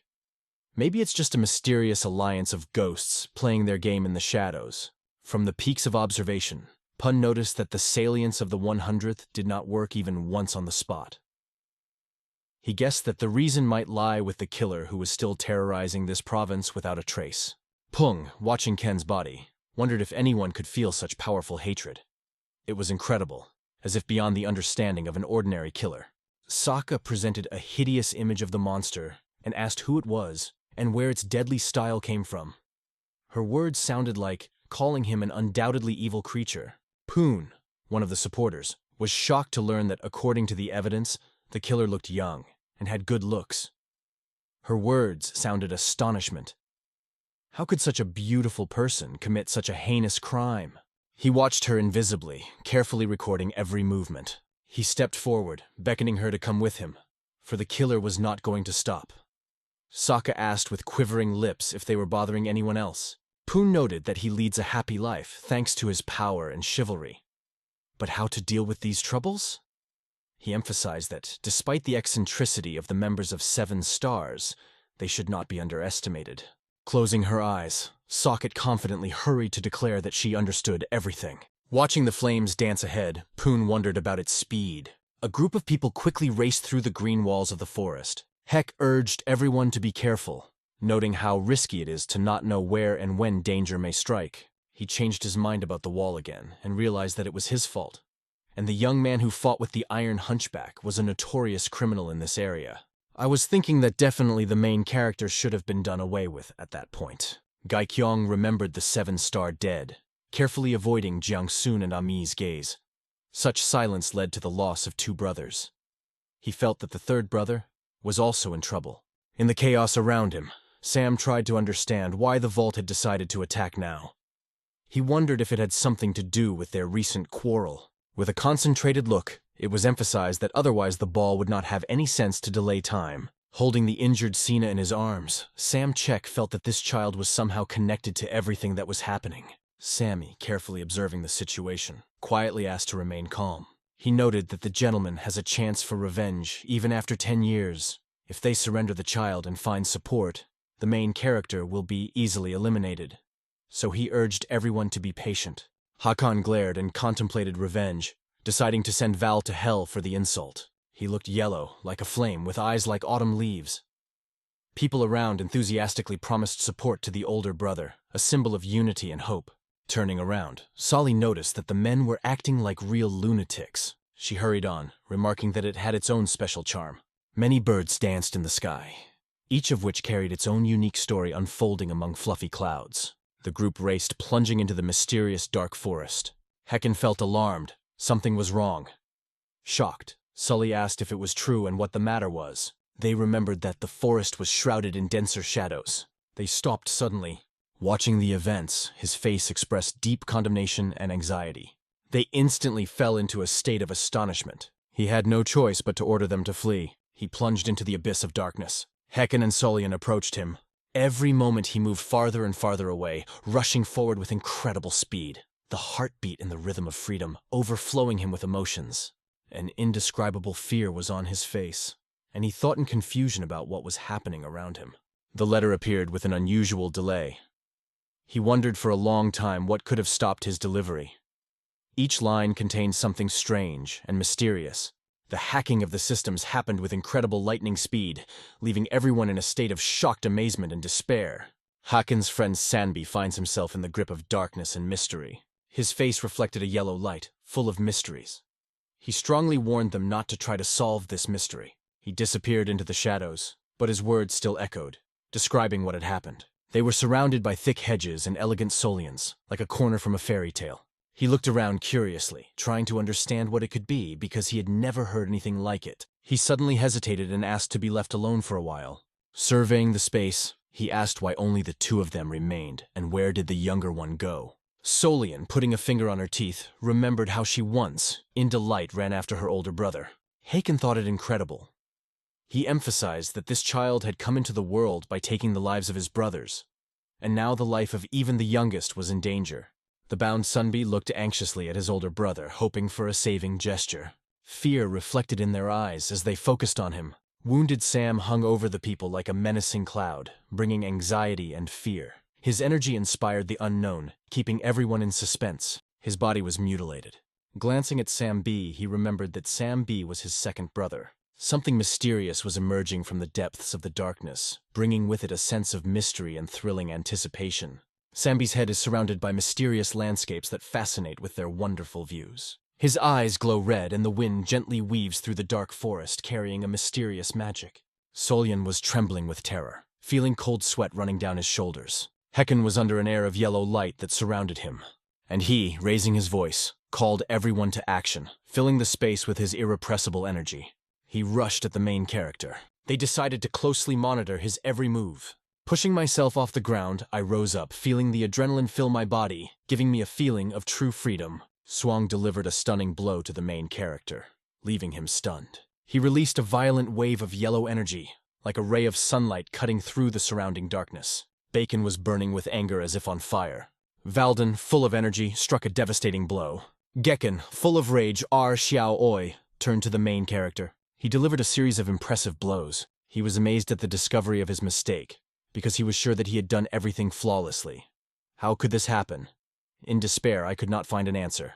In his imagination, traces were drawn that gently covered the surface of the ball. He realized that he was aiming to hit the vital parts, but his blows only touched the target gently. The shiny edges somehow playfully avoided danger, as if laughing at him. The mosquito approached Volya's face and noticed how he was struggling with an invisible shadow. The character quickly dodged the impact, showing impressive agility. He is able to concentrate power directly in his fists.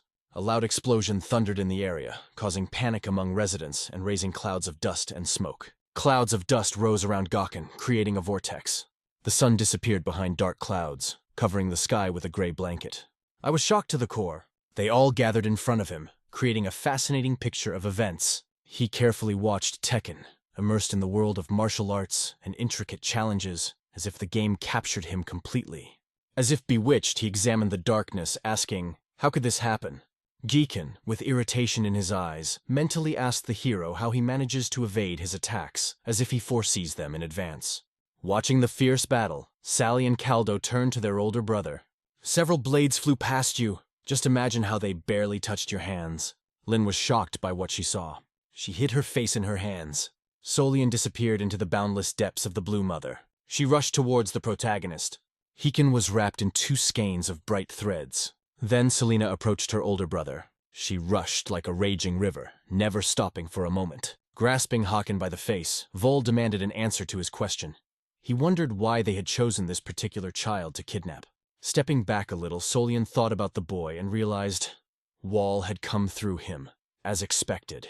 Everything fell into place. Without any hesitation, the main character ordered Hexen to open his mouth. Stunned, Haken admitted that he had no answer, having just received a similar request. With a relaxed expression on his face, he was deeply immersed in his thoughts, pressing his head with new ideas. Enchanted with anger, he could barely contain himself, because waiting another moment would be a real self-abuse. She is like a light in the dark, boldly asking the hero not to be afraid and to discuss everything. She smiled gently, noting that they weren't on topic either, that's why. He studied Solian intently. The main character decided to let Haken go, realizing that this step would lead to unexpected changes in their fate. Suddenly, the eyes glowed yellow, as if the stars broke free, dispelling the surrounding darkness and giving a mysterious atmosphere. A bright light enveloped him, and he realized in his mind that now he was suddenly overcome with a stupor of surprise. The wall hit a sharp point, piercing only his thoughts, leaving behind a mysterious trail of danger. Hecking was impressed and turned to her. Rage Hicken, filled with emotion, cried unceasingly as he expressed his feelings for the juniors, and with a fateful determination, proclaimed his cause. He intended to finish off Val. The main character was hit hard by a real attack. Watch over him every day. The hero unexpectedly becomes a witness of impressive transformations. He concentrated all his energy in the palm of his hand, as if concentrating it in one corner. A strong impulse swept through Hikin's entire body. There was an emptiness in his chest. He quickly fell to the ground. Turning to the main character and hailing him as the Reaper, Vol suddenly turned to meet his gaze. Something new, mysterious, and wrapped rested on the ground. The figure instantly picked him up on his shoulder and disappeared into the darkness. Everyone made their way through the darkness of the forest, holding the child on their shoulders. The main character, watching the man, thinks, isn't the real king of demons in front of him? As he continued on his way, Vol thought about how only a moment ago, Blue had been on the verge of death, and now his breathing had become rhythmic again. The hero was troubled by the thought of whether there were any people like him left in Django. Moonlight softly illuminated the vault. The hero thought that the riddle of immortality seemed absurd. As he walked through the forest, Sina felt that, born as a human, he would inevitably die in the end. Can you cheat this inexorable fate? Doubts dominated his thoughts. The protagonist pondered what the price would be if this became a reality. A wave of surprise suddenly washed over her. A man's figure appeared before him. Brows bowed, Ball asked himself in surprise who it could be. He was standing in front of someone, but he did not feel the presence at all. It was the first time this had happened to him. He turned his gaze to the stage, drowning in its magical world. The main character suddenly witnessed the appearance of a mysterious phenomenon that could turn his entire existence upside down. This was an unexpected revelation for him. He hid his face with his hand. Bright energy escaped from the hero, and Val realized that this wind was different, not like the usual one. The main character imagined a dragon hovering above him. In the wind, he felt strong and gentle like a powerful yet gentle dragon. A magical gleam flashed in his eyes. The hero realized, if the stranger goes on the offensive, he will not be able to remain calm. The white snakes soared into the sky like real masters, striking with their majestic flight next to the dragons. The snakes crawled closer to the man. The ball, filled with thoughts, forced him to reveal himself and show the world his true essence. A green aura flared around the stranger, mysteriously emphasizing his presence. The man, without regret, destroyed the squirrel and the snake, moving on. The ball was burning with rage at this. The stranger's eyes radiated seriousness as he clarified that it was only a copy of a more valuable device. The majestic dragon spread its wings as it floated over the man. The wall is perceived as a silent, ignorant being. The hero, wading into the depths of his own thoughts, suddenly realized, a stranger is not just a strong person. Vol held out his hand, emphasizing that he would either destroy the enemy or die himself. Golden rays of energy rushed towards him, filling him with power. That stranger possessed a power capable of energizing everything around him. The man smiled, holding out his hand to me. A ball of green energy swirled above him like a magical vortex. Monosheet printing became popular throughout the territory. This provoked unexpected surprise in him. An internal storm consumed the main character. Rage filled him to the brim. He felt powerful surges of energy that captured him, like an invisible force that smashed all the barriers on the way. Strange scratches appeared on Vol's hand as if leaving behind many secrets of an unknown event. The main character's face was scratched. It shone gold and radiated incredible energy. Get ready for a big breakthrough. Ideas come to life under the influence of an indomitable will. Changes are inevitable. All pieces of the puzzle are gradually finding their place. The plot reveals the protagonist's physical metamorphosis, demonstrating how the changes in his body shape his path. The man asked with a smile if Wall was confident in his abilities. In an instant, the main character turned from a defenseless creature into a real predator. He kept a close eye on Val, sure that everything would happen quickly. The main character radiated a warm energy, like the sun piercing the gloomy sky. His aura glowed, mesmerizing everyone around him.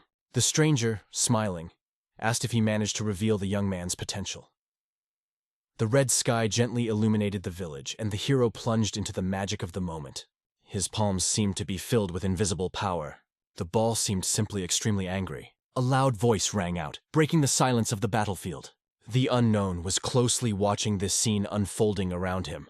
The restless spirit of green fashion appeared in front of him, unleashing a raging energy around him. He feels how the energy beating in rhythm fills the space around him, charging everything around him with an invisible force. The heroine distanced herself from the wind magic that surrounded her every day. The stranger, pressing 2 fingers to his face, mysteriously repeated. The more time passed, the more interesting it became.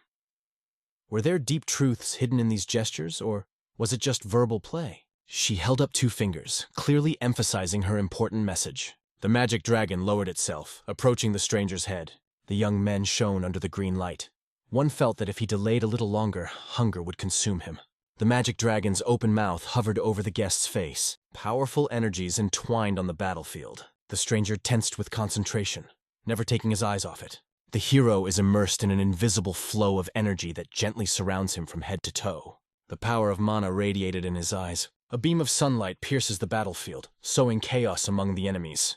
The stranger boldly headed towards our hero. An alarming doubt was visible in their eyes, because thoughts were racing. Is this really the end? Lisa. A magical moment in a photo. The golden thread trembled in the stranger's hands, gently wrapping around his leg. A bright thread of energy burst out of the hero's hand, pulsing with indescribable power, attracting the gaze of those around. The stranger was caught in a vortex of panic, engulfed by the events unfolding around him. A sudden gust of wind lifted the stranger up, as if an invisible force was playing with him, dragging him to the heavens. After the main character's blow, he looked up like a toy soldier caught in a gust of wind. On Earth, he was told that he was a real hero. All of them lay in the middle of the battlefield, completely devastated. The space around was soaked in blood, like a picture created on the canvas of life. The events plunged the audience into a completely different dimension of existence. The stranger stared at him intently, wondering if he had the strength to withstand the attack and if he was ready to fight back. The mysterious stranger watched the heroes carefully, amazed that he had come across such an opponent for the first time. He wondered what would have happened to the main character if he had had a little more time. If he contemplated murder, this moment would be perfect for action. The ball glowed red, as if covered in blood. The stranger noticed that there was no hint of fear in the hero's eyes.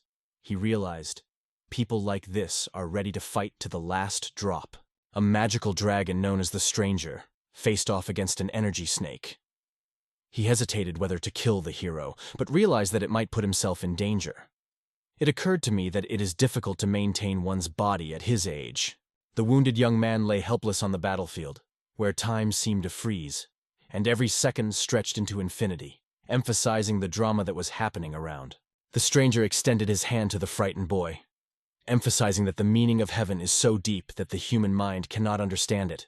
The boy soared in the sky, lifted by the charms of a mysterious stranger. But he warned, on the battlefield, his choice may turn out to be a pity. Her wild anger filled her heart, and she firmly told him to stop. He hit the ground with all his might. The main character, overcome with anger, looked at the floor with distaste, trying to understand why a stranger would take away his child. A stranger appeared before him, holding the child in his arms, assuring that he intended to save her. Everything was permeated with blood, and the question arose, why exactly is it worth defending his salvation? The main character looked sadly at the stranger. He could not explain why he decided to save the child. This act seemed senseless to him. Gritting his teeth, he insisted that the stranger did not take the child without a trace, demanding to understand what was going on in this hidden chaos. The kid and his friends laughed heartily, thinking they didn't need to ask permission from the main character. The child slept peacefully in his arms, and the stranger, staring into the distance, said, "She should not be on the battlefield. She is completely superfluous here." An explosion rang out. An unknown caveat. If the child stays, Situin will pay dearly. He recognized the hero's skill, but doubted whether he could save this world. Cox gritted his teeth and looked at the stranger, realizing that he didn't have to trust him. The stranger turned his back on the hero, assuring him that he did not need his trust. He emphasized that he does not avoid his abilities, because they do not put any pressure on him. The stranger, having made sure of his acquaintance, addressed him by name. Val, suffering from his wounds, insisted that he must first learn his name. The stranger carefully held the baby in his arms, introducing himself as Poonjon. His face reflected anger as he spoke his name. Yoonjong rose into the sky, holding the baby in his arms. The face disappeared in the glow of the golden gate, leaving behind a plume of mysterious energy. On the battlefield, under the red sunset sky, everyone was silent. He thought that this star was a symbol of the bloody sky that would unfold in the near future. It seemed to him that it was he who would be watched from the other side.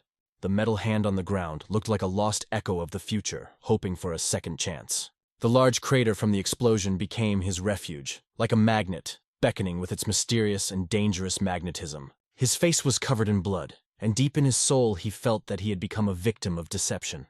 The unearthly blue of the sky filled everything around with light. Looking at the bodies, I felt a deep sadness. The faces of all the deceased appeared before her eyes, and she realized that no one could have predicted how the seven would fall into the vortex of nothingness in one night. Under the cloudless sky, she said that these 7 fading stars were once great martial artists. Their fame in the sects was well-deserved. The ball was impressive with its magical abilities. She recognized his talents, but always emphasized that there was a greater master somewhere. The fan, with his eyes directed to the blue sky, realized, great personalities are always capable of changing the world. The assistant stood quietly behind her as she invited them to examine the bodies and find out what skills had been used. Along with him, she got to know the main character's story more deeply. The assistant told her he was in the workshop. She rushed there to find out all the details.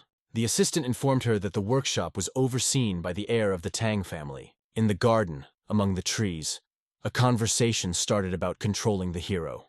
Sheen expressed her doubts about success and called for the information, promising that she could sell it profitably. The assistant did not object. The sun extinguished all negative influences.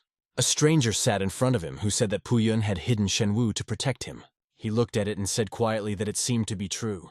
Cao, holding the newspaper in his hands, realized that the madness had started yesterday. The fire consumed 1/3 of the village, and the capital was covered in chaos. Panic and anxiety clearly echoed in the air because everything around breathed tension. Shenwu found himself in the hands of the Reds, and Tang Sachi blamed him for the death of the 7 stars. Wu continued to be targeted because of his secret, next to the magical dragon.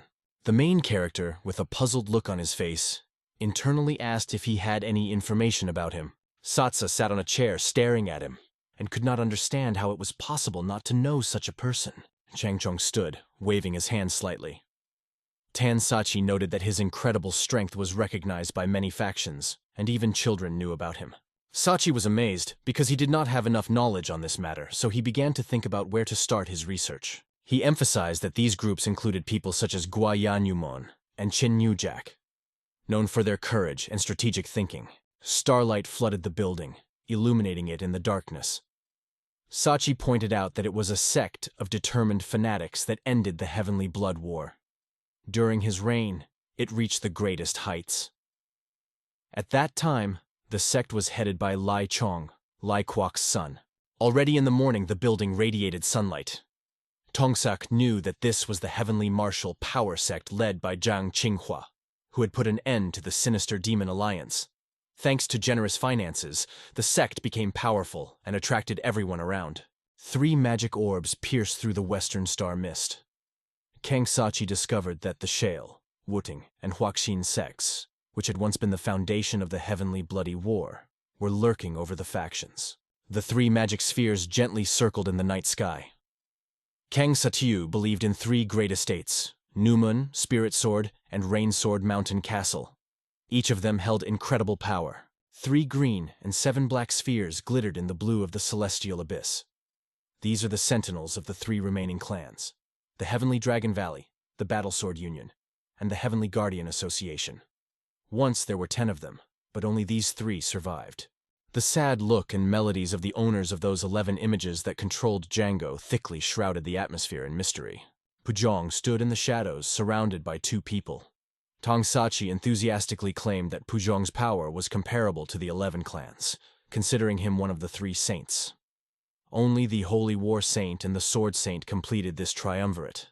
However, Tan did not have details and advised others to reach out for more information. Thoughts swirled in the depths of the soul when everyone unanimously said that there were more than 24 warriors like Pugon. The protagonist's face was shrouded in deep concentration. He felt that there were many masters, from the famous to those who remained in the shadows, like grains of sand on endless beaches. The frog, sitting on the edge of the well, thought about John, who in her eyes looked like a real giant. The protagonist stared intently at Tang Sachi, control once again in his hands. I stood next to the flying creature, determined that we must get Shenvel back. Satu did not lose her composure, assuring that there was no need for this. Bill looked at him and understood why it was unnecessary. Sato sat on a chair, overwhelmed by a wave of feelings. His heart reached out to the child, Because in her, he recognized himself from the past. But at the same time, he was convinced that Shen Wu would be Pu Jiang's best friend.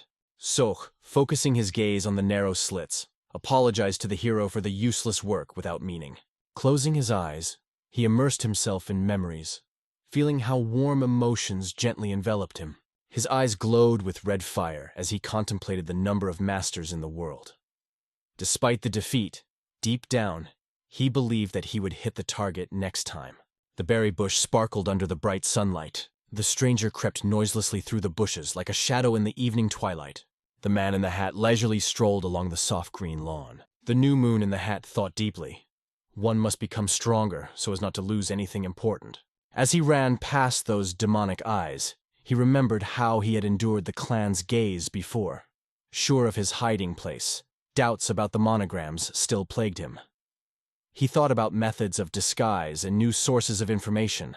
The character walked confidently on the tiles, his every step filled with meaning and strength. Approaching the arch, he plunged into thoughts about its purpose. A new novel, Holy Wind Manor, appeared in the artistic space, full of intrigues and mysteries that capture the imagination and amaze with the elegance of words. He looked at the sign and realized that he had not been to this place for a long time. Her feet gently crossed the arch, making a light footprint in the sand, as if she were stepping into the unknown with the grace of a butterfly. He held his hat in his hand, asking the captain of the Bloody Shadow about the hiding places. The setting sun caressed the huge house. As I walked around the bushes, I could feel his warm rays on my hat. The stranger, passing by, stubbornly assured that there was a well there. Everyone passed by, and no one paid attention to him. In his heart always lived a tender memory of friends who became indispensable support at all stages of life. Spirits of friends had fun at the well, plunging into the mystery of the night and the magic of unforgettable adventures. Huck watched as Huck doused him with water. The friend relaxed on the green grass. A picture vividly flashed in his memory. The girl is quietly standing behind, providing support with invisible energy. He dreamed of a girl, imagining every detail of her image. She stood before him like a living embodiment of a hypnotic mystery. The memory of how he stood next to her still burns in his heart. Everyone went around the wall hidden behind thick bushes. His gaze stopped at the abandoned boxes, and he realized that no valuables could be stolen. Remembering the purpose of his visit, he realized that the answer was hiding somewhere inside. Leaning on the box, he was lost in thought. How was the previous director able to make a fortune by bringing in a secret gang of murderers? She stared at the ceiling, remembering that among all the things there should have been a jewel. The main character was peering intently into the crack in the ceiling, remembering the jewels safely hidden from grave robbers. Vola launched his threads into the ceiling. A small fragment of the ceiling broke off, falling down. The character dreamed of realizing all his possibilities. He rushes into the darkness, instantly feeling an overwhelming combination of fear and exhilaration. This moment becomes a milestone, opening the door to new exciting adventures. A red chest appeared on the horizon, attracting the eye with its bright color and mysterious possibilities. The chest is opened carefully, peering into the darkness, as if on the verge of a new mystery. He looked at the book from the storage room, and he was sure that this story was familiar to him. The village sparkled in the moonlight, reminiscent of a magical fairy tale. A small stranger walked past the wall, humming a joyful melody. One day, a mysterious stranger appeared at the doorstep and asked where he could spend the next day brightly. The sun's rays gently danced on her smiling face. In front of him was a throne on which a man was sitting. He heard his name coming through the phone. Jae-young rushed somewhere like the wind. Suddenly, the hero ran away without recognizing the mysterious stranger. Meanwhile, Jae-young cried out in fear, trying to figure out who was behind the door. The exhausted assistant froze in place, not understanding what was happening around him. Jae-young was surrounded by many lifeless bodies. Everyone around was beaming with happiness, admiring his incredible wealth. Cho Ji-yeon's face was burning with uncontrollable excitement. On his knees in front of the main character, he asked if he was the Dark Moon. She studied him carefully, trying to understand the secrets of his thoughts, which were hidden behind this sparkling look. The protagonist insisted that he knew this man. Seo Ji-yeon sat on his lap and nostalgically remembered how long it had been since she heard news about the main character. She sighed heavily and apologized to him. The assistant found himself in an abyss of despair. The main features and characters disappeared. He was unspeakably troubled by the return of the Dark Moon, which had not been seen for 7 years. The hero bowed his head low, remembering the charity of his youth which remained in his memory. Cho Ji-yeon assured that he had accumulated wealth to give it to him later. Her hands were shaking from the storm of emotions. Sweat was constantly running down his face, leaving wet grooves on his skin. Virtual kudos to Sean for filling even his empty chair with his presence. Sighing, he felt a deep sadness and confusion, realizing that the main character had left them. Everyone gathered on the roof of the village as Cho Ja-yong, filled with emotion, denied the possibility of the main character appearing. He claimed with a serious face that every year they would have to prepare a ransom for him. The main character, hugging a bag of money, fondly mentioned the tricks of the hare with 3 kidneys. A constant refrain echoed in his thoughts. Gujuan had placed everyone in their places. He stared at the twinkling lights of the night city, reminding himself that there were many exciting places ahead, so he wouldn't have to be bored. Sokastad assured the old man that he was not guilty. She explained that fighting the 7 stars is difficult when their plans are unclear. It became clear to him that she was aware of the great dignity of her uncle and the truthfulness of the old man. He felt grateful to her. Behind them, a commotion raged incessantly, because the workers diligently performed their duties. Pun watched the workers intently as he reiterated his decision to stay in Chengdu. He wanted to study the main character's abilities and see if he could harm Zhang Guo. Surprise flashed across her face when he offered to come home. She stared at him, not believing why he was making her go. The gray-haired mentor advised her to carefully listen to his advice. Her facial expression left no doubt. Pickiness is unnecessary here, because the main character was simply dangerous. Sokka joked that he couldn't let her down, but anxiety pressed inside him because he understood. She would still listen to him. The old man stood before her expressing his gratitude. He apologized for not being able to reveal the beauty of the jungle to her. She looked at him and understood. She should be more careful next time. Sokka said he was going back home but would come back later. He looked intently into her eyes and spoke her name softly. Before leaving, she earnestly asked him to take care of her while she was gone. It became clear when I heard her words. Sokka, with a confident stare, said that he knows how to take care of himself. The stairs to the village, hidden in the thickets, were mesmerizing, full of mysteries and promises of adventure, beckoning everyone who could spot them among the greenery. A black crow majestically settled on the branches. People confidently climbed the stairs, their steps echoed, full of foreboding of incredible adventures. A large crowd of people lifted the coffins high, creating an impressive and moving picture. Their unity and common purpose was felt in the atmosphere. The smiles are gone. Their faces are full of anxiety, as if before a fateful moment that will change everything. A majestic entrance arch rose before them. The warriors, bending to their knees, appealed to the watchful death with a pleading request to protect them from cruel injustice. Everyone watched what was happening with interest. The rosaries in the stranger's hands shifted quietly when he said they had finally reached them. Or, having met them, he asked if they were the disciples who had been sent to Situa. Disciples knelt before him, persuading him to go to Chanda under the leadership of the former leader. His face showed irritation, and he asked why the students were here again, since they were assigned to work on the base in Situa. The disciples bowed their heads before him, expressing sincere recognition. They obeyed, asking for forgiveness and pity. Falling to their knees, they poured out their hearts to him, speaking of the loss of their masters due to the Ting Chen sect that had banished them. Their voices were filled with pleas to be saved from this injustice. Red eyes betrayed anxiety as he began to delve deeper into the world of the sect. The rosary flew from his hands as he felt the rage. In the fire of rage and under the shadow of red mana, Naponia revealed a secret. The sect was the cause of everything. He could not accept this and demanded punishment. The students were expelled by the decree of the red mana. Clenching his teeth, the image of the main character appeared in his memory. A storm of anger flared up on his face, firmly stating that everything happened under the power of the main character. His face was burning with anger. The red energy was about to subdue him. He believed that this act would make him regret the consequences. The man imagined events from past seasons. Strangers, traveling through the market, enthusiastically shared their memories of the past winter, recalling how it struck with snow and difficulties. They greeted the warm days with trepidation. Many people, filled with faith, waited patiently for his return to business. The old man felt deeply tired. He strolled down the street, assuring that he had been found. As he passed by passers-by, he wondered, did the main character leave Chengdu because of this silence? Red eyes, full of mysterious tension, stared intently at him. The car raced along the road, erasing the traces of time on the asphalt. bursting into the boundless horizon with its iron agility. A cart was passing by, and an old man was resting in it. There was a serious expression on her face. Someone called him. Soka, like an arrow, appeared around the corner, like a gust of wind that broke free from its bonds. She suddenly rushed to him, hugging him with all her might. She was impressed and actively asked about my affairs. Laka smiled and took him in her arms, noticing how he delayed his return. So I decided to come to him myself. She was relieved to know that he was all right. Mark, sitting down next to his uncle, asked how she had overcome the snowy path. She admitted with a smile that she was with a friend. They left their car. The girls appeared in front of the old man, joyfully introducing themselves. She admitted that this meeting is a great honor for her. He watched her uncertainly, wondering how this mysterious girl was related to his niece.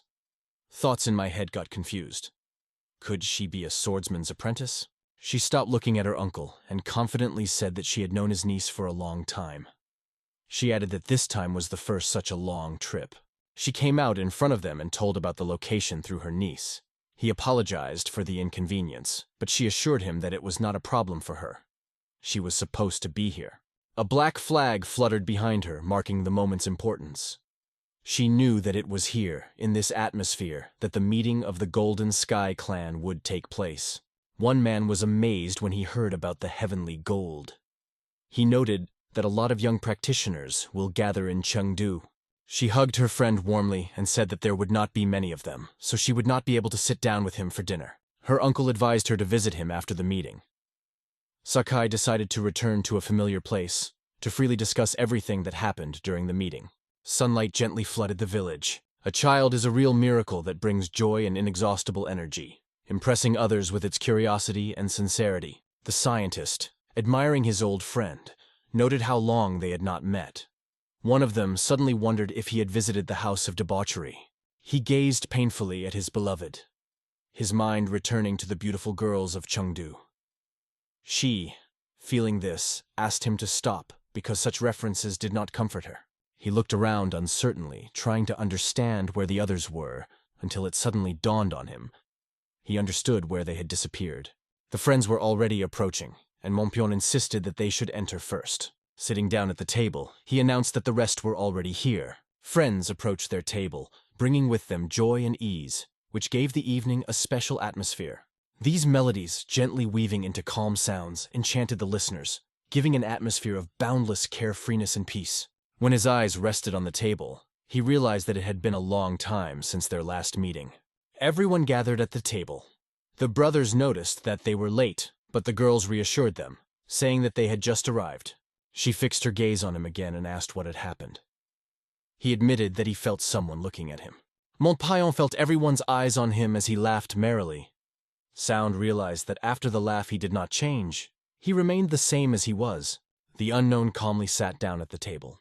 A warm mug of green tea was in her hand. The gentle rising steam carried a feeling of coziness, peace, and pacification. The main character plunged into his thoughts, realizing that a meeting in the golden heavens is taking place at this very moment.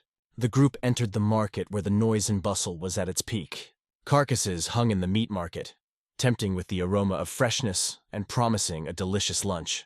One man gently stroked the cow, and she felt happy with a contented roar. A boy named Strockturn studied the MDI with concentration. He looked completely lost in thought. The old uncle approached him and proudly shared that he had never been late. The old man gently stroked the cow, lost in thought. There were a lot of things planned for today, and the man doubted whether the boy would be able to cope with everything. The old man smiled mysteriously as he reasoned, "If this is my last day, it's sad." Then he asked with interest if anything unpleasant had happened. The young man assured that nothing critical had happened. The older man was happy and decided not to ask because everyone has their own reasons. The young man watched the cow intently while the old man shared his memories. At first he thought that the boy was just extremely strong, but no one could have predicted that he could so gently transfer the cows into eternity without any pain. The old man's hands glowed with a red aura, as if indicating his hidden predatory instincts. The old man, walking away, emphasized that he would always be glad to see him again if he decided to return to work. This promise added joy to the farewell. As the cow licked her lips, he realized that, although a long time had passed, he had learned an important truth during the slaughter. He painted the image of lightning piercing the human body, believing that by hitting the key points of life, damage can be done instantly.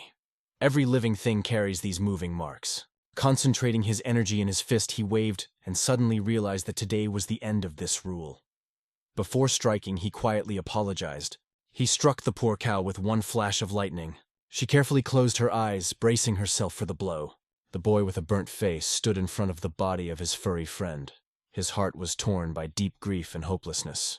All he did was look into the distance, expecting a lot, and suddenly his eyes turned into snakes, illuminated by a red aura. He realized that it was finally over. One quiet night, when there was a deep silence around him, Hans Chambers suddenly felt that he was in the future. Heng's boots swayed from side to side. He sat down in a chair and laughed a little uncertainly. Raising his head, he wondered why he ended up in Chengdu without success. It was starting to annoy him because he didn't want to waste time. Suddenly, voices were heard calling to him from outside the door. The girl standing nearby noticed that someone was still trying to find the head of the department, but this candidate turned out to be too difficult for the new chief. Suddenly, he was overcome with surprise as he recognized the brutal martial master Jinji Omu. A bonsai rose proudly on the shelf next to him. Jin stood casually in the doorway, his eyes seeming to penetrate into the soul. Pong smiled sincerely, apologized for the delay, and introduced himself as the head of the Haoklin branch. He approached Hong, his white eyes glowing with mystery. There was a bright fire in his eyes. These words struck him to the core, because Jin had always believed that he should be a leader. Long smiled gently, wondering what was behind his words. There was a glimmer of surprise in his eyes, as he said that the energy of this Howlin branch manager was radically different from anyone he had met before. He smiled gently, believing that his gaze could destroy in a moment. Further in his thoughts, he understood that everyone around him looked no less powerful than himself. He gazed fixedly at him, with a dark, fearful expression on his face, as if trying to guess his thoughts or plans. Memories of that terrible fire did not give peace. A real scandal broke out in Chengdu last year. King Qing's clan and the Flawless Plant Commission were hit so hard that they were forced to retreat into the shadows. He looked at the wall and wondered if he had heard somewhere about the person responsible for this. That's why I asked to find her. He was thinking about Vogel, wondering why the Golden Sky Society was suddenly interested in him. It awakened an incomprehensible mystery in the soul. With a displeased expression on his face, he thought deeply. All attempts to find him had failed. He ruthlessly squeezed the others, and then simply melted into the air of the 7-star pavilion. Feng's face showed disappointment. Although he had learned that Wall had left Chengdu, his perception of the events was completely different. It is difficult to comprehend the existence of people around whom the magical smoke of mystery swirls. This person resembles a ghost. His traces are barely perceptible, even if he is at arm's length. A mountain of gold coins suddenly fell on Jen's table, igniting his imagination with many new possibilities. He nervously clicked the bag of coins on the table. Approaching the house, he explained that Hovland was engaged in ghost hunting, and this was an advance for work. He was smiling as he studied the situation. His thoughts were simple. He would have to search, and if someone offered a reward, he would not refuse. Wahong folded his hands and promised to make every effort to live up to expectations. Jean waited for the good news with impatience. He radiated a red aura as the leader of the Golden Celestial Union, and was considered one of the 5 most gifted martial masters in the world. His grandfather, marked with a red aura, was the legendary Jin Wal Mian, one of the 7 stars. Known for his incredible talent from an early age, Jin had extraordinary abilities. Many hoped that he would repeat the success of his grandfather, becoming one of the strongest of his generation. However, after 15 years, Jin became mysterious, as if he was being persecuted for unknown reasons. The same man from the butcher shop stood before us. Turning to us, he asked if we had yet learned why they had gone to Chengdu. He handed him a tiny sign of apology, admitting that time was running out to find out more. He stood, holding a tablet in his hands, bowing before her. It was written that he would do everything at the highest level. The man gradually began to move away from him. They were brought back to a small fair, where they again met a young man with a butcher's shop. The boy inadvertently reminded Gvansi that today was his time to share his opinion.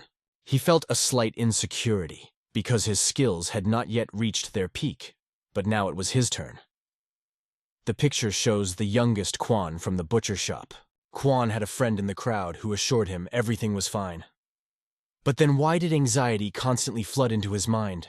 A girl in a purple kimono with black hair caught his eye. and her eyes flashed with curiosity and mystery. She watched them with such passion that a bright spark lit up in her eyes.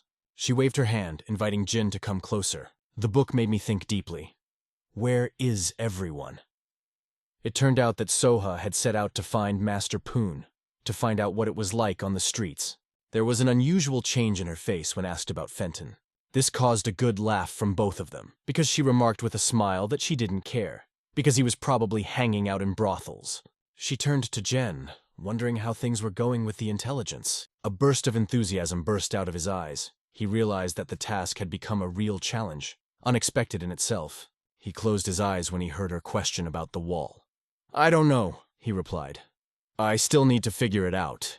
The girl emphasized that in such a situation, it is important to calmly open up to each other, finding time for inspiration and support. She smiled sweetly when she realized that she had heard about the 1000 Melodies Hall, where concerts are held every day. And today, of course, a performance is also planned. They moved forward, and the girl asked if they had any plans for today. In response, I heard that the day was free. Spectators filled the hall, mesmerized by the performance. The man created a magical melody on the instrument, mesmerizing the listeners. His skill resonated with several others who could also play with the same magical finesse. This girl was impressed by their performance. Without taking her eyes off, she realized that although the technique was not impressive, the power embedded in the music was impressive. Every note sounded accurate, and she really oozed power. She noticed Kevin, who had recently become interested in music. If his path to art had started earlier, he could have become a true genius. He liked it more than she did. He wasn't much of an expert in music, but he felt its energy resemble the strength of a swordsman, a fascination that surprised him. One of them emitted a blue halo, and Jin realized that Kai's energy was driving him to thoughts of the warrior, not the melody. They imagined 2 daggers instead of tools, and wondered what would happen if they mastered the art of sword fighting. The girl noticed how he suddenly began to glow with a bright red aura, and it struck her so much that she literally went blind. The concert mesmerized him so much that, forgetting about fatigue, he immersed himself in the music, as if in a magical fairy tale. She watched his gaze intently on one person, and listened to his question, as to whether they could find out who this mysterious person was. She was a little surprised by his enthusiasm, so she decided to ask why he was so interested. He replied that he was just curious. With a smile on her face, she vowed to find out everything she could about him. The performance seemed familiar to him, as if he had already heard it somewhere. He tried to think of all the options, but the truth was so obvious that it shocked him. The emotions that gripped his heart were similar to those that gripped him when he met others. He is playful like a bird on an instrument. His smile shone with charm. Suddenly he opened his eyes, which mysteriously sparkled with red fire. Very soon his playing will become so impressive that words will be difficult to convey this magic. A line pulsates like sound waves in music. Sound waves float through the air, bringing harmony to the rest of the team as they join in the chant with quantum. Bright hands, intertwined, gracefully dance on Kwan's instrument, reproducing the incredible virtuosity of music. All the spectators, like John, were enthralled by the performance, breaking the silence with shouts of delight and joy. One diligently touched the strings, filling the space with gentle melodies. With a wave of his hand, he seemed to put the final note in the melody, summing up his performance. The audience exploded with emotions, enthusiastically applauded and announced their impressions. The girl in the purple kimono turned to Jen and happily announced that she had identified him. Kwan listened carefully to the girl who called him Lim Kwan OK. Locals in Chandu believe that he knows his business. The inheritance from his parents gave the boy the opportunity not only to save, but also to increase his fortune thanks to brilliant business skills. Her face froze in surprise as she asked if he was really local. They both stared at his back as she said she had talked to several people. So, perhaps this information is not entirely fiction. He began to walk forward, realizing that he would learn everything by talking to him. The girl wondered why there was a sudden desire to talk. She tried hopelessly to wake him up, but he, not hearing her words, kept walking on. Approaching one of the audience, he clapped his hand, emphasizing how impressive the performance was, and introduced himself. She was slightly embarrassed, smiled, congratulated him, and sincerely thanked him for the nice compliment. He smiled and admitted that he was impressed by the performance, apologizing for his unexpected appearance. With a twinkle in his eye, he asked with a smile if she would mind sharing a cup of tea with him. She was just amazed. He looked up and thought of Jim. Although they spoke only a few words, he could not forget to feel his piercing gaze. Quinn passed through the column that had become a wall, and still reasoned that the invitation here, supposedly in the role of a fan of the show, was only a smokescreen. A glow seemed to emanate from his eyes, and the man could not understand why he was so drawn to this person. He was deeply immersed in thinking about those words about the joy of communication, and dreamed of a new meeting, waiting for his chance. After hearing these words, Val understood. He had another chance to find out what he was capable of. He smiled as he looked into the distance and realized that he should hold him closer.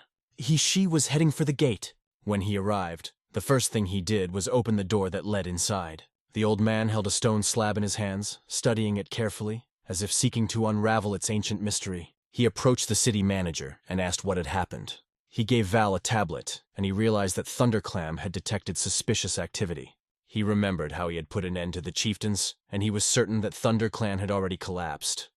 But why, by all logic, are they on their feet again, forcing him to watch their movements? His gaze sparkled with fire as he studied the sign closely. A shining full moon rose above the exquisite building, surrounding the world with an aura of mystery. Everyone gathered with torches, staring intently into the sky. The guide, with a bandage on his head, reasoned that the clan might never be able to turn back. Before you stood the leader of the Thunder Clan, Okuma. He kept his hand firmly on his belt, squeezing it until the veins pulsated, as if they were about to burst. A burning dream burned in his heart to see King Chung's clan kneel down.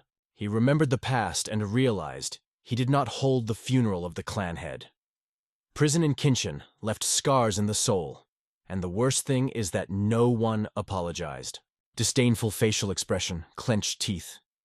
He barely held back tears, forging revenge plans in his mind. Looking away, he understood why he had invited this man to Changho. A strange man named Gekum appeared in front of him, smashing armor, and his eyes played with all the colors of the rainbow. The man stared at Kayonghu and said that he would need to appear at King Chang Mountain in 3 days. With an excited look, she turned to him with a request to stay here together. When he set foot on the road, behind him there was a roar of voices begging him to open up and share even a drop of his thoughts. But he cut him off, saying that they shouldn't know. Another comrade ran up after Kungui and began to accuse Heknot of frivolity. Their common goal in the Thunder Temple demanded action. Beck flashed with anger. A storm flashed in his eyes, and a dark shadow of bloody rage stretched over him. Every moment Matt jumped like a fading shadow in the twilight. Suddenly, a loud, angry voice was heard from behind. It was the one who was shouting with furrowed brows. Like lightning, he instantly grabbed his head, leaving a mark that looked like a piercing gaze. Holding his head in his hands, he looked passionately into his eyes, filling the atmosphere with tension and inevitable anticipation. The boy could no longer hold back his tears. He was overcome with fear. Later, his lens suddenly started twitching convulsively, and the capillaries in his eyes suddenly filled and protruded. He fell to the ground, filled with despair, and screamed as if he was ready to tear the sky apart. After Huck looked into his eyes, he suddenly went berserk, frantically scratching his face and eyes. He leaned closer, emphasizing that by insulting him, you are insulting the elder. A vast hotel complex filled with people leisurely wandering the streets, exploring unknown corners. A man in a bright green suit taps his glass imploringly on the table, exclaiming one last time that it tastes too good to be true. 2 new players joined the table, intently plunging into the world of the board game. The young man in green clothes, with a smile on his lips, was convinced that the most effective remedy for fatigue after a long journey is a fun rest. In a gray kimono, raising his glass, he thoughtfully asked himself what had brought him to this place. He tirelessly plays the board game, sharing the story of his profit to the camp because only today he has the opportunity to enjoy it. A man in a gray kimono notes with quiet sadness that parting with him will be difficult.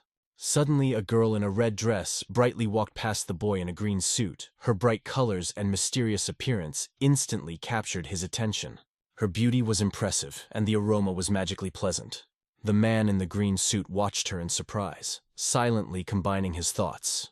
And the bald man added that it was Shi Jung. She is simply beautiful today. Then he asked if he had met her before, because she manages the pavilion of 1,000 fragrances.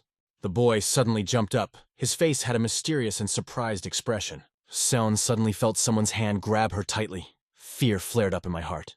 With a sly smile, he inquired if she was the mistress of the place. Still shaking with fear, Yon nodded, his heart pounding in his chest. He came closer and noticed that there was something unique and charming about her that set her apart from everyone else. Displeasure flashed in his eyes when he heard her words of gratitude for the compliment.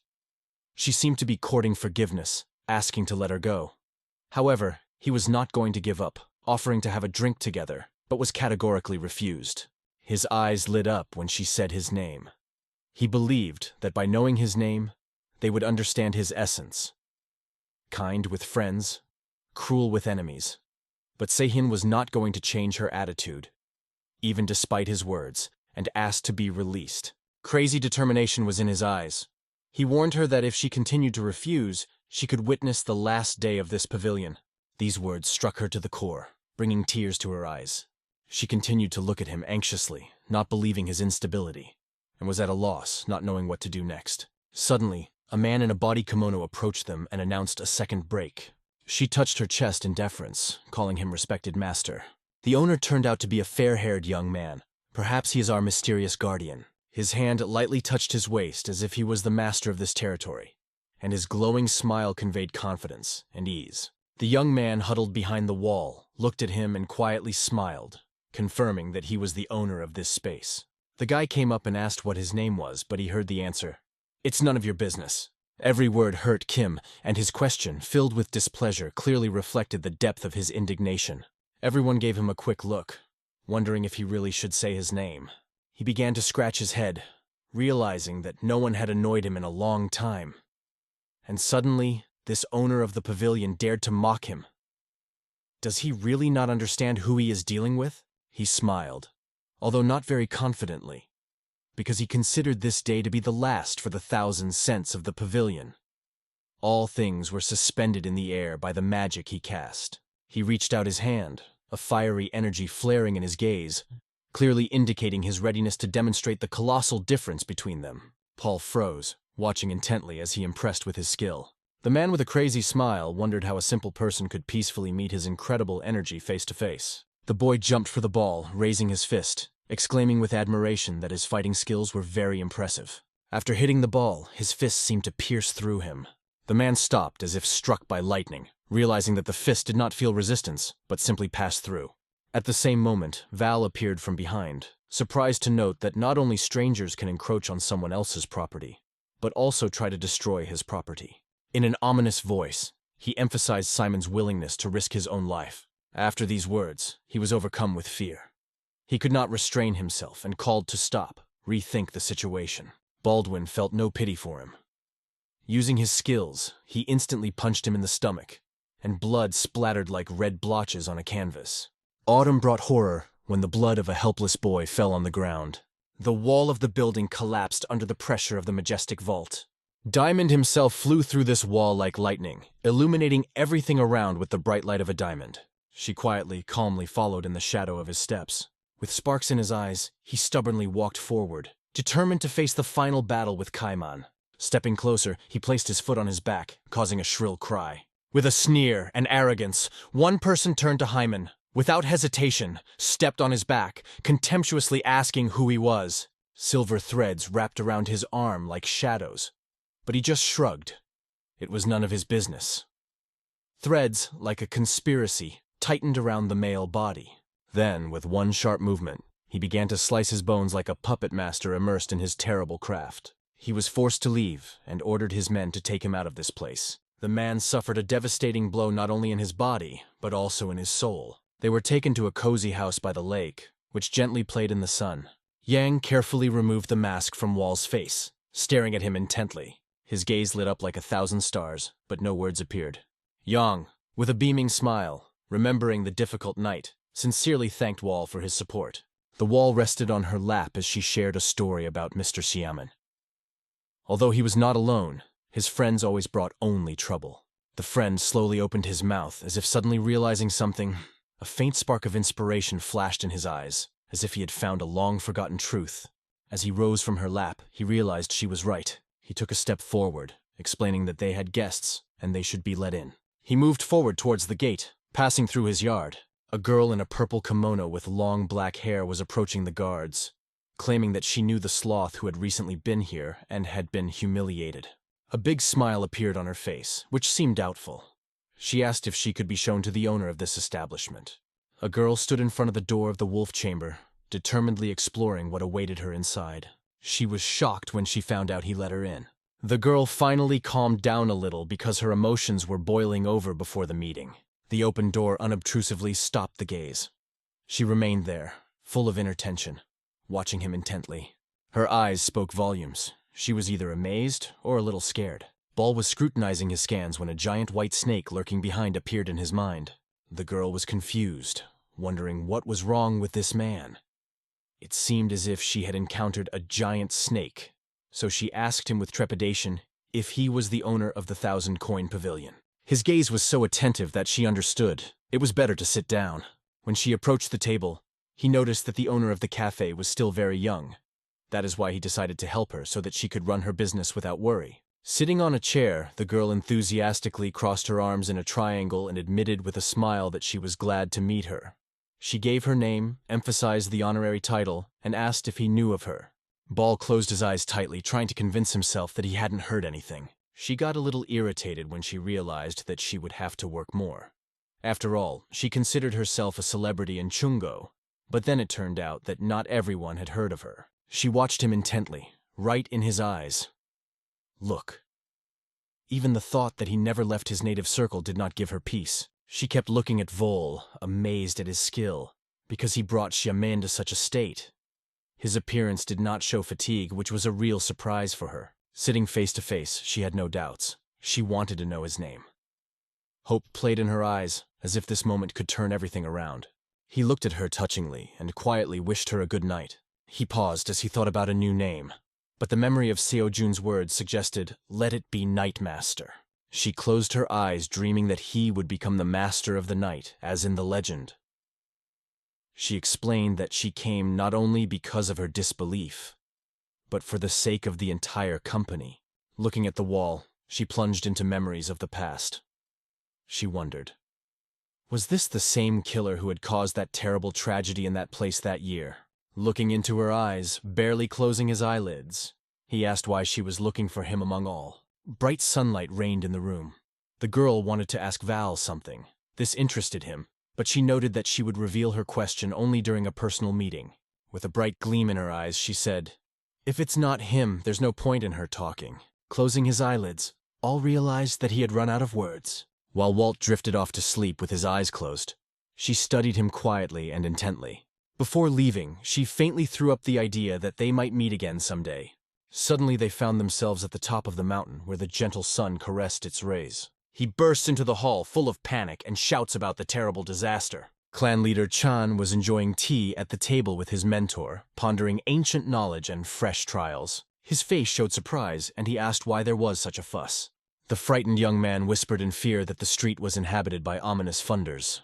These words struck the two so much that they, being frightened, immediately ran out of the hall. A huge crowd in uniforms tirelessly moved towards them. Saki Yong-woo came before King Chung and his clan, bowing low, showing his respect and devotion.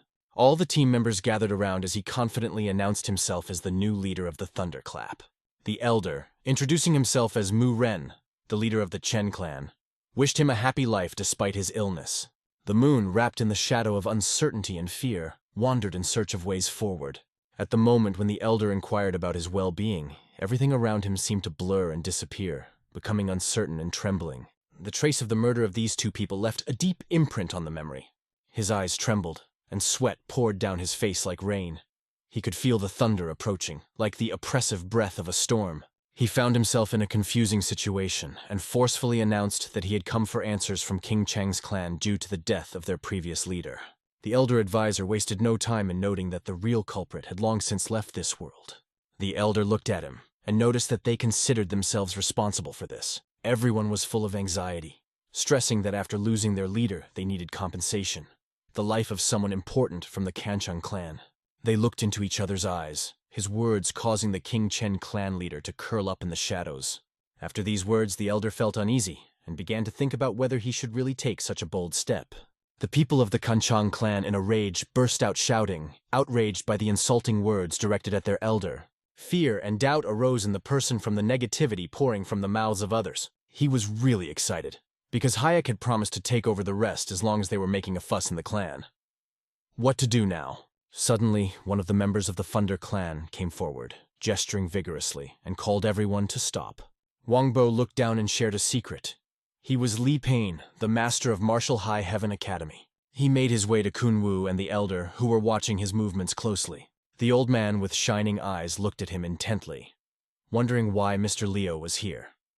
It seemed that his presence was an inconvenient coincidence because he witnessed an unpleasant scene. He contemplated Liu, wondering how the Chain King clan and High Heaven Academy had maintained their ties for a century. His eagerness to participate may have been motivated by a desire not to witness them being oppressed by the demands, even if indeed they were guilty. With an ironic smile on his lips, he began to sound, uttering cryptic phrases. The words they heard so impressed the elders that they remained speechless. From the depths of the crowd came a man's voice, urging people to separate to reach the goal. He stepped forward, proudly saying, "I am Joe Gulio from the True Warrior clan." As before, he gradually began to formulate his thoughts. With a slightly crazy smile on his face, he nodded in agreement with Li. They watched anxiously as the two tried to persuade the clan leader, King Chong, to take responsibility for the suicide. After hearing this, the man's soul experienced an unimaginable shock. Under the scorching sun stood abandoned ruins, from which windows looked out, like silent eyes lost in time. Khan and the monk in black kimono watched in amazement. Long just opened his mouth, slightly annoyed, trying to understand how this could happen.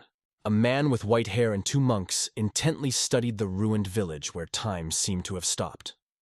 Bodies hung around them, revealing the horrors that had taken place here. The main street was packed with people, and the ground was ominously soaked in blood.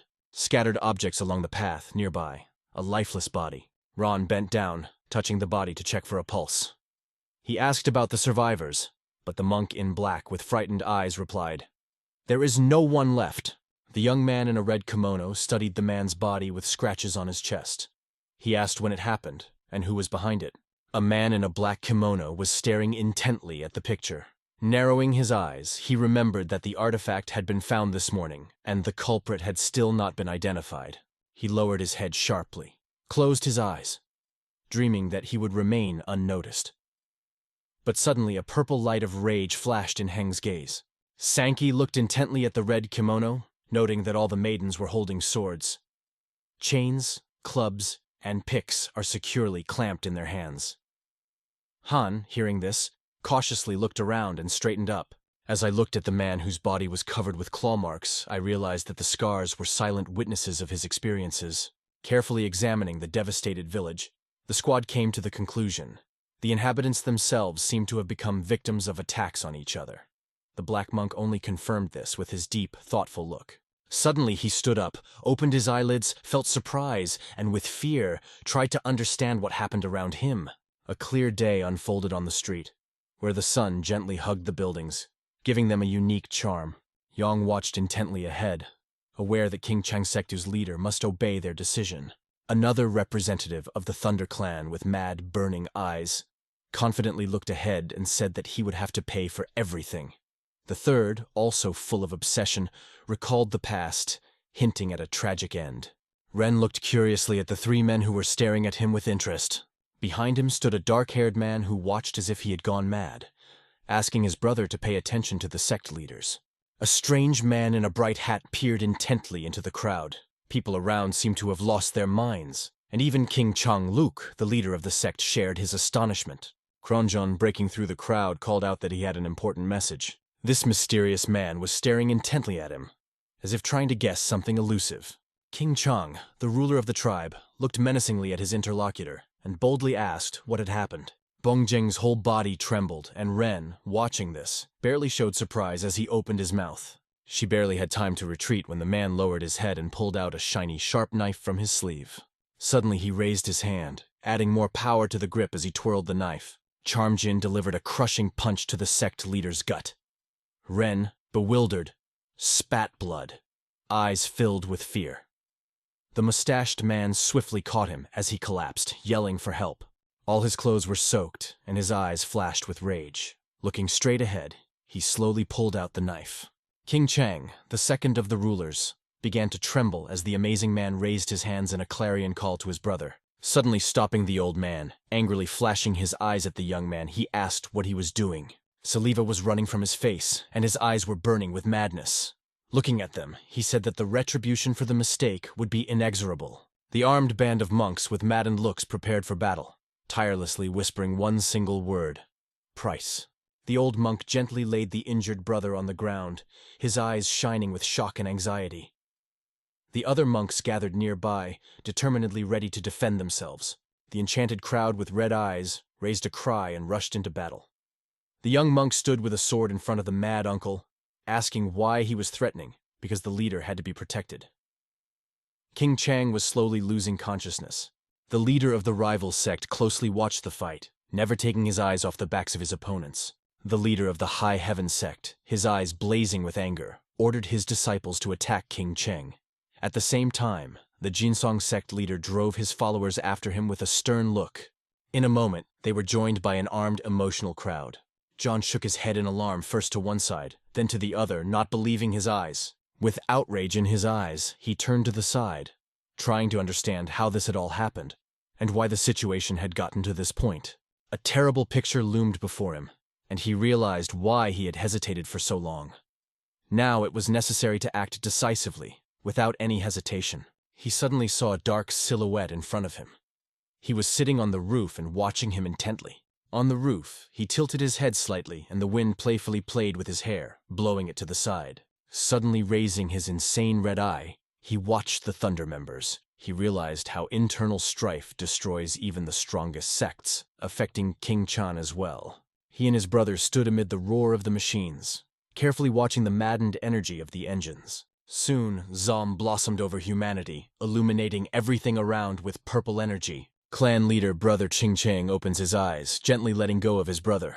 It is not known from where, behind the sprawling trees, a colossal rock appeared. The warriors, alertly raising their heads, peered intently at the ravens circling in the sky.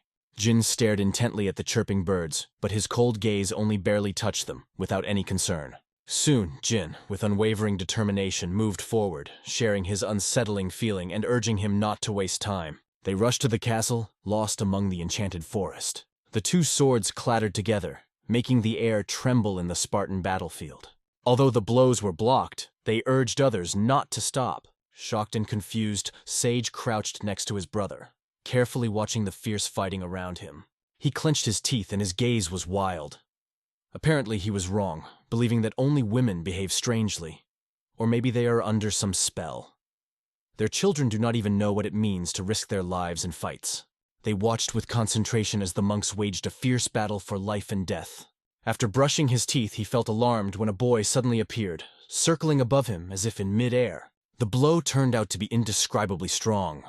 The tiles under his feet cracked, crumbling into pieces and pushing away everyone who happened to be nearby.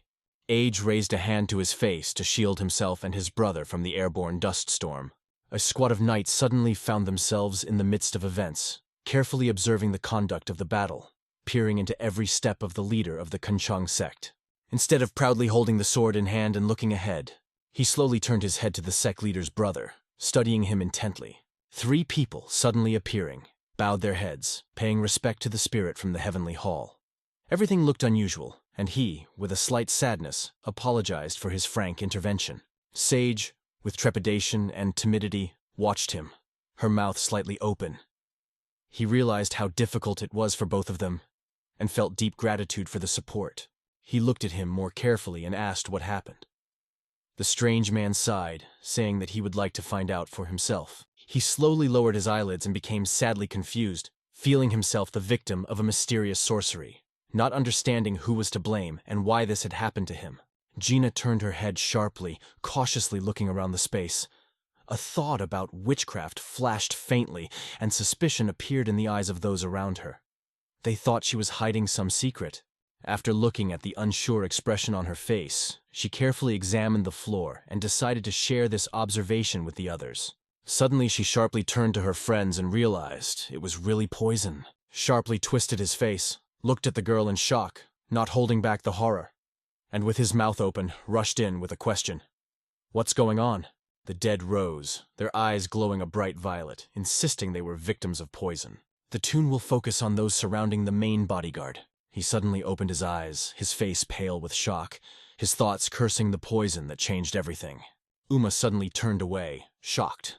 Jin, noticing this, glared at her. The head of the Golden Skies Society looked at the young man intently. Standing up, he carefully examined the floor. If it really was him, then someone nearby was controlling him.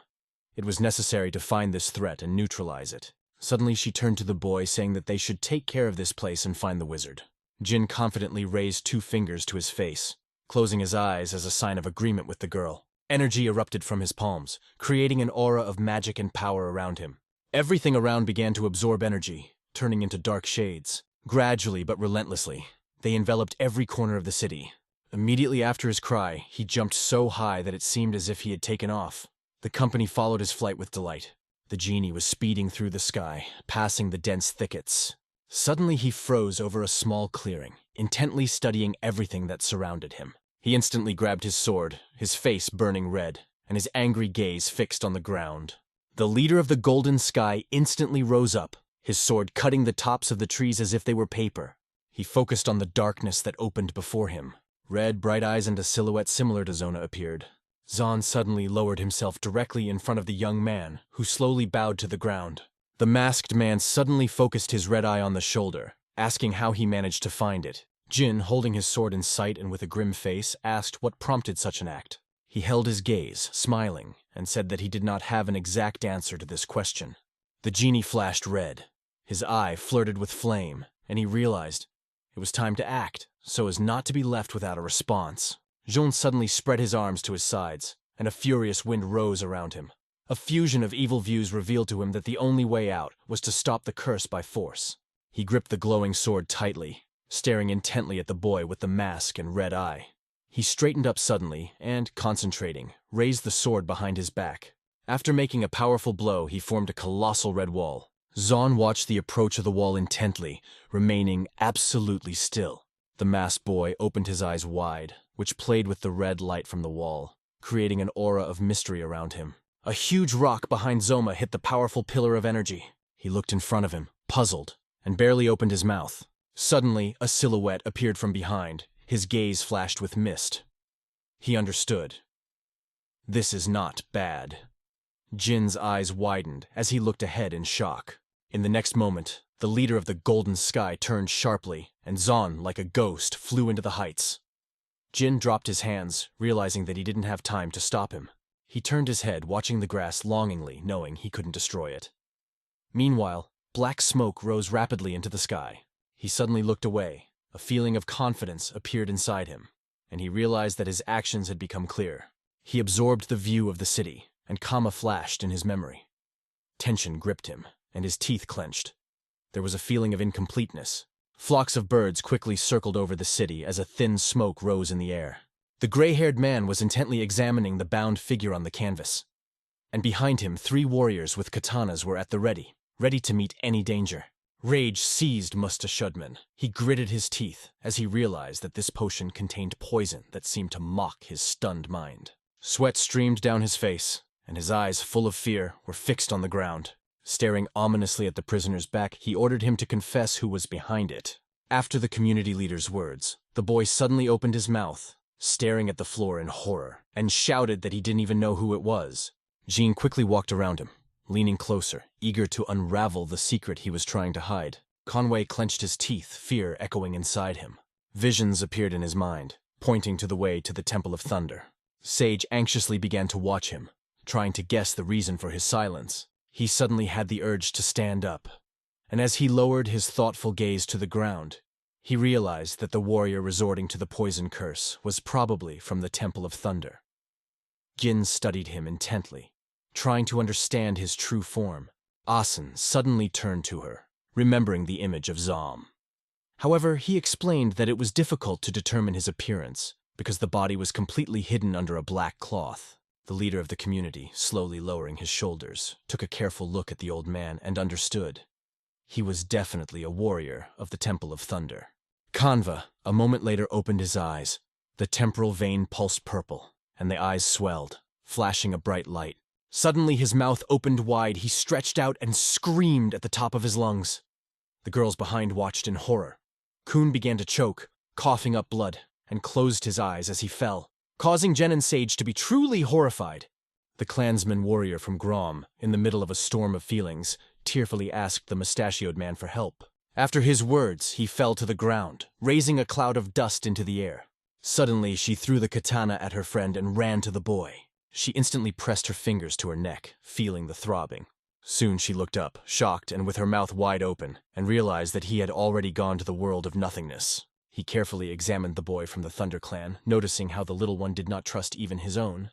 This promised considerable difficulties in the search for the killer. The girl looked to the side as she weighed her thoughts, and finally said that she should first confirm if he was indeed a Thunder Temple warrior. Only then should you ask for help. Looking closely at the man's dead body, Sage realized that the sect was no longer able to resist. The monks who entered the battle lay unconscious on the ground. Rumors said that those who survived were badly injured and would take a long time to recover. A man with shiny hair, sharply tilting his head and narrowing his eyes, began to apologize frankly, promising not to interfere. Jin, amazed by the panoramas of the horizon, felt a rush of spontaneous surprise, unconsciously opening his mouth, trying to capture the essence of what he saw. Suddenly turning around, he fixed his gaze contemplatively on the interlocutors and interrupted the leaders of the community, adding that revenge does not know the deadline, even if its implementation will take decades. He gazed intently at the gigantic building, reasoning that it would not be too late for the Tington sect even after a century. They will steadfastly regain their strength and regain their lost dignity. When he suddenly folded his hands and bowed, within understood, if this is his decision, nothing can be changed. I wished him luck in recovering from the Tension sect. Sage suddenly looked up at the sky for the first time, filled with gratitude. The sun shone fiercely, burning the eyes of the 3 soldiers who were climbing the huge stairs hidden in the thick green of the forest. He moved forward like a captive of wild nature, eyes wide open, offering himself for detection.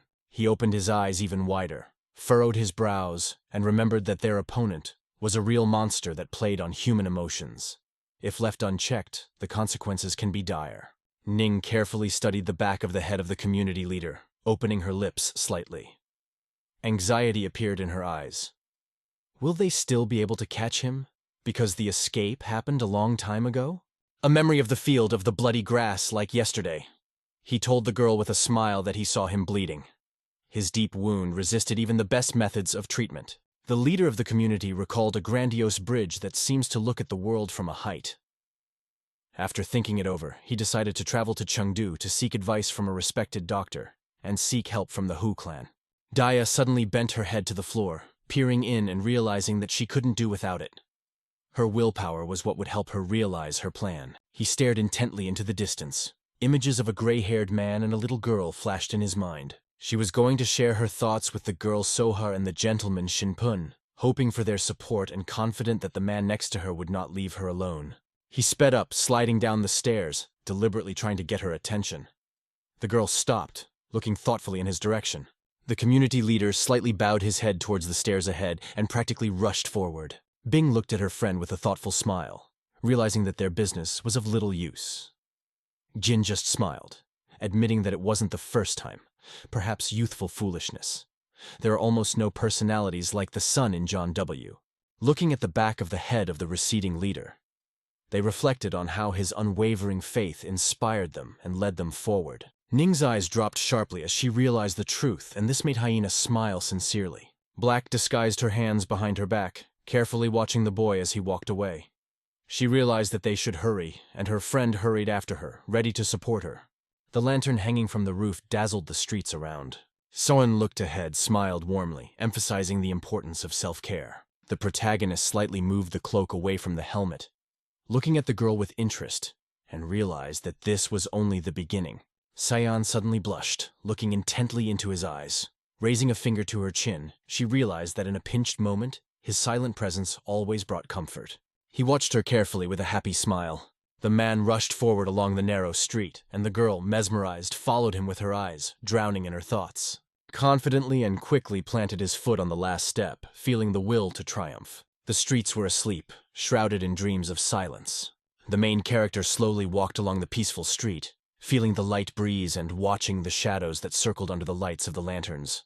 He instantly gritted his teeth as a stranger appeared in front of him. Suddenly, suspicion flashed in his eyes. Looking at the protagonist, he scrunched up his face in embarrassment. The protagonist looked intently at him and instantly recognized him. Jin suddenly crossed his arms, lowered his head, and smiled, drawing in his mind the figure of Aja, the master of the divine aroma pavilion. Paul squinted, trying to figure out his true purpose. He stumbled in a bit, his eyes wide open and full of surprise. Without hiding his excitement, he admitted that he was looking for help. A second later, his gaze became more penetrating, and his pupils closed. Suddenly, the hero's eyes lit up with red fire, and the leader of the community said in a mysterious tone that he had seen them before, although their faces looked completely different then. He looked at the main character with slight anger, turning his head a little. Having no idea which one was real, he suspected there were several. The wind blew away the capes, revealing a pale face with burning red eyes before the head of the community. He sharply turned his head to the boy. Apart from them, there was not a soul on the street. Their eyes met, and anxiety filled the surrounding space. The protagonist looked at him resolutely and asked who he thought he was. Jin, clenching his teeth and looking carefully into the eyes of the main character, admitted that he had heard a story about one person on his way. He didn't even think that there was a young man with pale locks walking among the remnants of the sea. A lone assassin who had destroyed all the clans of Sichuan province. It seemed impossible. The image of a man with a lowered head appeared in the hero's mind. Paul asked why he was trying to find him. John looked at him carefully, confirming his guesses. The hero glared at the community leader, asking about his importance. Jin calmly admitted that he had been following a group for a long time and wanted to know if he belonged to it. What if I'm actually her member? A thought crept into Paul's head. Jin, with a gleam in his eyes, resolutely announced that he was ready to fight, punish the enemy, and learn the truth. A mysterious girl and a hero in a cape covering his face appeared in the minds of the community, creating an atmosphere of mystery. Jin watched the hero intently. He curiously asked if the person in front of him was the musician Quan, Yaju of the Divine Fragrance Pavilion, or perhaps the murderer who had committed a terrible massacre on this land. Clenching my fists, I carefully examined the main character, trying to guess his true essence. He was a mystery that had to be solved. He slowly began to take off his hat. The protagonist abruptly threw off his hat and looked into the eyes of the leader of the community, as if looking for some mysterious secret in them. Jin carefully studied the hero's face, searching for his true essence. The hero, showing no emotion, confidently confirmed. All, chin tilted and eyes staring, stares intently into the face of the community leader, hoping to hear the desired answer. With a warm smile, he gently tossed the coin, assuring that he would definitely answer. He instantly caught the coin with a deft hand gesture. He studied the coin, decorated with an elaborate dragon carving, that rested comfortably in his palm. He carefully ran his fingers over the engraving, thinking about how amazed Jin was, not knowing about the 9 dragons. The character's eyes widened slightly, asking about the unusual. Jin watched carefully and finally replied that it didn't sound like the truth at all. In the imagination of the community leader, a whole army of dark silhouettes appeared, burning with red eyes. Beneath the mighty coin with the 10 dragons minted on it, he realized that although there was no connection between them, they all appealed to this symbol. These figures cause fear everywhere, like mushrooms, hindering the development of various spheres. At the head of the young men, shiny objects were thrown into the abyss. Jin stressed that these new factions are not concerned with reputation or society. Their goal is only self-interest. The protagonist looked away from the coin and, turning to the young man, asked if it resembled a trade agreement. Jin remembered the magical figures illuminated by the flames and noticed their uniqueness, because each had an undeniable power in their field. Community leaders cast a wary eye on the hero, inquiring about his participation in the organization. Paul had bowed, focused on the floor. He instantly looked up, and it became clear that the answer was no. Jingreen was smiling slightly, watching the main character with pleasant joy. He looked intently into his eyes and asked if he really believed his words. After hearing an affirmative answer, he asked where his gaze was directed. He concentrated, strained one eye, and confidently proclaimed that there was a mystery hidden in his gaze. He hit his fist on the palm and, smiling, said that although he knew, he would still give another opportunity to introduce himself. My name is Jen. The community leaders smiled heartily and asked what the stranger's name was. The protagonist looked intently into the eyes of the interlocutor, bowed his head slightly, and said, I am Val. Jin suddenly bowed his head, looked up, and gave the hero a mocking look. He believes that true friendship can exist despite the difference in status. The protagonist boldly looked back and resolutely refused. Passers-by generously threw coins at the boy, who seemed to collect all their secrets. Jin, mesmerized, stared intently at his words. The leader of the community quickly grabbed the coin, turned around, and smiling, exclaimed that although he did not know everything, he believed his eyes. Jin, with admiration in his eyes, stared intently at the coin in his hand. He felt that Paul was a sincere soul, and although it was unexpected, he had a desire to ask for help. The hero stopped and slightly bowed his head. His gaze focused on the floor, recalling Songbin's words about a dangerous person hiding in the capital. Rumors said it was a person from Cerulean Temple, and if no action was taken, danger was imminent. Suddenly, returning to the main character, he begged for help in finding the criminal. Jin turned, tossed the coin lightly with his fingers, and smiling, offered a leisurely conversation, distracting himself from everything. Paul bowed his head with a slight smile, picked up the coin, and, glancing back, noticed that it was nothing more than empty words. Jin, with a tired look, stared at the protein. The quiet streets of the city were gently illuminated by the bright moon, and Jin assured himself that somewhere inside he was not so evil. The leaders of the community beamed with smiles, carefully watching the hero, joyfully exclaiming that they would definitely see each other again. The pen slowly melted on the bloody table, the sulfur flowing down, creating an impressive sight. The whole room was covered with traces of blood, and the candle cast frightening shadows on the floor. A man in a mysterious mask sat among the soulless bodies, admiring their courage. He hit the mortar with force, and the black powder flew in all directions. Zom stared intently into the distance as he slowly mixed the powder in a mortar. He was aware that this process could turn into big losses for him. He sat at the table, thinking about his life, slowly sipping strong strength from a glass. Benny dropped the mug on the table with a crash, his face contorted with anger. Fiery eyes blazed in the masked hero's thoughts. Yajo's name was raging in his heart, like a storm trying to break free. Unfortunately, the memories of his duel with Protoganist will always haunt him. He couldn't even fathom how he could do such an audacity. Slowly, like a shadow, the image of revenge crept up on him. Pian, contorting his face with anger, understood. As soon as he recovered, revenge would be a matter of honor. As the waiter walked past, the blonde glared angrily at him, expressing his desire for a drink. The waiter turned and twisted his lips in displeasure. The waiter jumped up like a spring and rushed with a shout to obey Pyong's instructions, which instructed him to act without delay. The Bond boy turned away indignantly and pursed his lips again. Suddenly, Zomb appeared, rolling his eyes. The man in the mask firmly grabbed the fair-haired man's forehead. Young grabbed the thief by the wrist, turning sharply to find out who this mysterious man with a crazy look was. Suddenly, Zon started frantically pulling the boy's hair and he cried out in pain. Zon suddenly spun around, spitting out a black goo, and his eyes rolled. The people around did not even pay attention to the stranger in the mask and strange outfit. John carefully tried to push the black ball into the boy's mouth, but he fiercely resisted. He swallowed carefully, and Zon cautiously began to withdraw his hand. The thief looked deeply into him with his fiery red eye and spoke in a mysterious language. Fen felt saliva filling his mouth as he gritted his teeth. Suddenly, his eyes flashed red and his temples turned cherry purple with blood. John jerked his hand up to his face, carefully adjusting his mask, trying to hide his own tension. Its light shone in bright purple hues. The stranger disappeared into the darkness, and the blonde suddenly jumped up, lowering his head sullenly. The heavy awareness of time forced him to move on. He stared ahead, his eyes sparkling with maddened fire. Disappointed, he swore to take revenge on the person who had offended him. Zon stopped in the middle of the magical crowd, smiling because revenge, as it turned out, had its own special charm.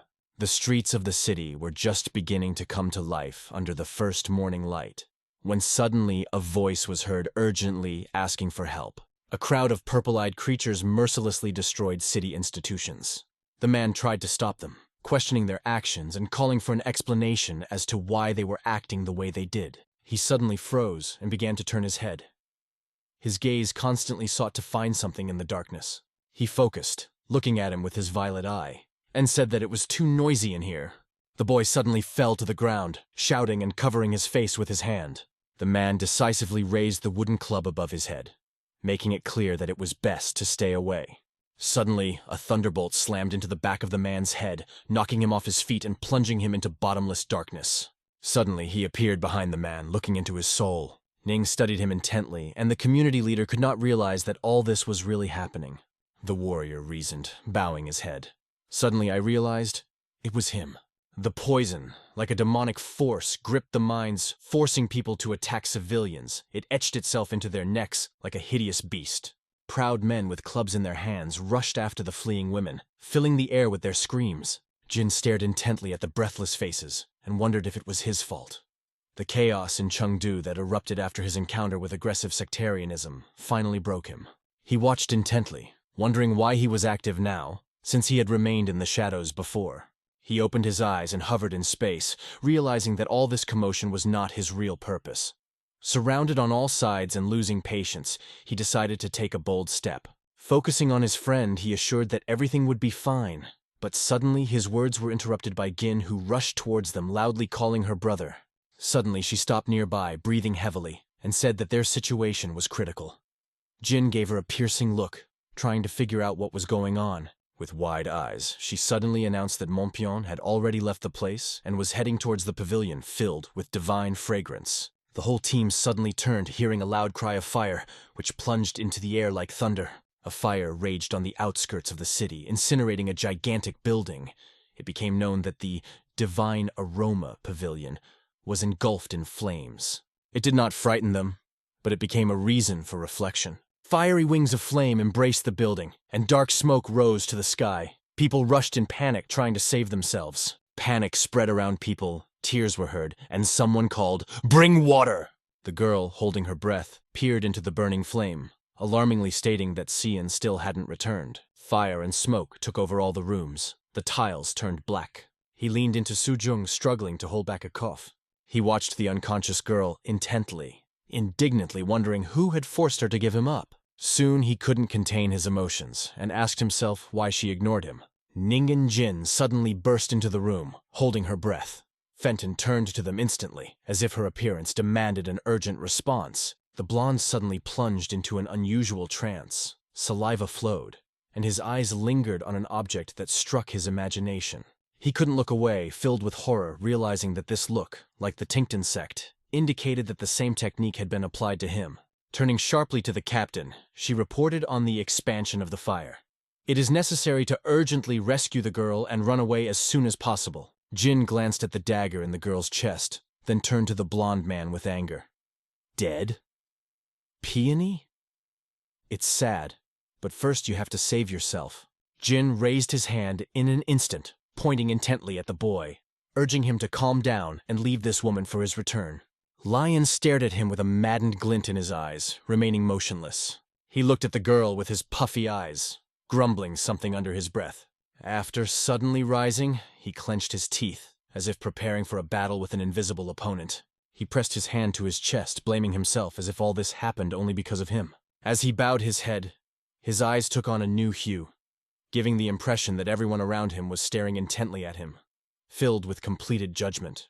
After his words, he opened his mouth and eyes wide, and only then realized that all this was about him alone. The entire team held their breath, frozen in horror as they fixed their gaze on him. Barely shimmering in the ash dust, the hero quickly got out of the burning room. Throwing a quick glance like lightning, he moved towards the boy. The pavilion was wrapped in 1,000 scents, and tongues of fire echoed from the balconies, turning it into smoke and ash. In the fiery heart of the room stood Simon Pion, the dead body of a woman in his arms, a dagger gleaming in his chest. Kim Chi-yeon burst in, filled with astonishment at the sight of this ghastly sight. Anger seethed in him, veins bulging on his face. Holding his hand to his heart, he shouted uncontrollably that he was the only one to blame for everything. The student's eyes glowed with anger, as if they wanted to break out of their orbits. An oppressive feeling overwhelmed him from the imaginary contempt of those around him. Suddenly, a man's silhouette emerged from the fire. It was Phi Wall, his gaze full of seriousness and weariness, his eyes reflecting the burning beauty of the structure. One arm covered in shiny metal armor, poised for battle. The young man instantly took a stance to attack. His face was distorted by anxiety and anger when an unfamiliar figure suddenly appeared.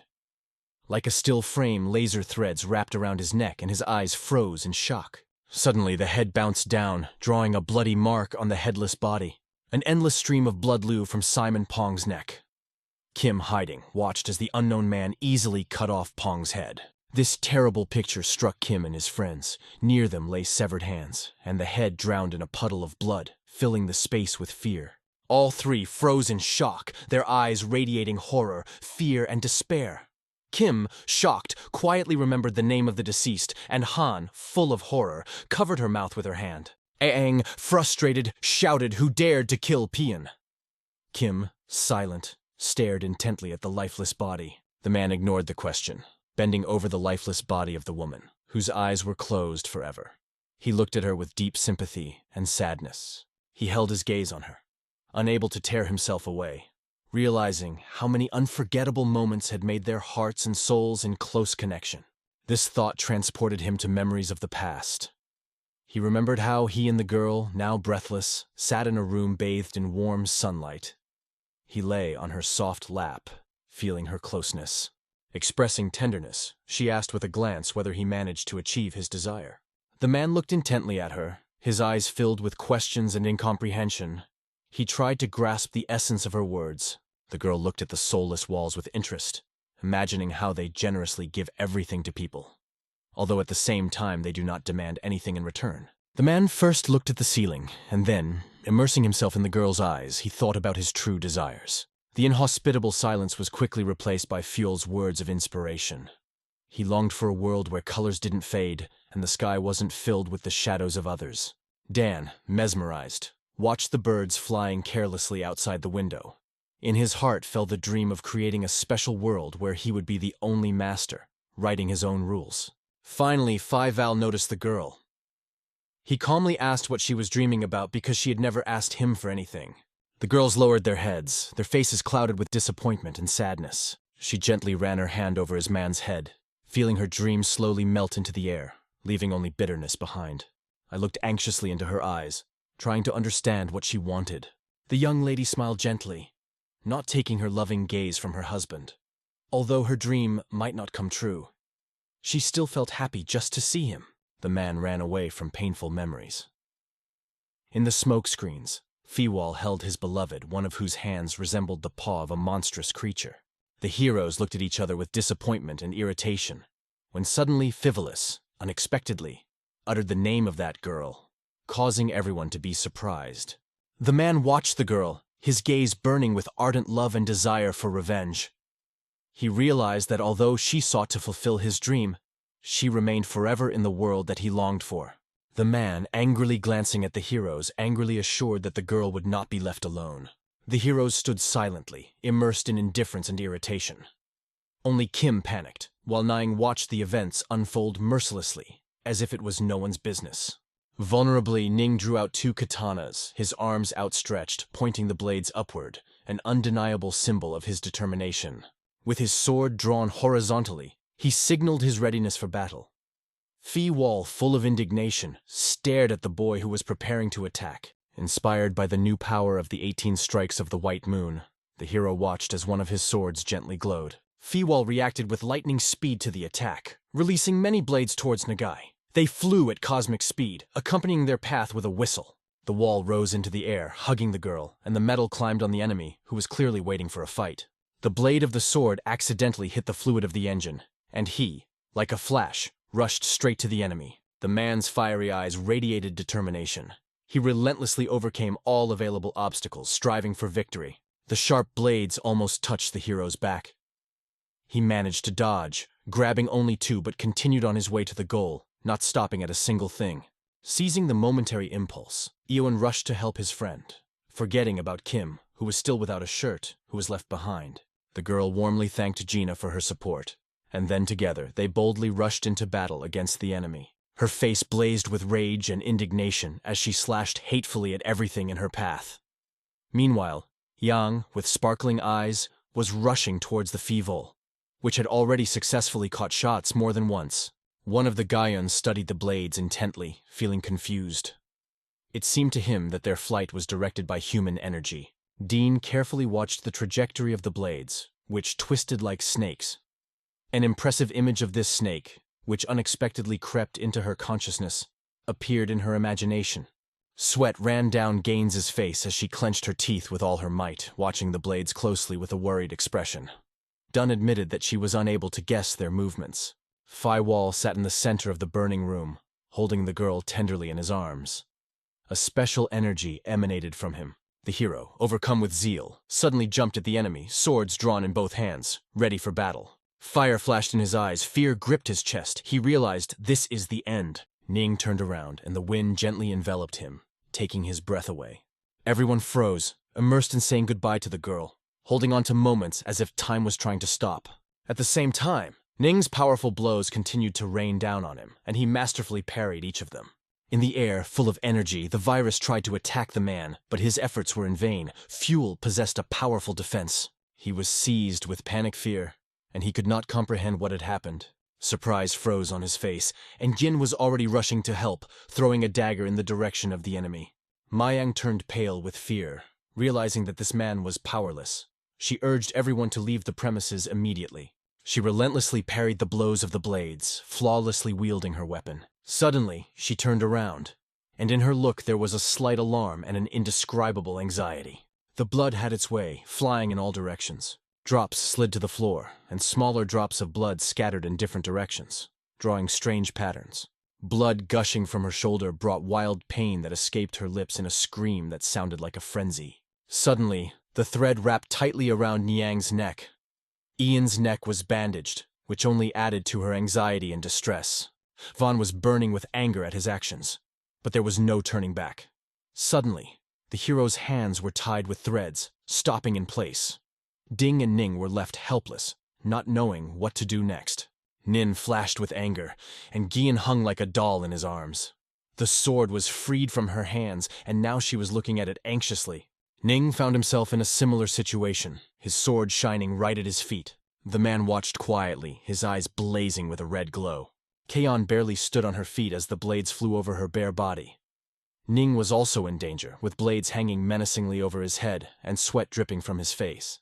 Drops of sweat glistened on Gian's face. She realized that the man had caught them still with only his blades. Glancing at the floor with displeasure, she realized how they had lost ingloriously, and the opponent had not even made an effort. Jin looked up and felt the cold glint of steel swords pointed at them reflected in front of him. He did not accumulate movements, concentrated all his strength to preserve this state. The fire of his eyes burned bright red, captivating everyone around. The blade was approaching Nin's face, almost touching his eye, ready to penetrate its depths. God was as close to Gaines as he was to the new moon hanging around. He pulled the flute out of Hamwick's mouth, causing him to clench his teeth as hard as he could. Kim released red vibrations as he drew his sword. His eyes were burning with fire, and Zhang was already preparing to activate the Nine Rings' heavenly power. The activation of the third movement dealt a blow that bound the souls, plunging them into the abyss of the inner being. Boba jerked forward like an arrow shot by Jamba headed for the man. Scorching heat poured from the beam, making Gaon wince, and the wound on her shoulder burned, adding to her agony.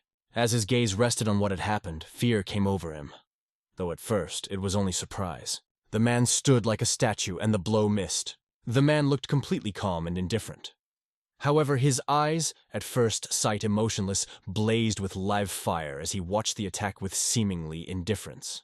There was sadness in his heart as he hugged his girlfriend, as he watched the world around him seem bent on destroying their happiness. Angleston was coughing hard, struggling for air, when suddenly a huge giant appeared from behind and towered over them. Ning reached for his sword on his knees, thinking of Jemba who had saved his life. And possibly his eye, too. Closing his eyes, he realized that he had not met a more formidable opponent, but there was no reason for him to stop. Suddenly, a sword flashed in front of Ning, and from the depths of the darkness came a voice that promised a quick end to all these troubles.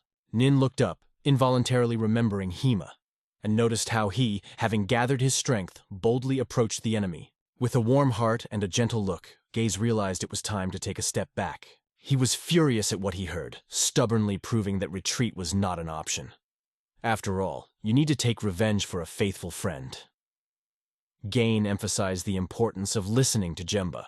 This caused him genuine surprise, and he watched the game with obvious displeasure. She stared at the floor, confidently asserting that she had seen more than enough, and that they would be no match for him.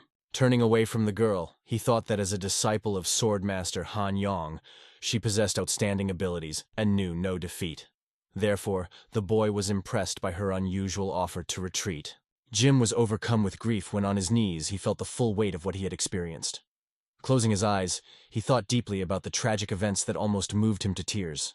He stopped in front of Fibola, softly speaking his name. Jiang Wu, realizing the situation, felt the desire to avoid a quarrel, so he gently suggested to Fievel to postpone their arguments for later. The hero stared aimlessly at the floor, wondering why he should accept Jim Wu's offer. Zombies raged in his imagination, and he stubbornly convinced himself that Pen was behind it all.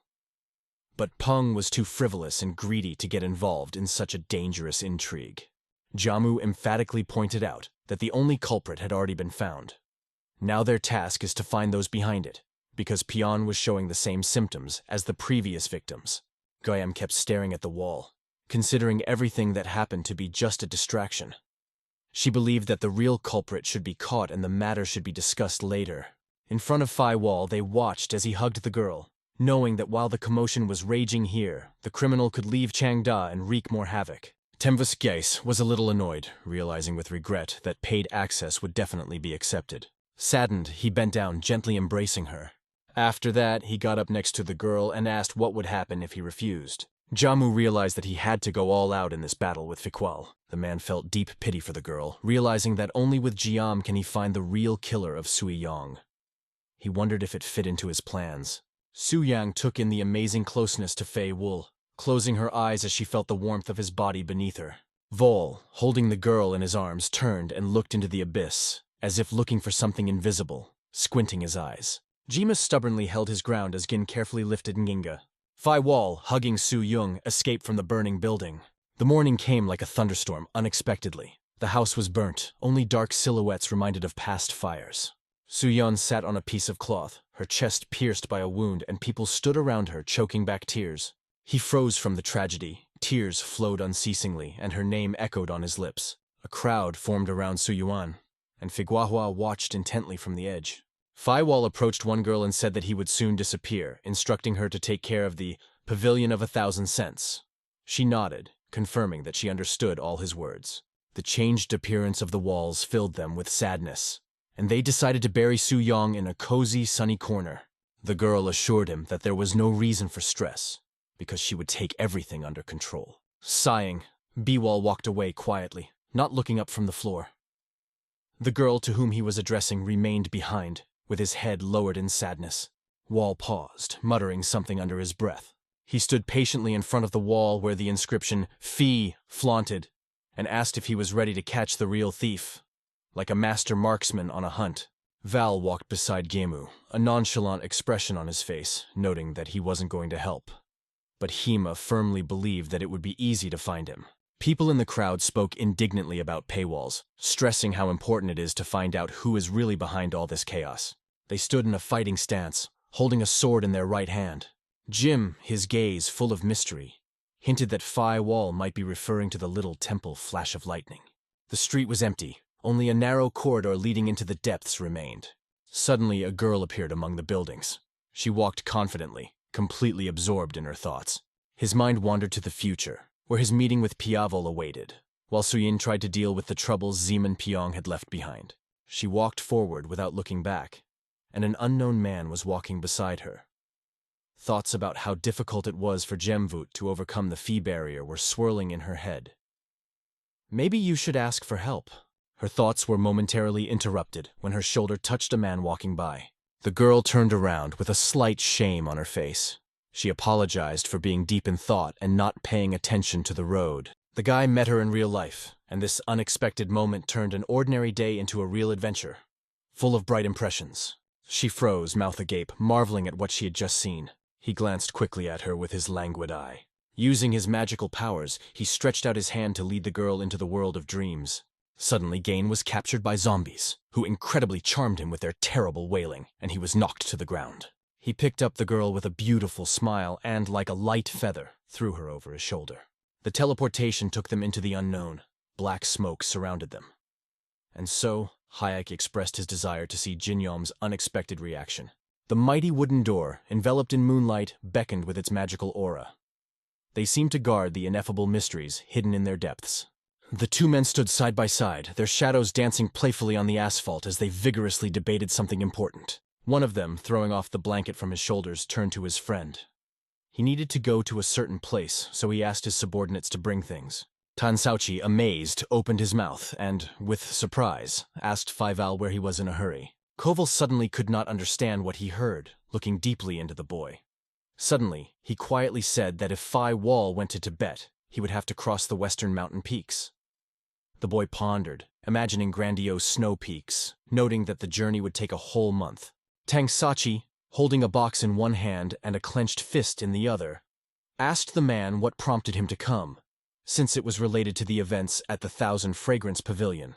Bowing his head and closing his eyes, he silently agreed with the young man's opinion. The blacksmith froze in surprise. Instead of a refusal, he was struck by an affirmative answer, and a cold sweat rolled down his forehead. Finally, Tan watched as you handed the suitcase to the man, adding with a little doubt that it contained a windbreaker. The blacksmith handed the boy a small brown suitcase, which Fiwatch looked at in amazement. Tan Sachi added that he treated the windbreaker with a special oil that makes it waterproof and fireproof. The blacksmith smiled awkwardly, and Fiwall, looking into his eyes, realized that these objects would agree. He decided to grab a few more hidden swords, just in case. Kang Sachi cautiously reached out to the item hanging nearby. Fiwatch watched with admiration, and the blacksmith, catching the wave, also reached for him, making a long sound. A picture suddenly appeared in front of Phi. A small purse tied with a string lying in her palm. Fiwall held the packet between her forefinger and thumb, looked at it with interest, and asked, "What is it?" Tang Sashu revealed the secret of white phosphorus. By regularly sprinkling a candle, you can keep it burning forever. Fivalis had a vivid image of a burning candle. The blacksmith noted that the Tang clan once possessed this secret, but the recipe had been lost. Tang Sashu is making efforts to find the formula again. He stood in front of Fival, one arm at his side, the other hanging freely. The blacksmith warned that the bag was low on supplies, so be careful and avoid using them if possible. Seawall realized the importance of the gift and thanked the blacksmith from the bottom of his heart. The young man, bending his arm slightly at the elbow, tightly gripped the bag and resolutely turned away from Tang Sachu. The dawn began its magic. The roofs lit up with an orange glow and the walls took a deep breath, realizing that the night was behind them. The blacksmith looked in despair, sweat streaming down his face. He shouted angrily that it was Gin who had inflicted Fiwall's wounds, as they never disappear for long. The wall, with a stern physiognomy, looked at Tan reproachfully, and Tan, indignant, threw a fiery look at the young man. Paivol, as if in despair, admitted that he had no idea where Hain had gone, and that he had not seen her since their last meeting. The man did not want to accuse the young man of theft, but he was convinced that it was he who witnessed this crime. Anger filled the blacksmith. Images of Gon and Simon Fian flashed in his mind. He believed that he was masterfully manipulating Fian to break the peace between Gon and Tansachu for his revenge. In the smithy where the hammers were pounding, Fi stopped when he felt a look. Turning around, he saw Tang, whose fist with clenched fingers showed an urgent need for help. Wall, with an angry look behind her, gritted her teeth, announced that she had taken Zyman's life and was trying to eliminate Tang Sachu's other comrades, not wanting to help them. The smiths alarmedly asserted that Pion had destroyed their property and left a trail of blood on their men, and Tan South's friends were the first aggressors. They emphasized that time was short and suggested that detailed discussions be postponed until later. They were walking in line, and the blacksmith was worried whether they would find the unfortunate Morian. He remembered, reminding himself that Tang Sachi had planned to stay close and not interfere. A huge web of bright blue appeared behind Fival's back, and the red pupils revealed the boundless rage that was burning inside. No one would dare to run away from him. The morning sun embraced the city, and the mountains rose majestically on the horizon, dressed in snow and a soft pink glow. In the cramped space of the room lie bodies covered with reddish spots. Marion and Tang crossed the threshold of the room, their hearts beating in a rhythm of excitement. The blacksmith, upset as usual, did not hold back in his condemning words. Marion, overcome with indignation, looked longingly at the bodies lying on the floor. Mary leaned over one of the bodies, carefully examining it, then quickly pushed the obsessive thought out of his head. Florian, squatting low, put his hand on the floor and, looking around the space, mysteriously talked about this house. The man went out onto the balcony, watching the morning sun play on the rooftops. He realized that he had found shelter for the night. But if the culprit wanted revenge, he will carefully follow their every step. Murray sat at his desk in the morning, sipping coffee, staring into the void. His thoughts about how the enemy was watching Simon haunted him. Simon had an injury that forced him to drift away from the group in search of this place. The blacksmith, sighing heavily, stood by the window, bowed his head and closed his eyes, lost in his sad thoughts about Pen. Doubts enveloped him as he looked out the window, and Pia was bent over staring at the floor, as if she was trying to figure out something amazing. Multicolored pieces of iron, leather, and cotton are lying haphazardly on the floor. The young man took a piece of skin covered with oil, looked at it mysteriously, and noted that the enemy would certainly march through the western mountains. Feewal was looking carefully at the piece of leather. Ten approached and asked if it was oiled leather. Feewal nodded, noting that such skin was suitable for the human climate. Kang noticed Chu take a piece of skin from Walshan's and begin to study it closely. The young man noticed that the iron inserts allow him to move on the ice without slipping. Kang realized that the enemy was moving across the snowy expanses. Tong Sachi noticed the wall begin to move and increased his pace, ahead of the blacksmith. He decided that it was time to go to the western mountains, so he asked the walls if this was the right way. The morning outside the window was greeted by a bright pink sun that flirted over nature, and in the distance, majestic mountains rose, creating a unique landscape for reflection. The heroes were leisurely walking forward when suddenly a dead horse caught their attention. Under him lay a large puddle, breathing a bitter stench. A nettle carpet was spread on the floor, and on it, a dead body. A phrase about a lost horse and a dead man echoed in the minds of the heroes. Satsu looked around, agreeing with the boy that the enemy had probably escaped by boat. He carefully examined the marks on the water, which impressed him. Taking a step aside, the heroes suddenly discovered that the tracks lead straight to the water, and study the traces of the soul in detail, seeking to discover, "You should collect as much information as possible." Sachi stopped, watching the bright morning sun, while Feewal, leaning on his hips, carefully examined the tracks. An idea has already matured in his head. There are two pieces of news. First, the good news. Goyon is still alive. This news blossomed in the blacksmith's eyes with bright lights of joy, and he literally radiated happiness. The young man's eyes flashed with red fire, and his expression became angry. The enemy realizes that he is on his heels. Everyone around advised Jim to wear what was lying around. They carefully handed Jin a brown blanket, assuring him that it would protect him from the elements. Looking into the distance, he thought about the future. His question about them lingered in the air, unanswered. After looking into the small box, the hero turned around with surprise, saying that he had more than that. He tucked himself into the bedspread. Suddenly she found herself in a snowy forest, where the wind gently whispered between the trees, and the snow sparkled like diamonds under the sun's rays. Someone steps forward decisively, leaving bright traces that testify to his past. Zom turned and thought about the legend lurking in his past. He was hugging the boy, stopping suddenly. The feeling of being watched was incredible. He was followed by an experienced stalker. Zom, filled with intrigue, looks around, asking himself, who could be so powerful and invincible here? She looked back and thought, is it him? He smiled as he remembered how he had once stood outside the abandoned house, watching Joel and Jim. He believed that it was the owner of the pavilion for 1,000 cents, who did not give him a chance to use Shyman's pen to separate their group. Yul remembered the moment when he laughed at Gaius and wondered, how, with all his secrets, does he seem to know everything? He is comfortably hidden in the shadows, like one whose power and danger far exceed visibility. This atmosphere was already felt at the moment of its appearance. Watching around, he understood.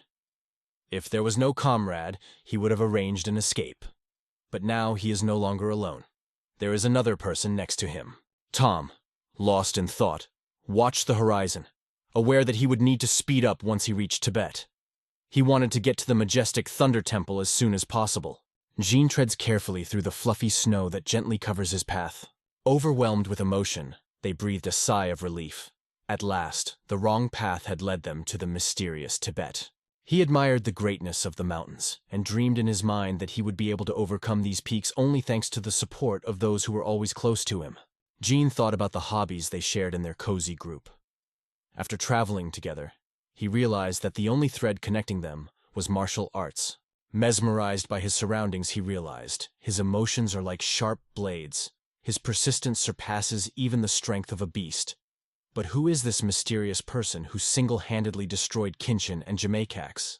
Their desperate fight made an unforgettable impression, as if their thoughts merged into a single powerful stream that changed the course of events. Perhaps he knew far more techniques than he had ever seen. Jin looked at Yol in puzzle, a little upset. Fear of possible discoveries was intertwined with curiosity to see their other talents. Everyone around, filled with foreboding, felt that something extremely important was looming on the horizon. Warriors on horses with raised swords stood before them. Watching them, he realized that by their appearance they were probably mountain robbers. Bandits emerged from the black shadows, grinning ominously, approaching with astonishing speed. The merchants of Infram Tibet tremble with fear, for these ruthless criminals rob and kill without the slightest remorse. Jin, armed with a katana, filled with rage, sensing that a battle was on the horizon. Jin Woo met the gaze calmly, indicating that he would be fine. Slightly frightened, he asked what was really expected of him. Everyone gathered together, and someone mentioned that Jin might just be following in his footsteps. He drew his sword with a careful nod, confirming that he would be joining soon. They pushed off the ground and rushed forward like the wind in flight. She hesitantly approached the bandits, preparing for a surprise attack. Amid the bustling crowd, the city whispers its secrets, inviting you to delve into its unique rhythm. Sitting on the edge of the bed, the creature with furrowed brows is lost in deep thought. Brits remembers his struggle with all of you when his teeth caused a lot of trouble. He was convinced that all his attempts no longer had strength. Suddenly, Ning returns after hearing a voice outside the door, asking if he can come in. Looking at the door with surprise, she makes a gesture, inviting her inside. Poon enters the room, along with Soya. Both, smiling, contemplate Ning. Poon asks how he is feeling, and So emphasizes that they came to support him. As he gets out of bed, he touches his shoulder in relief. Poon, alarmed, warns him to be more careful. Suddenly, Poon turns around and says that he is actually here to introduce Ning to someone. A man in a bright red kimono enters the room, bows low and introduces himself as Hong Yosheng. Pung clarifies that Mr. Hong is a member of the Hawk clan and oversees the clan's representatives in Chengdu. With a slight tilt of his head, he admits with a smile that he is glad to meet Mr. Han, feeling a little nervous about the new meeting. Yol, with a mysterious look, admitted that he had important news that needed to be conveyed urgently, which is why he called at night. Stunned, Ning tried to guess what it was all about. Khan noted that this was about Paiwal's killer, who now accompanies Mr. Jin on his travels. Hong looked at Ning carefully, thinking of everyone he knew. He considered himself a real threat. Others did not dare to dig into his secrets, remaining in the dark. They gathered to discuss how to protect Ning. The threat that it could become dangerous forced them to look for a solution. Looking down, he said that he was ready to help them, although he doubted his usefulness. Ning looked at him and asked what he meant. He looked at them, and the thought did not leave him. How could I lose to this opponent? The sun slowly rose above the mountain horizon. The girl with a bandaged mouth carefully looked ahead, thinking about her mistakes and ways to give an answer now. She watched Yola with wide-open eyes, feeling tension. She watched him with admiration, because she had never seen such people before. The girl cast an ominous look at the man. In her thoughts, he resembled embodied silence. The girl raised her eyebrows in surprise, not knowing why he was here. Suddenly, Zom stopped, his head down, deep in thought. Then he spun around slowly, as if listening to a mysterious call coming from behind him. He took her aside and looked into her eyes. The girl seemed to feel something. What happened? Zon looked around the space, and suddenly her breath and heart beat faster. It seemed to him that he simply did not pay attention to him. Everything around was imbued with mystery, because the only sign of life remained the plain. Tom looked around in surprise, looking around fearfully.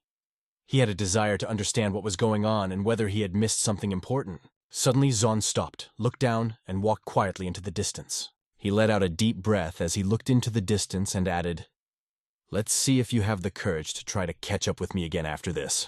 Four raised his eyebrows in surprise, glaring at him, trying to get the point. Numerous scenes where Zom carefully held the girl appeared before his eyes. Everyone turned, trying to understand how this could happen. The girl, concentrating and tightly pressing her lips, thought deeply about how others could predict her steps and keep up with her. The old man did not stop and walked forward, and the girl noticed how, for every step he took, the Dark Lord took two, and not a single clone fell into the difficult world of his gaze. The girl, looking with a menacing expression, thought, "This man does not feel the power of the night. People tend not to notice what is in front of them." Although this mysterious character resembles a ghost, although his steps seem familiar against the background of the energetic gait of the owner of the pavilion, they acquire a special sound. He moves as if involuntarily following his shadow. Could it be? Suddenly, Zon felt the darkness quietly enveloping him, filling everything around him with mystery and the unknown. Turning sharply, he extended his hand forward, demonstrating his prowess in battle. He called, knowing his power, to come out into the light and manifest. Tom stopped. A dark aura appeared around his hand. He could hardly breathe, feeling how fear gripped his heart. Zahn stared at the man, wondering what was driving him. If he wants to take revenge for the pavilion, why not strike now, but drag him along like a rat? He looked ahead and suddenly realized that everything could revolve around this woman. He came for her, waiting for the right moment, because she was already in his arms. The man lifted the woman in his arms with all his zeal. Tremble coursed through her, heart pounding in eager anticipation. Zom focused his energy, ready to confront the mystery ahead with unwavering bravery, his thoughts firmly on conquering the impending trial. With a purple aura on his face, he smiled mysteriously, as if defying his enemies, embodying stubbornness and a willingness to play the game of endurance. Monbei held out his hands, and a purple orb flashed in them. He ordered the fire demon to strike. Suddenly, an arrow appeared from among the silence, as if it was from another world. She immediately cut off Zoma's hands, and a liquid red stream poured out. The fear suddenly left, but inside her was a heavy pain. Zom looked down at his cut hand and gritted his teeth as hard as he could. A girl rests in the snow with her eyes closed, feeling the frost seep under her body. Tom looked down at his bloody hand, and a cold horror ran through his body. He couldn't believe it. This scum was really here. Zom could barely contain his excitement. He felt that his shelter had become a wasteland. Now he urgently needed to get to the tiny temple. He, with a bloody hand, rushed through the snow. And someone else slowly approached the girl. He gently took her hand and carefully released her lips from the bandage. All eyes fell on the girl, who looked exhausted. After a short pause to catch her breath, she asked the master of the night what his purpose was here. No one could help but wonder if she would have the strength to wait for Jenna. Everyone, carefully looking at her, apologized and asked to understand him. A unique lip gloss. When the kiss broke, everything changed. This instant brought unexpected changes, sweeping across space and time, leaving behind an invisible echo. The girl tore her lips away from the silence, carefully observing her surroundings. A feeling of warmth came over her, and she asked with interest what was going on here. The girl fell into the snow, and everyone, taking a step back, noticed how he released a particle of energy that was enough for him to appear. The girl, waking up in the snow with one eye open, quietly whispered important things to you. Her words were filled with mystery, silence. Everyone rushed forward, and she, watching his figure, fell into thinking, who is he? And why did he come here? He walked towards the majestic tower, which rose like a stone giant, beckoning to reveal its endless secrets. When he came to the gate, he raised his head because he heard a voice from beyond it. He asked himself who could be there. He was a messenger from the small Temple of Thunder, bringing important news to the master of the tower, who was impatiently waiting for this sign. The gates of the tower slowly opened. A girl in a luxurious dress, her neck decorated with a precious pendant, approached him. Smiling, she wondered if it was true that he had come from the cozy Thunder Temple. Mocha folded her legs and looked at Zona with a smile. Leaning slightly, he confirmed, "Yes, that's my name." She smiled continuously, studying him with surprised eyes. Stories about him came to mind, especially about a wonderful hunting dog that grew up under the supervision of a senior monk. She felt that he was being quietly watched by an unusual enemy who would soon enter the arena.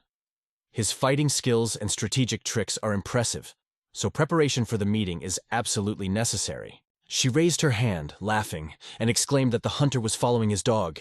It looked really funny. Closing her eyes, she remembered the tower and reassured herself. No need to worry. Even an experienced monk could not get there, leaving only ruins. She wondered how much he owed her. Perhaps we should thank him for the opportunity to add him to the list of debtors. She smiled as she held out her hand, hoping the frightened dog would just squint and find cover. A majestic tower suddenly rises on the horizon, striking everyone with its unshakable size and strength. He was lying on the bed with his eyes closed, as if dreaming. They were shown 2 bracelets covered with red spots. He opened his eyes and immediately met their gaze. They jumped out of bed, casting an anxious glance in that direction. Grabbing them, he remembered how they had once been in the mud. Everyone gathered, looking at the tall tower. From the depths of the tower came questions. Who is that outside? No answer. The man, surprised, cautiously looked through the gap in the gate. The man looked at his friend and asked if anyone was outside. The friend, looking around through his bangs, replied that he knew for sure. there was someone behind the door. The man, filled with anxious thoughts, looked intently into the distance, assuring that it was empty. Another young man asked with interest what he meant, because everyone stayed behind. He stood casually, staring intently at the ground. Entering, he looked around the room and noticed with some surprise why it was so dark here. He then left, feeling the darkness envelop him tightly, and the world around him hid behind this curtain of silence. Zan moved through the darkness, and it seemed to him that the corridors were closing in around him. They had always been narrow, but now they were quite tight, as if trying to capture him. The grandson took a step forward, clutching the bloody bracelet in his hands. But his thoughts turned to concern. What about Mocha, the owner of this mysterious artifact? Suddenly, Zom, overcome with fear, looked into the unknown. He opened his eyes filled with fear. This summer, in the town where the rivers meet, the sun shone gold in the waters. This place has always been considered magical due to its beautiful and peaceful scenery. Fall to the floor. As he fell, his body suddenly burst into flames. She turned her attention to the men standing quietly by the wall, focused, as if immersed in their own world. While listening, fear grips from this picture. The circle lit up and Zom looked around, startled, asking what was going on. He was running, trying to escape from the raging flames that were steadily approaching. The morning brought an anxious mood. The men anxiously waited for their turn. He was clearly aware that they were sitting both there and here. With fear, he drew a tower in his imagination, fearing that they would all fall. His eyes widened in surprise as he lunged forward, trying to figure out what was going on. He passed here, wondering what this place was hiding. The bloody bracelet slipped from his hand and fell heavily to the floor with a thud. Samika's bloody body stretched out in front of him, filling everything around with a terrible atmosphere. She sat majestically on the throne, but a huge pool of blood spilled around her, filling the atmosphere with fear and mystery. Zon approached, looked at her with fear, and began to wonder why he had destroyed everyone in the Red Tower, leaving only Makas's bracelets. What are these games for if you could just take his life? John took to the sky, jumping from the tower. The fire was devouring the space around him, and in his heart he felt that the Crimson Tower had finally fallen. They flew from the towers like a whirlwind, filled with excitement and confidence. He reached out, letting the dagger fly freely. She shot out of the tower like an arrow, incredibly fast. He raced towards the Zonda at an incredible speed, feeling the adrenaline fill the free space of his mind. The dagger struck the shoulder like lightning with incredible speed. Zon, despite his wounds, rushed forward as if hunting for his destiny. He understood. The only way to salvation was to get to the tiny Temple of Lightning. He stood erratically on the tower, watching his Zongba try to escape from the raging typhoon. They are sent to the forest to immerse themselves in the wild nature, to feel the breath of secrets that hide under green robes and whispering leaves. Zon stepped gently between the majestic trees. He squeezes the hardened wound on his shoulder. Suddenly a strange smile flashes on his face. He approaches, his head slightly lowered. He peers into the dense forest chaos. Then he suddenly changes direction. Deep in the thick forest, he thinks, why isn't he here? Where did he disappear to? Everyone is striving forward in their hearts, realizing that they were separated by only a few steps. His warmth and breath had recently been there, but now suddenly disappeared like a dream. Everyone around felt a strange energy, and he had a question. Is it really a trap? She stood calm and immovable, like eternity. He took a few steps forward. He looked up at the sky with curiosity. He wondered if he had passed this place before, looking into the distance. Only after looking around, everyone understood. He had lost his mind. Everyone gathered near the darkness of the dense forest. He began to avoid his presence. Watching the branches of the trees, he felt that the forest was hostile, trying to drive him out of this place. Looking deep into the forest, he felt a dark aura enveloping him. An awareness has arisen. A labyrinth spell has been placed on him, which distorts all the senses of the traveler. The old man felt a powerful energy emanating from the temple. It seemed to disguise the true location of the small Thunder Temple. His power is so great that it is extremely difficult to find him. Everyone, leaving the forest, thought about what had happened, realizing the eternal truth. Nature has its own immutable laws. She found herself in a cozy town where every street kept the secrets of local residents. An incredible experience awaited her here.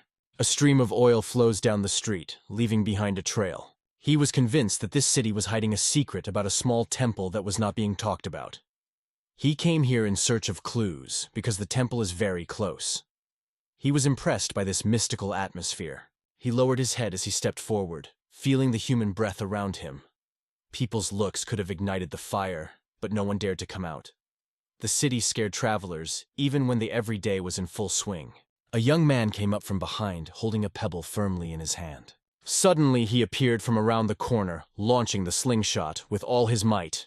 But the target, without turning, calmly caught the stone. She turned sharply, throwing an angry look, and brought her eyes sadly to the boy. They looked into the distance with fear, furrowed their brows, and loudly called everyone to leave their city urgently. He stopped for a moment. It became difficult for him to breathe. The heart beat in the rhythm of fear, and the legs treacherously trembled. But, taking himself in his hands, he dashed shamefully forward, leaving behind hollow voices calling him back. With his head bowed, he bent down to apologize for his son.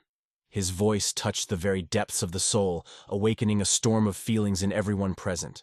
People, instead of begging for forgiveness, bowed their knees to you. The boy with his head proudly raised frowned, showing that he was not afraid of either them or their threats. He continued to study it intently, his eyebrows furrowed in concentration. The man, whose face was covered with fear, approached the boy and quietly admitted that he dreamed of becoming like his brother, begging him to calm down. The young man, with tears in his eyes, bit his lips, sure that fear would grip them, even if his brother had become a terrible monster. Gritting his teeth, he looked at the young man with horror. The young man suddenly jumped up, fists clenched, and shouted that he had no idea that his kind came from the small Thunder Temple. A light flickered in Walsh's eyes, and he casually noticed that there was a bit of lightning flickering in the temple. The boy suddenly turned pale and, as if under the blows of fate, fell to his knees. Everyone turned to him with wary looks, as if urging him to continue. He cried out loudly in despair, because taking his brother and all the children of the town seemed not enough. Now they decided to take it too? Well, let them take it. The group approached the boy, looking intently into his eyes, assuring him that he was not up to it. Clenching his fist, he exclaimed indignantly that it was a lie. The man looked at them with worry in his eyes, wondering if they were really from the Temple of Little Thunder. They stood motionless in front of the townspeople, slightly shaking their heads. He raised his head, his face turned white, and there was a sense of anxiety in his voice. "You're really not from Thunder Temple?" When they were looked at, one answer made them ask again. "I beat them." The men immediately buried their heads in the sand. One of them, in despair, began to beg for forgiveness, admitting that he had lost a lot because of some unlucky person. Lowering his head and clenching his teeth, he felt all the neglect of this place, which until recently was full of life. The Thunder Temple stood nearby, but their paths did not cross. I remember those golden days when the streets were free and fear did not prevail. People rejoiced because even the mountain robbers trembled at the power of the local temple guards. The man recalled how the monks of the Temple of Thunder suddenly captured the city and took away the children. Then, in tense silence, their tragic story began. The man sadly remembered his son, who could not hold back his tears.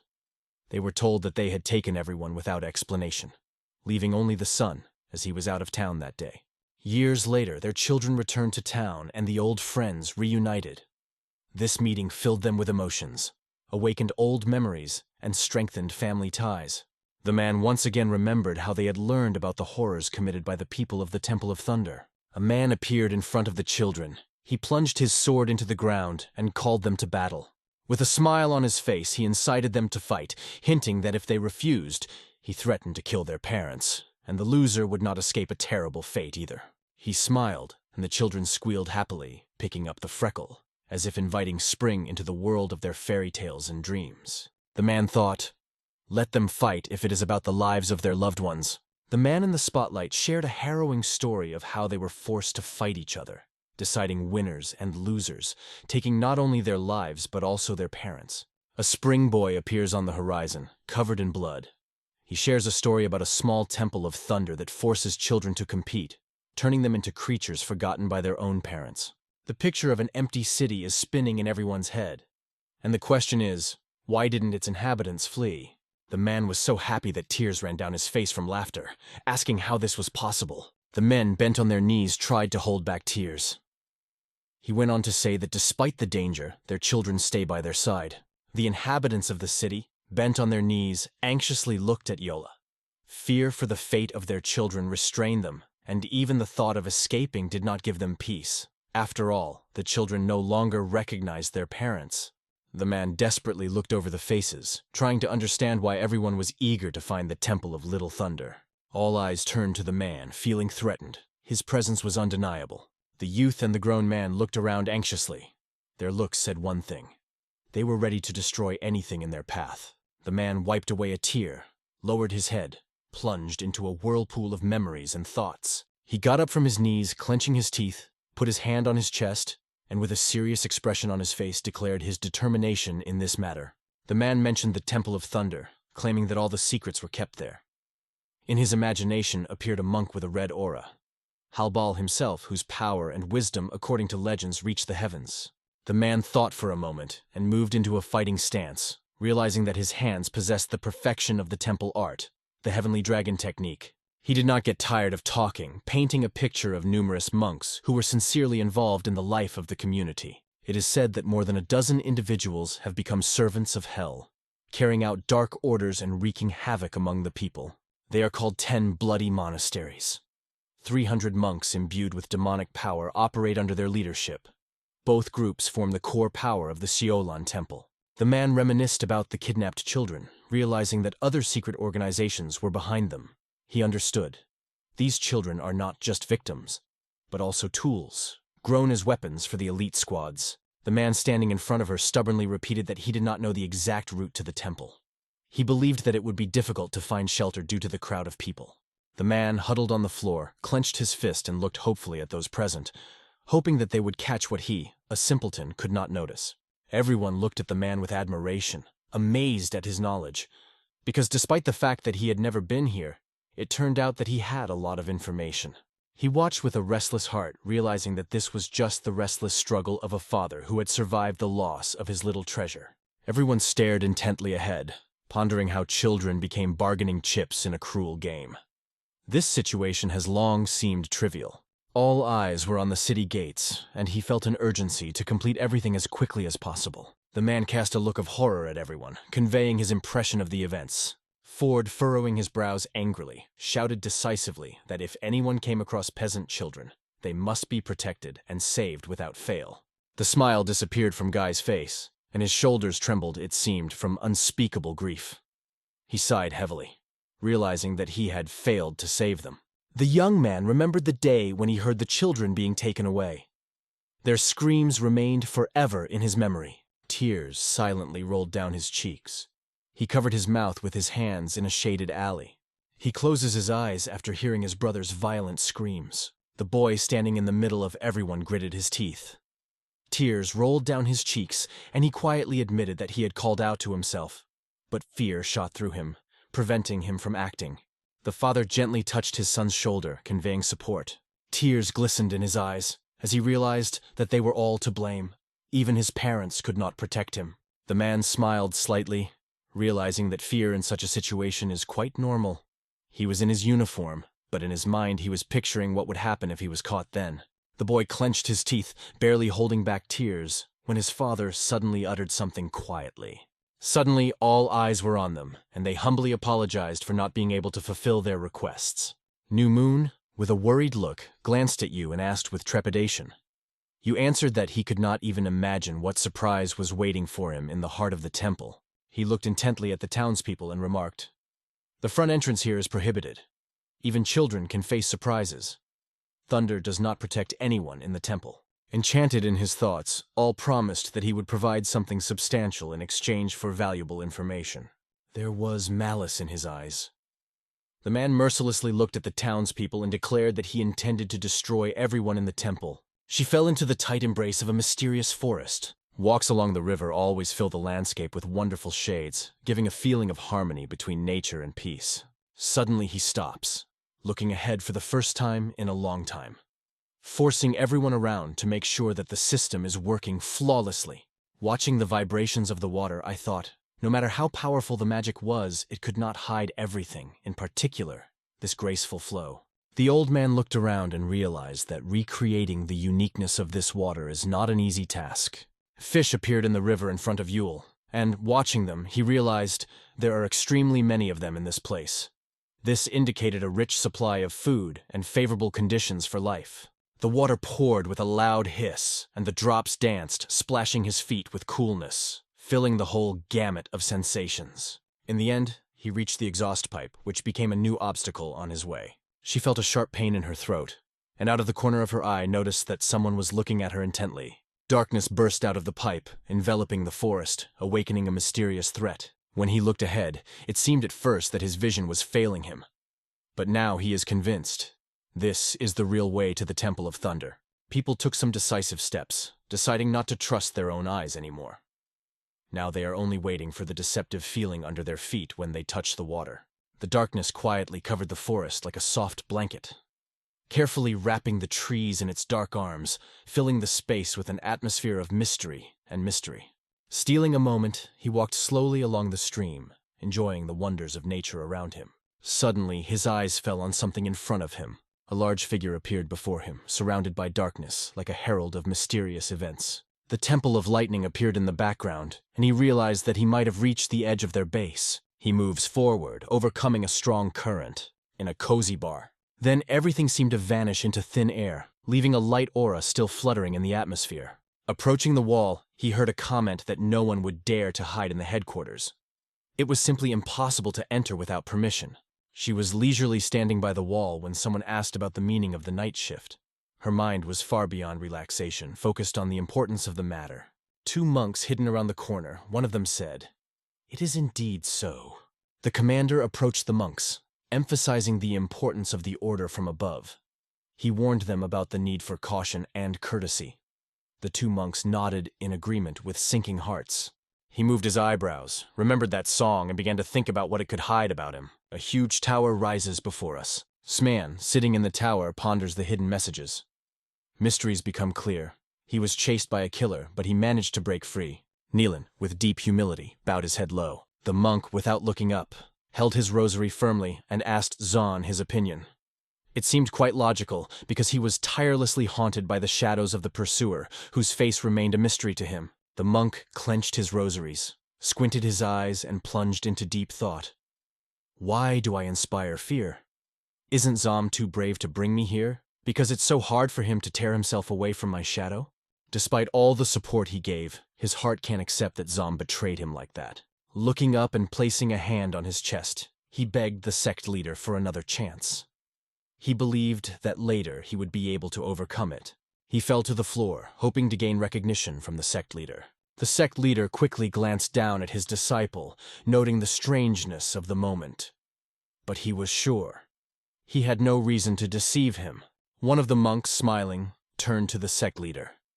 He remarked that Zong had a task to take revenge on King Chang's sect, so he shouldn't be punished. Zong sighed and stared at the monk, who smiled and plainly declared that, in all honesty, he must find and catch the murderer who had threatened him. Zahn confirmed his words with a slight smirk. He appeared with a smile, noting that it will not be easy to get him out of the forest, unless hunting dogs appear. Another monk suggested organizing patrols. One monk expressed doubt, asking why go so far if not to get here. The other laughed, denying that it was impossible. Zahn thought, because there is not enough confidence in this. They plan to hunt by enlisting a crazy group of monks and dogs. In the darkness of the forest, under the bright moon, a torch was burning, illuminating the meadow. 3 monks, holding lamps, gathered in a circle. One of them asked if they had noticed anything. Others answered that there was only silence around. After that, the monk continued his speech, emphasizing that searching in the forest or in other places may not yield results, and there is a possibility of coming across misleading facts. The monks were full of disappointment. Although they were aware of it, he always carried himself with pride, and loners were not to be trusted. One of the monks opened his eyes wide, remembering how Hook had run away silently, as if ghosts were chasing him. A thought crept into his head. Why should he suffer because of his incomprehensible wanderings? The flaming torch glittered on the face of the first monk. He glanced at his companions and offered to return to discuss plans. The monks unanimously agreed without hesitation. 2 monks, with sadness on their faces, slowly walked towards the temple, and the first of them remained on the lawn, quietly watching their way. He leaned against the sign, and his gaze lit up with a red glow. He remembered watching a monk returning from the temple a few days ago. He, taking off his clothes from his shoulders, headed for the bed. He rushed forward, his back like a battle map, smeared with scars and cuts. The monk relaxed and fell on the bed, opening his arms to his side, letting out a sigh of relief. He closed his eyes desperately, shouted angrily. How many more days will these torments last? How to find this invisible enemy? Opening his eyes, he furrowed his brows and muttered angrily that these were all Hikes' silly pranks, and that he had no idea what they were up to during the day. In the darkened room, through the mist, he suddenly saw a face on the ceiling, pale, but with burning eyes that awakened in him an alarming fear. His gaze lingered on him, and invisible energy threads sounded around him. With a terrible snarl, the monk tried to get up, and invisible threads pierced his body deeply, causing unbearable pain. Thin threads turned him into a powerless object. In the rivers of blood that flowed incessantly down his chest, he realized, there is no way to move anymore. He is finally chained to the place. The monk, gritting his teeth, watched closely for the approaching dark hooded figure. The bullet hovered over the monk, whose forehead glistened with sweat, and the anger in his eyes ignited the atmosphere.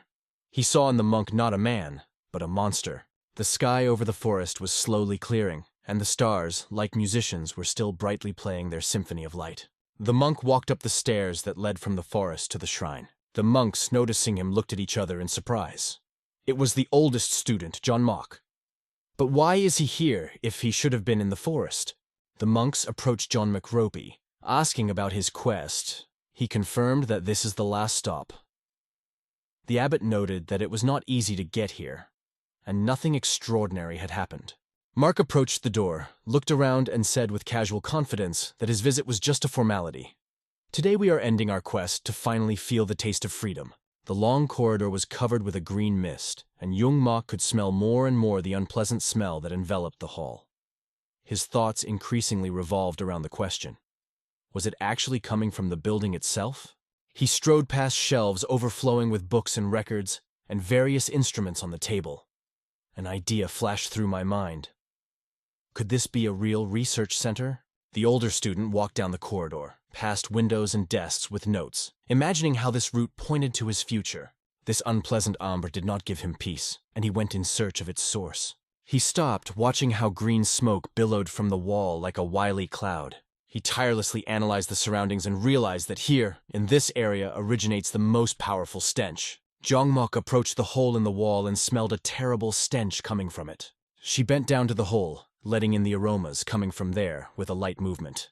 Against the background of the senior student, the figure of the main character emerged, who remembered how he himself had once been her, plunging into memories of his past.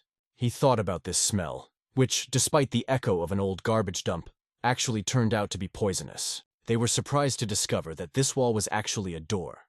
The older students, not giving up, stubbornly tried to open it through the crack with the efforts of their fingers. The door quietly opened, and he, bowing his head, looked at the stairs leading into the depths. A soft green mist hung in the air. Behind the bars of the laboratory sits a man, chained to a chair, with his head down. With his back to him, at the table, stands a gray-haired man engrossed in his affairs. A man was found, tied and suffocating, in the remains of his outer clothing, compressed with a gag. Ray Herdman turned around with a happy smile and asked the prisoner how long he had been waiting. He approached the prisoner with a flask, touched his head, noted that the task seemed difficult, but he managed it perfectly. The gray-haired man removed the bandage from his mouth, tilted his head, and said that an extra volume was not necessary. 1 drop would be enough. Smiling ominously, he brought a drop of the mysterious liquid to the prisoner's lips. Pressing his fingers to his lips, he shouted to the swallow. His head throbbed, he coughed, and blood flowed from his mouth. Baines's face became swollen, the skin covered with blisters. The nose was bleeding profusely, and the cough would not go away. He writhed in indescribable pain. His fingers were deformed, burned with blisters. The hand trembled, capturing the moment as if frozen in a rush of movement. The old man jumped merrily, celebrating his triumph, and next to him in silence sat the dead man on a chair. He smiled as he caught sight of the bottle of poison, realizing that 1 drop could kill 10 youths, a feat the chieftain would be delighted with. Mark emerged from the darkness of the room, and, approaching the alchemist, indicated that it would do some good. The man with gray curls looked at the young man with interest. His mind flashed. Why is he here if he has something to hide? I almost looked away. The boy looked thoughtfully ahead when he suddenly heard his name. The alchemist held up the bottle, curiously asking if he thought it would be useful. Mark studied the bottle intently and asked what kind of poison it was. In response, he learned that the name had not yet been invented, because the development had just ended. A gray-haired man, shrouded in a green mist, claims that even the most gifted will die if this poisonous smoke overwhelms them within 7 steps. Mark pondered, muttered under his breath about the 7 steps, and suddenly exclaimed loudly, "What if the soul-expelling poison worked within these 7 steps?" The alchemist smiled, admiring the bottle, and confidently decided, "This will be a poison that expels the soul in 7 steps." Sean Monk extended a glowing right finger towards the old man. His eyes blazed red, and threads of energy swirled around him. As his eyes scanned the room, he saw drops of blood scattered everywhere, as if whispering a terrible, unfinished story. The gray-haired man, with a wound on his head that was oozing blood, began to turn blue and let out a choking sound. Only the old man's body fell, as the young man instantly grabbed the bottle from his cold hands, and the lifeless body ended up face down. The young man smiled, looked at the bottle, and realized that it had become the source of his toxic treasure. The young man silently looks at the body of the alchemist, remembering the words heard in the legends. "No one can enter or leave here." He turned aside, saying that it was something incredible. The temple sparkles amidst the greenery, and the wide staircase invites you to climb as the sky begins to blossom. Swarms of insects erupted in anger when it became known about the death of all the gluttonous monks. His eyes lit up with red fire, and his veins filled with rage. The monks, disfigured in their last agonies, lie on the cold floor, and a red river of blood has spilled around them. The assistant leader, with obvious embarrassment on his face, bitterly admits that Hook is right. Kneeling next to the leader, he continued to speak. The killer seemed to be hiding in the temple. How did he manage to overcome the camp and escape into the forest? Peter, sitting comfortably on the couch by the stairs, exclaimed loudly that he did not understand how he ended up in the camp. Although in his heart he wondered at his senseless act. He remembered how Jung Mok had gone into the forest to search the night before, and then disappeared without a trace. Trouble befell the monks. They were attacked. One of the monks believes that only by finding the mysterious John Mok will they be able to track down the killer.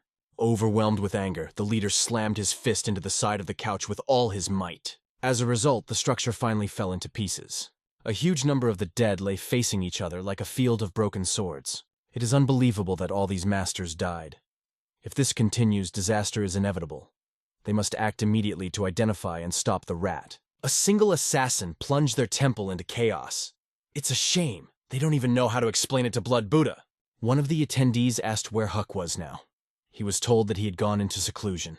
Heard shocks the man. Huck brought the cursed assassin to the temple and then suddenly retired.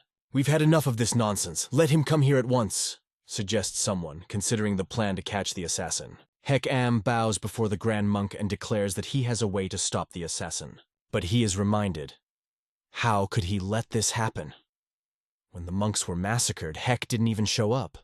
And now he claims to have found a solution. Hek Am used all his skills to remove the restraints from the child predator. The so-called predator children are errands.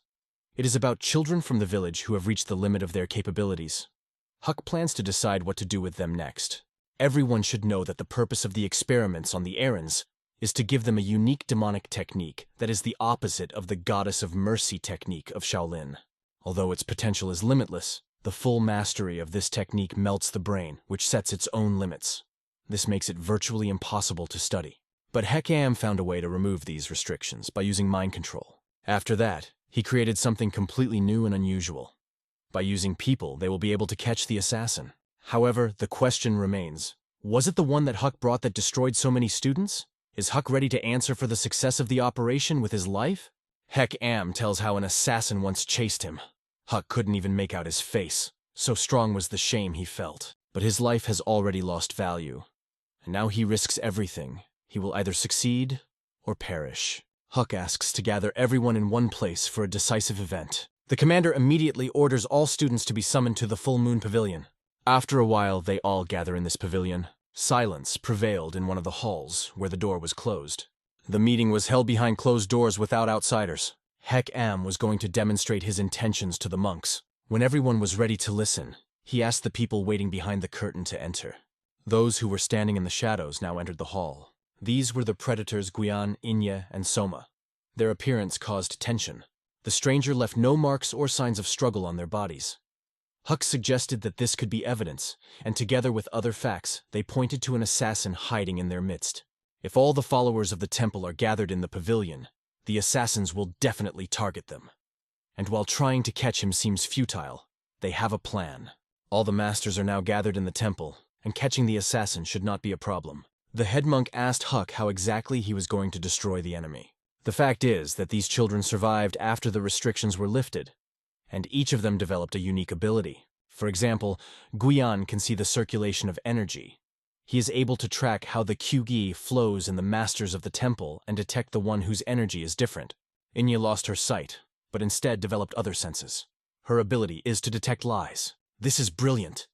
Guian can find the assassin by the flow of energy, and Inya can interrogate him, determining whether he is lying. But the question arises, why is there a third child? The fact is that this child has not yet shown any ability, but his desire to kill has increased significantly. The boy does not understand what his true power is. Maybe it's a survival instinct. However, he survived even after the restrictions were lifted, but now his head is filled only with thoughts of murder. This means that among the monks in the temple there is not a single one who does not have at least a drop of killer instinct. He is ordered to examine everyone. In his thoughts, he realizes that bloodthirstiness is not an ability, but rather a side effect. But there is definitely something hidden behind this lust for murder, and this hidden power should manifest itself in the near future. So he orders Soma to look for the assassin as well, but she refuses. One of the children goes to the right, the other goes to the left to find the one they are looking for. Sensing the energy, they can't find any traces. None of the monks stand out yet. After a while, they still find nothing. The monks are getting nervous. Why can't the kids find the assassin if he's out there somewhere? The bloody monk can't stand it. He scolds Hek-Am, reminding him that he swore to find the killer at any cost. Hayek-Am replies that children cannot be wrong. This means that the assassin is not among the monks, but most likely is hiding elsewhere. Suddenly, Soma interrupts their conversation and says, "The killer is sitting there. Why don't you see him?" Soma moved towards him in a flash like a shadow. She looked intently into his eyes and said, "He's been here all this time.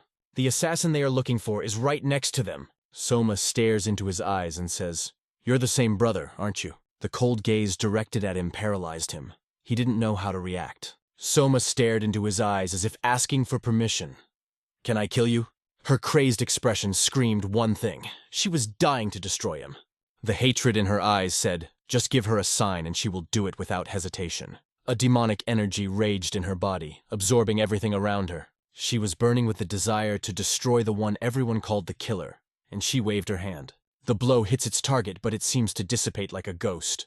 This man's mask falls away, revealing his true nature. He appears in front of her.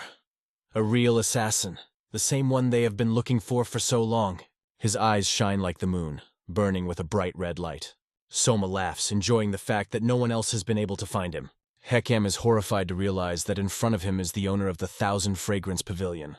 All this time, he hid the incredible truth about himself. Even when he was attacked, he remained motionless, and all of Soma's blows did not harm him. For the first time, Soma is faced with a power that cannot be fathomed. The enemy not only sits still after the attacks, but also channels the energy of chi, deflecting the blows away from him. They had no idea that techniques of this level existed in this world. It seemed impossible to penetrate him. He stops all attacks with his energy. The assassin begins to form a mysterious sphere filled with powerful energy in his hands. His composure remained unshaken, even during battle. Suddenly, Soma's techniques begin to envelop him, but he ignites with demonic energy and asks for her name. Seeing his power, Soma replies, "My name is Soma." At that moment, she understands. It is her younger brother, Mina. Her thoughts are confused. He seems familiar to her, but she can't remember if she really knows him. She remembers meeting him in the village where they used to live together with their father. But this is no place for memories. Behind the assassin, the blood monk is trying to kill him. The monk shouts, "Why are you standing there looking at this bastard? Send him to our temple!" The assassin replies calmly, "We're talking now. Shut up and don't interfere, monarch." He then turns to Soma and asks her to jump up. At the same moment that Soma soars upward, he directs his demonic energy at the monks. The explosion causes the entire building to shake, and the pavilion bursts into demonic fire. The monks suddenly find themselves surrounded by fire that cannot be extinguished. The flames consume them, leaving no chance. They don't even try to extinguish it, because first of all they need to catch the assassin. The bloody monk shouts for the others to stop and help, because he too is on fire. He is torn by the thought of how this bastard was able to prepare so thoroughly. It was an unusual fire. He begins to wonder what insidious tricks this scoundrel uses. What baffles him the most is how the assassin could hide for so long under their feet, right in the middle of the army. This thought does not give him peace. Meanwhile, the assassin talks to Soma, telling her that her father asked to save her. For Soma, this becomes a relief. Her father and brother were alive. She is glad that they did not die. She remembers the moment when she lost her father. The assassin did not want to kill him, so he only cut off his hand, and the father, suffering from pain, pretended to be dead to make his son's life easier. But the question arises, how are they going to get out of here? The answer is obvious. They are not here to escape, but to save him. Everyone gathered in one place, but the hero did not come here for rescue. He intends to kill everyone. This means that his goal is to exterminate everyone to the last. Soma's eyes are burning with delight. She is delighted with such a decision. His hateful, sinister laugh fills the hall as he now joins his sister. Together, they promise to destroy everyone, stopping at nothing. Hekam, seeing the Soma he brought, does not believe that she is betraying him by choosing the side of the assassin. Soma looks at him coldly, saying, "Who do you want to betray? You were never on our side. You were always just a slave to us." At this point, the children who were also here start begging to be taken away from this place. Although, unlike Soma, they do not remember their parents, brothers, or sisters. They cannot forgive those who have caused them so much pain. Hekam sees that all these freaks want to betray him and decides to destroy them using his chakra. But the hero blocks his hand with his energy, not allowing him to even touch the children. Hekam realizes that he can't move his hand and is lost in guessing what kind of power it is. The young master looks at him with a demonic look and says, "Your turn will not come soon." The affairs of the monks were extremely bad. The fire engulfed the entire house and spread rapidly. It seemed that someone had deliberately set everyone on fire in this blaze. The monks could not cope with the fire because it was unnatural and unusual. They realized that something was wrong with this flame and decided to run as fast as possible. But if they escape, they will effectively admit defeat to the assassin who tricked them and killed many students. However, staying meant taking a risk, because the flames of hell would consume them all. The monks decided to retreat first, and then return to get even with the enemy. But the sage could not tolerate such mockery of himself and his people. He was seething with anger because this brazen Hawk Am claimed to have taken control of the situation, even though the disciples themselves had betrayed them and opposed them. This realization fueled the sage's hatred for everyone involved. "I will not stand aside. Everything that stands in my way will be destroyed," he decided, overcome with rage. Using his power, the monk energized the entire perimeter, turning it into a threat zone. This energy gradually moved towards the young hero, ready to absorb him. Seeing the wave of power moving towards him, the hero did not hesitate. He united with his inner strength and began to resolutely oppose it. The building, which had stood strong for years, was crumbling, plunging into chaos and destruction. Such a powerful energy emanated from the monk that it seemed as if the lava ignited everything around. During this chaotic moonlit night, the monk expended an enormous amount of strength, but the young man disappeared somewhere. They looked around but could find no sign of the young man. Where did these scoundrels go? The monks asked themselves, not understanding what had happened. One of them suggested that perhaps the sage monk's power was so destructive that it burned them to the ground without even leaving their bodies behind. "It can't be!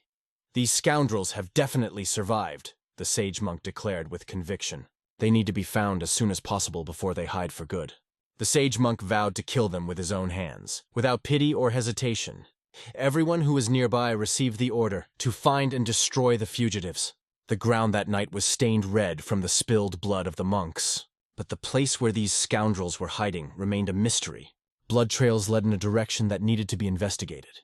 The advance party had already set out, and it seemed that their capture was only a matter of time. The wise monk decided to take everything into his own hands so as not to leave anything to chance. He was staring intently towards the pavilion of all being, the place that seemed to be the key to this mystery. But why did they go to the pavilion of everything? This question troubled him. Something dangerous could be hidden in the basement of the pavilion of everything. Did he really dare to go there?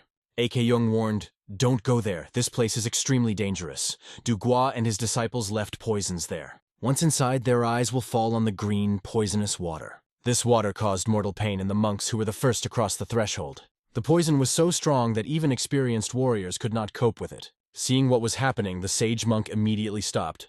He ordered everyone to hold their breath until a solution was found. Putting his foot on the ground, he began to concentrate his energy. Focusing the chakra in his hands, he began to gather poison from the air and water. Finally, the atmosphere cleared, and everyone was able to breathe clean air.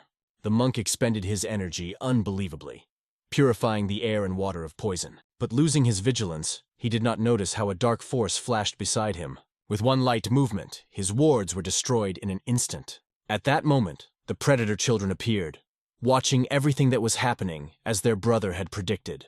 They have been waiting for this moment for a very long time, having gone through suffering. Today their retribution will come. As they fled from the monk's power, Soma asked her allies when she would be able to destroy them all. However, it was explained to her. If they listen to the instructions, everything will happen much faster. Let the bastards mistake the blood of their comrades for their own and begin the chase, not knowing that this place will be their doom.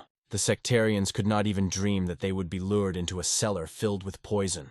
Soma was upset that she could not kill the enemies herself. But they explained that they would not die from one poison. There is no point in wasting energy on everyone. She heard, "There are too many of them. We have been waiting for the right moment, and now we must be patient. Wait for permission. Then you can do whatever you want." Hearing the word everyone, a spark of rage and joy flashed in Soma's eyes. They were now eyeing their first prey, ready to launch their attack. Soma is ready to die if it allows her to take revenge on her enemies. Predators fully agree with her decision and are ready to fight alongside her. Their ball is starting right now and they are all fully prepared. Soma is filled with incredible power that will allow her to destroy her offenders immediately. The sage monk realizes that these bastards have lured them into a trap. However, he is sure, as soon as he gets rid of the poisonous fog, he will destroy them all. He decides to dispel the fog with the true fire of samadhi. After a while, the fog begins to dissipate, but the predators have already surrounded him from all sides. Soma sneaked up behind him with her companions, ready to strike. However, the monk, using his power, begins to explode like a live bomb. A powerful explosion causes everyone to run in different directions to avoid the massive wave of energy. The force of the explosion spreads throughout the cave, covering every nook and cranny. The people outside see incredible fire bursting out of the cave, destroying everything around them. Those who were in the cave are forced to flee as it, along with everything inside, explodes. Those who remain outside only ask themselves, what is going on down there anyway? Looking down, they see the sage covered in blood but still standing. Ah Jung immediately rushes to him to help since he is their head. He orders the warriors to descend and support the sage. Without hesitation, the warriors descend, and the sage, noticing them, clenches his teeth in pain. They see that he is alive and assume that he must have destroyed these bastards. The sage had spent almost all his strength in the attack, and according to their opinion, there should be nothing left of the enemies. But he feels this unpleasant smell. Suddenly, a demonic silhouette appears before his eyes. The silhouette quickly walks around behind him and takes away the adept standing next to the sage. Then he rushes straight into the crowd of monks who have come down to help their head. Seeing the enemy, the monks begin to use their powers, trying to stop him. But unexpectedly, they encounter the cold, incredible precision of Soma, who destroys them with his blows. Predators act as a single mechanism. There are many of them, and their fury is enough for everyone. Soma feels an indomitable passion for battle, enjoying every blow. They race through the battlefield, destroying the monks one by one. The sage watches in horror as his warriors fall under the merciless onslaught of these bastards. He does not understand how to stop them, but his hatred ignites the remnants of the power. To him, this is just a pathetic trick of his enemies, and he vows to destroy them. But suddenly, something unknown appears on the horizon. An unfamiliar silhouette throws shurikens at the sage, but he manages to repel them. Shuriken do not fall to the ground, hovering in the air, as if obeying an invisible force. The monk declares that all these tricks will not help the enemy to survive. A silhouette emerges from the bloody darkness, radiating confidence and complete control over the situation. He glows as if he really controls everything that happens. The monk knows that the enemy is hiding somewhere out there, but his motives remain a mystery. He strikes the darkness with his powerful, destructive power, but the blow suddenly stops. The young master intercepts it. An assassin stands before him, his eyes burning with hatred. The deflected daggers, as if coming to life, return back with the help of threads of ki energy. Maneuvering in the air, they are aimed directly at the head of the master monk. The monk sees this as another pathetic attack attempt. He catches both daggers with his hands, showing off his strength and skill. For him, these attacks are useless. He incinerates the daggers with his energy. turning them into dust. Throwing the assassin forward, the monk instantly rushes towards him, ready to destroy. The assassin quickly reaches for his object. A blue sphere appears in his hands, blazing with an incredible aura. He maneuvers it like a whip and sheds his clothes. At this point, he remembers how a boy gave him a robe made especially for him. The boy knew that he was strong, but he sewed several hidden weapons into the robe. The assassin holds the mantle in his hands, feeling its weight and importance. As danger approaches, he begins to spin the mantle at breakneck speed. With incredible skill, he uses it for a counterattack, directing a blow directly at the opponent. An incredible sphere of ki energy flies forward as if guided by an invisible hand. Its explosive power seems limitless, so much so that even space itself cracks under its influence. As the sphere approaches the enemy, he involuntarily thinks, "Is this the end of me?" But the monk remains confident that he will be able to repel the attack. With a strong blow, he causes the sphere to disintegrate. The flame blow, caused by its action, is so devastating that it barely reaches the young master, who is closely following the events. Twisting his chi whip, the hero scatters the energy across the field, as if breaking it into many small particles. Tens of thousands of energy cartridges rush towards the enemy, like an incessant rain. It was Chinchin's secret technique, a blow like a wave of destruction. A stream of energy fills everything around, turning the battlefield into a dangerous zone. The technique falls on the monk like a huge wave of water, capturing him in its flow. The monk tries to repel the attack, but feels that he is unlikely to succeed. Using the last remnants of his strength, he takes the blow. And at this moment, he meets his downfall face to face. His clothes begin to tear from the strain, showing just how powerful the confrontation was. However, having gathered all his strength, the monk still repels the attack, recognizing that his opponent is strong. However, this only made him angrier. He becomes like a dragon, the personification of unstoppable power. The hero, in turn, resembles a snake full of cunning and sophistication, which surrounds him with its energy. Like a demonic beast, the monk rushes to attack, and the hero, full of the spirit of revenge and determination, opposes him.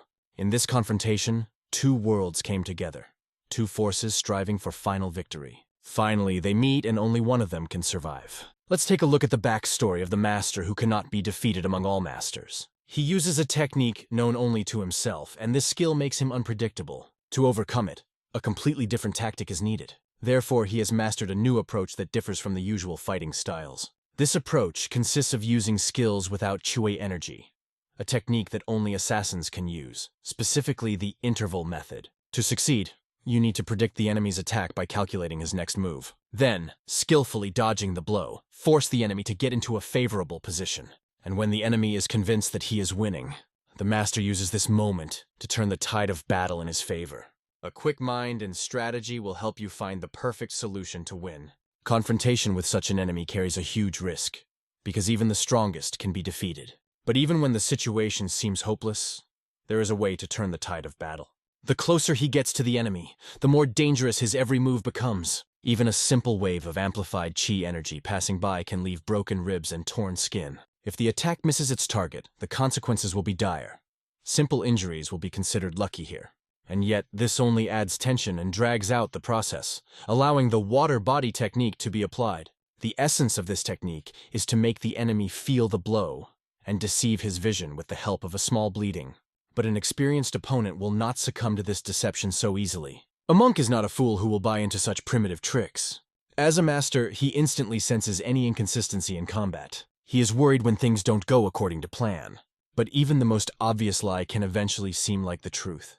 That is why the master called his strategy deception interval, having perfected it due to previous experience.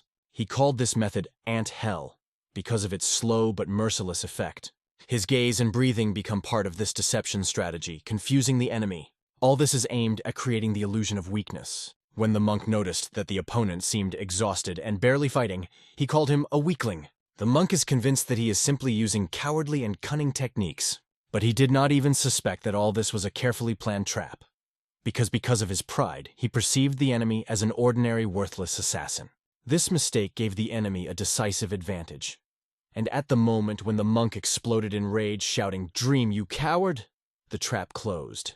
The monk released all his techniques to the outside, trying to destroy the enemy without compromise. However, once the enemy feels victorious, his attacks become predictable. This allows you to reveal all his weaknesses from different sides. It is at such a moment that you can get an advantage that changes the course of the battle. Using this advantage, the hero creates chaos on the battlefield, changing its dynamics. The monk's eyes nearly popped in shock as he saw the enemy's hand enter his body.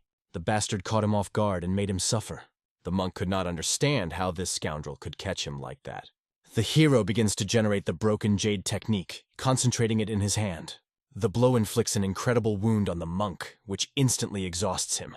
The hero's power penetrates inside the monk's body, causing him to glow from his eyes. The hero coldly says, "Even if the body is surrounded by enhanced Kree energy, the destruction from within cannot be stopped." The monk, like a burnt piece of coal, begins to crumble into lumps of ash. This is where the story of this mighty warrior ends. His dry hands cracked and his body turned into embers. When the monks saw what had happened to their head, they were inflamed with hatred. They were ready to give anything to make this bastard pay for what he did. But Soma wasn't done with them yet. Her eyes were blazing and she wasn't about to let them escape. Only she will decide where these victims will go next. But the predators drew attention to something incomprehensible. A mysterious sphere suddenly appeared in the sky. Everything swirled in a whirlwind of fire as if the world was torn in half.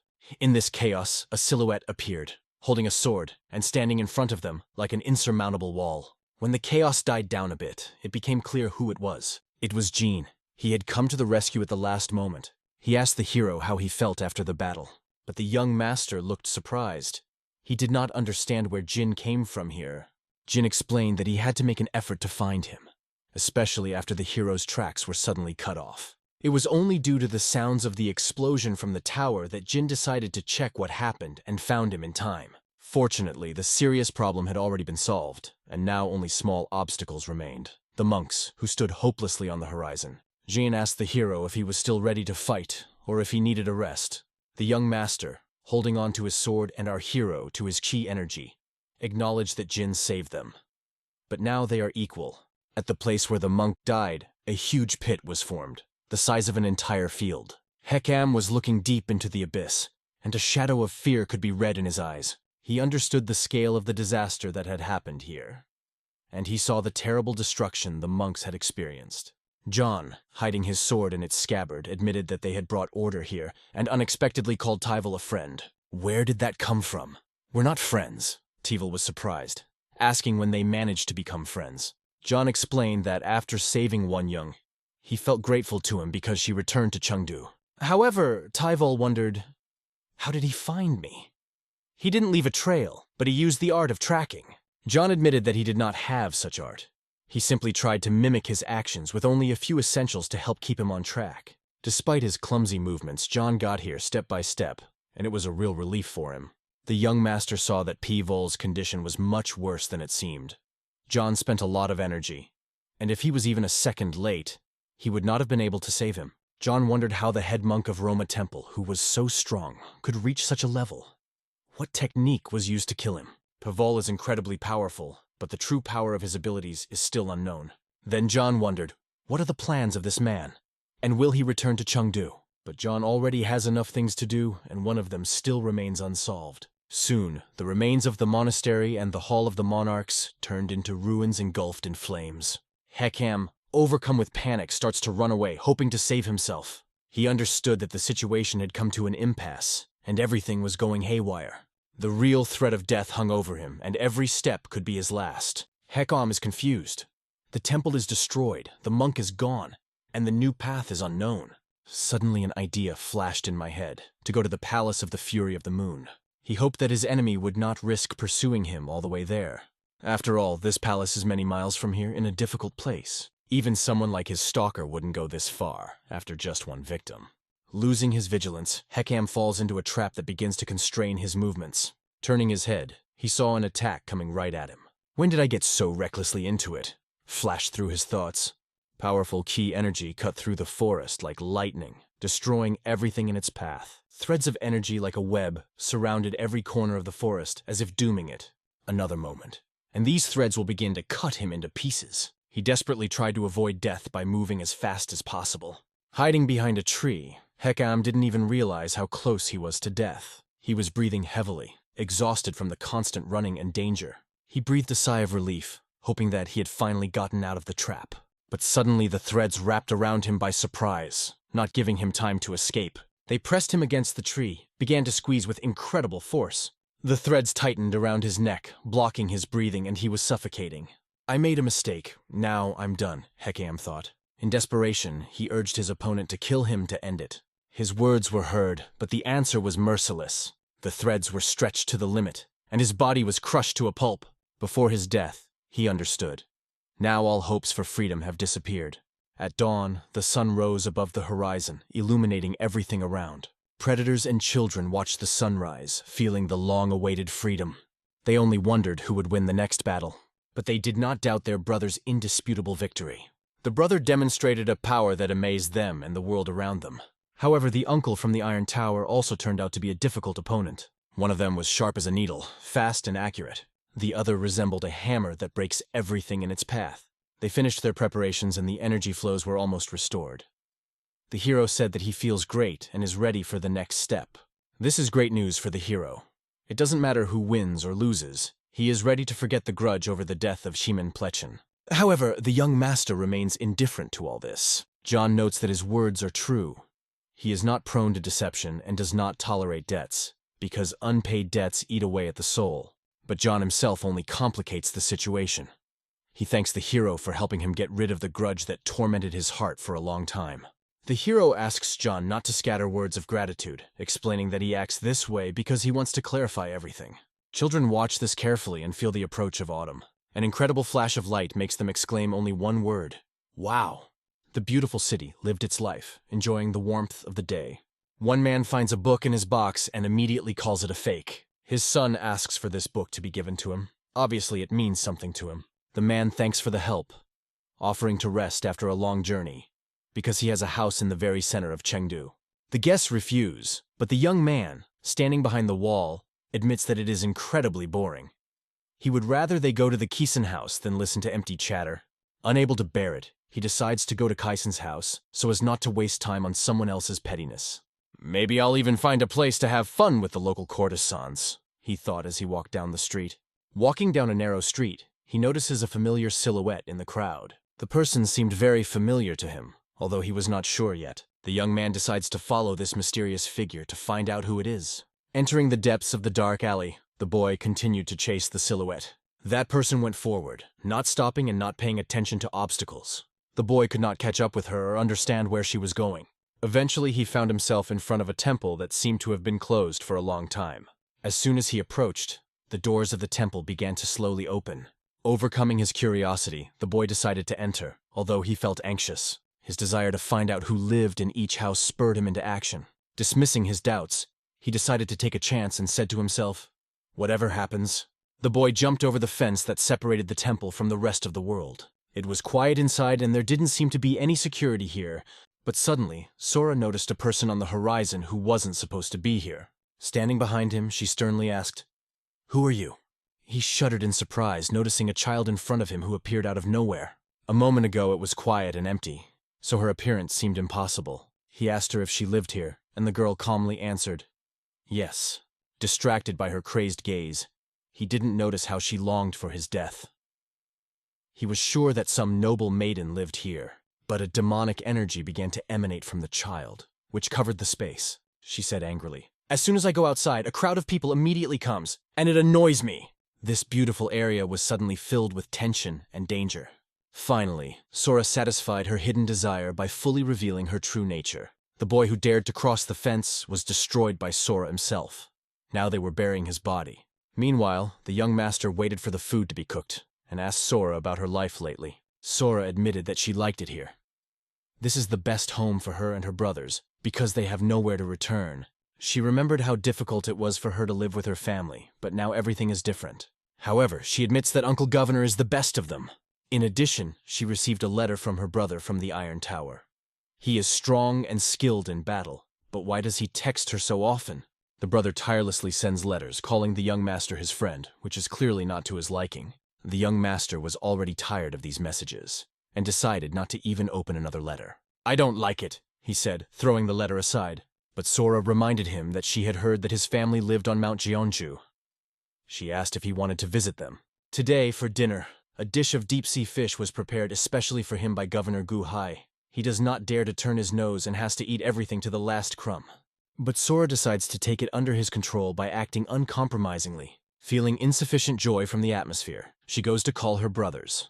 Suddenly, Sora remembers an important fact that emerges from the depths of her memory. She turns to her brother, sincerely thanking him for his help. "Thank you for getting us out of that place," she said, with tears of gratitude in her eyes.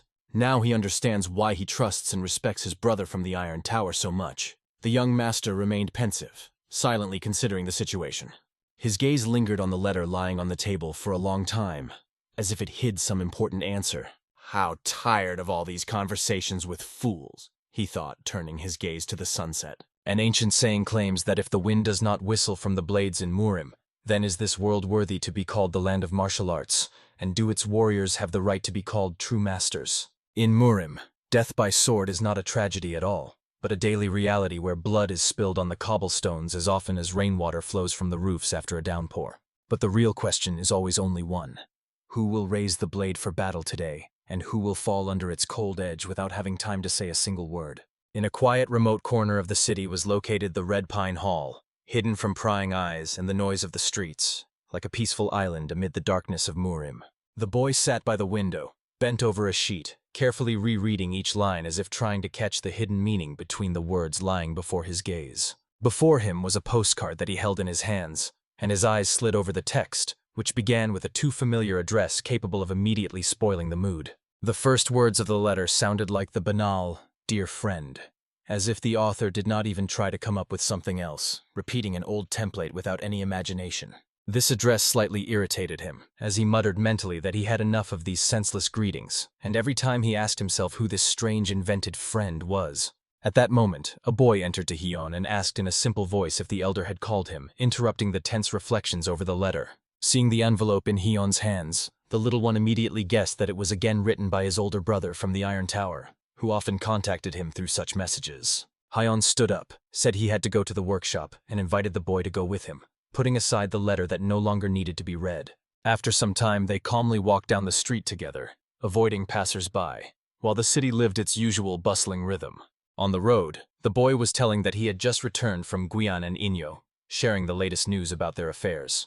He grumbled that Guian had again settled in a cramped, smelly little room, surrounding himself with piles of books, and was constantly muttering about a trade group heading to the capital. Inyo, on the other hand, was practicing playing the tsini today, and it was good that the older brother did not hear it, as it sounded just as bad as always. Overall, the boy thought that each of them had finally found an activity to their liking, even if it was very strange and not very useful. But suddenly, Hion's gaze caught a strange movement ahead, and he felt that something was clearly happening right before their eyes.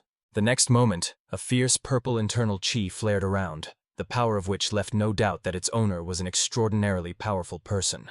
Nearby, a boy named Sucho from the Tan clan writhed in pain as a foreign iron hand squeezed his throat, not allowing him to breathe or scream. He was being forced to reveal the secret book of the Tan clan, threatened with death and given no chance to escape. Even under such unbearable pressure, Sucho tried to find out who needed the book and who was behind this order. The assassin coldly replied that he did not allow questions to be asked, not intending to engage in any conversation. He had already opened his mouth to order a response again when suddenly something happened that he did not expect at all. A needle suddenly pierced his ear from Hion's hand, who out of pure curiosity wanted to check how quickly the hired killer would react. Not even a few minutes had passed when Sucho stood with his head down, pondering the fact that his workshop constantly gets into dangerous troubles. He, a descendant of the clan, did not expect such a turn of events and was genuinely perplexed. Sucho admitted that he could not even imagine that the Tan clan branch would hire someone to kill him along with the 100 Ghosts gang, probably considering him long cut off from the family. He understood that as soon as the failure of the first attempt became known, the clan would without hesitation send a new assassin to finish the job. But the boy was even amused by this, and he thought that staying here might turn out to be much more fun than an ordinary quiet life. Hion calmly warned Sucho not to worry, since now the situation was already under his control. Hyun silently thought that he would find out what to do next, only when he saw the continuation of this strange and troubling story with his own eyes. Suddenly, the sound of hurried footsteps reached them, and it became clear that someone was running towards them, not even trying to hide their excitement. It was Guian, who, out of breath and emotional, immediately addressed his older brother, not hiding his agitation. He quickly said that it would be better to just go to Inyo, as if that was the place to get answers to all the questions that had piled on them.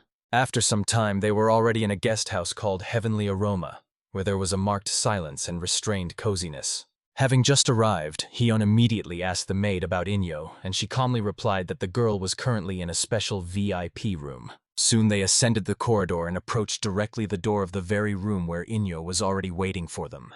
The elder brother wanted to hear from her what exactly had happened and why she had called them so urgently. Inyo told that she had heard alarming news from a noble guest from the Hanam province, who had settled in the neighboring room. According to him, the promising talent Ganho had suddenly died, and the name of this man was Jingema. This name was well known to Hyun, and the news of the death immediately resonated painfully in his consciousness. The surprise and tension on the elder's face so frightened the younger brother that he began to worry sincerely, not understanding what was going on in his thoughts. Without saying another word, Hyun sharply turned around and headed in the opposite direction, not lingering his gaze on anyone. His walk was rough, heavy, and extremely focused, his steps directed straight ahead toward the exit of the guest house. He opened the door with a dull bang, ignoring the noise and frightened looks of those around. Right in front of them stood several burly men who perceived such a sharp gesture as outright rudeness. But Hyun did not care what exactly they considered offensive there, for there was only one question in his mind. He was going to ask them only about the one thing, not intending to engage in any unnecessary disputes. His voice sounded harsh and direct when he asked if it was true that Jingema was really dead. Hearing the confirmation, Hyun said nothing more and silently returned to his room, lacking the strength to continue the conversation. There he took up the letter again, which had so inappropriately returned to his thoughts today. The text began with words stating that 2 months had already passed since the previous letter was sent, and during that time the author had managed to visit many places, among which the province was mentioned.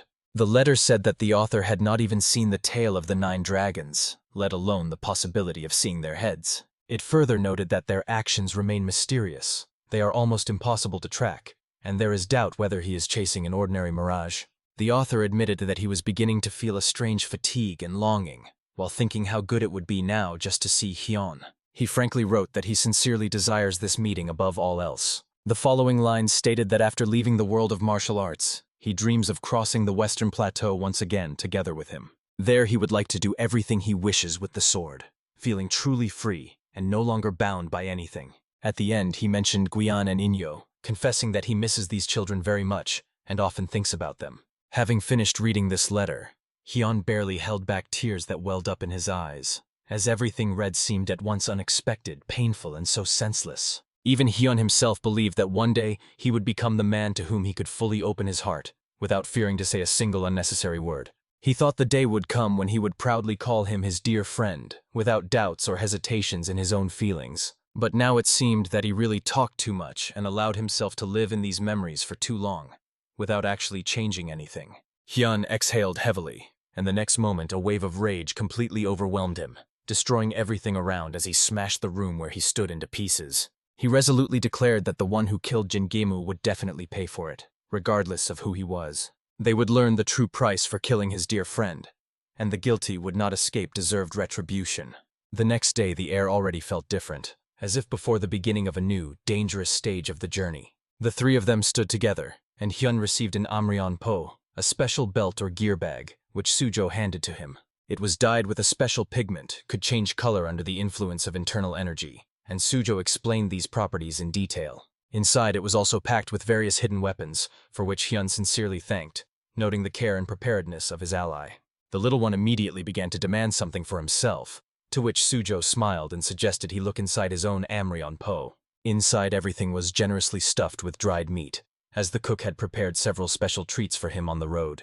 The boy needed nothing more for happiness. The sight instantly dispelled any other thoughts. He was sincerely grateful to Uncle Go, not hiding his joy and gratitude for such care. Sucho also did not hide his relief, as he could once again shift the entire burden of responsibility onto his older brother's shoulders. However, Hyun did not share this ease, as he understood that he still needed to find out the truth about Jingema's death and deal with the 100 Ghost Gang. Finally, it was time to set off, and the boy together with Hyun were fully ready to embark on the journey. Everyone else stayed behind, seeing them off with their gazes and wishing for their swift return. This is how they took the first step on the path of a new chapter in their lives, filled with dangers and trials. Soon both confidently moved forward, not looking back. Meanwhile, Jang Rak from the Seolochang trading group sat astride a horse, thoughtfully gripping the reins in his hands. In his mind, he constantly replayed the thought that their task was merely to deliver the Buddhist scripture to the Shaolin temple. He could not understand how they ended up in such dangerous company with those people moving behind them. After all, among them was Hyun, a man feared by every warrior in Chengdu, and the little devil who constantly followed him. Just from this thought, Rak was covered in cold sweat, feeling an anxious tremor in his chest. The little one was filled with curiosity, and he wanted to find out from his brother what the world of Jianghu really is. In a moment, he heard the confession that even the older brother did not have a complete understanding of this changeable and dangerous world. But this did not upset the boy at all. On the contrary, he was fired up with optimism to learn everything directly on the road. Very soon, they were confidently beginning to explore Jianghu in practice, applying force to a scoundrel and pressing him with his back against the cold wall. After that, the little one bent down to the fallen man, carefully looking into his frightened face. After that, the little one turned to his brother and coldly remarked that there was nothing special here, so such a scoundrel could simply be killed without unnecessary talk. Chan himself did not have a clear understanding of how best to act in this situation, as he was tired of constant dilemmas and outside interference. In fact, what annoyed him the most was that his peaceful meal was once again spoiled, not allowing him to finish eating properly. Meanwhile, in the tavern around them, many armed people had already gathered, looking at the boys with contempt, considering them greenhorns who did not understand where they had ended up. Altogether, they rushed forward, intending to show the two young men what they were really worth. Chan looked back at Soma, who was already in a fighting stance, ready for an instant clash. The elder allowed the young one to do whatever he wished, and Soma was only glad about it, feeling excitement before the clash. But at that very moment, a man flew into the hall, sharply interrupting the brewing fight. He instantly fell to his knees before them, begging not to spill blood right there. The man hurriedly explained that his subordinates foolishly did not recognize them and senselessly caused a commotion. He begged for mercy, while his people continued to stand aside, not daring to move. Only after hearing the cries of his subordinates did the leader immediately intervene and sternly calm them with a harsh order. He tried to somehow explain on whose territory they had caused such disgrace without understanding the situation. Soma quietly asked his brother if he could kill this man right now without wasting time. However, Hyun instead addressed the leader with a question whether he would have any problems if he later stayed again in this capital. The answer was clear that there would be no problems, and the leader even expressed sincere gratitude for the restraint. The young one did not like this decision very much, but he refrained from further comments. Finally, they moved on, and their backs were watched by a young lady who silently stood aside. She was frightened by the fact that fights and clashes constantly broke out in this place, and she could not get rid of the anxiety. Behind her stood a brother named Shin Nugem, and the girl herself was called Mok Ga Hyo. She quietly asked him whether these travelers would become an example of what true warriors should be like. The brother assured that he would protect her at all costs and would not allow any danger to threaten his future bride. For these words of support, the girl was sincerely grateful to him and responded with a quiet smile. Thus, unnoticed and swiftly, evening came, casting soft shadows and coolness over the city. In the girl's thoughts was only Brother Mum, whose image appeared before her eyes as she unconsciously sorted through her own things with her hands. She was haunted by the question of whether he would really be able to personally lead her to the sacred places of Cheon Inn as he once promised. She thought that even simply observing her wedding would be a great happiness for her. In the same area, Soma was walking, aimlessly wandering among the buildings. Suddenly his gaze stopped on this girl, who was standing a little apart from the crowd. At that moment, she slowly looked back, meeting his gaze. She immediately recognized in him the very same boy who calmly spoke scary things yesterday, and this memory instantly made her heart tighten with anxiety. The boy politely approached her, bowed his head and greeted her with the words, "Good day, beautiful lady," sounding strangely friendly against the backdrop of her fear. A spiral of panic was already swirling in her eyes, and her body tensed as if she was ready to run away at any moment. She wanted to let him go ahead without waiting in line, but the boy politely refused, saying that she had come first and must go ahead.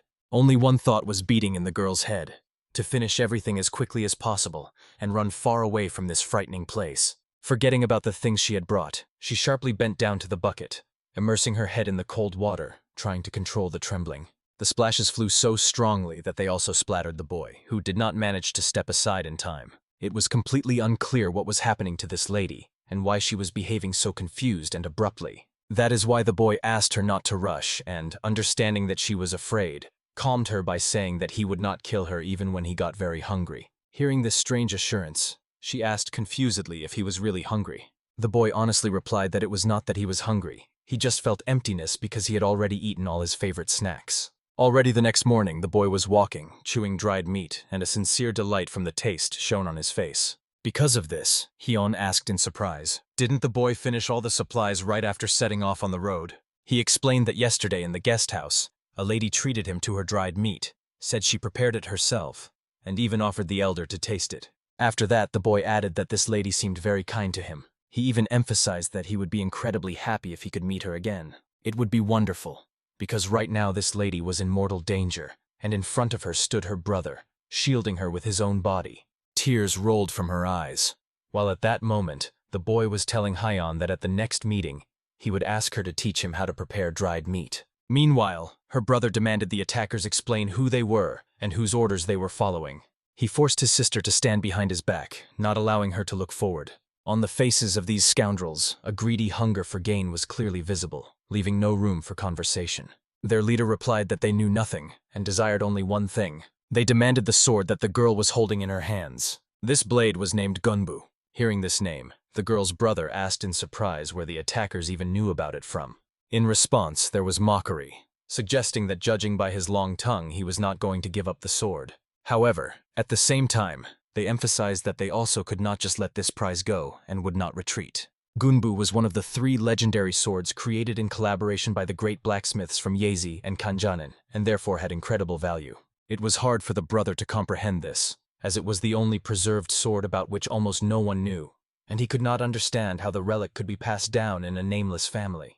After that, all the attackers rushed forward, no longer intending to negotiate. The girl's brother had to fend off the entire crowd of attackers alone, without any support nearby. Of course, the advantage was on the side of the numerous group, and every movement of the boy required incredible concentration and endurance from him. But suddenly a dazzling flash strike erupted, and the enemies scattered in different directions, not even managing to understand what had happened. It was then that their leader assessed the situation, and realized that before him was a fighter capable of defeating all his men together. At the same time, he decided that he personally might have enough strength to fight this warrior, and took a fighting stance. Revealing his true power, the commander swiftly lunged toward the boy, closing the distance with a sharp jerk. His sword traced a deadly horizontal arc, slicing through the air right at the opponent's neck level. His sister watched this scene before her in horror, unable to even scream out of fear. She did not even manage to realize that no blood appeared on her brother's neck, as he dodged the deadly blow. This moment ignited a fire in his chest, which pushed him to even greater determination and strength. He was seized by a fighting fervor, and he was ready to tear apart anyone standing around, leaving no chance to the enemies. He showed his true power and flawless swordsmanship in every swift movement. The black-haired impudent fellow, who just seconds ago considered himself the strongest in the world, was now thrown back by a powerful strike. The realization of this defeat made the leader understand that a truly outstanding fighter stood before him. Realizing he could not cope alone, he gave a treacherous order for all subordinates to attack the girl simultaneously. The fighters hesitated for a moment, trying to figure out what to do, since behind stood a defenseless lady, and in front of her was a fierce protector. The commander, without hesitation, struck one of his warriors in response to the doubts, roughly forcing blind obedience. He called them cowards and ordered them to simply trust him, without asking unnecessary questions. They had no other choice, for he openly threatened to kill anyone who did not obey the order. After that, they all rushed forward together at the girl standing behind her brother's back. He tried with all his might to protect her, shielding her from the treacherous attacks. He parried the enemy blades, sharp enough that each strike fearsomely tore the air around. Watching the fight, the commander decided it was time to intervene personally, convinced that this was the way to tip the scales. Wishing to add cruelty to the already bloody scene, he himself took up the attack. The commander aimed his sword at the girl and unleashed a bright red energy beam. Without a doubt, his power looked impressive, making an impact even on those who had seen many battles. But its pitifulness lay in the fact that he directed this power against a defenseless girl who could not resist him. Tears rolled from her eyes in pain and horror as she stood before the deadly threat. This moment was noticed by her brother, and his heart was filled with feelings bursting out. The rage he now felt toward all these scoundrels was so strong that it could not be expressed in words. Throwing off any resistance, the brother ran up to the sister and hurriedly asked if she was all right, trying to shield her from any new threat. And the vile leader with a hard chest rasped again, ordering to immediately hand over the sword, regardless of everything around. The tearful girl suddenly heard a strange sound that sharply stood out among the clatter of battle. The birds around raised a frantic noise, as if something had scared them so much that they lost their calm. And along with this, a familiar voice clearly cut through the noise. Raising her eyes, she saw a small boy before her, who smiled and said, "Sister, you again?" Hope flashed in her gaze, and the tears now rolled not from fear, but from sudden joy. The newly minted little brother immediately asked the most important question for himself, which troubled him above all, whether she still had that tasty dried beef. She replied that that portion was the last and she was not very skilled at cooking, so there were no other supplies left. For the little boy, these words sounded like a knife strike to the heart.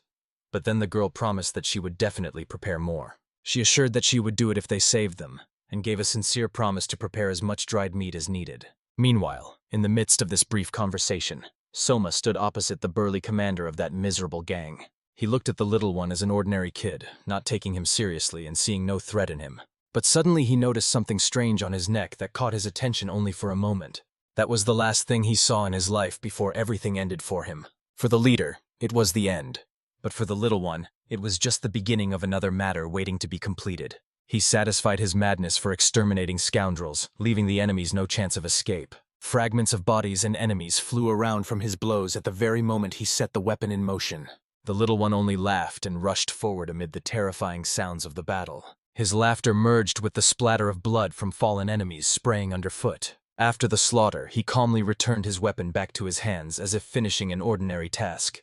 Then he turned to the girl and solemnly declared that now she owed him a lot of dried meat. At that moment, her brother could not believe his own eyes, as he witnessed the entire fight being decided by a single instant press. In his perception, this little one resembled a demon more than an ordinary child from the human world. Behind the boy appeared his older brother Hyeon, quietly approaching closer to the place of battle. But Hyeon's attention was interested not in what he saw, but in the heard name of the legendary sword Gunbu.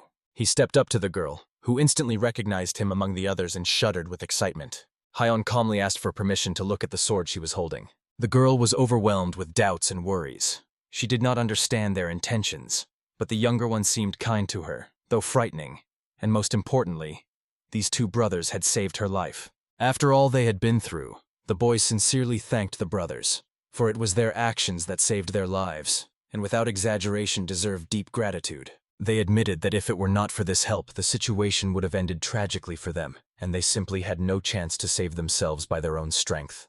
The girl told the brother that they definitely would not have coped with the attackers themselves, acknowledging complete helplessness before that threat. He understood that she was right, so he gave permission to hand the sword to Hyeon for inspection.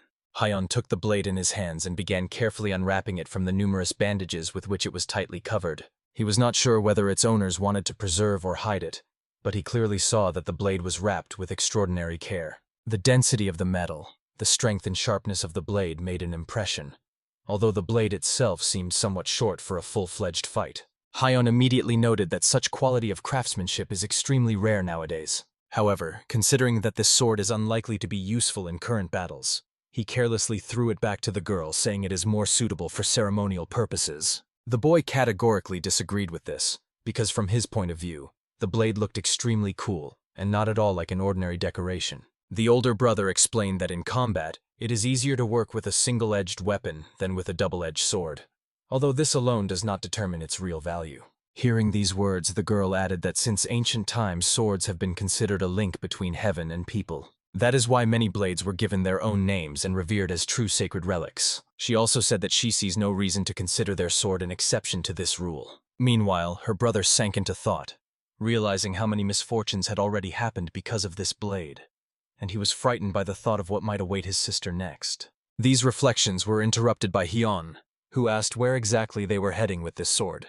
The girl replied that their path leads to the Cheon estate. The brother was immediately seized by anxiety, because he understood that his sister should not tell too much to outsiders. However, she, despite his warnings, explained that the blade is a wedding relic of their family and the only one preserved, since she is marrying Hua Yucheon, the lord of this estate. Thus, some time passed, and eventually they all arrived at their destination.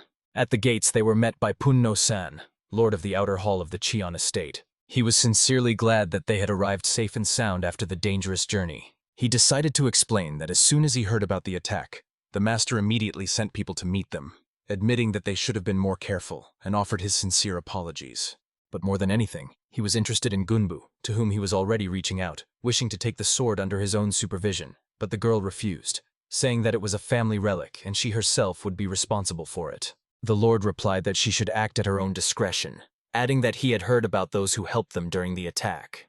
The girl gratefully said that without the brothers, everything could have ended extremely tragically. After that, it became clear that it was they who accompanied her on the road and protected her from enemies. Seeing them nearby, the representatives of the Cheon family became a little worried, carefully examining the strangers.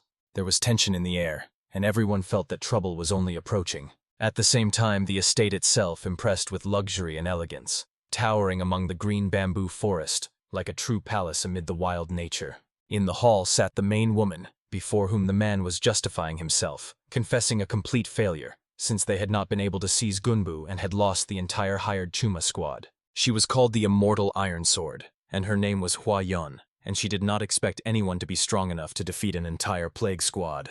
However, the man believed that the matter was not only about the attacker's strength, and it seemed that a third party had intervened in the event. After that, Hua Yun ordered to contact the Hao clan to find out who exactly was behind these events. However, he wanted to hear her decision on whether it was worth seeking additional help from outside right now. After all, at this rate, Gunbu would soon end up completely in the hands of the Cheon estate, and their lord would most likely pass the blade to the head of the mountain estate Yu Gem, with whom he maintains a close alliance. Zhang Fensan, lord of the mountain estate Yu Gem, is madly obsessed with swords, and if he receives Gunbu, he will support the Cheon estate even more actively. In that case, the In-Si estate will become even weaker and significantly more vulnerable to rivals. That is why Hua Yun decided to invite a master capable of restraining the lord of Yu Gem and stopping his excessive influence. The man opened his eyes wide, as he could not imagine who could dare to do that, because they needed a fighter at least at the level of one of the 8 constellations, and even then it was hard to believe that anyone would agree to intervene. However, Hua Yun calmly asked him not to worry, stating that she knew one person. She was convinced that if she asked him for help, he would definitely agree to assist. Overall, it becomes clear that a whole mountain of greedy people has gathered around Gunbu, each of whom is just waiting for the right opportunity to seize the legendary sword. Meanwhile, near the estate gates, the boys were met by Mibulgun, the chief steward of Cheon. He thanked the honored guests for their visit, noted that after a long journey they were surely tired, and suggested they rest first, and later join the evening banquet. A man from their side sincerely thanked for the warm words and the host's hospitality. After that, the steward led them to the prepared guest wing for rest and said goodbye until the meeting at the festive table. As he left, he informed that separate quarters had been prepared for Lady Mok, but she categorically refused, stating that she wanted to stay with friends in the common guest wing.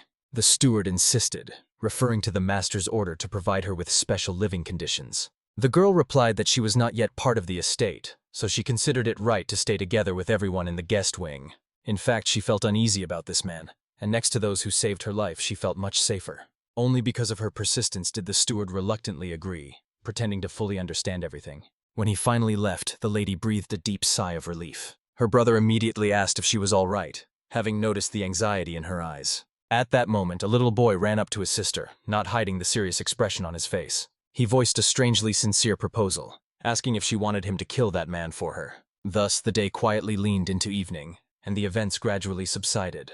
Hyun decided to walk through the streets of the estate to independently find out what was happening here and what atmosphere prevailed around. Eventually, he approached one of the buildings, carefully observing what might be happening behind its walls. For himself, Hyun finally decided that while he remained in Cheoninjani, he must gather as much information as possible specifically about this estate. Suddenly, a girl appeared before him, who timidly addressed him and asked if she could come in for just a minute. She repeated the request once more, looking straight into his eyes and awaiting an answer. It was Hua herself. She silently passed by him, neither stopping nor looking back in response. And Hyun, on the contrary, headed straight to the entrance of another building. It turned out to be an inn where people gathered to rest after an exhausting day. Hyun sat down at a free table and began to listen to the conversation of the men sitting nearby. They said that recently the power of Choninjan had become too frightening, and if everything continued at this pace, they would really be able to subordinate the entire Chukajan and become the complete rulers of these lands. In such a situation, only Lady Hua Yun found herself in a disadvantageous position, and if Lord Chanju were healthy, Choninjan would hardly press so hard on his rivals. However, the matter was not only in his condition, because by nature he had a very soft character, and sincerely hated any senseless conflicts, which is why he constantly yielded to Choninjan, leading to the current problems. From all these conversations, Hyun clearly understood that Choninjan was actively increasing its influence, and that is why the once mighty Chukajan is now forced to retreat. In such a situation, Chukajan would not simply watch silently. and the small stall on the outskirts of the market did not surrender without resistance, so the mercenary aimed at Gunbu was most likely sent from there. However, in the end, the sword calmly arrived at Choninjin, and the only thing left unclear was what position Chukejan itself would take in the future. Suddenly, someone's hand appeared before Hyun, causing him to instantly shift his attention. He sharply raised his gaze, carefully looking at the one who had just stopped nearby. From this man emanated a powerful wave of inner strength that required no words or demonstrations. The sword behind his back looked quite extraordinary, radiating a special, disturbing aura. A calm smile full of confidence appeared on the stranger's face. This person turned out to be the legendary Aksan himself. When Aksan started to go up to the second floor, Hyun watched him without taking his eyes off him for a moment. He immediately asked the waiter if he could go upstairs after the guest. The waiter apologized and explained that the second floor was fully reserved by private visitors. Then Hyun remembered the woman he had seen earlier near the entrance, and guessed that she was the one on the second floor as a guest who had rented it completely. Although he was extremely curious about who they were, he did not want to get involved in unnecessary trouble, so he decided simply to change his place. But at that very moment, loud footsteps echoed through the hall, muffled by the soles on the wooden floor. Ahead of the people walked a black-haired young man with a proud and cold look. He was not just a visitor, but the son of the head of Cheoninjan, Hua Yuchon. He came here only to inspect the visitors and pay attention to those present. It was no wonder that his gaze instantly stopped on the white-haired boy. Hyun and the black-haired young man exchanged glances, and this immediately interested the head son, since everyone around carefully avoided his gaze, while this white-haired one openly looked him straight in the eyes. At that very moment, Aksan and Hua were standing on the stairs, silently observing what was happening below. The heir politely greeted her, observing all formalities. In response, she became extremely curious about how he even found out about her being in this particular place. He explained that he came here as soon as he heard that Lady Yo herself was here. But Hua Yo could not understand where he got that from, since she had told no one about her whereabouts. And at that moment, Hyun was overwhelmed by another question. How many people had actually been recruited by Cheoninjang when he looked around the hall? Then the heir declared that he had an urgent matter and had to speak with the lady right now. However, she replied coldly that she had nothing to talk about with him. At that very moment, her path was blocked. It was one of the Lord's guards who said that the heir had not yet finished saying everything he wanted to express. She raised her gaze and saw before her a large warrior, Hwanbo, about whom she had already heard that he refused the previous offer and joined Cheoninjang. Hwanbo himself calmly said that the offer he accepted was much more advantageous for him. For Hua Yo, it was also painful to hear this, as she could not believe that the great master did not think about honor at all. He replied that he had long understood one truth. Honor will not feed the family, and a vagabond forced to support relatives cannot live forever by principles alone. That is why, until the master gives permission, she cannot go further. Hua Yo was filled with anger at what she heard, which she barely restrained. But there was another great master nearby, Aksan. He approached the burly warrior and suggested he show off his strength before a worthy opponent. His gaze was icy, piercing to the very bones, without a shadow of hesitation. Hwanbo, hearing this proposal, mockingly asked if some old man was included in such a definition. With these words, he seemed to trample on Aksan's honor right in front of everyone present. That was how it seemed from the outside, but not to Aksan himself, who coldly replied that it all depended on which old man it was. After that, he directly asked Hwanbo to attack and show his true strength. If you looked closely at this old man, it became obvious that a true martial arts master stood before everyone. Hwanbo understood this well, so he clenched his palm into a fist, called himself junior in rank, and politely asked for permission to learn his name. The old warrior proudly replied, "My name is Aksan." Hwanbo knew this name well, because he had heard about it more than once. Legends circulated about Aksan, glorifying him as the Lion's Fang. Then Aksan briefly explained that he ended up here due to a certain connection with the mentor of that boy. But even he did not expect such a turn of events. Hwanbo wanted to apologize for his sharpness and rudeness, realizing that he had already gone too far with words. And the heir addressed the elder, stating that this matter should be resolved personally together with Lady Hua Yo. To these words, Aksan only replied coldly, calling such an approach a common display of cowardice. He reproached that the other had brought a crowd of people with him, and now claimed that he could handle everything alone with just the two of them.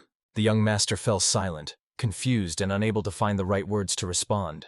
But among his retinue, there was a brave one who began to insult Aksan, calling him a scoundrel and stating that he had no right to speak to the young master that way. He accused the old man of a complete lack of restraint and control over his own tongue. Aksan stopped and looked coldly at the insolent man, suggesting he repeat those words once more. But the man, as if feeling no fear, remained ready to repeat what he said, behaving like a madman. As soon as he managed to shout the insult a second time, everything ended. His life was cut short at that very moment, and drops of blood scattered around, leaving traces on the floor. Even Huayo did not expect such a sharp and cruel turn of events. All the more so, the young master, who stood pale and stunned, did not expect this. Haiyan silently observed the events from his place all this time, not interfering in the course of the clash. At some point, the gaze of the lion's fang turned towards him, as if for a moment sensing the presence of an outside observer. However, the old man quickly turned his attention back to Huanbo, giving it no significance. Meanwhile, Huanbo turned to the young master with a request to step aside. He explained that Master Aksan was now filled with true rage. Aksan himself, meanwhile, blamed the apprentice for everything, stating the important truth that the apprentice's guilt is equal to that of his teacher. After this, he addressed the frightened boy, who was barely standing on his feet from fear, and asked if he would take full responsibility. Huanbo answered for him, stating that the actions of the deceased subordinate in no way concerned the young Master Hua, so he personally took all the blame. Aksan stepped closer and coldly said that Huanbo overestimated his own abilities, thinking that a few victories equated him with the legendary master. Huanbo replied that he could not even think of such a thing, and asked to settle today's matter with an honest duel between them. Hearing the proposal, Aksan immediately understood that his opponent lacked no courage. Promising not to disappoint, he invited Huanbo to go outside for the duel. But what happened next unexpectedly surprised even the old master.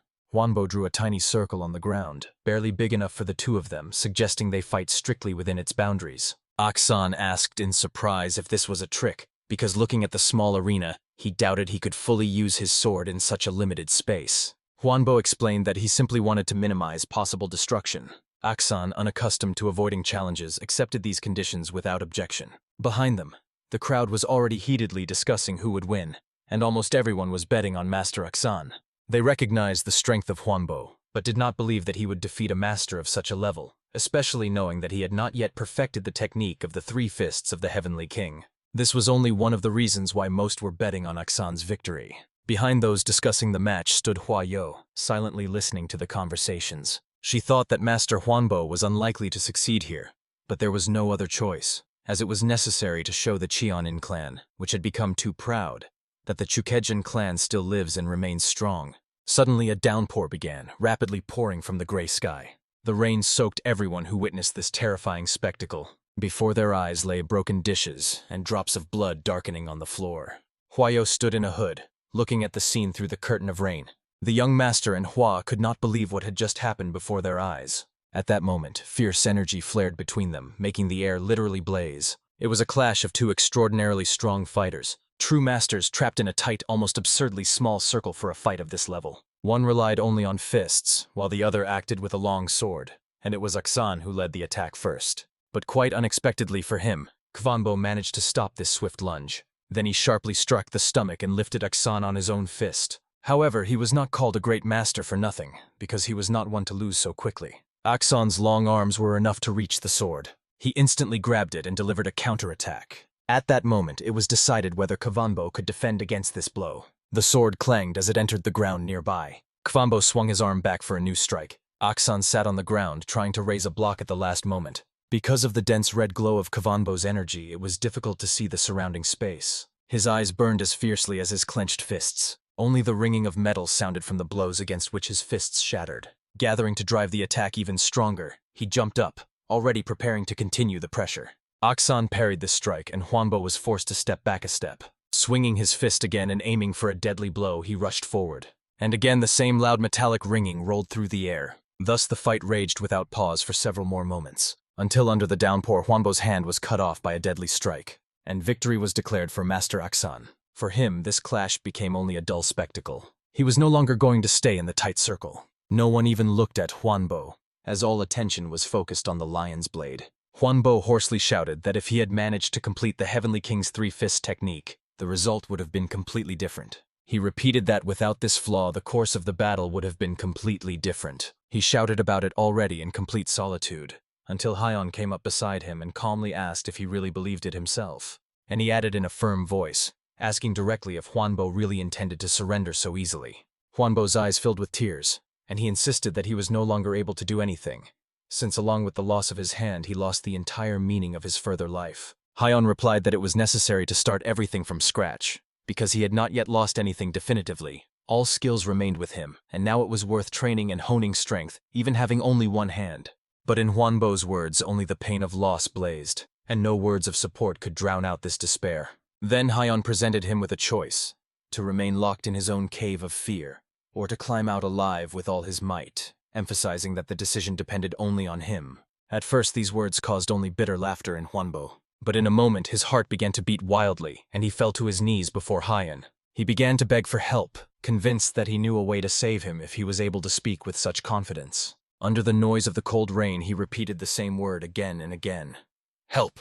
Some time passed, and finally the sun rose over the street, illuminating the place of the terrible clash and human repentance. In the same house, the man slammed his fist on the table with a bang. It was none other than the father of the estate's heir. He was filled with rage because he learned about his son who left Huanbo just because of a lost hand. He ordered him to consider how such actions look in the eyes of others, and asked who needs a man who easily betrays his comrades. In response, the frightened son managed to say only that he was sorry. After that, even the father could not look at him and ordered him to leave and not return until he found Huanbo. The son immediately turned around and, without hesitation, rushed to run to the exit. Then the master addressed the steward Ma, who stood behind his back. He noted that his worthless descendant would need a lot of time to find Huanbo. The lord instructed to inform the guests that the banquet was postponed and ordered to ensure they were well taken care of during the wait. Meanwhile, Hyun sat on the roof, who heard the entire conversation and understood that Hua Ok-gi would never be able to find Huanbo again. After all, he had already stepped onto his own chosen path and had no intention of turning back. Hyun helped him and bandaged the wounds, stopping the bleeding. He blocked the flow of chi directed to the lost arm. This was done to concentrate all of Huanbo's internal strength in his left arm. The pain was unbearable, but the warrior endured without making a sound. Above all, he wanted to repay the rescue, now considering his debt to Hyun boundless. Although Hyun had no reason to help a person like Huanbo. But seeing his desperate desire to live on, he remembered someone's face from his distant past. This memory was enough to extend a helping hand. After that, Hyun remained to wait and see what would eventually grow from the seeds of the new path he had sown. After some time, the meeting had already begun in the hall, where all the invited guests gradually gathered. In Tai Moon from the Shindo Temple addressed the Honorable Jongnak. He did not hide that it was a great honor for him to personally meet the Master Wu and express his respect. Mr. Wu asked to clarify details about the temple and its activities. The young man began to talk at length about Shindo, explaining that the temple adheres to the principles of the Shinbi sect, although Mr. Wu himself knew that its followers deliberately avoid publicity. During this story, Hyun was passing nearby with the little one, not drawing unnecessary attention to themselves, but soon the guests' gaze stopped exactly on these two strangers. Mr. Wu, with a slightly twisted expression on his face, explained the situation. He said that these two accompanied him during the journey to the province of Dingju.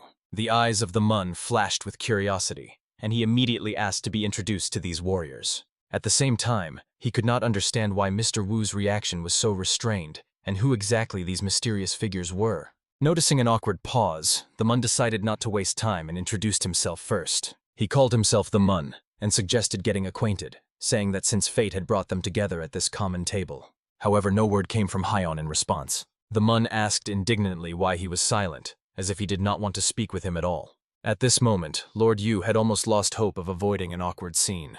But eventually, Hyun calmly and reservedly introduced himself. He gave his name, Hyun Wol. Hearing this, Taemun jokingly remarked that he had already thought the man was mute, or had pressed his lips so tightly that his tongue was cut off. All these words were sharply interrupted by the arrival of Chief Zhang, who appeared in the hall. Everyone had been waiting for him, so the atmosphere immediately changed. When he entered, those present bowed their heads, greeting the master.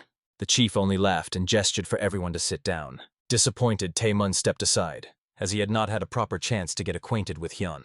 Lord Yu was sincerely glad that the chief appeared at just the right moment, because a little more, and through this slippery conversation he could have brought serious trouble upon himself. Moreover, rumors circulated that Taemun was a friend of Hua Ok-gi, and with such recklessness one does not live long. At the same time, the little one quietly wondered if it would be better to just finish off that grumbling boy. Kion answered briefly, "Next time," and the boy even rejoiced at what he heard, imagining that such an opportunity would come someday.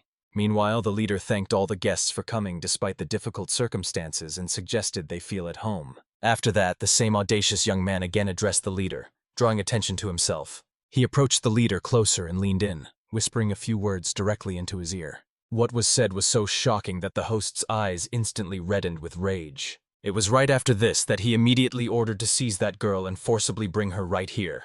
The sky that night blazed incredibly red, like a premonition of great trouble. The gentle girl ran with all her might, trying to escape the pursuit. Her brother pulled her along, fully understanding the danger looming over both of them. At one point, he suggested stopping to catch their breath, but she bravely refused. She knew that even if she fell from exhaustion, she could not allow herself to stop. The bitter truth was clear to her. Hua Yu-chan desired not her, but only the Gunbu sword. And she had long realized this truth and was ready for it. She knew that even becoming the concubine of Hua Yu-chan, she would not expect love. But only after a direct meeting did she realize how truly terrifying he was. The girl realized that even her death would not disturb the pursuers, as long as Gunbu remained in their hands. She asked her brother only one thing: why he abandoned love and went through such a long and painful path, and quietly inquired whether she could now at least simply be near him. He, holding his breath after this question, did not know what to answer. He could not understand why he had not realized all this much earlier. Until the moment when she, holding back tears, left him, he thought the best was only to follow her choice. But now, when she dared to fight, he refused to run away. At that very moment, he promised her that he would never leave her alone again. And on such an unexpectedly tender note, they ran forward again, without stopping. On their skin trembled the reflections of the eerily red moon, spreading over the forest like a bloody blanket. Above this escape, Hua Yo and Aksan watched, tracking movements in the darkness. At a certain moment, Aksan quietly asked her if she was really ready, since the losses could be extremely great. People were already running out onto the paths, starting large-scale searches for Gunbu. In response, Hua Yo told Aksan that there was no other way, because if they let Chukejin go now, they would never defeat Choninjin. At some point, it became clear that they were not destined to avoid the meeting in the forest. It was then that a direct clash broke out between the sides, and the fight flared up right in the middle of the dark thicket. Hua Yo realized that Choninjan also understood their interference and threw all forces into pursuing Gunbu. So now they themselves had to respond to this challenge. She ordered all the squads of their chan to be put into action. Aksan saw that the chosen path was difficult, but he was forced to accept this fate as it was. After some time, Hyun, together with the little one, rode on a cart loaded with sacks of goods, slowly moving along the broken road away from another bloody commotion. The little one confessed aloud that he very much hoped the girl would never be caught, not hiding his own naive anxiety. After all, his dream of being able to eat an incredible amount of dried meat had not yet disappeared and warmed his little heart. Hyun remained silent in his usual manner, staring ahead and not commenting on anything he heard. But suddenly one of the companions approached him, breaking the silence with an unexpected appearance. He apologized for having to leave the place so suddenly without any warnings. Hyun calmly replied that it was all right, since now, with a war raging between the estates of Chan and Chukejin, it would be wiser to get away from the future battlefield as soon as possible. At the same time, the man warned that the path to the river crossing would be difficult and exhausting for everyone. But Hyun saw no problem in this, and replied that everything would be fine as long as this man led them on the right path. He even gave him a sincere compliment, calling him a good guide. From these unexpectedly warm words, something in the man's soul gently melted, and his tension noticeably decreased. After that, the guide began to explain the next route along the border of Hubei province, within which they were currently located.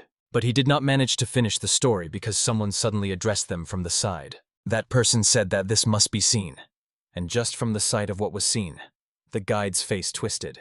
On the road lay the mutilated bodies of people they were supposed to meet on their way. To say that there was a sea of blood here would be to say almost nothing about the true scale of the tragedy. Hyun approached the place of death, wishing to better examine the scene. He carefully looked around, trying to understand what exactly happened here and who was involved in the massacre. Approaching closer to one of the bodies, he quietly said, "So here you are." Under a stone sat the brother of the girl, Shinmu Gem, all covered in blood. He was alive but barely holding on and could hardly speak. He was able to say only one thing, pleadingly addressing them. He fell at Hyun's feet, breathing heavily. He begged to save Ga Hyo, addressing both Hyun and the boy with a desperate request. He cried, saying that she was just an unfortunate child who had given her whole life to the family and had only just begun to live for herself. After these words, he coughed, releasing a few drops of blood from his mouth. Shinmu Gem clung with both hands to Hyun's leg, and once again hoarsely whispered, begging for help. But Hyun coldly replied that he was a killer, and protecting people was not his business. Hearing such an answer and understanding its meaning, the wounded boy asked him for something else. After that, Hyun asked only one thing: how much he was ready to pay for this service. For the murder of all who threatened Mokka-hyo, he was ready to give absolutely everything he had. He even declared that he was capable of sacrificing his own life and handing over the Gunpo sword to Hyun without hesitation. However, the irony was that it was precisely because of this cursed sword that the entire forest turned into a real cemetery of the dead. But in the end, he did offer to give Gunpo in exchange for the death of everyone who dared to threaten Ga-hyo's life. Hyun did not have to think long, and he agreed to accept this condition without unnecessary doubts. He extended his hand forward, confirming the agreement with a silent gesture. Meanwhile, the girl ran tirelessly through the dark forest, feeling no fatigue. Her eyes were full of tears, and in her hands she clenched the very sword that had caused her misfortunes. She begged for only one thing, that her brother survive, and prayed to find salvation for him at any cost. Suddenly, a sharp blade whistled right by her ear, cutting through the air with a deadly gust. If the strike had passed just a few centimeters to the left, her head would have been pierced through. Before her appeared a familiar young man whom she had seen earlier. He was the son of the very same chief who had behaved arrogantly in the tavern. Here, without Aksan's presence, he seemed much braver and more insolent. In despair, the girl shouted to him that she would not return with them. Even if she was destined to die here, she would not back down. He, in a squeaky but rough tone, replied that she would not succeed in escaping. After that, he ordered his men to protect the Gunpo sword at all costs. One of his subordinates volunteered to take on this task, promising to personally return the Gunpo. He lunged at the defenseless girl like a piece of meat, without a shred of doubt. Tears flowed continuously from her eyes from horror and helplessness. She barely managed to fend off the sharp sword strikes from the hands of this young bastard. Attacking, he also showered her with brazen threats, throwing challenges, mocking her status as a lady from a noble family of martial arts masters. And she had no idea what to do, as exhaustion no longer allowed her to strengthen her own body with inner power. It became clear that this could not continue any longer. She sincerely wished for only one thing, that someone would simply appear at that moment. When her back hit the tree trunk, a familiar question suddenly sounded from above. "Do you want me to kill them all?" She raised her head, recognizing the familiar voice and the same words that had been spoken before. Then different tears flowed from her eyes, tears of true joy. On a tree branch sat a little boy, her brother, who smiled and greeted her simply with the word sister. That idiot saw the little boy and decided that he was just a common kid, not even understanding how he managed to climb the tree at all. But, looking more closely, the enemy suddenly thought that the boy's face seemed too familiar to him. Meanwhile, the little boy did not take his eyes off his sister, waiting to hear a response from her. She tightly gripped the Gunpo sword wrapped in a sheet, as if afraid to let it go even for a moment. Without much thought, she decisively said that he could kill them all. Hearing this, the little one only sincerely rejoiced. At this outburst of bloodthirstiness, the crows circling against the backdrop of the bloody moon suddenly cawed loudly.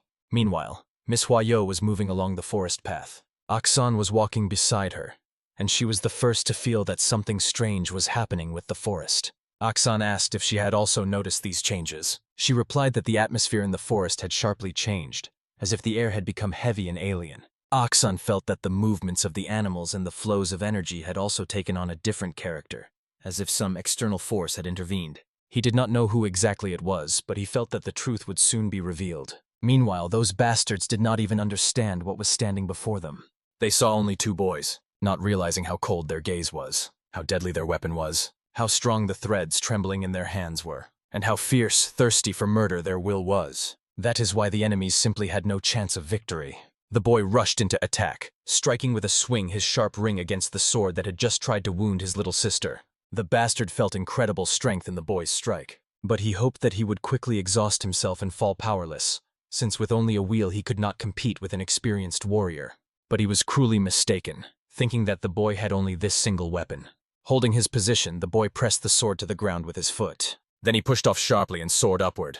Already in the air, he began wildly spinning the deadly ring in his hands. He had no need to keep him constantly by his side. He sharply threw him forward, and that was exactly when it happened. The enemy's eyes filled with pure, naked fear when he realized that he no longer had any chance of salvation. And after that, he paid for all the sins he had managed to commit in his life, especially for the crimes of that cursed night when he dared to mock her so cruelly.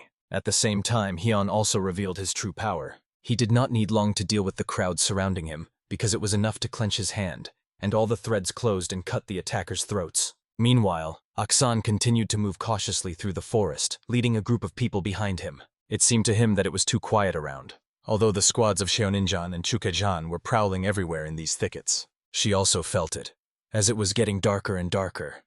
And although they had torches and directed their internal ki energy into their eyes, the forest still resembled a black grave. Suddenly, one of her people raised a torch up and she immediately asked what had happened. The warrior explained in a trembling voice that people from Cheoninjan were hanging just above their heads. It was enough just to raise your eyes to see this horror with your own eyes. All those warriors were dead, and from this sight a chill ran down the skin, because among the bodies even famous masters were recognized. Aksan realized that his suspicions were confirmed. An extraordinarily powerful fighter had intervened in the matter, but why was unclear, and to her question whether he was sowing fear deliberately, Aksan replied that he did not know the reasons. And now something else was more important. He ordered to immediately withdraw all his people and leave the forest as quickly as possible. She fearfully asked again if the power of that master was really so great. Aksan confirmed this, and admitted that for the first time in many years he felt the blood boiling in his veins. He said that now it did not matter whether someone sowed fear, but the question was whether she could get out of this place alive, because without her, Chukajan was doomed, and it was precisely because of this that he asked her to leave. Huayo understood the seriousness of his words and accepted this decision. Aksan himself, at the same time, felt another threat. The one who changed the flow of energy in the forest was not alone. There were at least two of them. The curiosity to find out exactly who they were was growing stronger and stronger in him. It was especially surprising that the killings were carried out in different ways. Meanwhile, the leader, father of that insolent youth, approached the tree and noticed a lifeless body there. It was the corpse of Cheon Guan. The realization of Guan's death made his hands tremble from shock. The Lord immediately demanded to find out who committed this terrible crime. His anger knew no bounds, and he shouted wildly, asking who dared to do such a thing, and who this villain was. At that moment he swore that whoever the killer was, when he got his hands on him, he would beg for a quick death. Filled with rage, the leader ordered his men not to delay and to move forward as quickly as possible. After that, he looked around and saw one of his warriors standing alone among the torch flames. The warrior addressed the leader, not knowing how to properly say what he was about to say. But something incomprehensible suddenly happened to the warrior, and although he begged for mercy, his own body no longer obeyed him. In his hands, he gripped a blazing torch that trembled along with his fingers. The leader himself could not understand what was happening. Staring in shock at this terrifying scene, darkness stood before his eyes until he raised his gaze upward. There hung countless legs, swaying among the branches like shadows of the dead. He shouted, asking who dared to encroach on his life, blaming all the people of Chukajan. The Lord cried out that he would pay 3 times more than any reward, offering to come out of the darkness immediately and show himself. It was with such desperate cries that the forest was filled, and at that moment, Hyon appeared right behind him, quietly saying that there was no need for bargaining, because all of this already belonged to him. Hyun's face looked like the visage of a demon or an angel of death, and the calm words about the inevitable demise of the leader only intensified this feeling. At the same time, that petty bastard heir held a sword before his chest, trembling slightly from tension. But the paradox was that before him he saw an even smaller boy who called him a petty bastard in the same brazen language. He shouted, accusing the boy of daring to behave like that and think he would leave here alive. But Soma paid no attention to these senseless shouts, only calmly asking his sister if she was all right and calling her to follow him. He told her that Mu Gom was already waiting for her, and that this was supposed to change everything. The girl could not believe what she heard, could not comprehend that he was really alive. Her eyes filled with tears again, this time from hope and relief. The boy added another shocking fact, saying that in exchange for the sword she was holding, Gunpo would be handed over to his brother. Mu Gom placed the order and promised to give them this blade without any extra conditions. But she did not care about any deals. Only one thing was important, that they all together with Oppa could safely escape from here, so she extended the sword, offering to take it. At the same time, it was not worth forgetting who stood behind them. After all, the burning desire to kill in the boy's eyes had not disappeared anywhere. Soma moved forward again, not hesitating for a second. His eyes burned just as before, filled with cold determination. The heir, confused, could not understand where the boy had disappeared to, because a moment ago he was standing right in front of him. Slowly, with growing horror, he turned his eyes back, and saw the boy already on a tree branch, from where he called him a rat and threatened to kill without any hesitation. But for the heir, these words sounded funny, even ridiculous. For the boy, this was not a serious fight at all, rather a game in which he was merely having fun. That is why what happened next was so unexpected. Suddenly, something distracted the gazes of all present, making everyone look up. A bright golden glow flared up, impossible to look at, and all the trees around cracked and split in half under a devastating wave of power. Even the tree on which the boy was sitting was struck and thrown back along with the fragments. It became clear that someone extraordinarily strong had appeared. The heir raised his eyes upward and immediately recognized the figure. It was Aksan, because there was no other warrior here capable of delivering such a powerful blow. The most absurd thing was that this miserable heir still believed that if he had a little more time, he could kill them and seize Gunbu. Throwing the phrase, "We will meet again," he turned around and went in the opposite direction. One who abandons even his own people and flees will never find any honor here, remaining only a base creature. While Aksan was talking with the heir, the boy asked him directly why he had even interfered in this matter. Their gazes crossed in a tense, silent standoff. When the old man looked at the boy up close, he sincerely rejoiced, deciding that he was much better than the other boy. But Soma asked him not to expect any praise. He even said that Aksan's gaze was too fierce, like that of a true predator. Aksan replied coldly that he only relied on a petty trick and talked too much for a young warrior. After these words, he advised the boy to call. But Soma did not understand whom exactly to call. The old man explained that he meant the one who stood behind him, and had gone mad in the forest with him, because he himself only had to finish this matter. At the same time, Aksan was filled with joy that his test had succeeded, for his intuition had not failed, and the boy turned out to be truly brave. But he added ominously that he would like to see what the boy would do when the old man slits this lady's throat, or finds out where Hion is now. At that very moment, the old man vanished from the spot as if swept away by an invisible hand. It was completely unclear where he had gone. It was enough to look up to realize how insanely fast his movement was. At that moment, the boy stretched out his hands towards the girl, hurrying to her. But he did it without fear, for the smile still had not disappeared from his face. In a moment, the girl saw only his wide, childish smile, hanging in the air before the next blow. And then before her eyes remained only a dazzling flash of fire. Her gaze cried out for help, filled with horror and helplessness. She saw how the boy was thrown into the air by a devastating blow.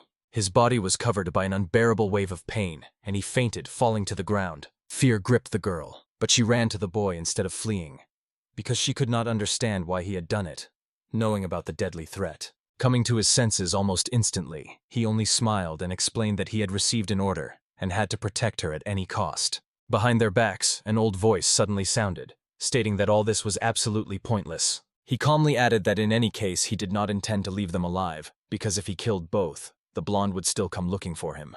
At that moment, a bright beam flashed behind Aksan's back. He felt someone's approach behind his back, and the terrible speed with which someone was rushing straight at him. Slowly turning, Aksan said, "Finally, you are here." The blade whistled as it flashed horizontally, cutting through the air with a deadly swing. A few drops of blood splattered in the air, but what he saw next defied any explanation for Aksan. With that very strike, he accidentally fatally wounded Hwaoki, not at all the one he expected to kill. The body lies on the ground, only the face is visible. Blood flows from under his head, the ground around is soaked with it. The man standing over the body almost whispered to himself what Hwaoki was doing here, and recognizing the familiar face, decided to end it once and for all. The stranger heard a strange noise from the forest, but reacted quite late. A powerful blow hit him right in the torso and threw the man far away, and the unknown attacker laughed loudly. Only dust and tree debris swirled around. Someone was quietly approaching the man from the forest. The man just stood and stared into the air, against the backdrop of the red sky, which foretold a coming storm. Powerful gusts of wind raged, scattering everything around, and finally it became clear what was happening. The victim instantly stood up and drew his sword. He was not mistaken. Someone had indeed come to this forest and had been watching him all along. Among the trees appeared a figure. Around her mana streams swirled, scattering bright blue lightning bolts, and the man asked the stranger from the forest how he dared to interfere in Chukhejan's affairs. When Chukhejan saw the stranger's face, she recognized a very handsome boy. Her gaze was sad and hinted at a thought, but it was hard to say exactly what troubled him. He tried to hide his anxiety. The boy recalled a moment from the past when a little girl lay in the arms of her older sister.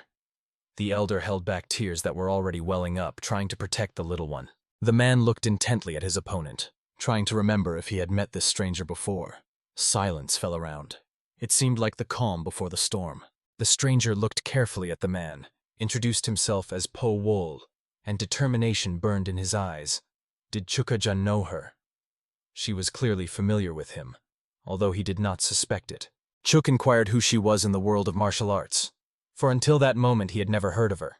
The girl asked back if that was really important to him now, and if it changed anything. He firmly emphasized, before a fight, it really matters. You cannot neglect whom you fight because sometimes it harms your honor. Po Wol activated her mana, and a large bright snake seemed to coil around her. The girl promised to take the opponent's life. He would pay for everything he had done in the past. Chukhejun laughed, mockingly asking if she really considered herself capable of deciding over others' lives. Her threat only made him laugh, and he no longer intended to waste time in vain.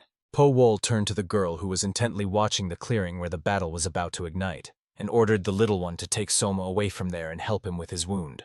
The girl was confused. She did not want to leave Po Wol, but she spoke so sternly and authoritatively that she did not dare to refuse or argue, because it could bring even greater trouble. Po informed that they needed to move as quickly as possible. Beyond the forest of the dead, their allies were already waiting. They would help, but if Vol did not return soon, they would have to flee immediately. Chukhejun did not want to let the girl go just like that.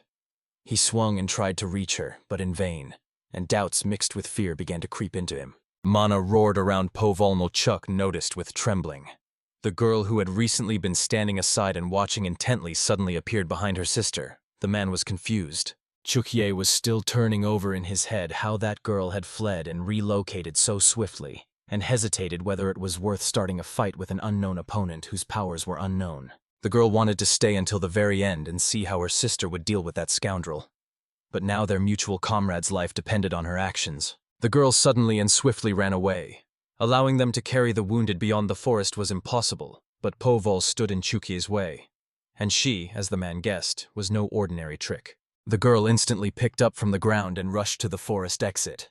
Now a lot depended on her. He could only stand and watch her flee from him. A terrible suspicion slowly began to bring him to his senses. The pieces gradually formed a complete picture. Chukye asked if Po Vol really caused anomalous elements to roam the forest of the dead, and if the corpses on the trees were also her doing. No one else but her would have done that. Rage overwhelmed the man. He prepared for battle. He could not forgive the mockery of the dead bodies, because only a heretic could do such a thing. The scoundrel's eye blazed, and the sword forcefully plunged into the ground. But Cheko was not going to give up. He loudly warned that he would not retreat, and everyone would pay according to their deeds, especially when they were not just bad but close to heresy. P. Vol rushed into the attack. He sternly warned that now was not the time for chatter. Whoever talks a lot is most likely just panically afraid of the battle that will finally decide their affairs. There would be no ordinary fight. Chek understood this immediately. Everything around was covered in darkness. Space was confused, orientation disappeared, and he guessed that magical mana was being used against him. His strikes, with which he tried to put an end to the enemy's magic, slipped by, as if he was fighting a shadow. The man, accustomed to serious battle, was insanely irritated by these fights where they only dodge and hide. Finally, he got tired of it. Chukye activated his mana, drew his sword, and aimed it at the enemy. Behind the man loomed the mask of a terrible demon, and Chukye knew hell was about to begin. Mana streams raged everywhere, and the air seemed to boil from what was happening. P. Vol assessed his opponent's abilities, carefully watched every step, and finding weak spots in attack and defense, prepared to strike. This battle was not to be prolonged. With a barely noticeable lightning-fast movement to the ordinary eye, P. Vol dodged another attack. Foreign mana swirled around him, but the boy paid no attention and prepared to strike. The opponent raged, and he himself was not used to such fights. His strength began to fade because he simply could not reach the adversary to attack, so he decided to mock him to anger him and make him lose control. Finally, he succeeded. P. Vol stood a few steps away from him, and it seemed that it was only necessary to thrust the sword forward, and the enemy would not have time to dodge, and the fight would instantly end. The blades clashed, and the air almost exploded. The opponent's mana flowed from one blade to another. Neither of the rivals intended to surrender. There would be no mercy in this fight. The one who loses will die. P. Voy dodged another attack, already knowing what to do next. His eyes noticed every detail, and the experienced warrior instantly devised a plan to disable the opponent as quickly as possible. Chukye could not understand how it happened that he failed to cut off his opponent with the sword. The stronger one tried again and again to reach the opponent. The strikes became even sharper and more aggressive, but none hit the target. Two warriors stood facing each other in a clearing that crackled with tension. Chukche seemed carved from stone, but blood was already showing on his clothes, and it was hard for him to believe that the fight was lost and he would soon die. Chukche in despair throws himself at the enemy. His blows are heavy and powerful, but they do not reach the target. Even the support of the fire demon gives him no chance of victory, while P-Wool watches the enemy with an indifferent look. The man is delighted with his own attack. Faith in himself returns, and his strikes and movements are filled with determination and confidence. He attacks the youth again, trying to confuse him and catch him off guard. Chukche's strike is incredibly powerful. Paywall dodges the sword, and where the blade strikes the ground, the surface simply explodes from the excess mana and its accumulation, and the youth imagines what would have happened to him if he had not fled. The enemy continues to pursue Paywall, but finally the youth stops. He simply raises his head and looks at the storm of mana and stench approaching, and inside that storm hides his enemy, who is already celebrating his triumph. A strange feeling overwhelms the youth. Suddenly he realizes that he might die, and by some foreign force his body is seized. For a moment he loses control over himself. An incomprehensible power pierces him, and it seems that now nothing is impossible. Paywall in a new form stands in the path of the storm. He does not move, trying to stand firmly to meet the onslaught of the element. Chukche sees his opponent before him and thinks that he is desperately exposing himself to his strike. But the youth at the last moment jumps high and rushes toward the enemy, delivering a series of blows to push him away, gain space for the next maneuver, and finish off the scoundrel. The boy's gaze was truly determined. The enemy, looking into his eyes, had to realize that the best thing was simply to run away and get out of here, but it was already too late. Paywall had decided everything. In an instant he was behind the man. At first he understood nothing, and as if nothing had happened, but in a moment Chukajan felt that he was dying. Paywall pierced his body with a lightning-fast strike. He stood on his feet, blood appeared on his lips, and panic began to choke him. A terrible realization slowly crept into his brain. Behind him stood an enemy who turned out to be stronger than him. With his last strength, Chukajan turned to the enemy and looked at him, and in his last words the defeated glorified Paywall, for he was convinced that he had a worthy opponent, and that he was truly an outstanding person among the masters. The man's body fell onto the trampled ground, clouds of dust rising around. Paywall did not move from his place. He knew he deserved this victory, and once again acted correctly by punishing the scoundrel. The girl, with eyes shining with hope and expectation, asked again if she could really take that thing she had been thinking about for so long, and inquired if anyone would punish her later for this act. Paywall and the little girl looked attentively at the little one. Their silent support was obvious and required no explanation. The little girl sincerely thanked for the help, not knowing how to repay such a favor. She was ready for anything to keep the warrior satisfied, while Paywall simply remained silent and carefully watched the children playing. P said that the girl should actually be grateful to Somi, because if he had not pleased Paywall, he would hardly have agreed to help. The conversation was not going well, and both understood that it could not last long. Paywall asked the girl where she intended to go next. The little one quietly admitted that she really did not know where to head, but one thing was clear. They needed to find a place where no one knew her and her brother, and would not discover their secret. The girl added that now her life belonged to her brother. After all, he risked his own life for her, and she considered it her duty to do the same for him. The boy's face was tired and serious. A sudden noise from the forest stopped her joy at the thought that all problems were behind, and nothing threatened her. It was clear that someone was coming, and many people at that. A squad of soldiers led by a blonde emerged from the forest. They were clearly approaching the girl and her companions, their intentions obvious, but none of those present showed any emotion. They just watched the guests attentively. The newcomers, offended, began to shout loudly. They wanted to know who dared to act so against their lord. Only now did Paywall begin to guess whom he had to deal with. But he was not worried at all. The white-haired girl, who was most likely the commander of this squad, explained that until recently they were people of the great Chukedjan, and now everyone was talking about his death, and the clan's well-being depended on it. The commander looked closely at Paywall and directly asked if this was really his doing. He, as always, tried to remain silent. He did not want to talk about such things with strangers. The lady commander asked what had happened to Akko and his men, and the answer shocked her.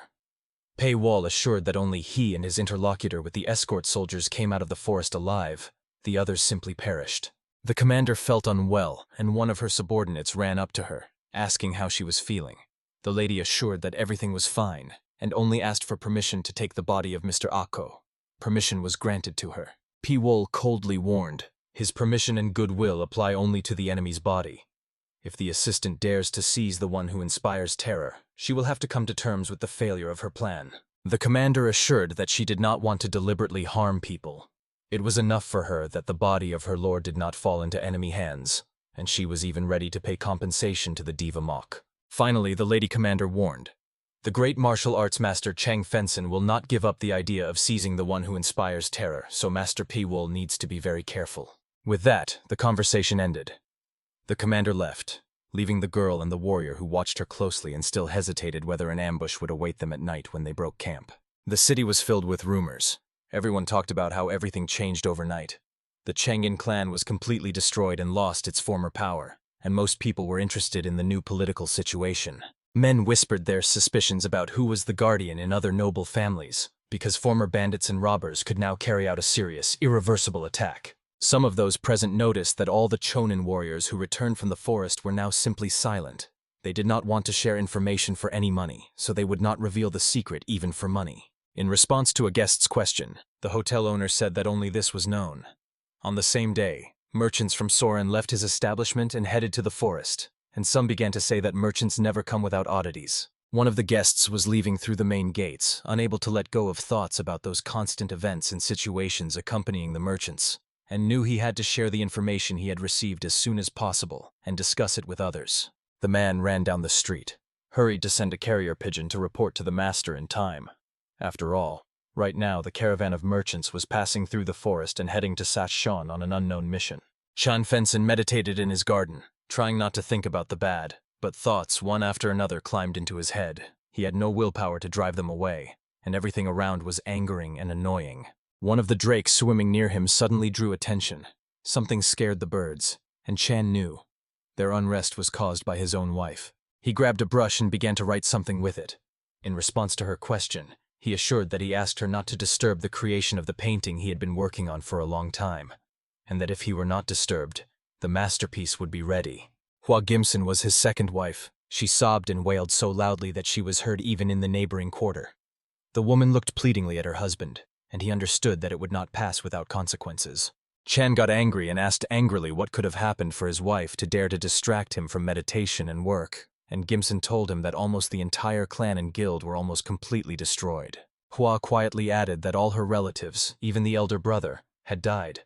She had no one left, and she could not even imagine how to live further without the care and protection of someone powerful and influential. Angry Chan asked his assistant why he had not reported to him what had happened to the guild. The assistant admitted that he had received a letter with such information and had been checking all the time whether it was true. The man also told his master that Choi did not have the power to defeat the guild, so there was definitely interference from a third party. In addition, information about the one who inspires fear was added. The spy said that he was also taken by the mysterious third party that intervened in the conflict and tipped the scales in favor of Chan's opponent. It was hard for the master to hear this. He was getting angrier and angrier. Chan was still holding his wife close, trying to calm her, and at the same time gave the order to his eldest son to go in search of the one who inspires terror. For this, they could cover themselves with gossip about revenge for the dead relatives. When the servant left, Chan raised his eyes to the sky and looked at his garden. He did not want to believe until the last moment that something had disturbed his integral plan. Someone had appeared who brought chaos and disorder into his affairs and sought to destroy Jianghu. Piwol was walking down the city street. There were almost no people, and he and his little brother were the only ones wandering the city. The little one looked with hope. Would the elder brother take him and show him the city? The boy babbled all the way about the scoundrels who looked respectable. Merchants from Soren. They were drinking alcohol and playing games all the time, and the boy was tormented by the question, why do people drink at all and what is it for? Two men were approaching them. The elder angrily reproached his companion because he did not want to simply meet and talk about business. In fact, he intended to get drunk at his friend's expense in some cheap tavern. The younger asked why the old man was angry with him. After all, he himself had heard with his own ears that in his youth that man was also not against having a little drink. The old man ordered him to be silent and go quietly. The old man said he would settle the matter with the elder. For that man he had a good gift, namely a collection of unique folk songs that he liked, and the young man agreed with his companion. While they were chatting about the elder who loved to collect antique things, the two did not notice a young man accompanied by a small boy walking towards them. The young man was carefully studying their faces. It was extremely important for him to find out if these two were really from Mudang, but he could not stop and ask. In that case, he might be taken for a spy or an enemy agent. The old man, who was just passing Pivolya and his young companion, suddenly froze.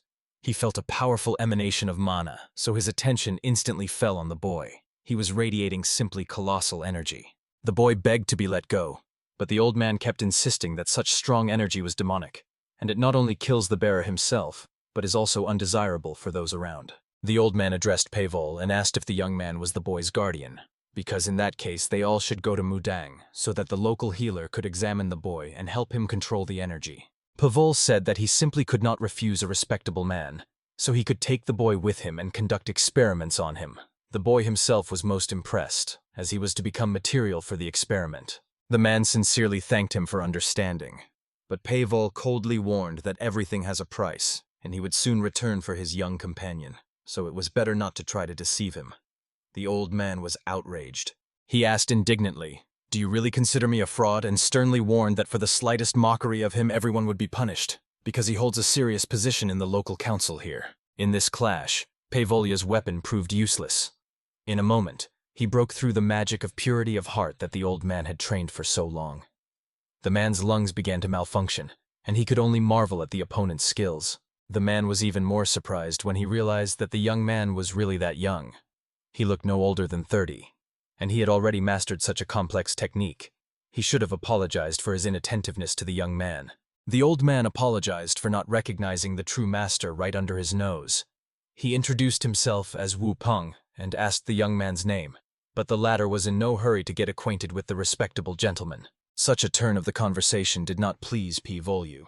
He asked if they were really trying to drag him into another adventure at such a pace, and in general, he did not want to be under the leadership of such people. A young comrade Yu Pen interrupted the conversation and said that his teacher's character was indeed complex, sometimes too kind and sensitive, and sometimes openly hostile, and this time he also did not expect guests. The young man begged his teacher for forgiveness. He had lived alone in the mountains for a long time in search of wisdom, so sometimes he found it difficult to communicate with people. The boy was called Taquan. He was the second disciple of the great Mutang. Taquan asked if he could find out the names of his interlocutors.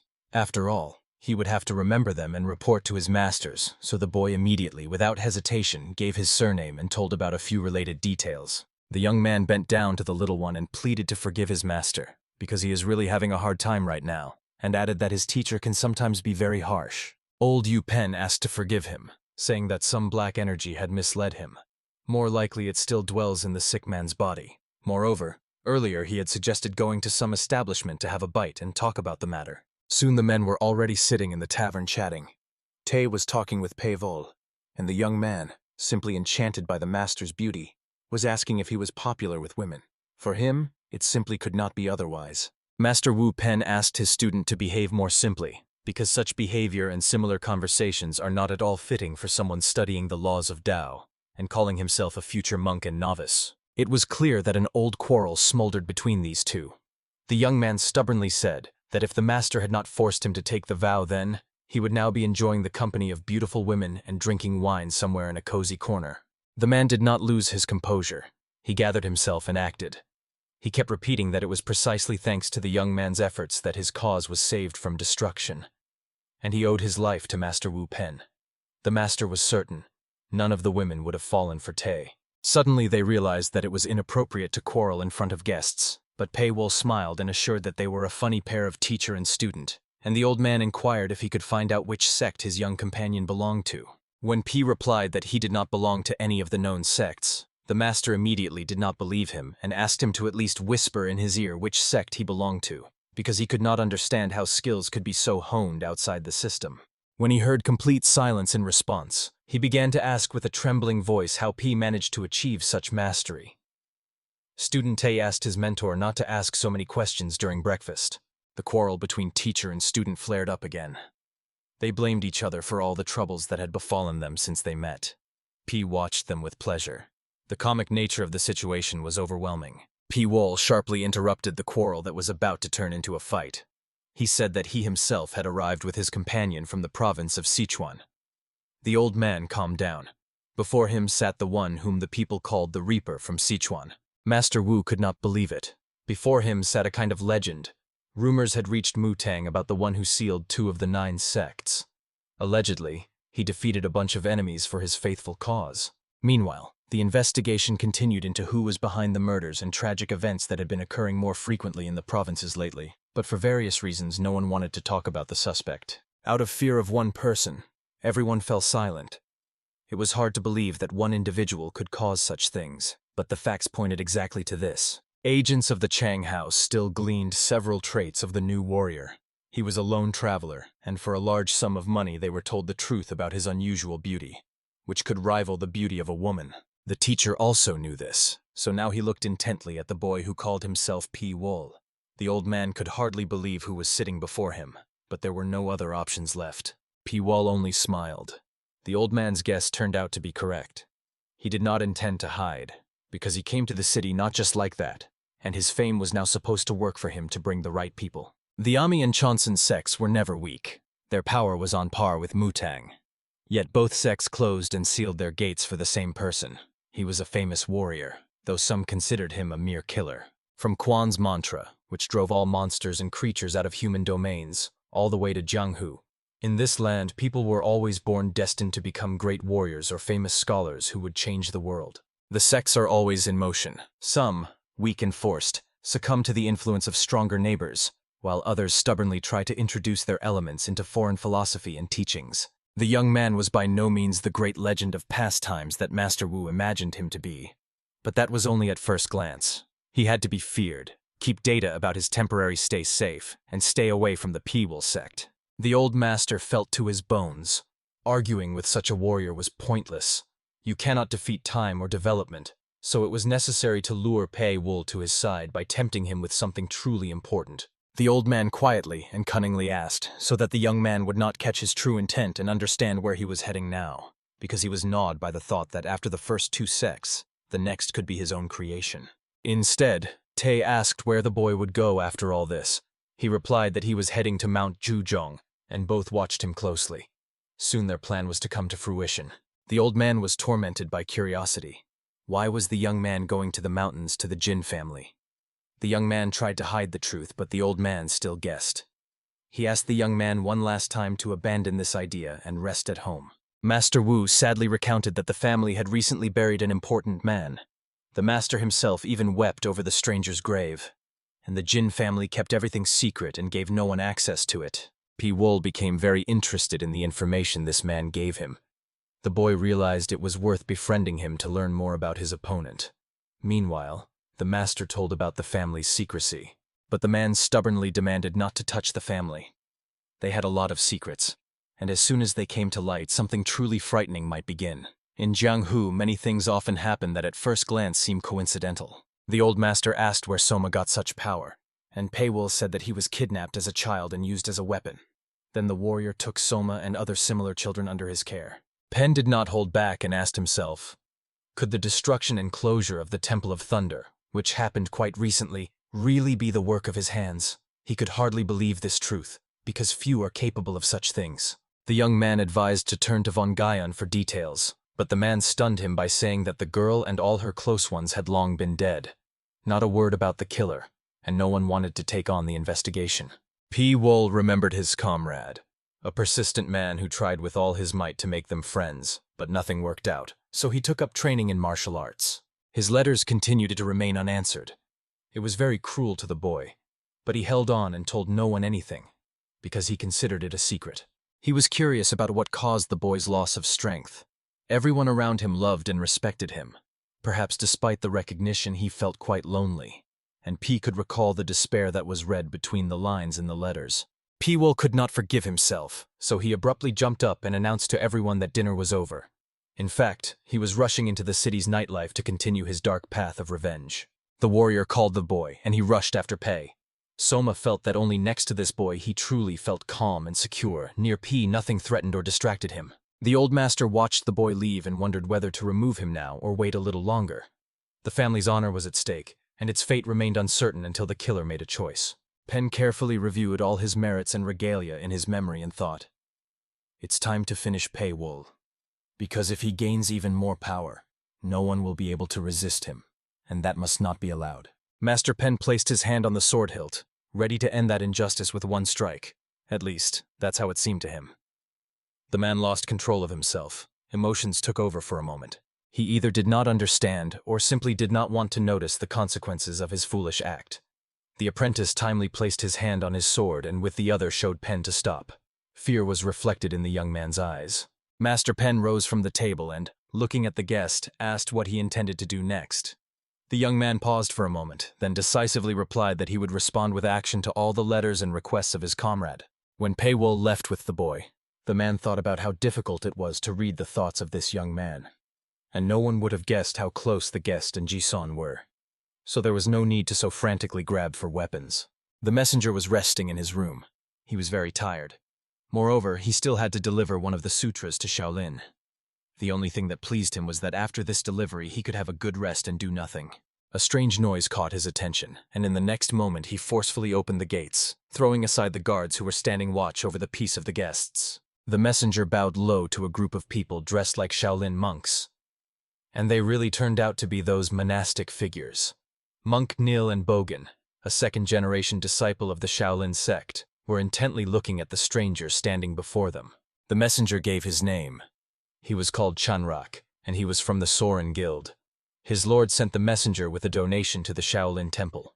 The donation was to be a great Western sutra, unique and unparalleled. Bogan rejoiced like a child and asked his superior if he understood how great a gift Chanrak's master had given, emphasizing that now they had to accompany the messenger all the way to the temple. Chanrak was delighted by the offer to join the group of monks. He insisted that there was no safer place than among the Shaolin monks. Yunil nodded and replied that he could generally join. But before heading to the monastery, they would have to visit the head of the Mutang sect and congratulate him on his anniversary. This would take about 2 days. Pawal was walking down the hotel corridor. He had already met the messenger and the Shaolin monks, but now the boy's attention was caught by Ji-Sam. No information about him could be found. In the morning, Master Pen approached Paywall. He asked for help with a very delicate matter that only a hired assassin or a true martial arts master could handle or advise on. They were assigned to investigate the case of a 10-year-old boy from the Mutang sect. So Yol was remarkably talented. Everyone admired him. But one morning he was found in a puddle of his own blood. The man said that the investigation found nothing, but everyone understood. This death could not have been natural, so when P finds something, he will receive a great reward for his efforts. The master explained that it happened in the pavilion where the sect keeps books. Fortunately, at that moment there was nothing valuable there, so it was possible to calmly visit and inspect everything needed for the matter on site. Elder Konjin asked the interlocutor whether the celebration should be cancelled. After all, after the boy's murder, many might not come, and those who do come will not be in the mood to celebrate. The comrade reassured him. It was already too late to cancel anything. Invitations had been sent out. Some guests had already arrived. Others could appear at any moment, so panic before the celebration could not be allowed. Some advisors hinted that canceling the celebration would mean admitting the clan is weakened and no longer able to resist, so under no circumstances could weakness or incompetence be shown. Pen abruptly interrupted the meeting and said that he had found a person in the city who could shed light on what happened to the boy and take up the investigation. Everyone around froze in complete silence. The elder, puzzled, asked who this mysterious guest was, since even the best masters could not give a clear answer. Pen, with a bitter smile, said that he was a reaper from Sichuan, a case they had once dealt with. Some whispered angrily, outraged that a young man who had already finished and sealed 2 sects had stepped onto their territory. The hall was divided into supporters and opponents of such methods. Master Sajin was the fiercest opponent of Paywall. He firmly said that such a dangerous type could not be trusted, because 2 sects had been closed because of him, and such a dangerous type could not be kept here. The elder asked why Pen trusted the killer. Pen assured that no one except the killer himself could reveal the secret of the young disciple's death, so even Master Sajin could not worry and should remain silent. Pen firmly assured that Paywall would not attack anyone unless he himself was betrayed and attacked. Until then, everyone around would be completely safe, and the elder added that the responsibility would be on Pen's hands. The elder resigned himself to what had happened. He believed that before the young disciple's death, Mutang's pride no longer mattered. It was necessary to find the guilty and deliver justice, to punish the killer. Pen and his guests sat at the table. The boy was having breakfast, but he did not like the breakfast. He complained that there was no meat, and in the dish there was only some kind of herb, and the man asked to wait until the start of the big banquet, where there would be plenty of everything. Resolute P. Wall sharply put an end to the conversations. He insisted that it was time to start the investigation. Pen endured the pressure from his 2 comrades, who were furious because a corpse of a boy recently killed was brought into the sacred hall. He explained that for the investigation it was necessary to recreate everything as it was initially. P-Wool sat over the boy's body and examined it closely. There were no signs of wounds or poisoning on the body, which seemed even stranger because someone had clearly tried to hide everything. The young man placed his hand on the boy's body. Dark mana swirled around. An image of death with a skull instead of a face appeared in the air, and Pei-Wool addressed the spirit, asking it to show and tell everything it saw. Soon P was already holding a silver head in his hands, thin as a hair, belonging to a high-level master, because mastering such a technique was very difficult, and it was with this that the boy was struck in the neck. Only one option came to my mind, one guy or a whole group who could use such a technique. People from the White Lotus, highest-class assassins and famous martial arts masters in the service of evil. However, it was not worth judging by just one piece of evidence. Someone else besides the renowned White Lotus masters could possess such a technique. P could consider that he had established the cause of death, but not the killer. His gaze tirelessly wandered among the library shelves. Among numerous books were true gems of knowledge about martial arts from all over the world, so someone could have sneaked in here precisely for them. The senior mentor Sanjin arrived at the building, in front of which Pen and other brothers were heatedly discussing P-Wool's actions. Sanjin became angry and immediately asked where the killer who was summoned for help was now. P-Wool just appeared in the doorway, and Sanjin became even angrier. He promised that if it were not for the help in the investigation, the Reaper would no longer be in the world, and he would have paid for all his sins and faults. The young man calmly descended the stairs, as if no one was addressing him and he was not involved. Pei-Wool turned to Master Pen, completely ignoring the elder, who became even angrier and shouted louder. P-Wool no longer wanted to endure accusations and threats. He asked, could it be that all guests of the Mutang sect are treated with such contempt, and all are met this way? In that case, the attitude should be reconsidered. Sajin did not calm down, and the young man got tired of it. He ordered not to chatter, but to go on the attack. The boy himself did not want to fight and would simply avoid the attack, and the sect would ultimately earn the reputation of being ungrateful and treacherous. The man had already reached for his sword, and at that moment Master Pen stood in his way, reminding him of the leader's orders and the mission with which Master Pei-Wool was here, because too much depended on it. Sajin turned around and walked away, throwing over his shoulder that he was restrained only by the elder's order, but that did not mean he would not watch Pei-Wool while he was on the sect's territory. Master Pen asked the guest not to be angry at him or the entire Mutang sect. Everyone was already on edge and broken because of the child's death, and Sajin had never been distinguished by a pleasant character or a gentle temper. P-Wool assured that everything was fine and showed the needle, the very one with which the boy was probably killed. Pen understood. Not everyone could do that. It was impossible without preparation. The man could not believe that such a thin needle could kill. P-Wool assured that he himself could do such a thing, so surely there would be other masters with similar techniques. He decided not to reveal his suspicions immediately. The man began to respect the guest even more, despite his bad reputation. In front of the sect temple gates, a huge crowd gathered. The herald asked those with invitations to go right, and those without, left. The crowd stirred and murmured, and some were clearly dissatisfied. Someone among the people was offended.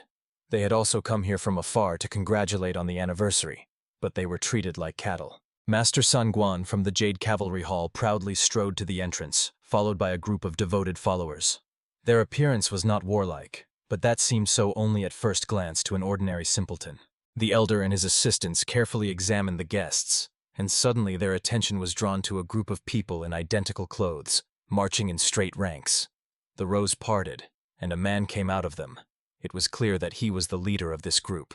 The man's name was Chan Guion from the Yogomsan Guild. His words and behavior showed no respect for the guests, and he himself declared that although he did not have an invitation, he would still go to congratulate the sect leader on the anniversary, and no one would say anything to him. People were walking on the city streets. Life had become a continuous carnival, and everyone gave themselves to it fully, because everyone wanted to feel the taste of existence without conscience and pangs of guilt. In the hall, men and women enjoyed the harp playing of the invited guest. Everyone was mesmerized, and no one dared to utter a word. The men especially listened to the words of the song about love and suffering.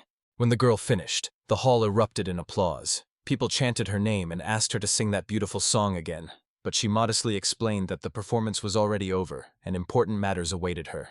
Among the guests, Pei-Wool made his way to the stage accompanied by his young comrade, and everyone around parted to avoid blocking their path.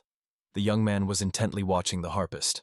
The girl also could not take her eyes off him. She felt with her whole body that he was not an ordinary warrior, and her only question was what he wanted from her, since he walked so confidently and purposefully. The messenger approached Pei and warned him to be cautious. Zhang Mun had arrived at the sect, and his intentions regarding the Reaper were by no means straightforward, so it was better not to meet him and avoid confrontation. Master Pen found Pei Wool in the crowd and asked the young man if he had a free moment, since the schoolmaster wanted to talk to him about an important matter, and it would be undesirable to refuse him. The head of the school was just trying to play the harp. The appearance of Pen and P. Wool distracted him, and the old man decided to get straight to the point. But the young man did not let him speak, which greatly surprised the old man. The boy said that the old man spread his fingers too much, and because of that, the sound came out bad and very rough, but immediately added that they needed to talk about the matter. After all, they were not gathered here for music lessons. But the master had already decided that the young man should teach him how to play properly. P. Wool picked up the instrument and played. The melody was somewhat sad, somewhat fast, and with a battle tone. The old man assured that a person always plays with the heart and what is inside it. So the young man would do well to seek peace of mind and rest a little. The music was rough but not scary at all. The old man listened carefully to the young man with his advice and smiled. Pen had not seen the elder's smile for a long time, because constant nerves and tension had made him too serious and reserved. The guest and the old man sat at the table, and the elder, without unnecessary words, immediately asked if the young man had found the necessary information in the book storage. It was precisely because of this that the boy's body was brought there, and Paywol was left there alone. Having listened to Pei Volya, the elder asked him to tell all the secrets of the silver needle technique, and to demonstrate his skill, and in return the old man promised to allow free access to the book repository and to use the books. The young man agreed. The deal was more than fair. He explained that in the human body there is a point of life and death that constantly drifts through the body and depends on a number of factors. When it is under the skin, the person is safe. But there are moments when the point is on the tongue, and at such times the person is most vulnerable. To find it requires a fine-tuning of energy, and doing this very quickly is extremely difficult. The needle left at the crime scene screams. The killer wanted to become famous for this murder, so they are dealing with a strange criminal who on one hand is cautious, and on the other, quite ambitious. Pivol insisted that such a warrior definitely cannot be old. Therefore he is young and from a clan with ancient martial arts traditions. In their country such clans are few, so most likely it is the alliance of 100 spirits. The old man could hardly believe that the killers could really be the alliance of 100 spirits. Why the clan would do this remained a mystery to him, and he would have to look for the answer himself, while Pavel had done his job. The old man promised to allow free access to the book repository, but did not hide his curiosity. What exactly the young man was looking for there, and he replied that everything he learns from the manuscripts will remain a secret on his part. Pivol said he was looking for the killer of Jin Komu. He was already almost on the trail, but lacked part of the information to complete the full picture. Master Yu and the little one were comfortably admiring the landscape bathed in the gold of the sunset. The man realized that next to him was a small child, but she had already seen so many things that adult eyes had never seen. A stranger approached them and greeted them. The master asked if he had met him before, as he could not recall the stranger's face, and the stranger assured him that it was not worth worrying about. The stranger introduced himself. Jan Muron from the Ujom estate. Master Yu's heart beat faster. He had heard a lot about this young man, and none of it was good or positive. The young man looked intently at the little one, who was afraid of the stranger. The stranger seemed to sense the boy's fear and enjoyed it. Finally, the guest told Master Wu that he was glad to meet him and hoped that in the future they would meet again more than once. The guest disappeared as quickly as he had appeared, and at the end he threw in that one should enjoy such a luxurious banquet because such things rarely happen in life. The boy did not let Master Wu sink into negative thoughts. He pulled him to the tables with food because he was terribly hungry. The man followed the boy, but his thoughts did not give him peace. Jean Moran informed his accomplice that he had very quickly found exactly what he came for. The accomplice asked whether to get to work immediately, and Jean was confused by his partner's slowness. Moran ordered the accomplices to prepare for the attack and stay close. They should attack when the procession returns from the mountain, because at that moment everyone will lose vigilance. A festive mood hovered over the street. People with children were walking and resting after a hard day, and among the guests and townspeople walked a girl who played the harp during the day and entertained the invited guests. She noticed that P and his little assistant were following her trail. The girl was confused. She did not know what to do. She did not feel danger from these two, but she was not going to talk to them. She nevertheless decided to make the first move toward the stranger. and her beauty with a luxurious figure instantly attracted the attention of all the men around. The girl introduced herself, Hon Yosol. Paywall also calmly and without fuss gave his name, but it was clear that he was pleased, and the boy, on the contrary, rejoiced at the pleasant company. Hon Yosol looked into his eyes. She did not look away, and unexpectedly spoke in a pleasant voice, emphasizing that she was very pleased to meet a legend. The girl asked what had brought that boy to the celebration. He silently did not answer. She continued to inquire but did not receive an answer. Instead, P asked where she had learned to sing and play like that. Han suddenly stepped closer and placed her hand on his body. She promised, when he really wants to, she will teach him to sing and many other interesting things. The young man grabbed her hand firmly and pulled her aside. She was in pain, but P sharply said that now was not the time to scream and attract the attention of those present, and he refused her proposal because he wanted to live. A man broke out of the crowd and firmly ordered P-Wool to release the young lady. She asked in surprise who he was, and the stranger introduced himself. Sangkwan Yok, the junior master of the Kunmakyan house. Yok did not give up and again stood up to defend the girl, sharply asking Paywall what he intended to do with her. After all, such behavior was unbecoming of a man, and he needed to be punished. The boy intervened in the scandal. He simply and without ceremony asked Paywall if it was worth killing that scoundrel, to which Yok reprimanded him about respecting elders and not interfering in other people's conversations. The appearance of Master Yu instantly extinguished the further development of the scandal and conflict. The man looked around and, in a distrustful tone, asked what was going on here and why one of his students was treating guests like that. Where had his manners gone? Yok was forced to fall silent and listen to the opinion of the elder. He could not answer the great master of their sect, and the latter calmly assured that there was nothing strange or frightening in this situation. On the contrary, he believed that the boy and the singer looked quite attractive. Master Yu decisively assured that everything was fine with this pair. But the boy himself probably had some problems. The master assured that troubles would begin the moment they failed to calm the little hungry boy. And if Yok intended to continue spoiling the celebration, he better get out of here. Han Yosol asked Paywall for forgiveness because she was afraid that serious problems might arise for him because of her. But he did not think so and, as always, simply remained silent. He did not want to talk. The singer went on, but for a moment she turned back and asked if he ever wanted to meet her like this again. And he, as always, remained silent. Master Yu seriously warned, in life, problems can always start because of beauties.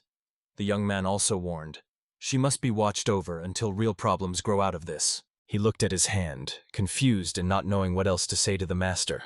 The scent of wild chrysanthemums came from his hands.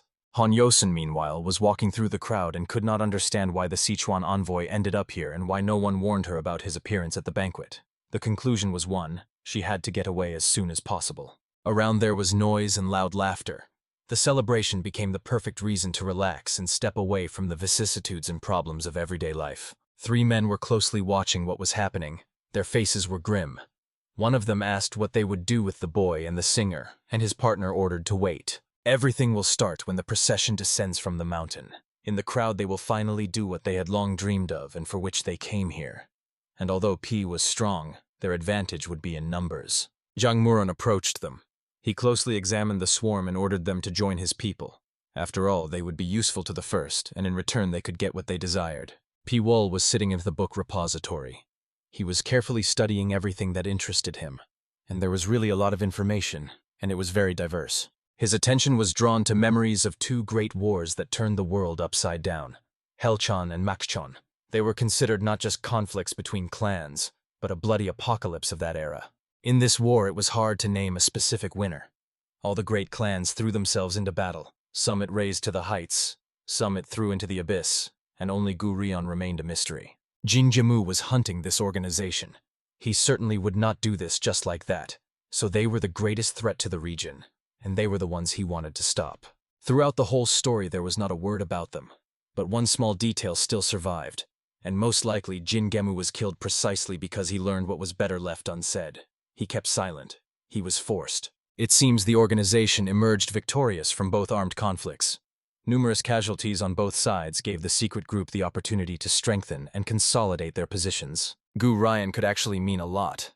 Some saw in it a union of clans, and others just a group of warriors who trained together and practiced martial arts. In any case, it was a force that no one could predict.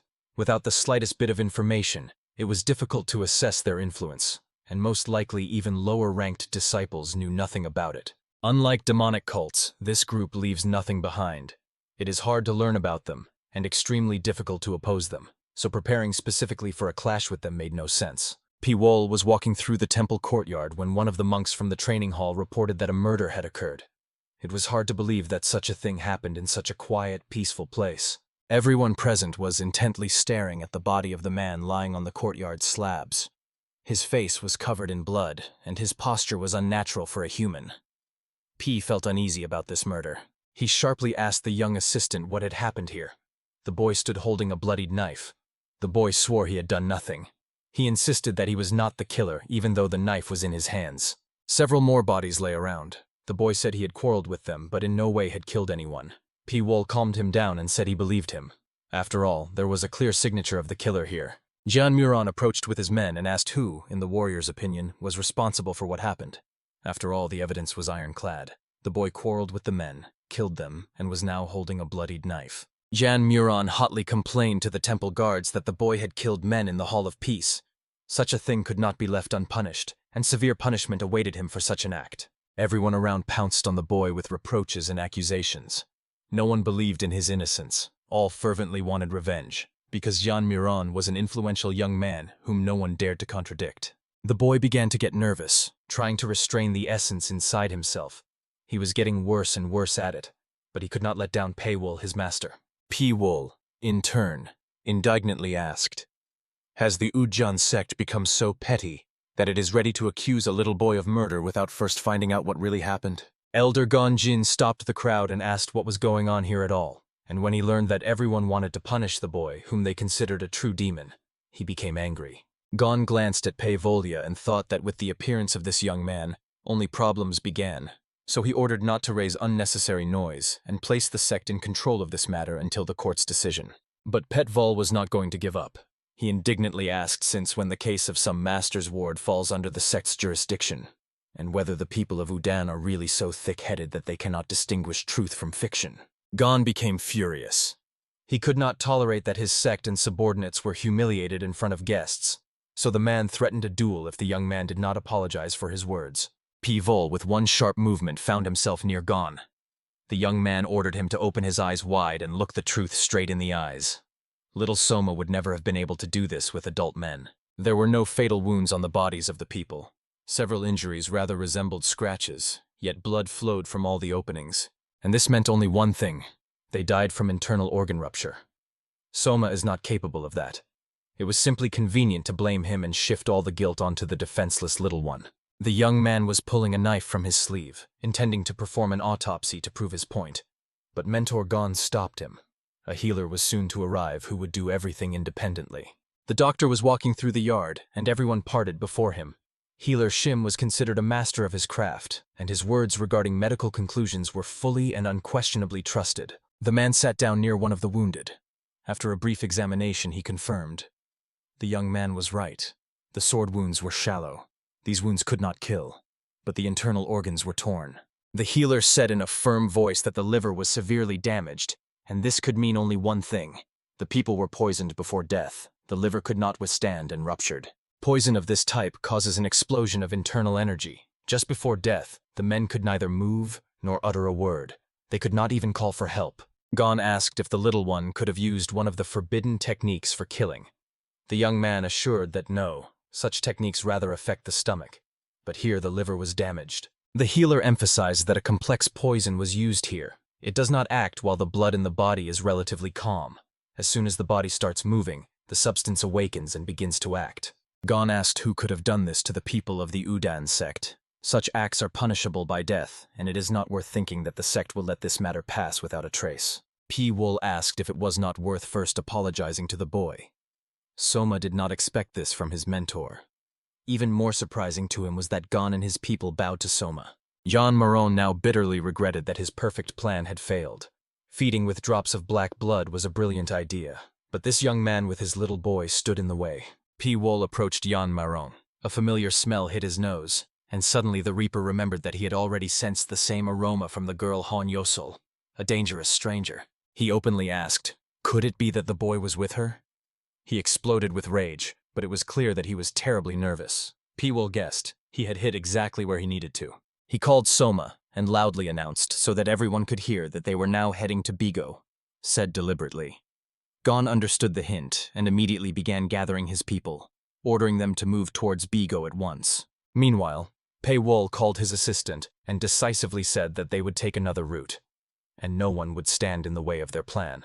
In the secret vault of the Thehua Palace, everything was covered with human remains and bloody traces of the massacre.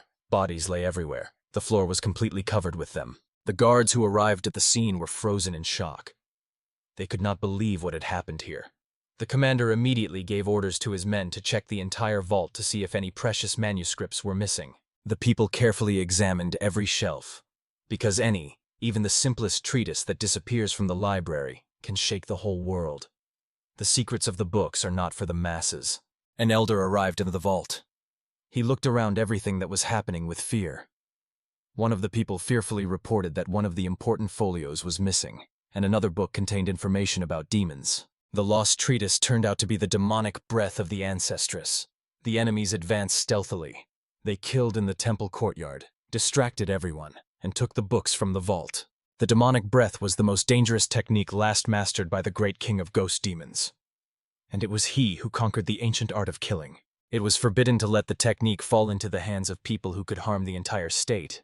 And the elder recalled how Pawol warned him not to be swayed by the charm of a beautiful girl and to be cautious with her. The elder strictly ordered his assistant to take 7 swords and track Hon Yosol, for she could be the one who stole the book from the vault. The girl most resembled an agent. The old man realized that Maron also needed to be caught, but that could provoke a clash. Then war would be unavoidable, so the elder ordered not to touch Jan. Pawol would handle him. Jan Maron suddenly realized he had just been used. He could not forgive the girl who gained his trust and then cynically abandoned him by stealing the books and making him guilty. At the time of the agreement, the girl behaved very tenderly and was friendly to him. She knew his goal was to seize that mysterious sword, so she played on that. Jan ordered to assemble the White Tiger squad. They needed to find the girl and take from her what she had seized, because otherwise Abtko would be angry with him and erase him from the list of heirs. To obtain Gumbu, that was the only way out of that mess. There was no other option. The young man summoned his people and ordered to find the boy Soma and take the sword from him at any cost. Jan gave the final orders, brief and decisive. He insisted no one should hold back. The Udan clan had no interest in disclosing problems on their territory, so everything that happened would be kept silent. Muron's people prowled the forest, splitting into small groups and scattering into all its corners. In the darkness among the trees, almost nothing was visible, but the master's order had to be fulfilled. Suddenly, one of the scoundrels flew past his comrade and, splattered with bloody splashes, crashed right into a tree. The man was seriously frightened. The enemy was not visible, but he was already attacking. Among the trees, a sinister gaze fell upon them. The stranger firmly said that his little brother was right. The soldiers rushed after them to catch up and take the sword. Panic gripped the squad. Soldiers disappeared one by one, and it was not even clear who they were fighting against. The men shouted loudly, trying to encourage themselves, but their cries led to nothing. Jan Muron listened to the message from his assistant. His heart tightened. The assistant assured that one of their units had been destroyed. Who the attacker was remains unknown. People are also disappearing from other groups. The leader was terribly worried that his people would panic and scatter now. He ordered to keep formation and personally lead the defense against the invisible enemy. He understood that it was Pawol. A body fell in front of the squad. It was one of their soldiers. The enemy psychologically pressured the nerves, sowed fear, and forced the enemy to be afraid and think about withdrawing the main forces. Maron himself also began to get nervous. All this time he could not notice who attacked them. He did not know how to resist the invisible enemy in the dark forest. Panic began to seize him. The enemy did not stop, kidnapping people one by one. The men fell into panic because they had no idea that they themselves would become victims and from hunters turned into helpless prey. Jan Maron took command into his own hands and ordered to hold positions and spread out so that the enemy could not suddenly attack from above and catch them one by one, and this at least gave them some courage. Before the eyes of one of the soldiers, eyes emerged from the darkness, not human, but demonic. He loudly called for help, but it did not help because the comrades were afraid. And then Pawol himself jumped out of the darkness. Like lightning, he attacked the enemy, who did not expect this. He did not even try to defend himself, and a stream of blood burst from the company. With his last strength, the man held the enemy, just so that reinforcements could arrive. Maron's soldiers were already rushing through the forest. They drew their weapons and all together wanted to deal with the enemy. Pavol stood over the enemy's body. Blood and mana swirled around him. The battle was fierce. He left nothing of the White Tiger Squad. The father will be angry with Maron. The young man could not hold back and, overcome with anger, rushed at him. Angry shouts and threats spread around, and the boy sternly warned the scoundrel. "Get out and don't interfere with me doing my business." Yan Maron raised the Hua sword to attack the enemy, but nothing came of it. Fire blazed around and destruction reigned. The enemy was nowhere to be seen, as if he had disappeared somewhere. Piwol appeared as if out of nowhere and lunged at the enemy, but Jan managed to raise his sword against him and avoided a deadly wound while Maron charged in attack, seeking revenge. The young man dodged the enemy's attacks, and Maron raged, not understanding how to end the fight, since Piwol constantly avoided direct confrontation with him and hid from the attack. Maron felt the duel had to be finished. His magic would run out much faster, and the opponent was deliberately dragging him into exhaustion. Piwol looked intently at his opponent and warned that he was trying in vain. His swordsmanship was simply a farce and had nothing to do with a real fight. Piwol suddenly appeared next to his opponent so incredibly fast that he could do nothing, only helplessly looked at the hand frozen right in front of him. Piwol held his hand near the opponent's chin. The young man looked at him questioningly and asked, could such a famous enemy really be afraid of his sect? But he did it in vain. But in a moment Jan Maron was lying at the enemy's feet, and all his words and threats proved useless against this dangerous opponent who feared neither Maron's family nor sect. Piwol thought that his comrade should have already finished dealing with the enemies, but this time he had to be careful, and suddenly he felt the mana of someone else, not his comrade. The young man rushed to help Soma, thinking he was in danger, and it was worth rescuing his comrade from trouble. It seemed they had fallen into a cleverly planned trap. In the middle of a clearing, bathed in moonlight, stood Soma, a sword in his hands, human bodies around, and the boy thought that he was indeed more comfortable with a chakram than with a sword. Soma held the sword in his hands and was simply delighted. The magical energy under his control felt pleasant and gave a sense of power, and then a voice sounded behind him. When the boy turned around, far away, near the very forest, he saw a stranger in strange armor. The stranger asked Soma to come closer to examine his weapon and touch it. The stranger, who looked old, promised to show how to properly wield the sword, and the boy would feel an even greater surge of strength and energy from wielding it. The uninvited guest rose from his seat and extended his hand toward the boy, ordering him to give the sword, and Soma asked in surprise who this stranger was, giving orders and instructions. The old man said his name was Kujinwan, the Wolf King, one of the 7 great swordsmen. But the boy was in any case not ready to wield the sword. He still did not fully understand the power he was holding now. The man promised to give the weapon to the boy only when he grew up and became an adult, and until then he would keep it with himself. In response, Soma rushed at him with the sword, attacking. Kujinwan warned that he did not want to maim the boy, but he definitely had no choice. He thought it would not come to an open fight, but he could injure Soma, and would do it with pleasure. The Wolf King extended his hand, and from the sword in the boy's hands burst an unknown mighty force that pulled Soma toward Jinwan, and he just waited. At the last moment, the boy decided to hide the sword so that it would not fall into the enemy's hands. The energy burst out and filled everything around, and the Wolf King himself was most disappointed by this. He asked with a shadow of surprise why Soma did not dare to attack the opponent with the help of that mighty artifact. This once again indicated that Soma was not ready to wield such a weapon. The old man slowly drew the sword from behind his back. He promised. Right now he would show how to use the sword. The battle would not be epical, but it would teach the insolent one a lesson and show how it should be done.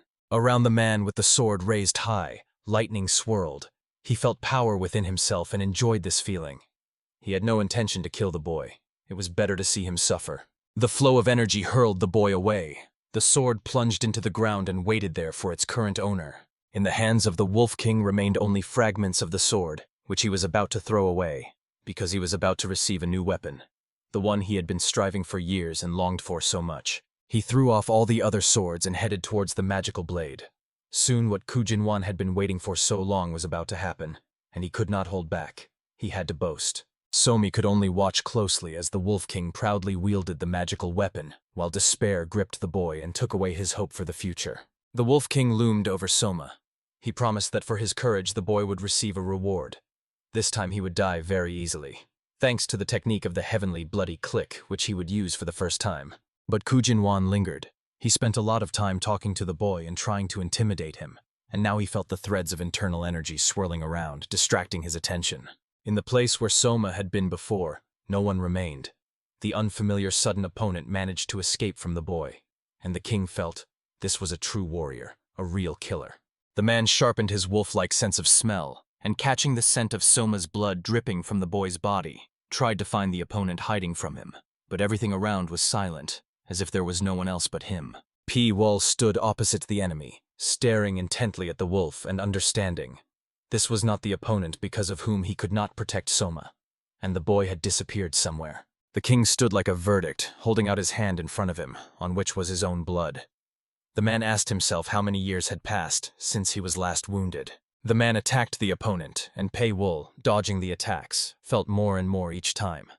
This time the stronger one could not be defeated just like that. His usual strategy would not work this time. He had to invent another way to win over the deadly enemy.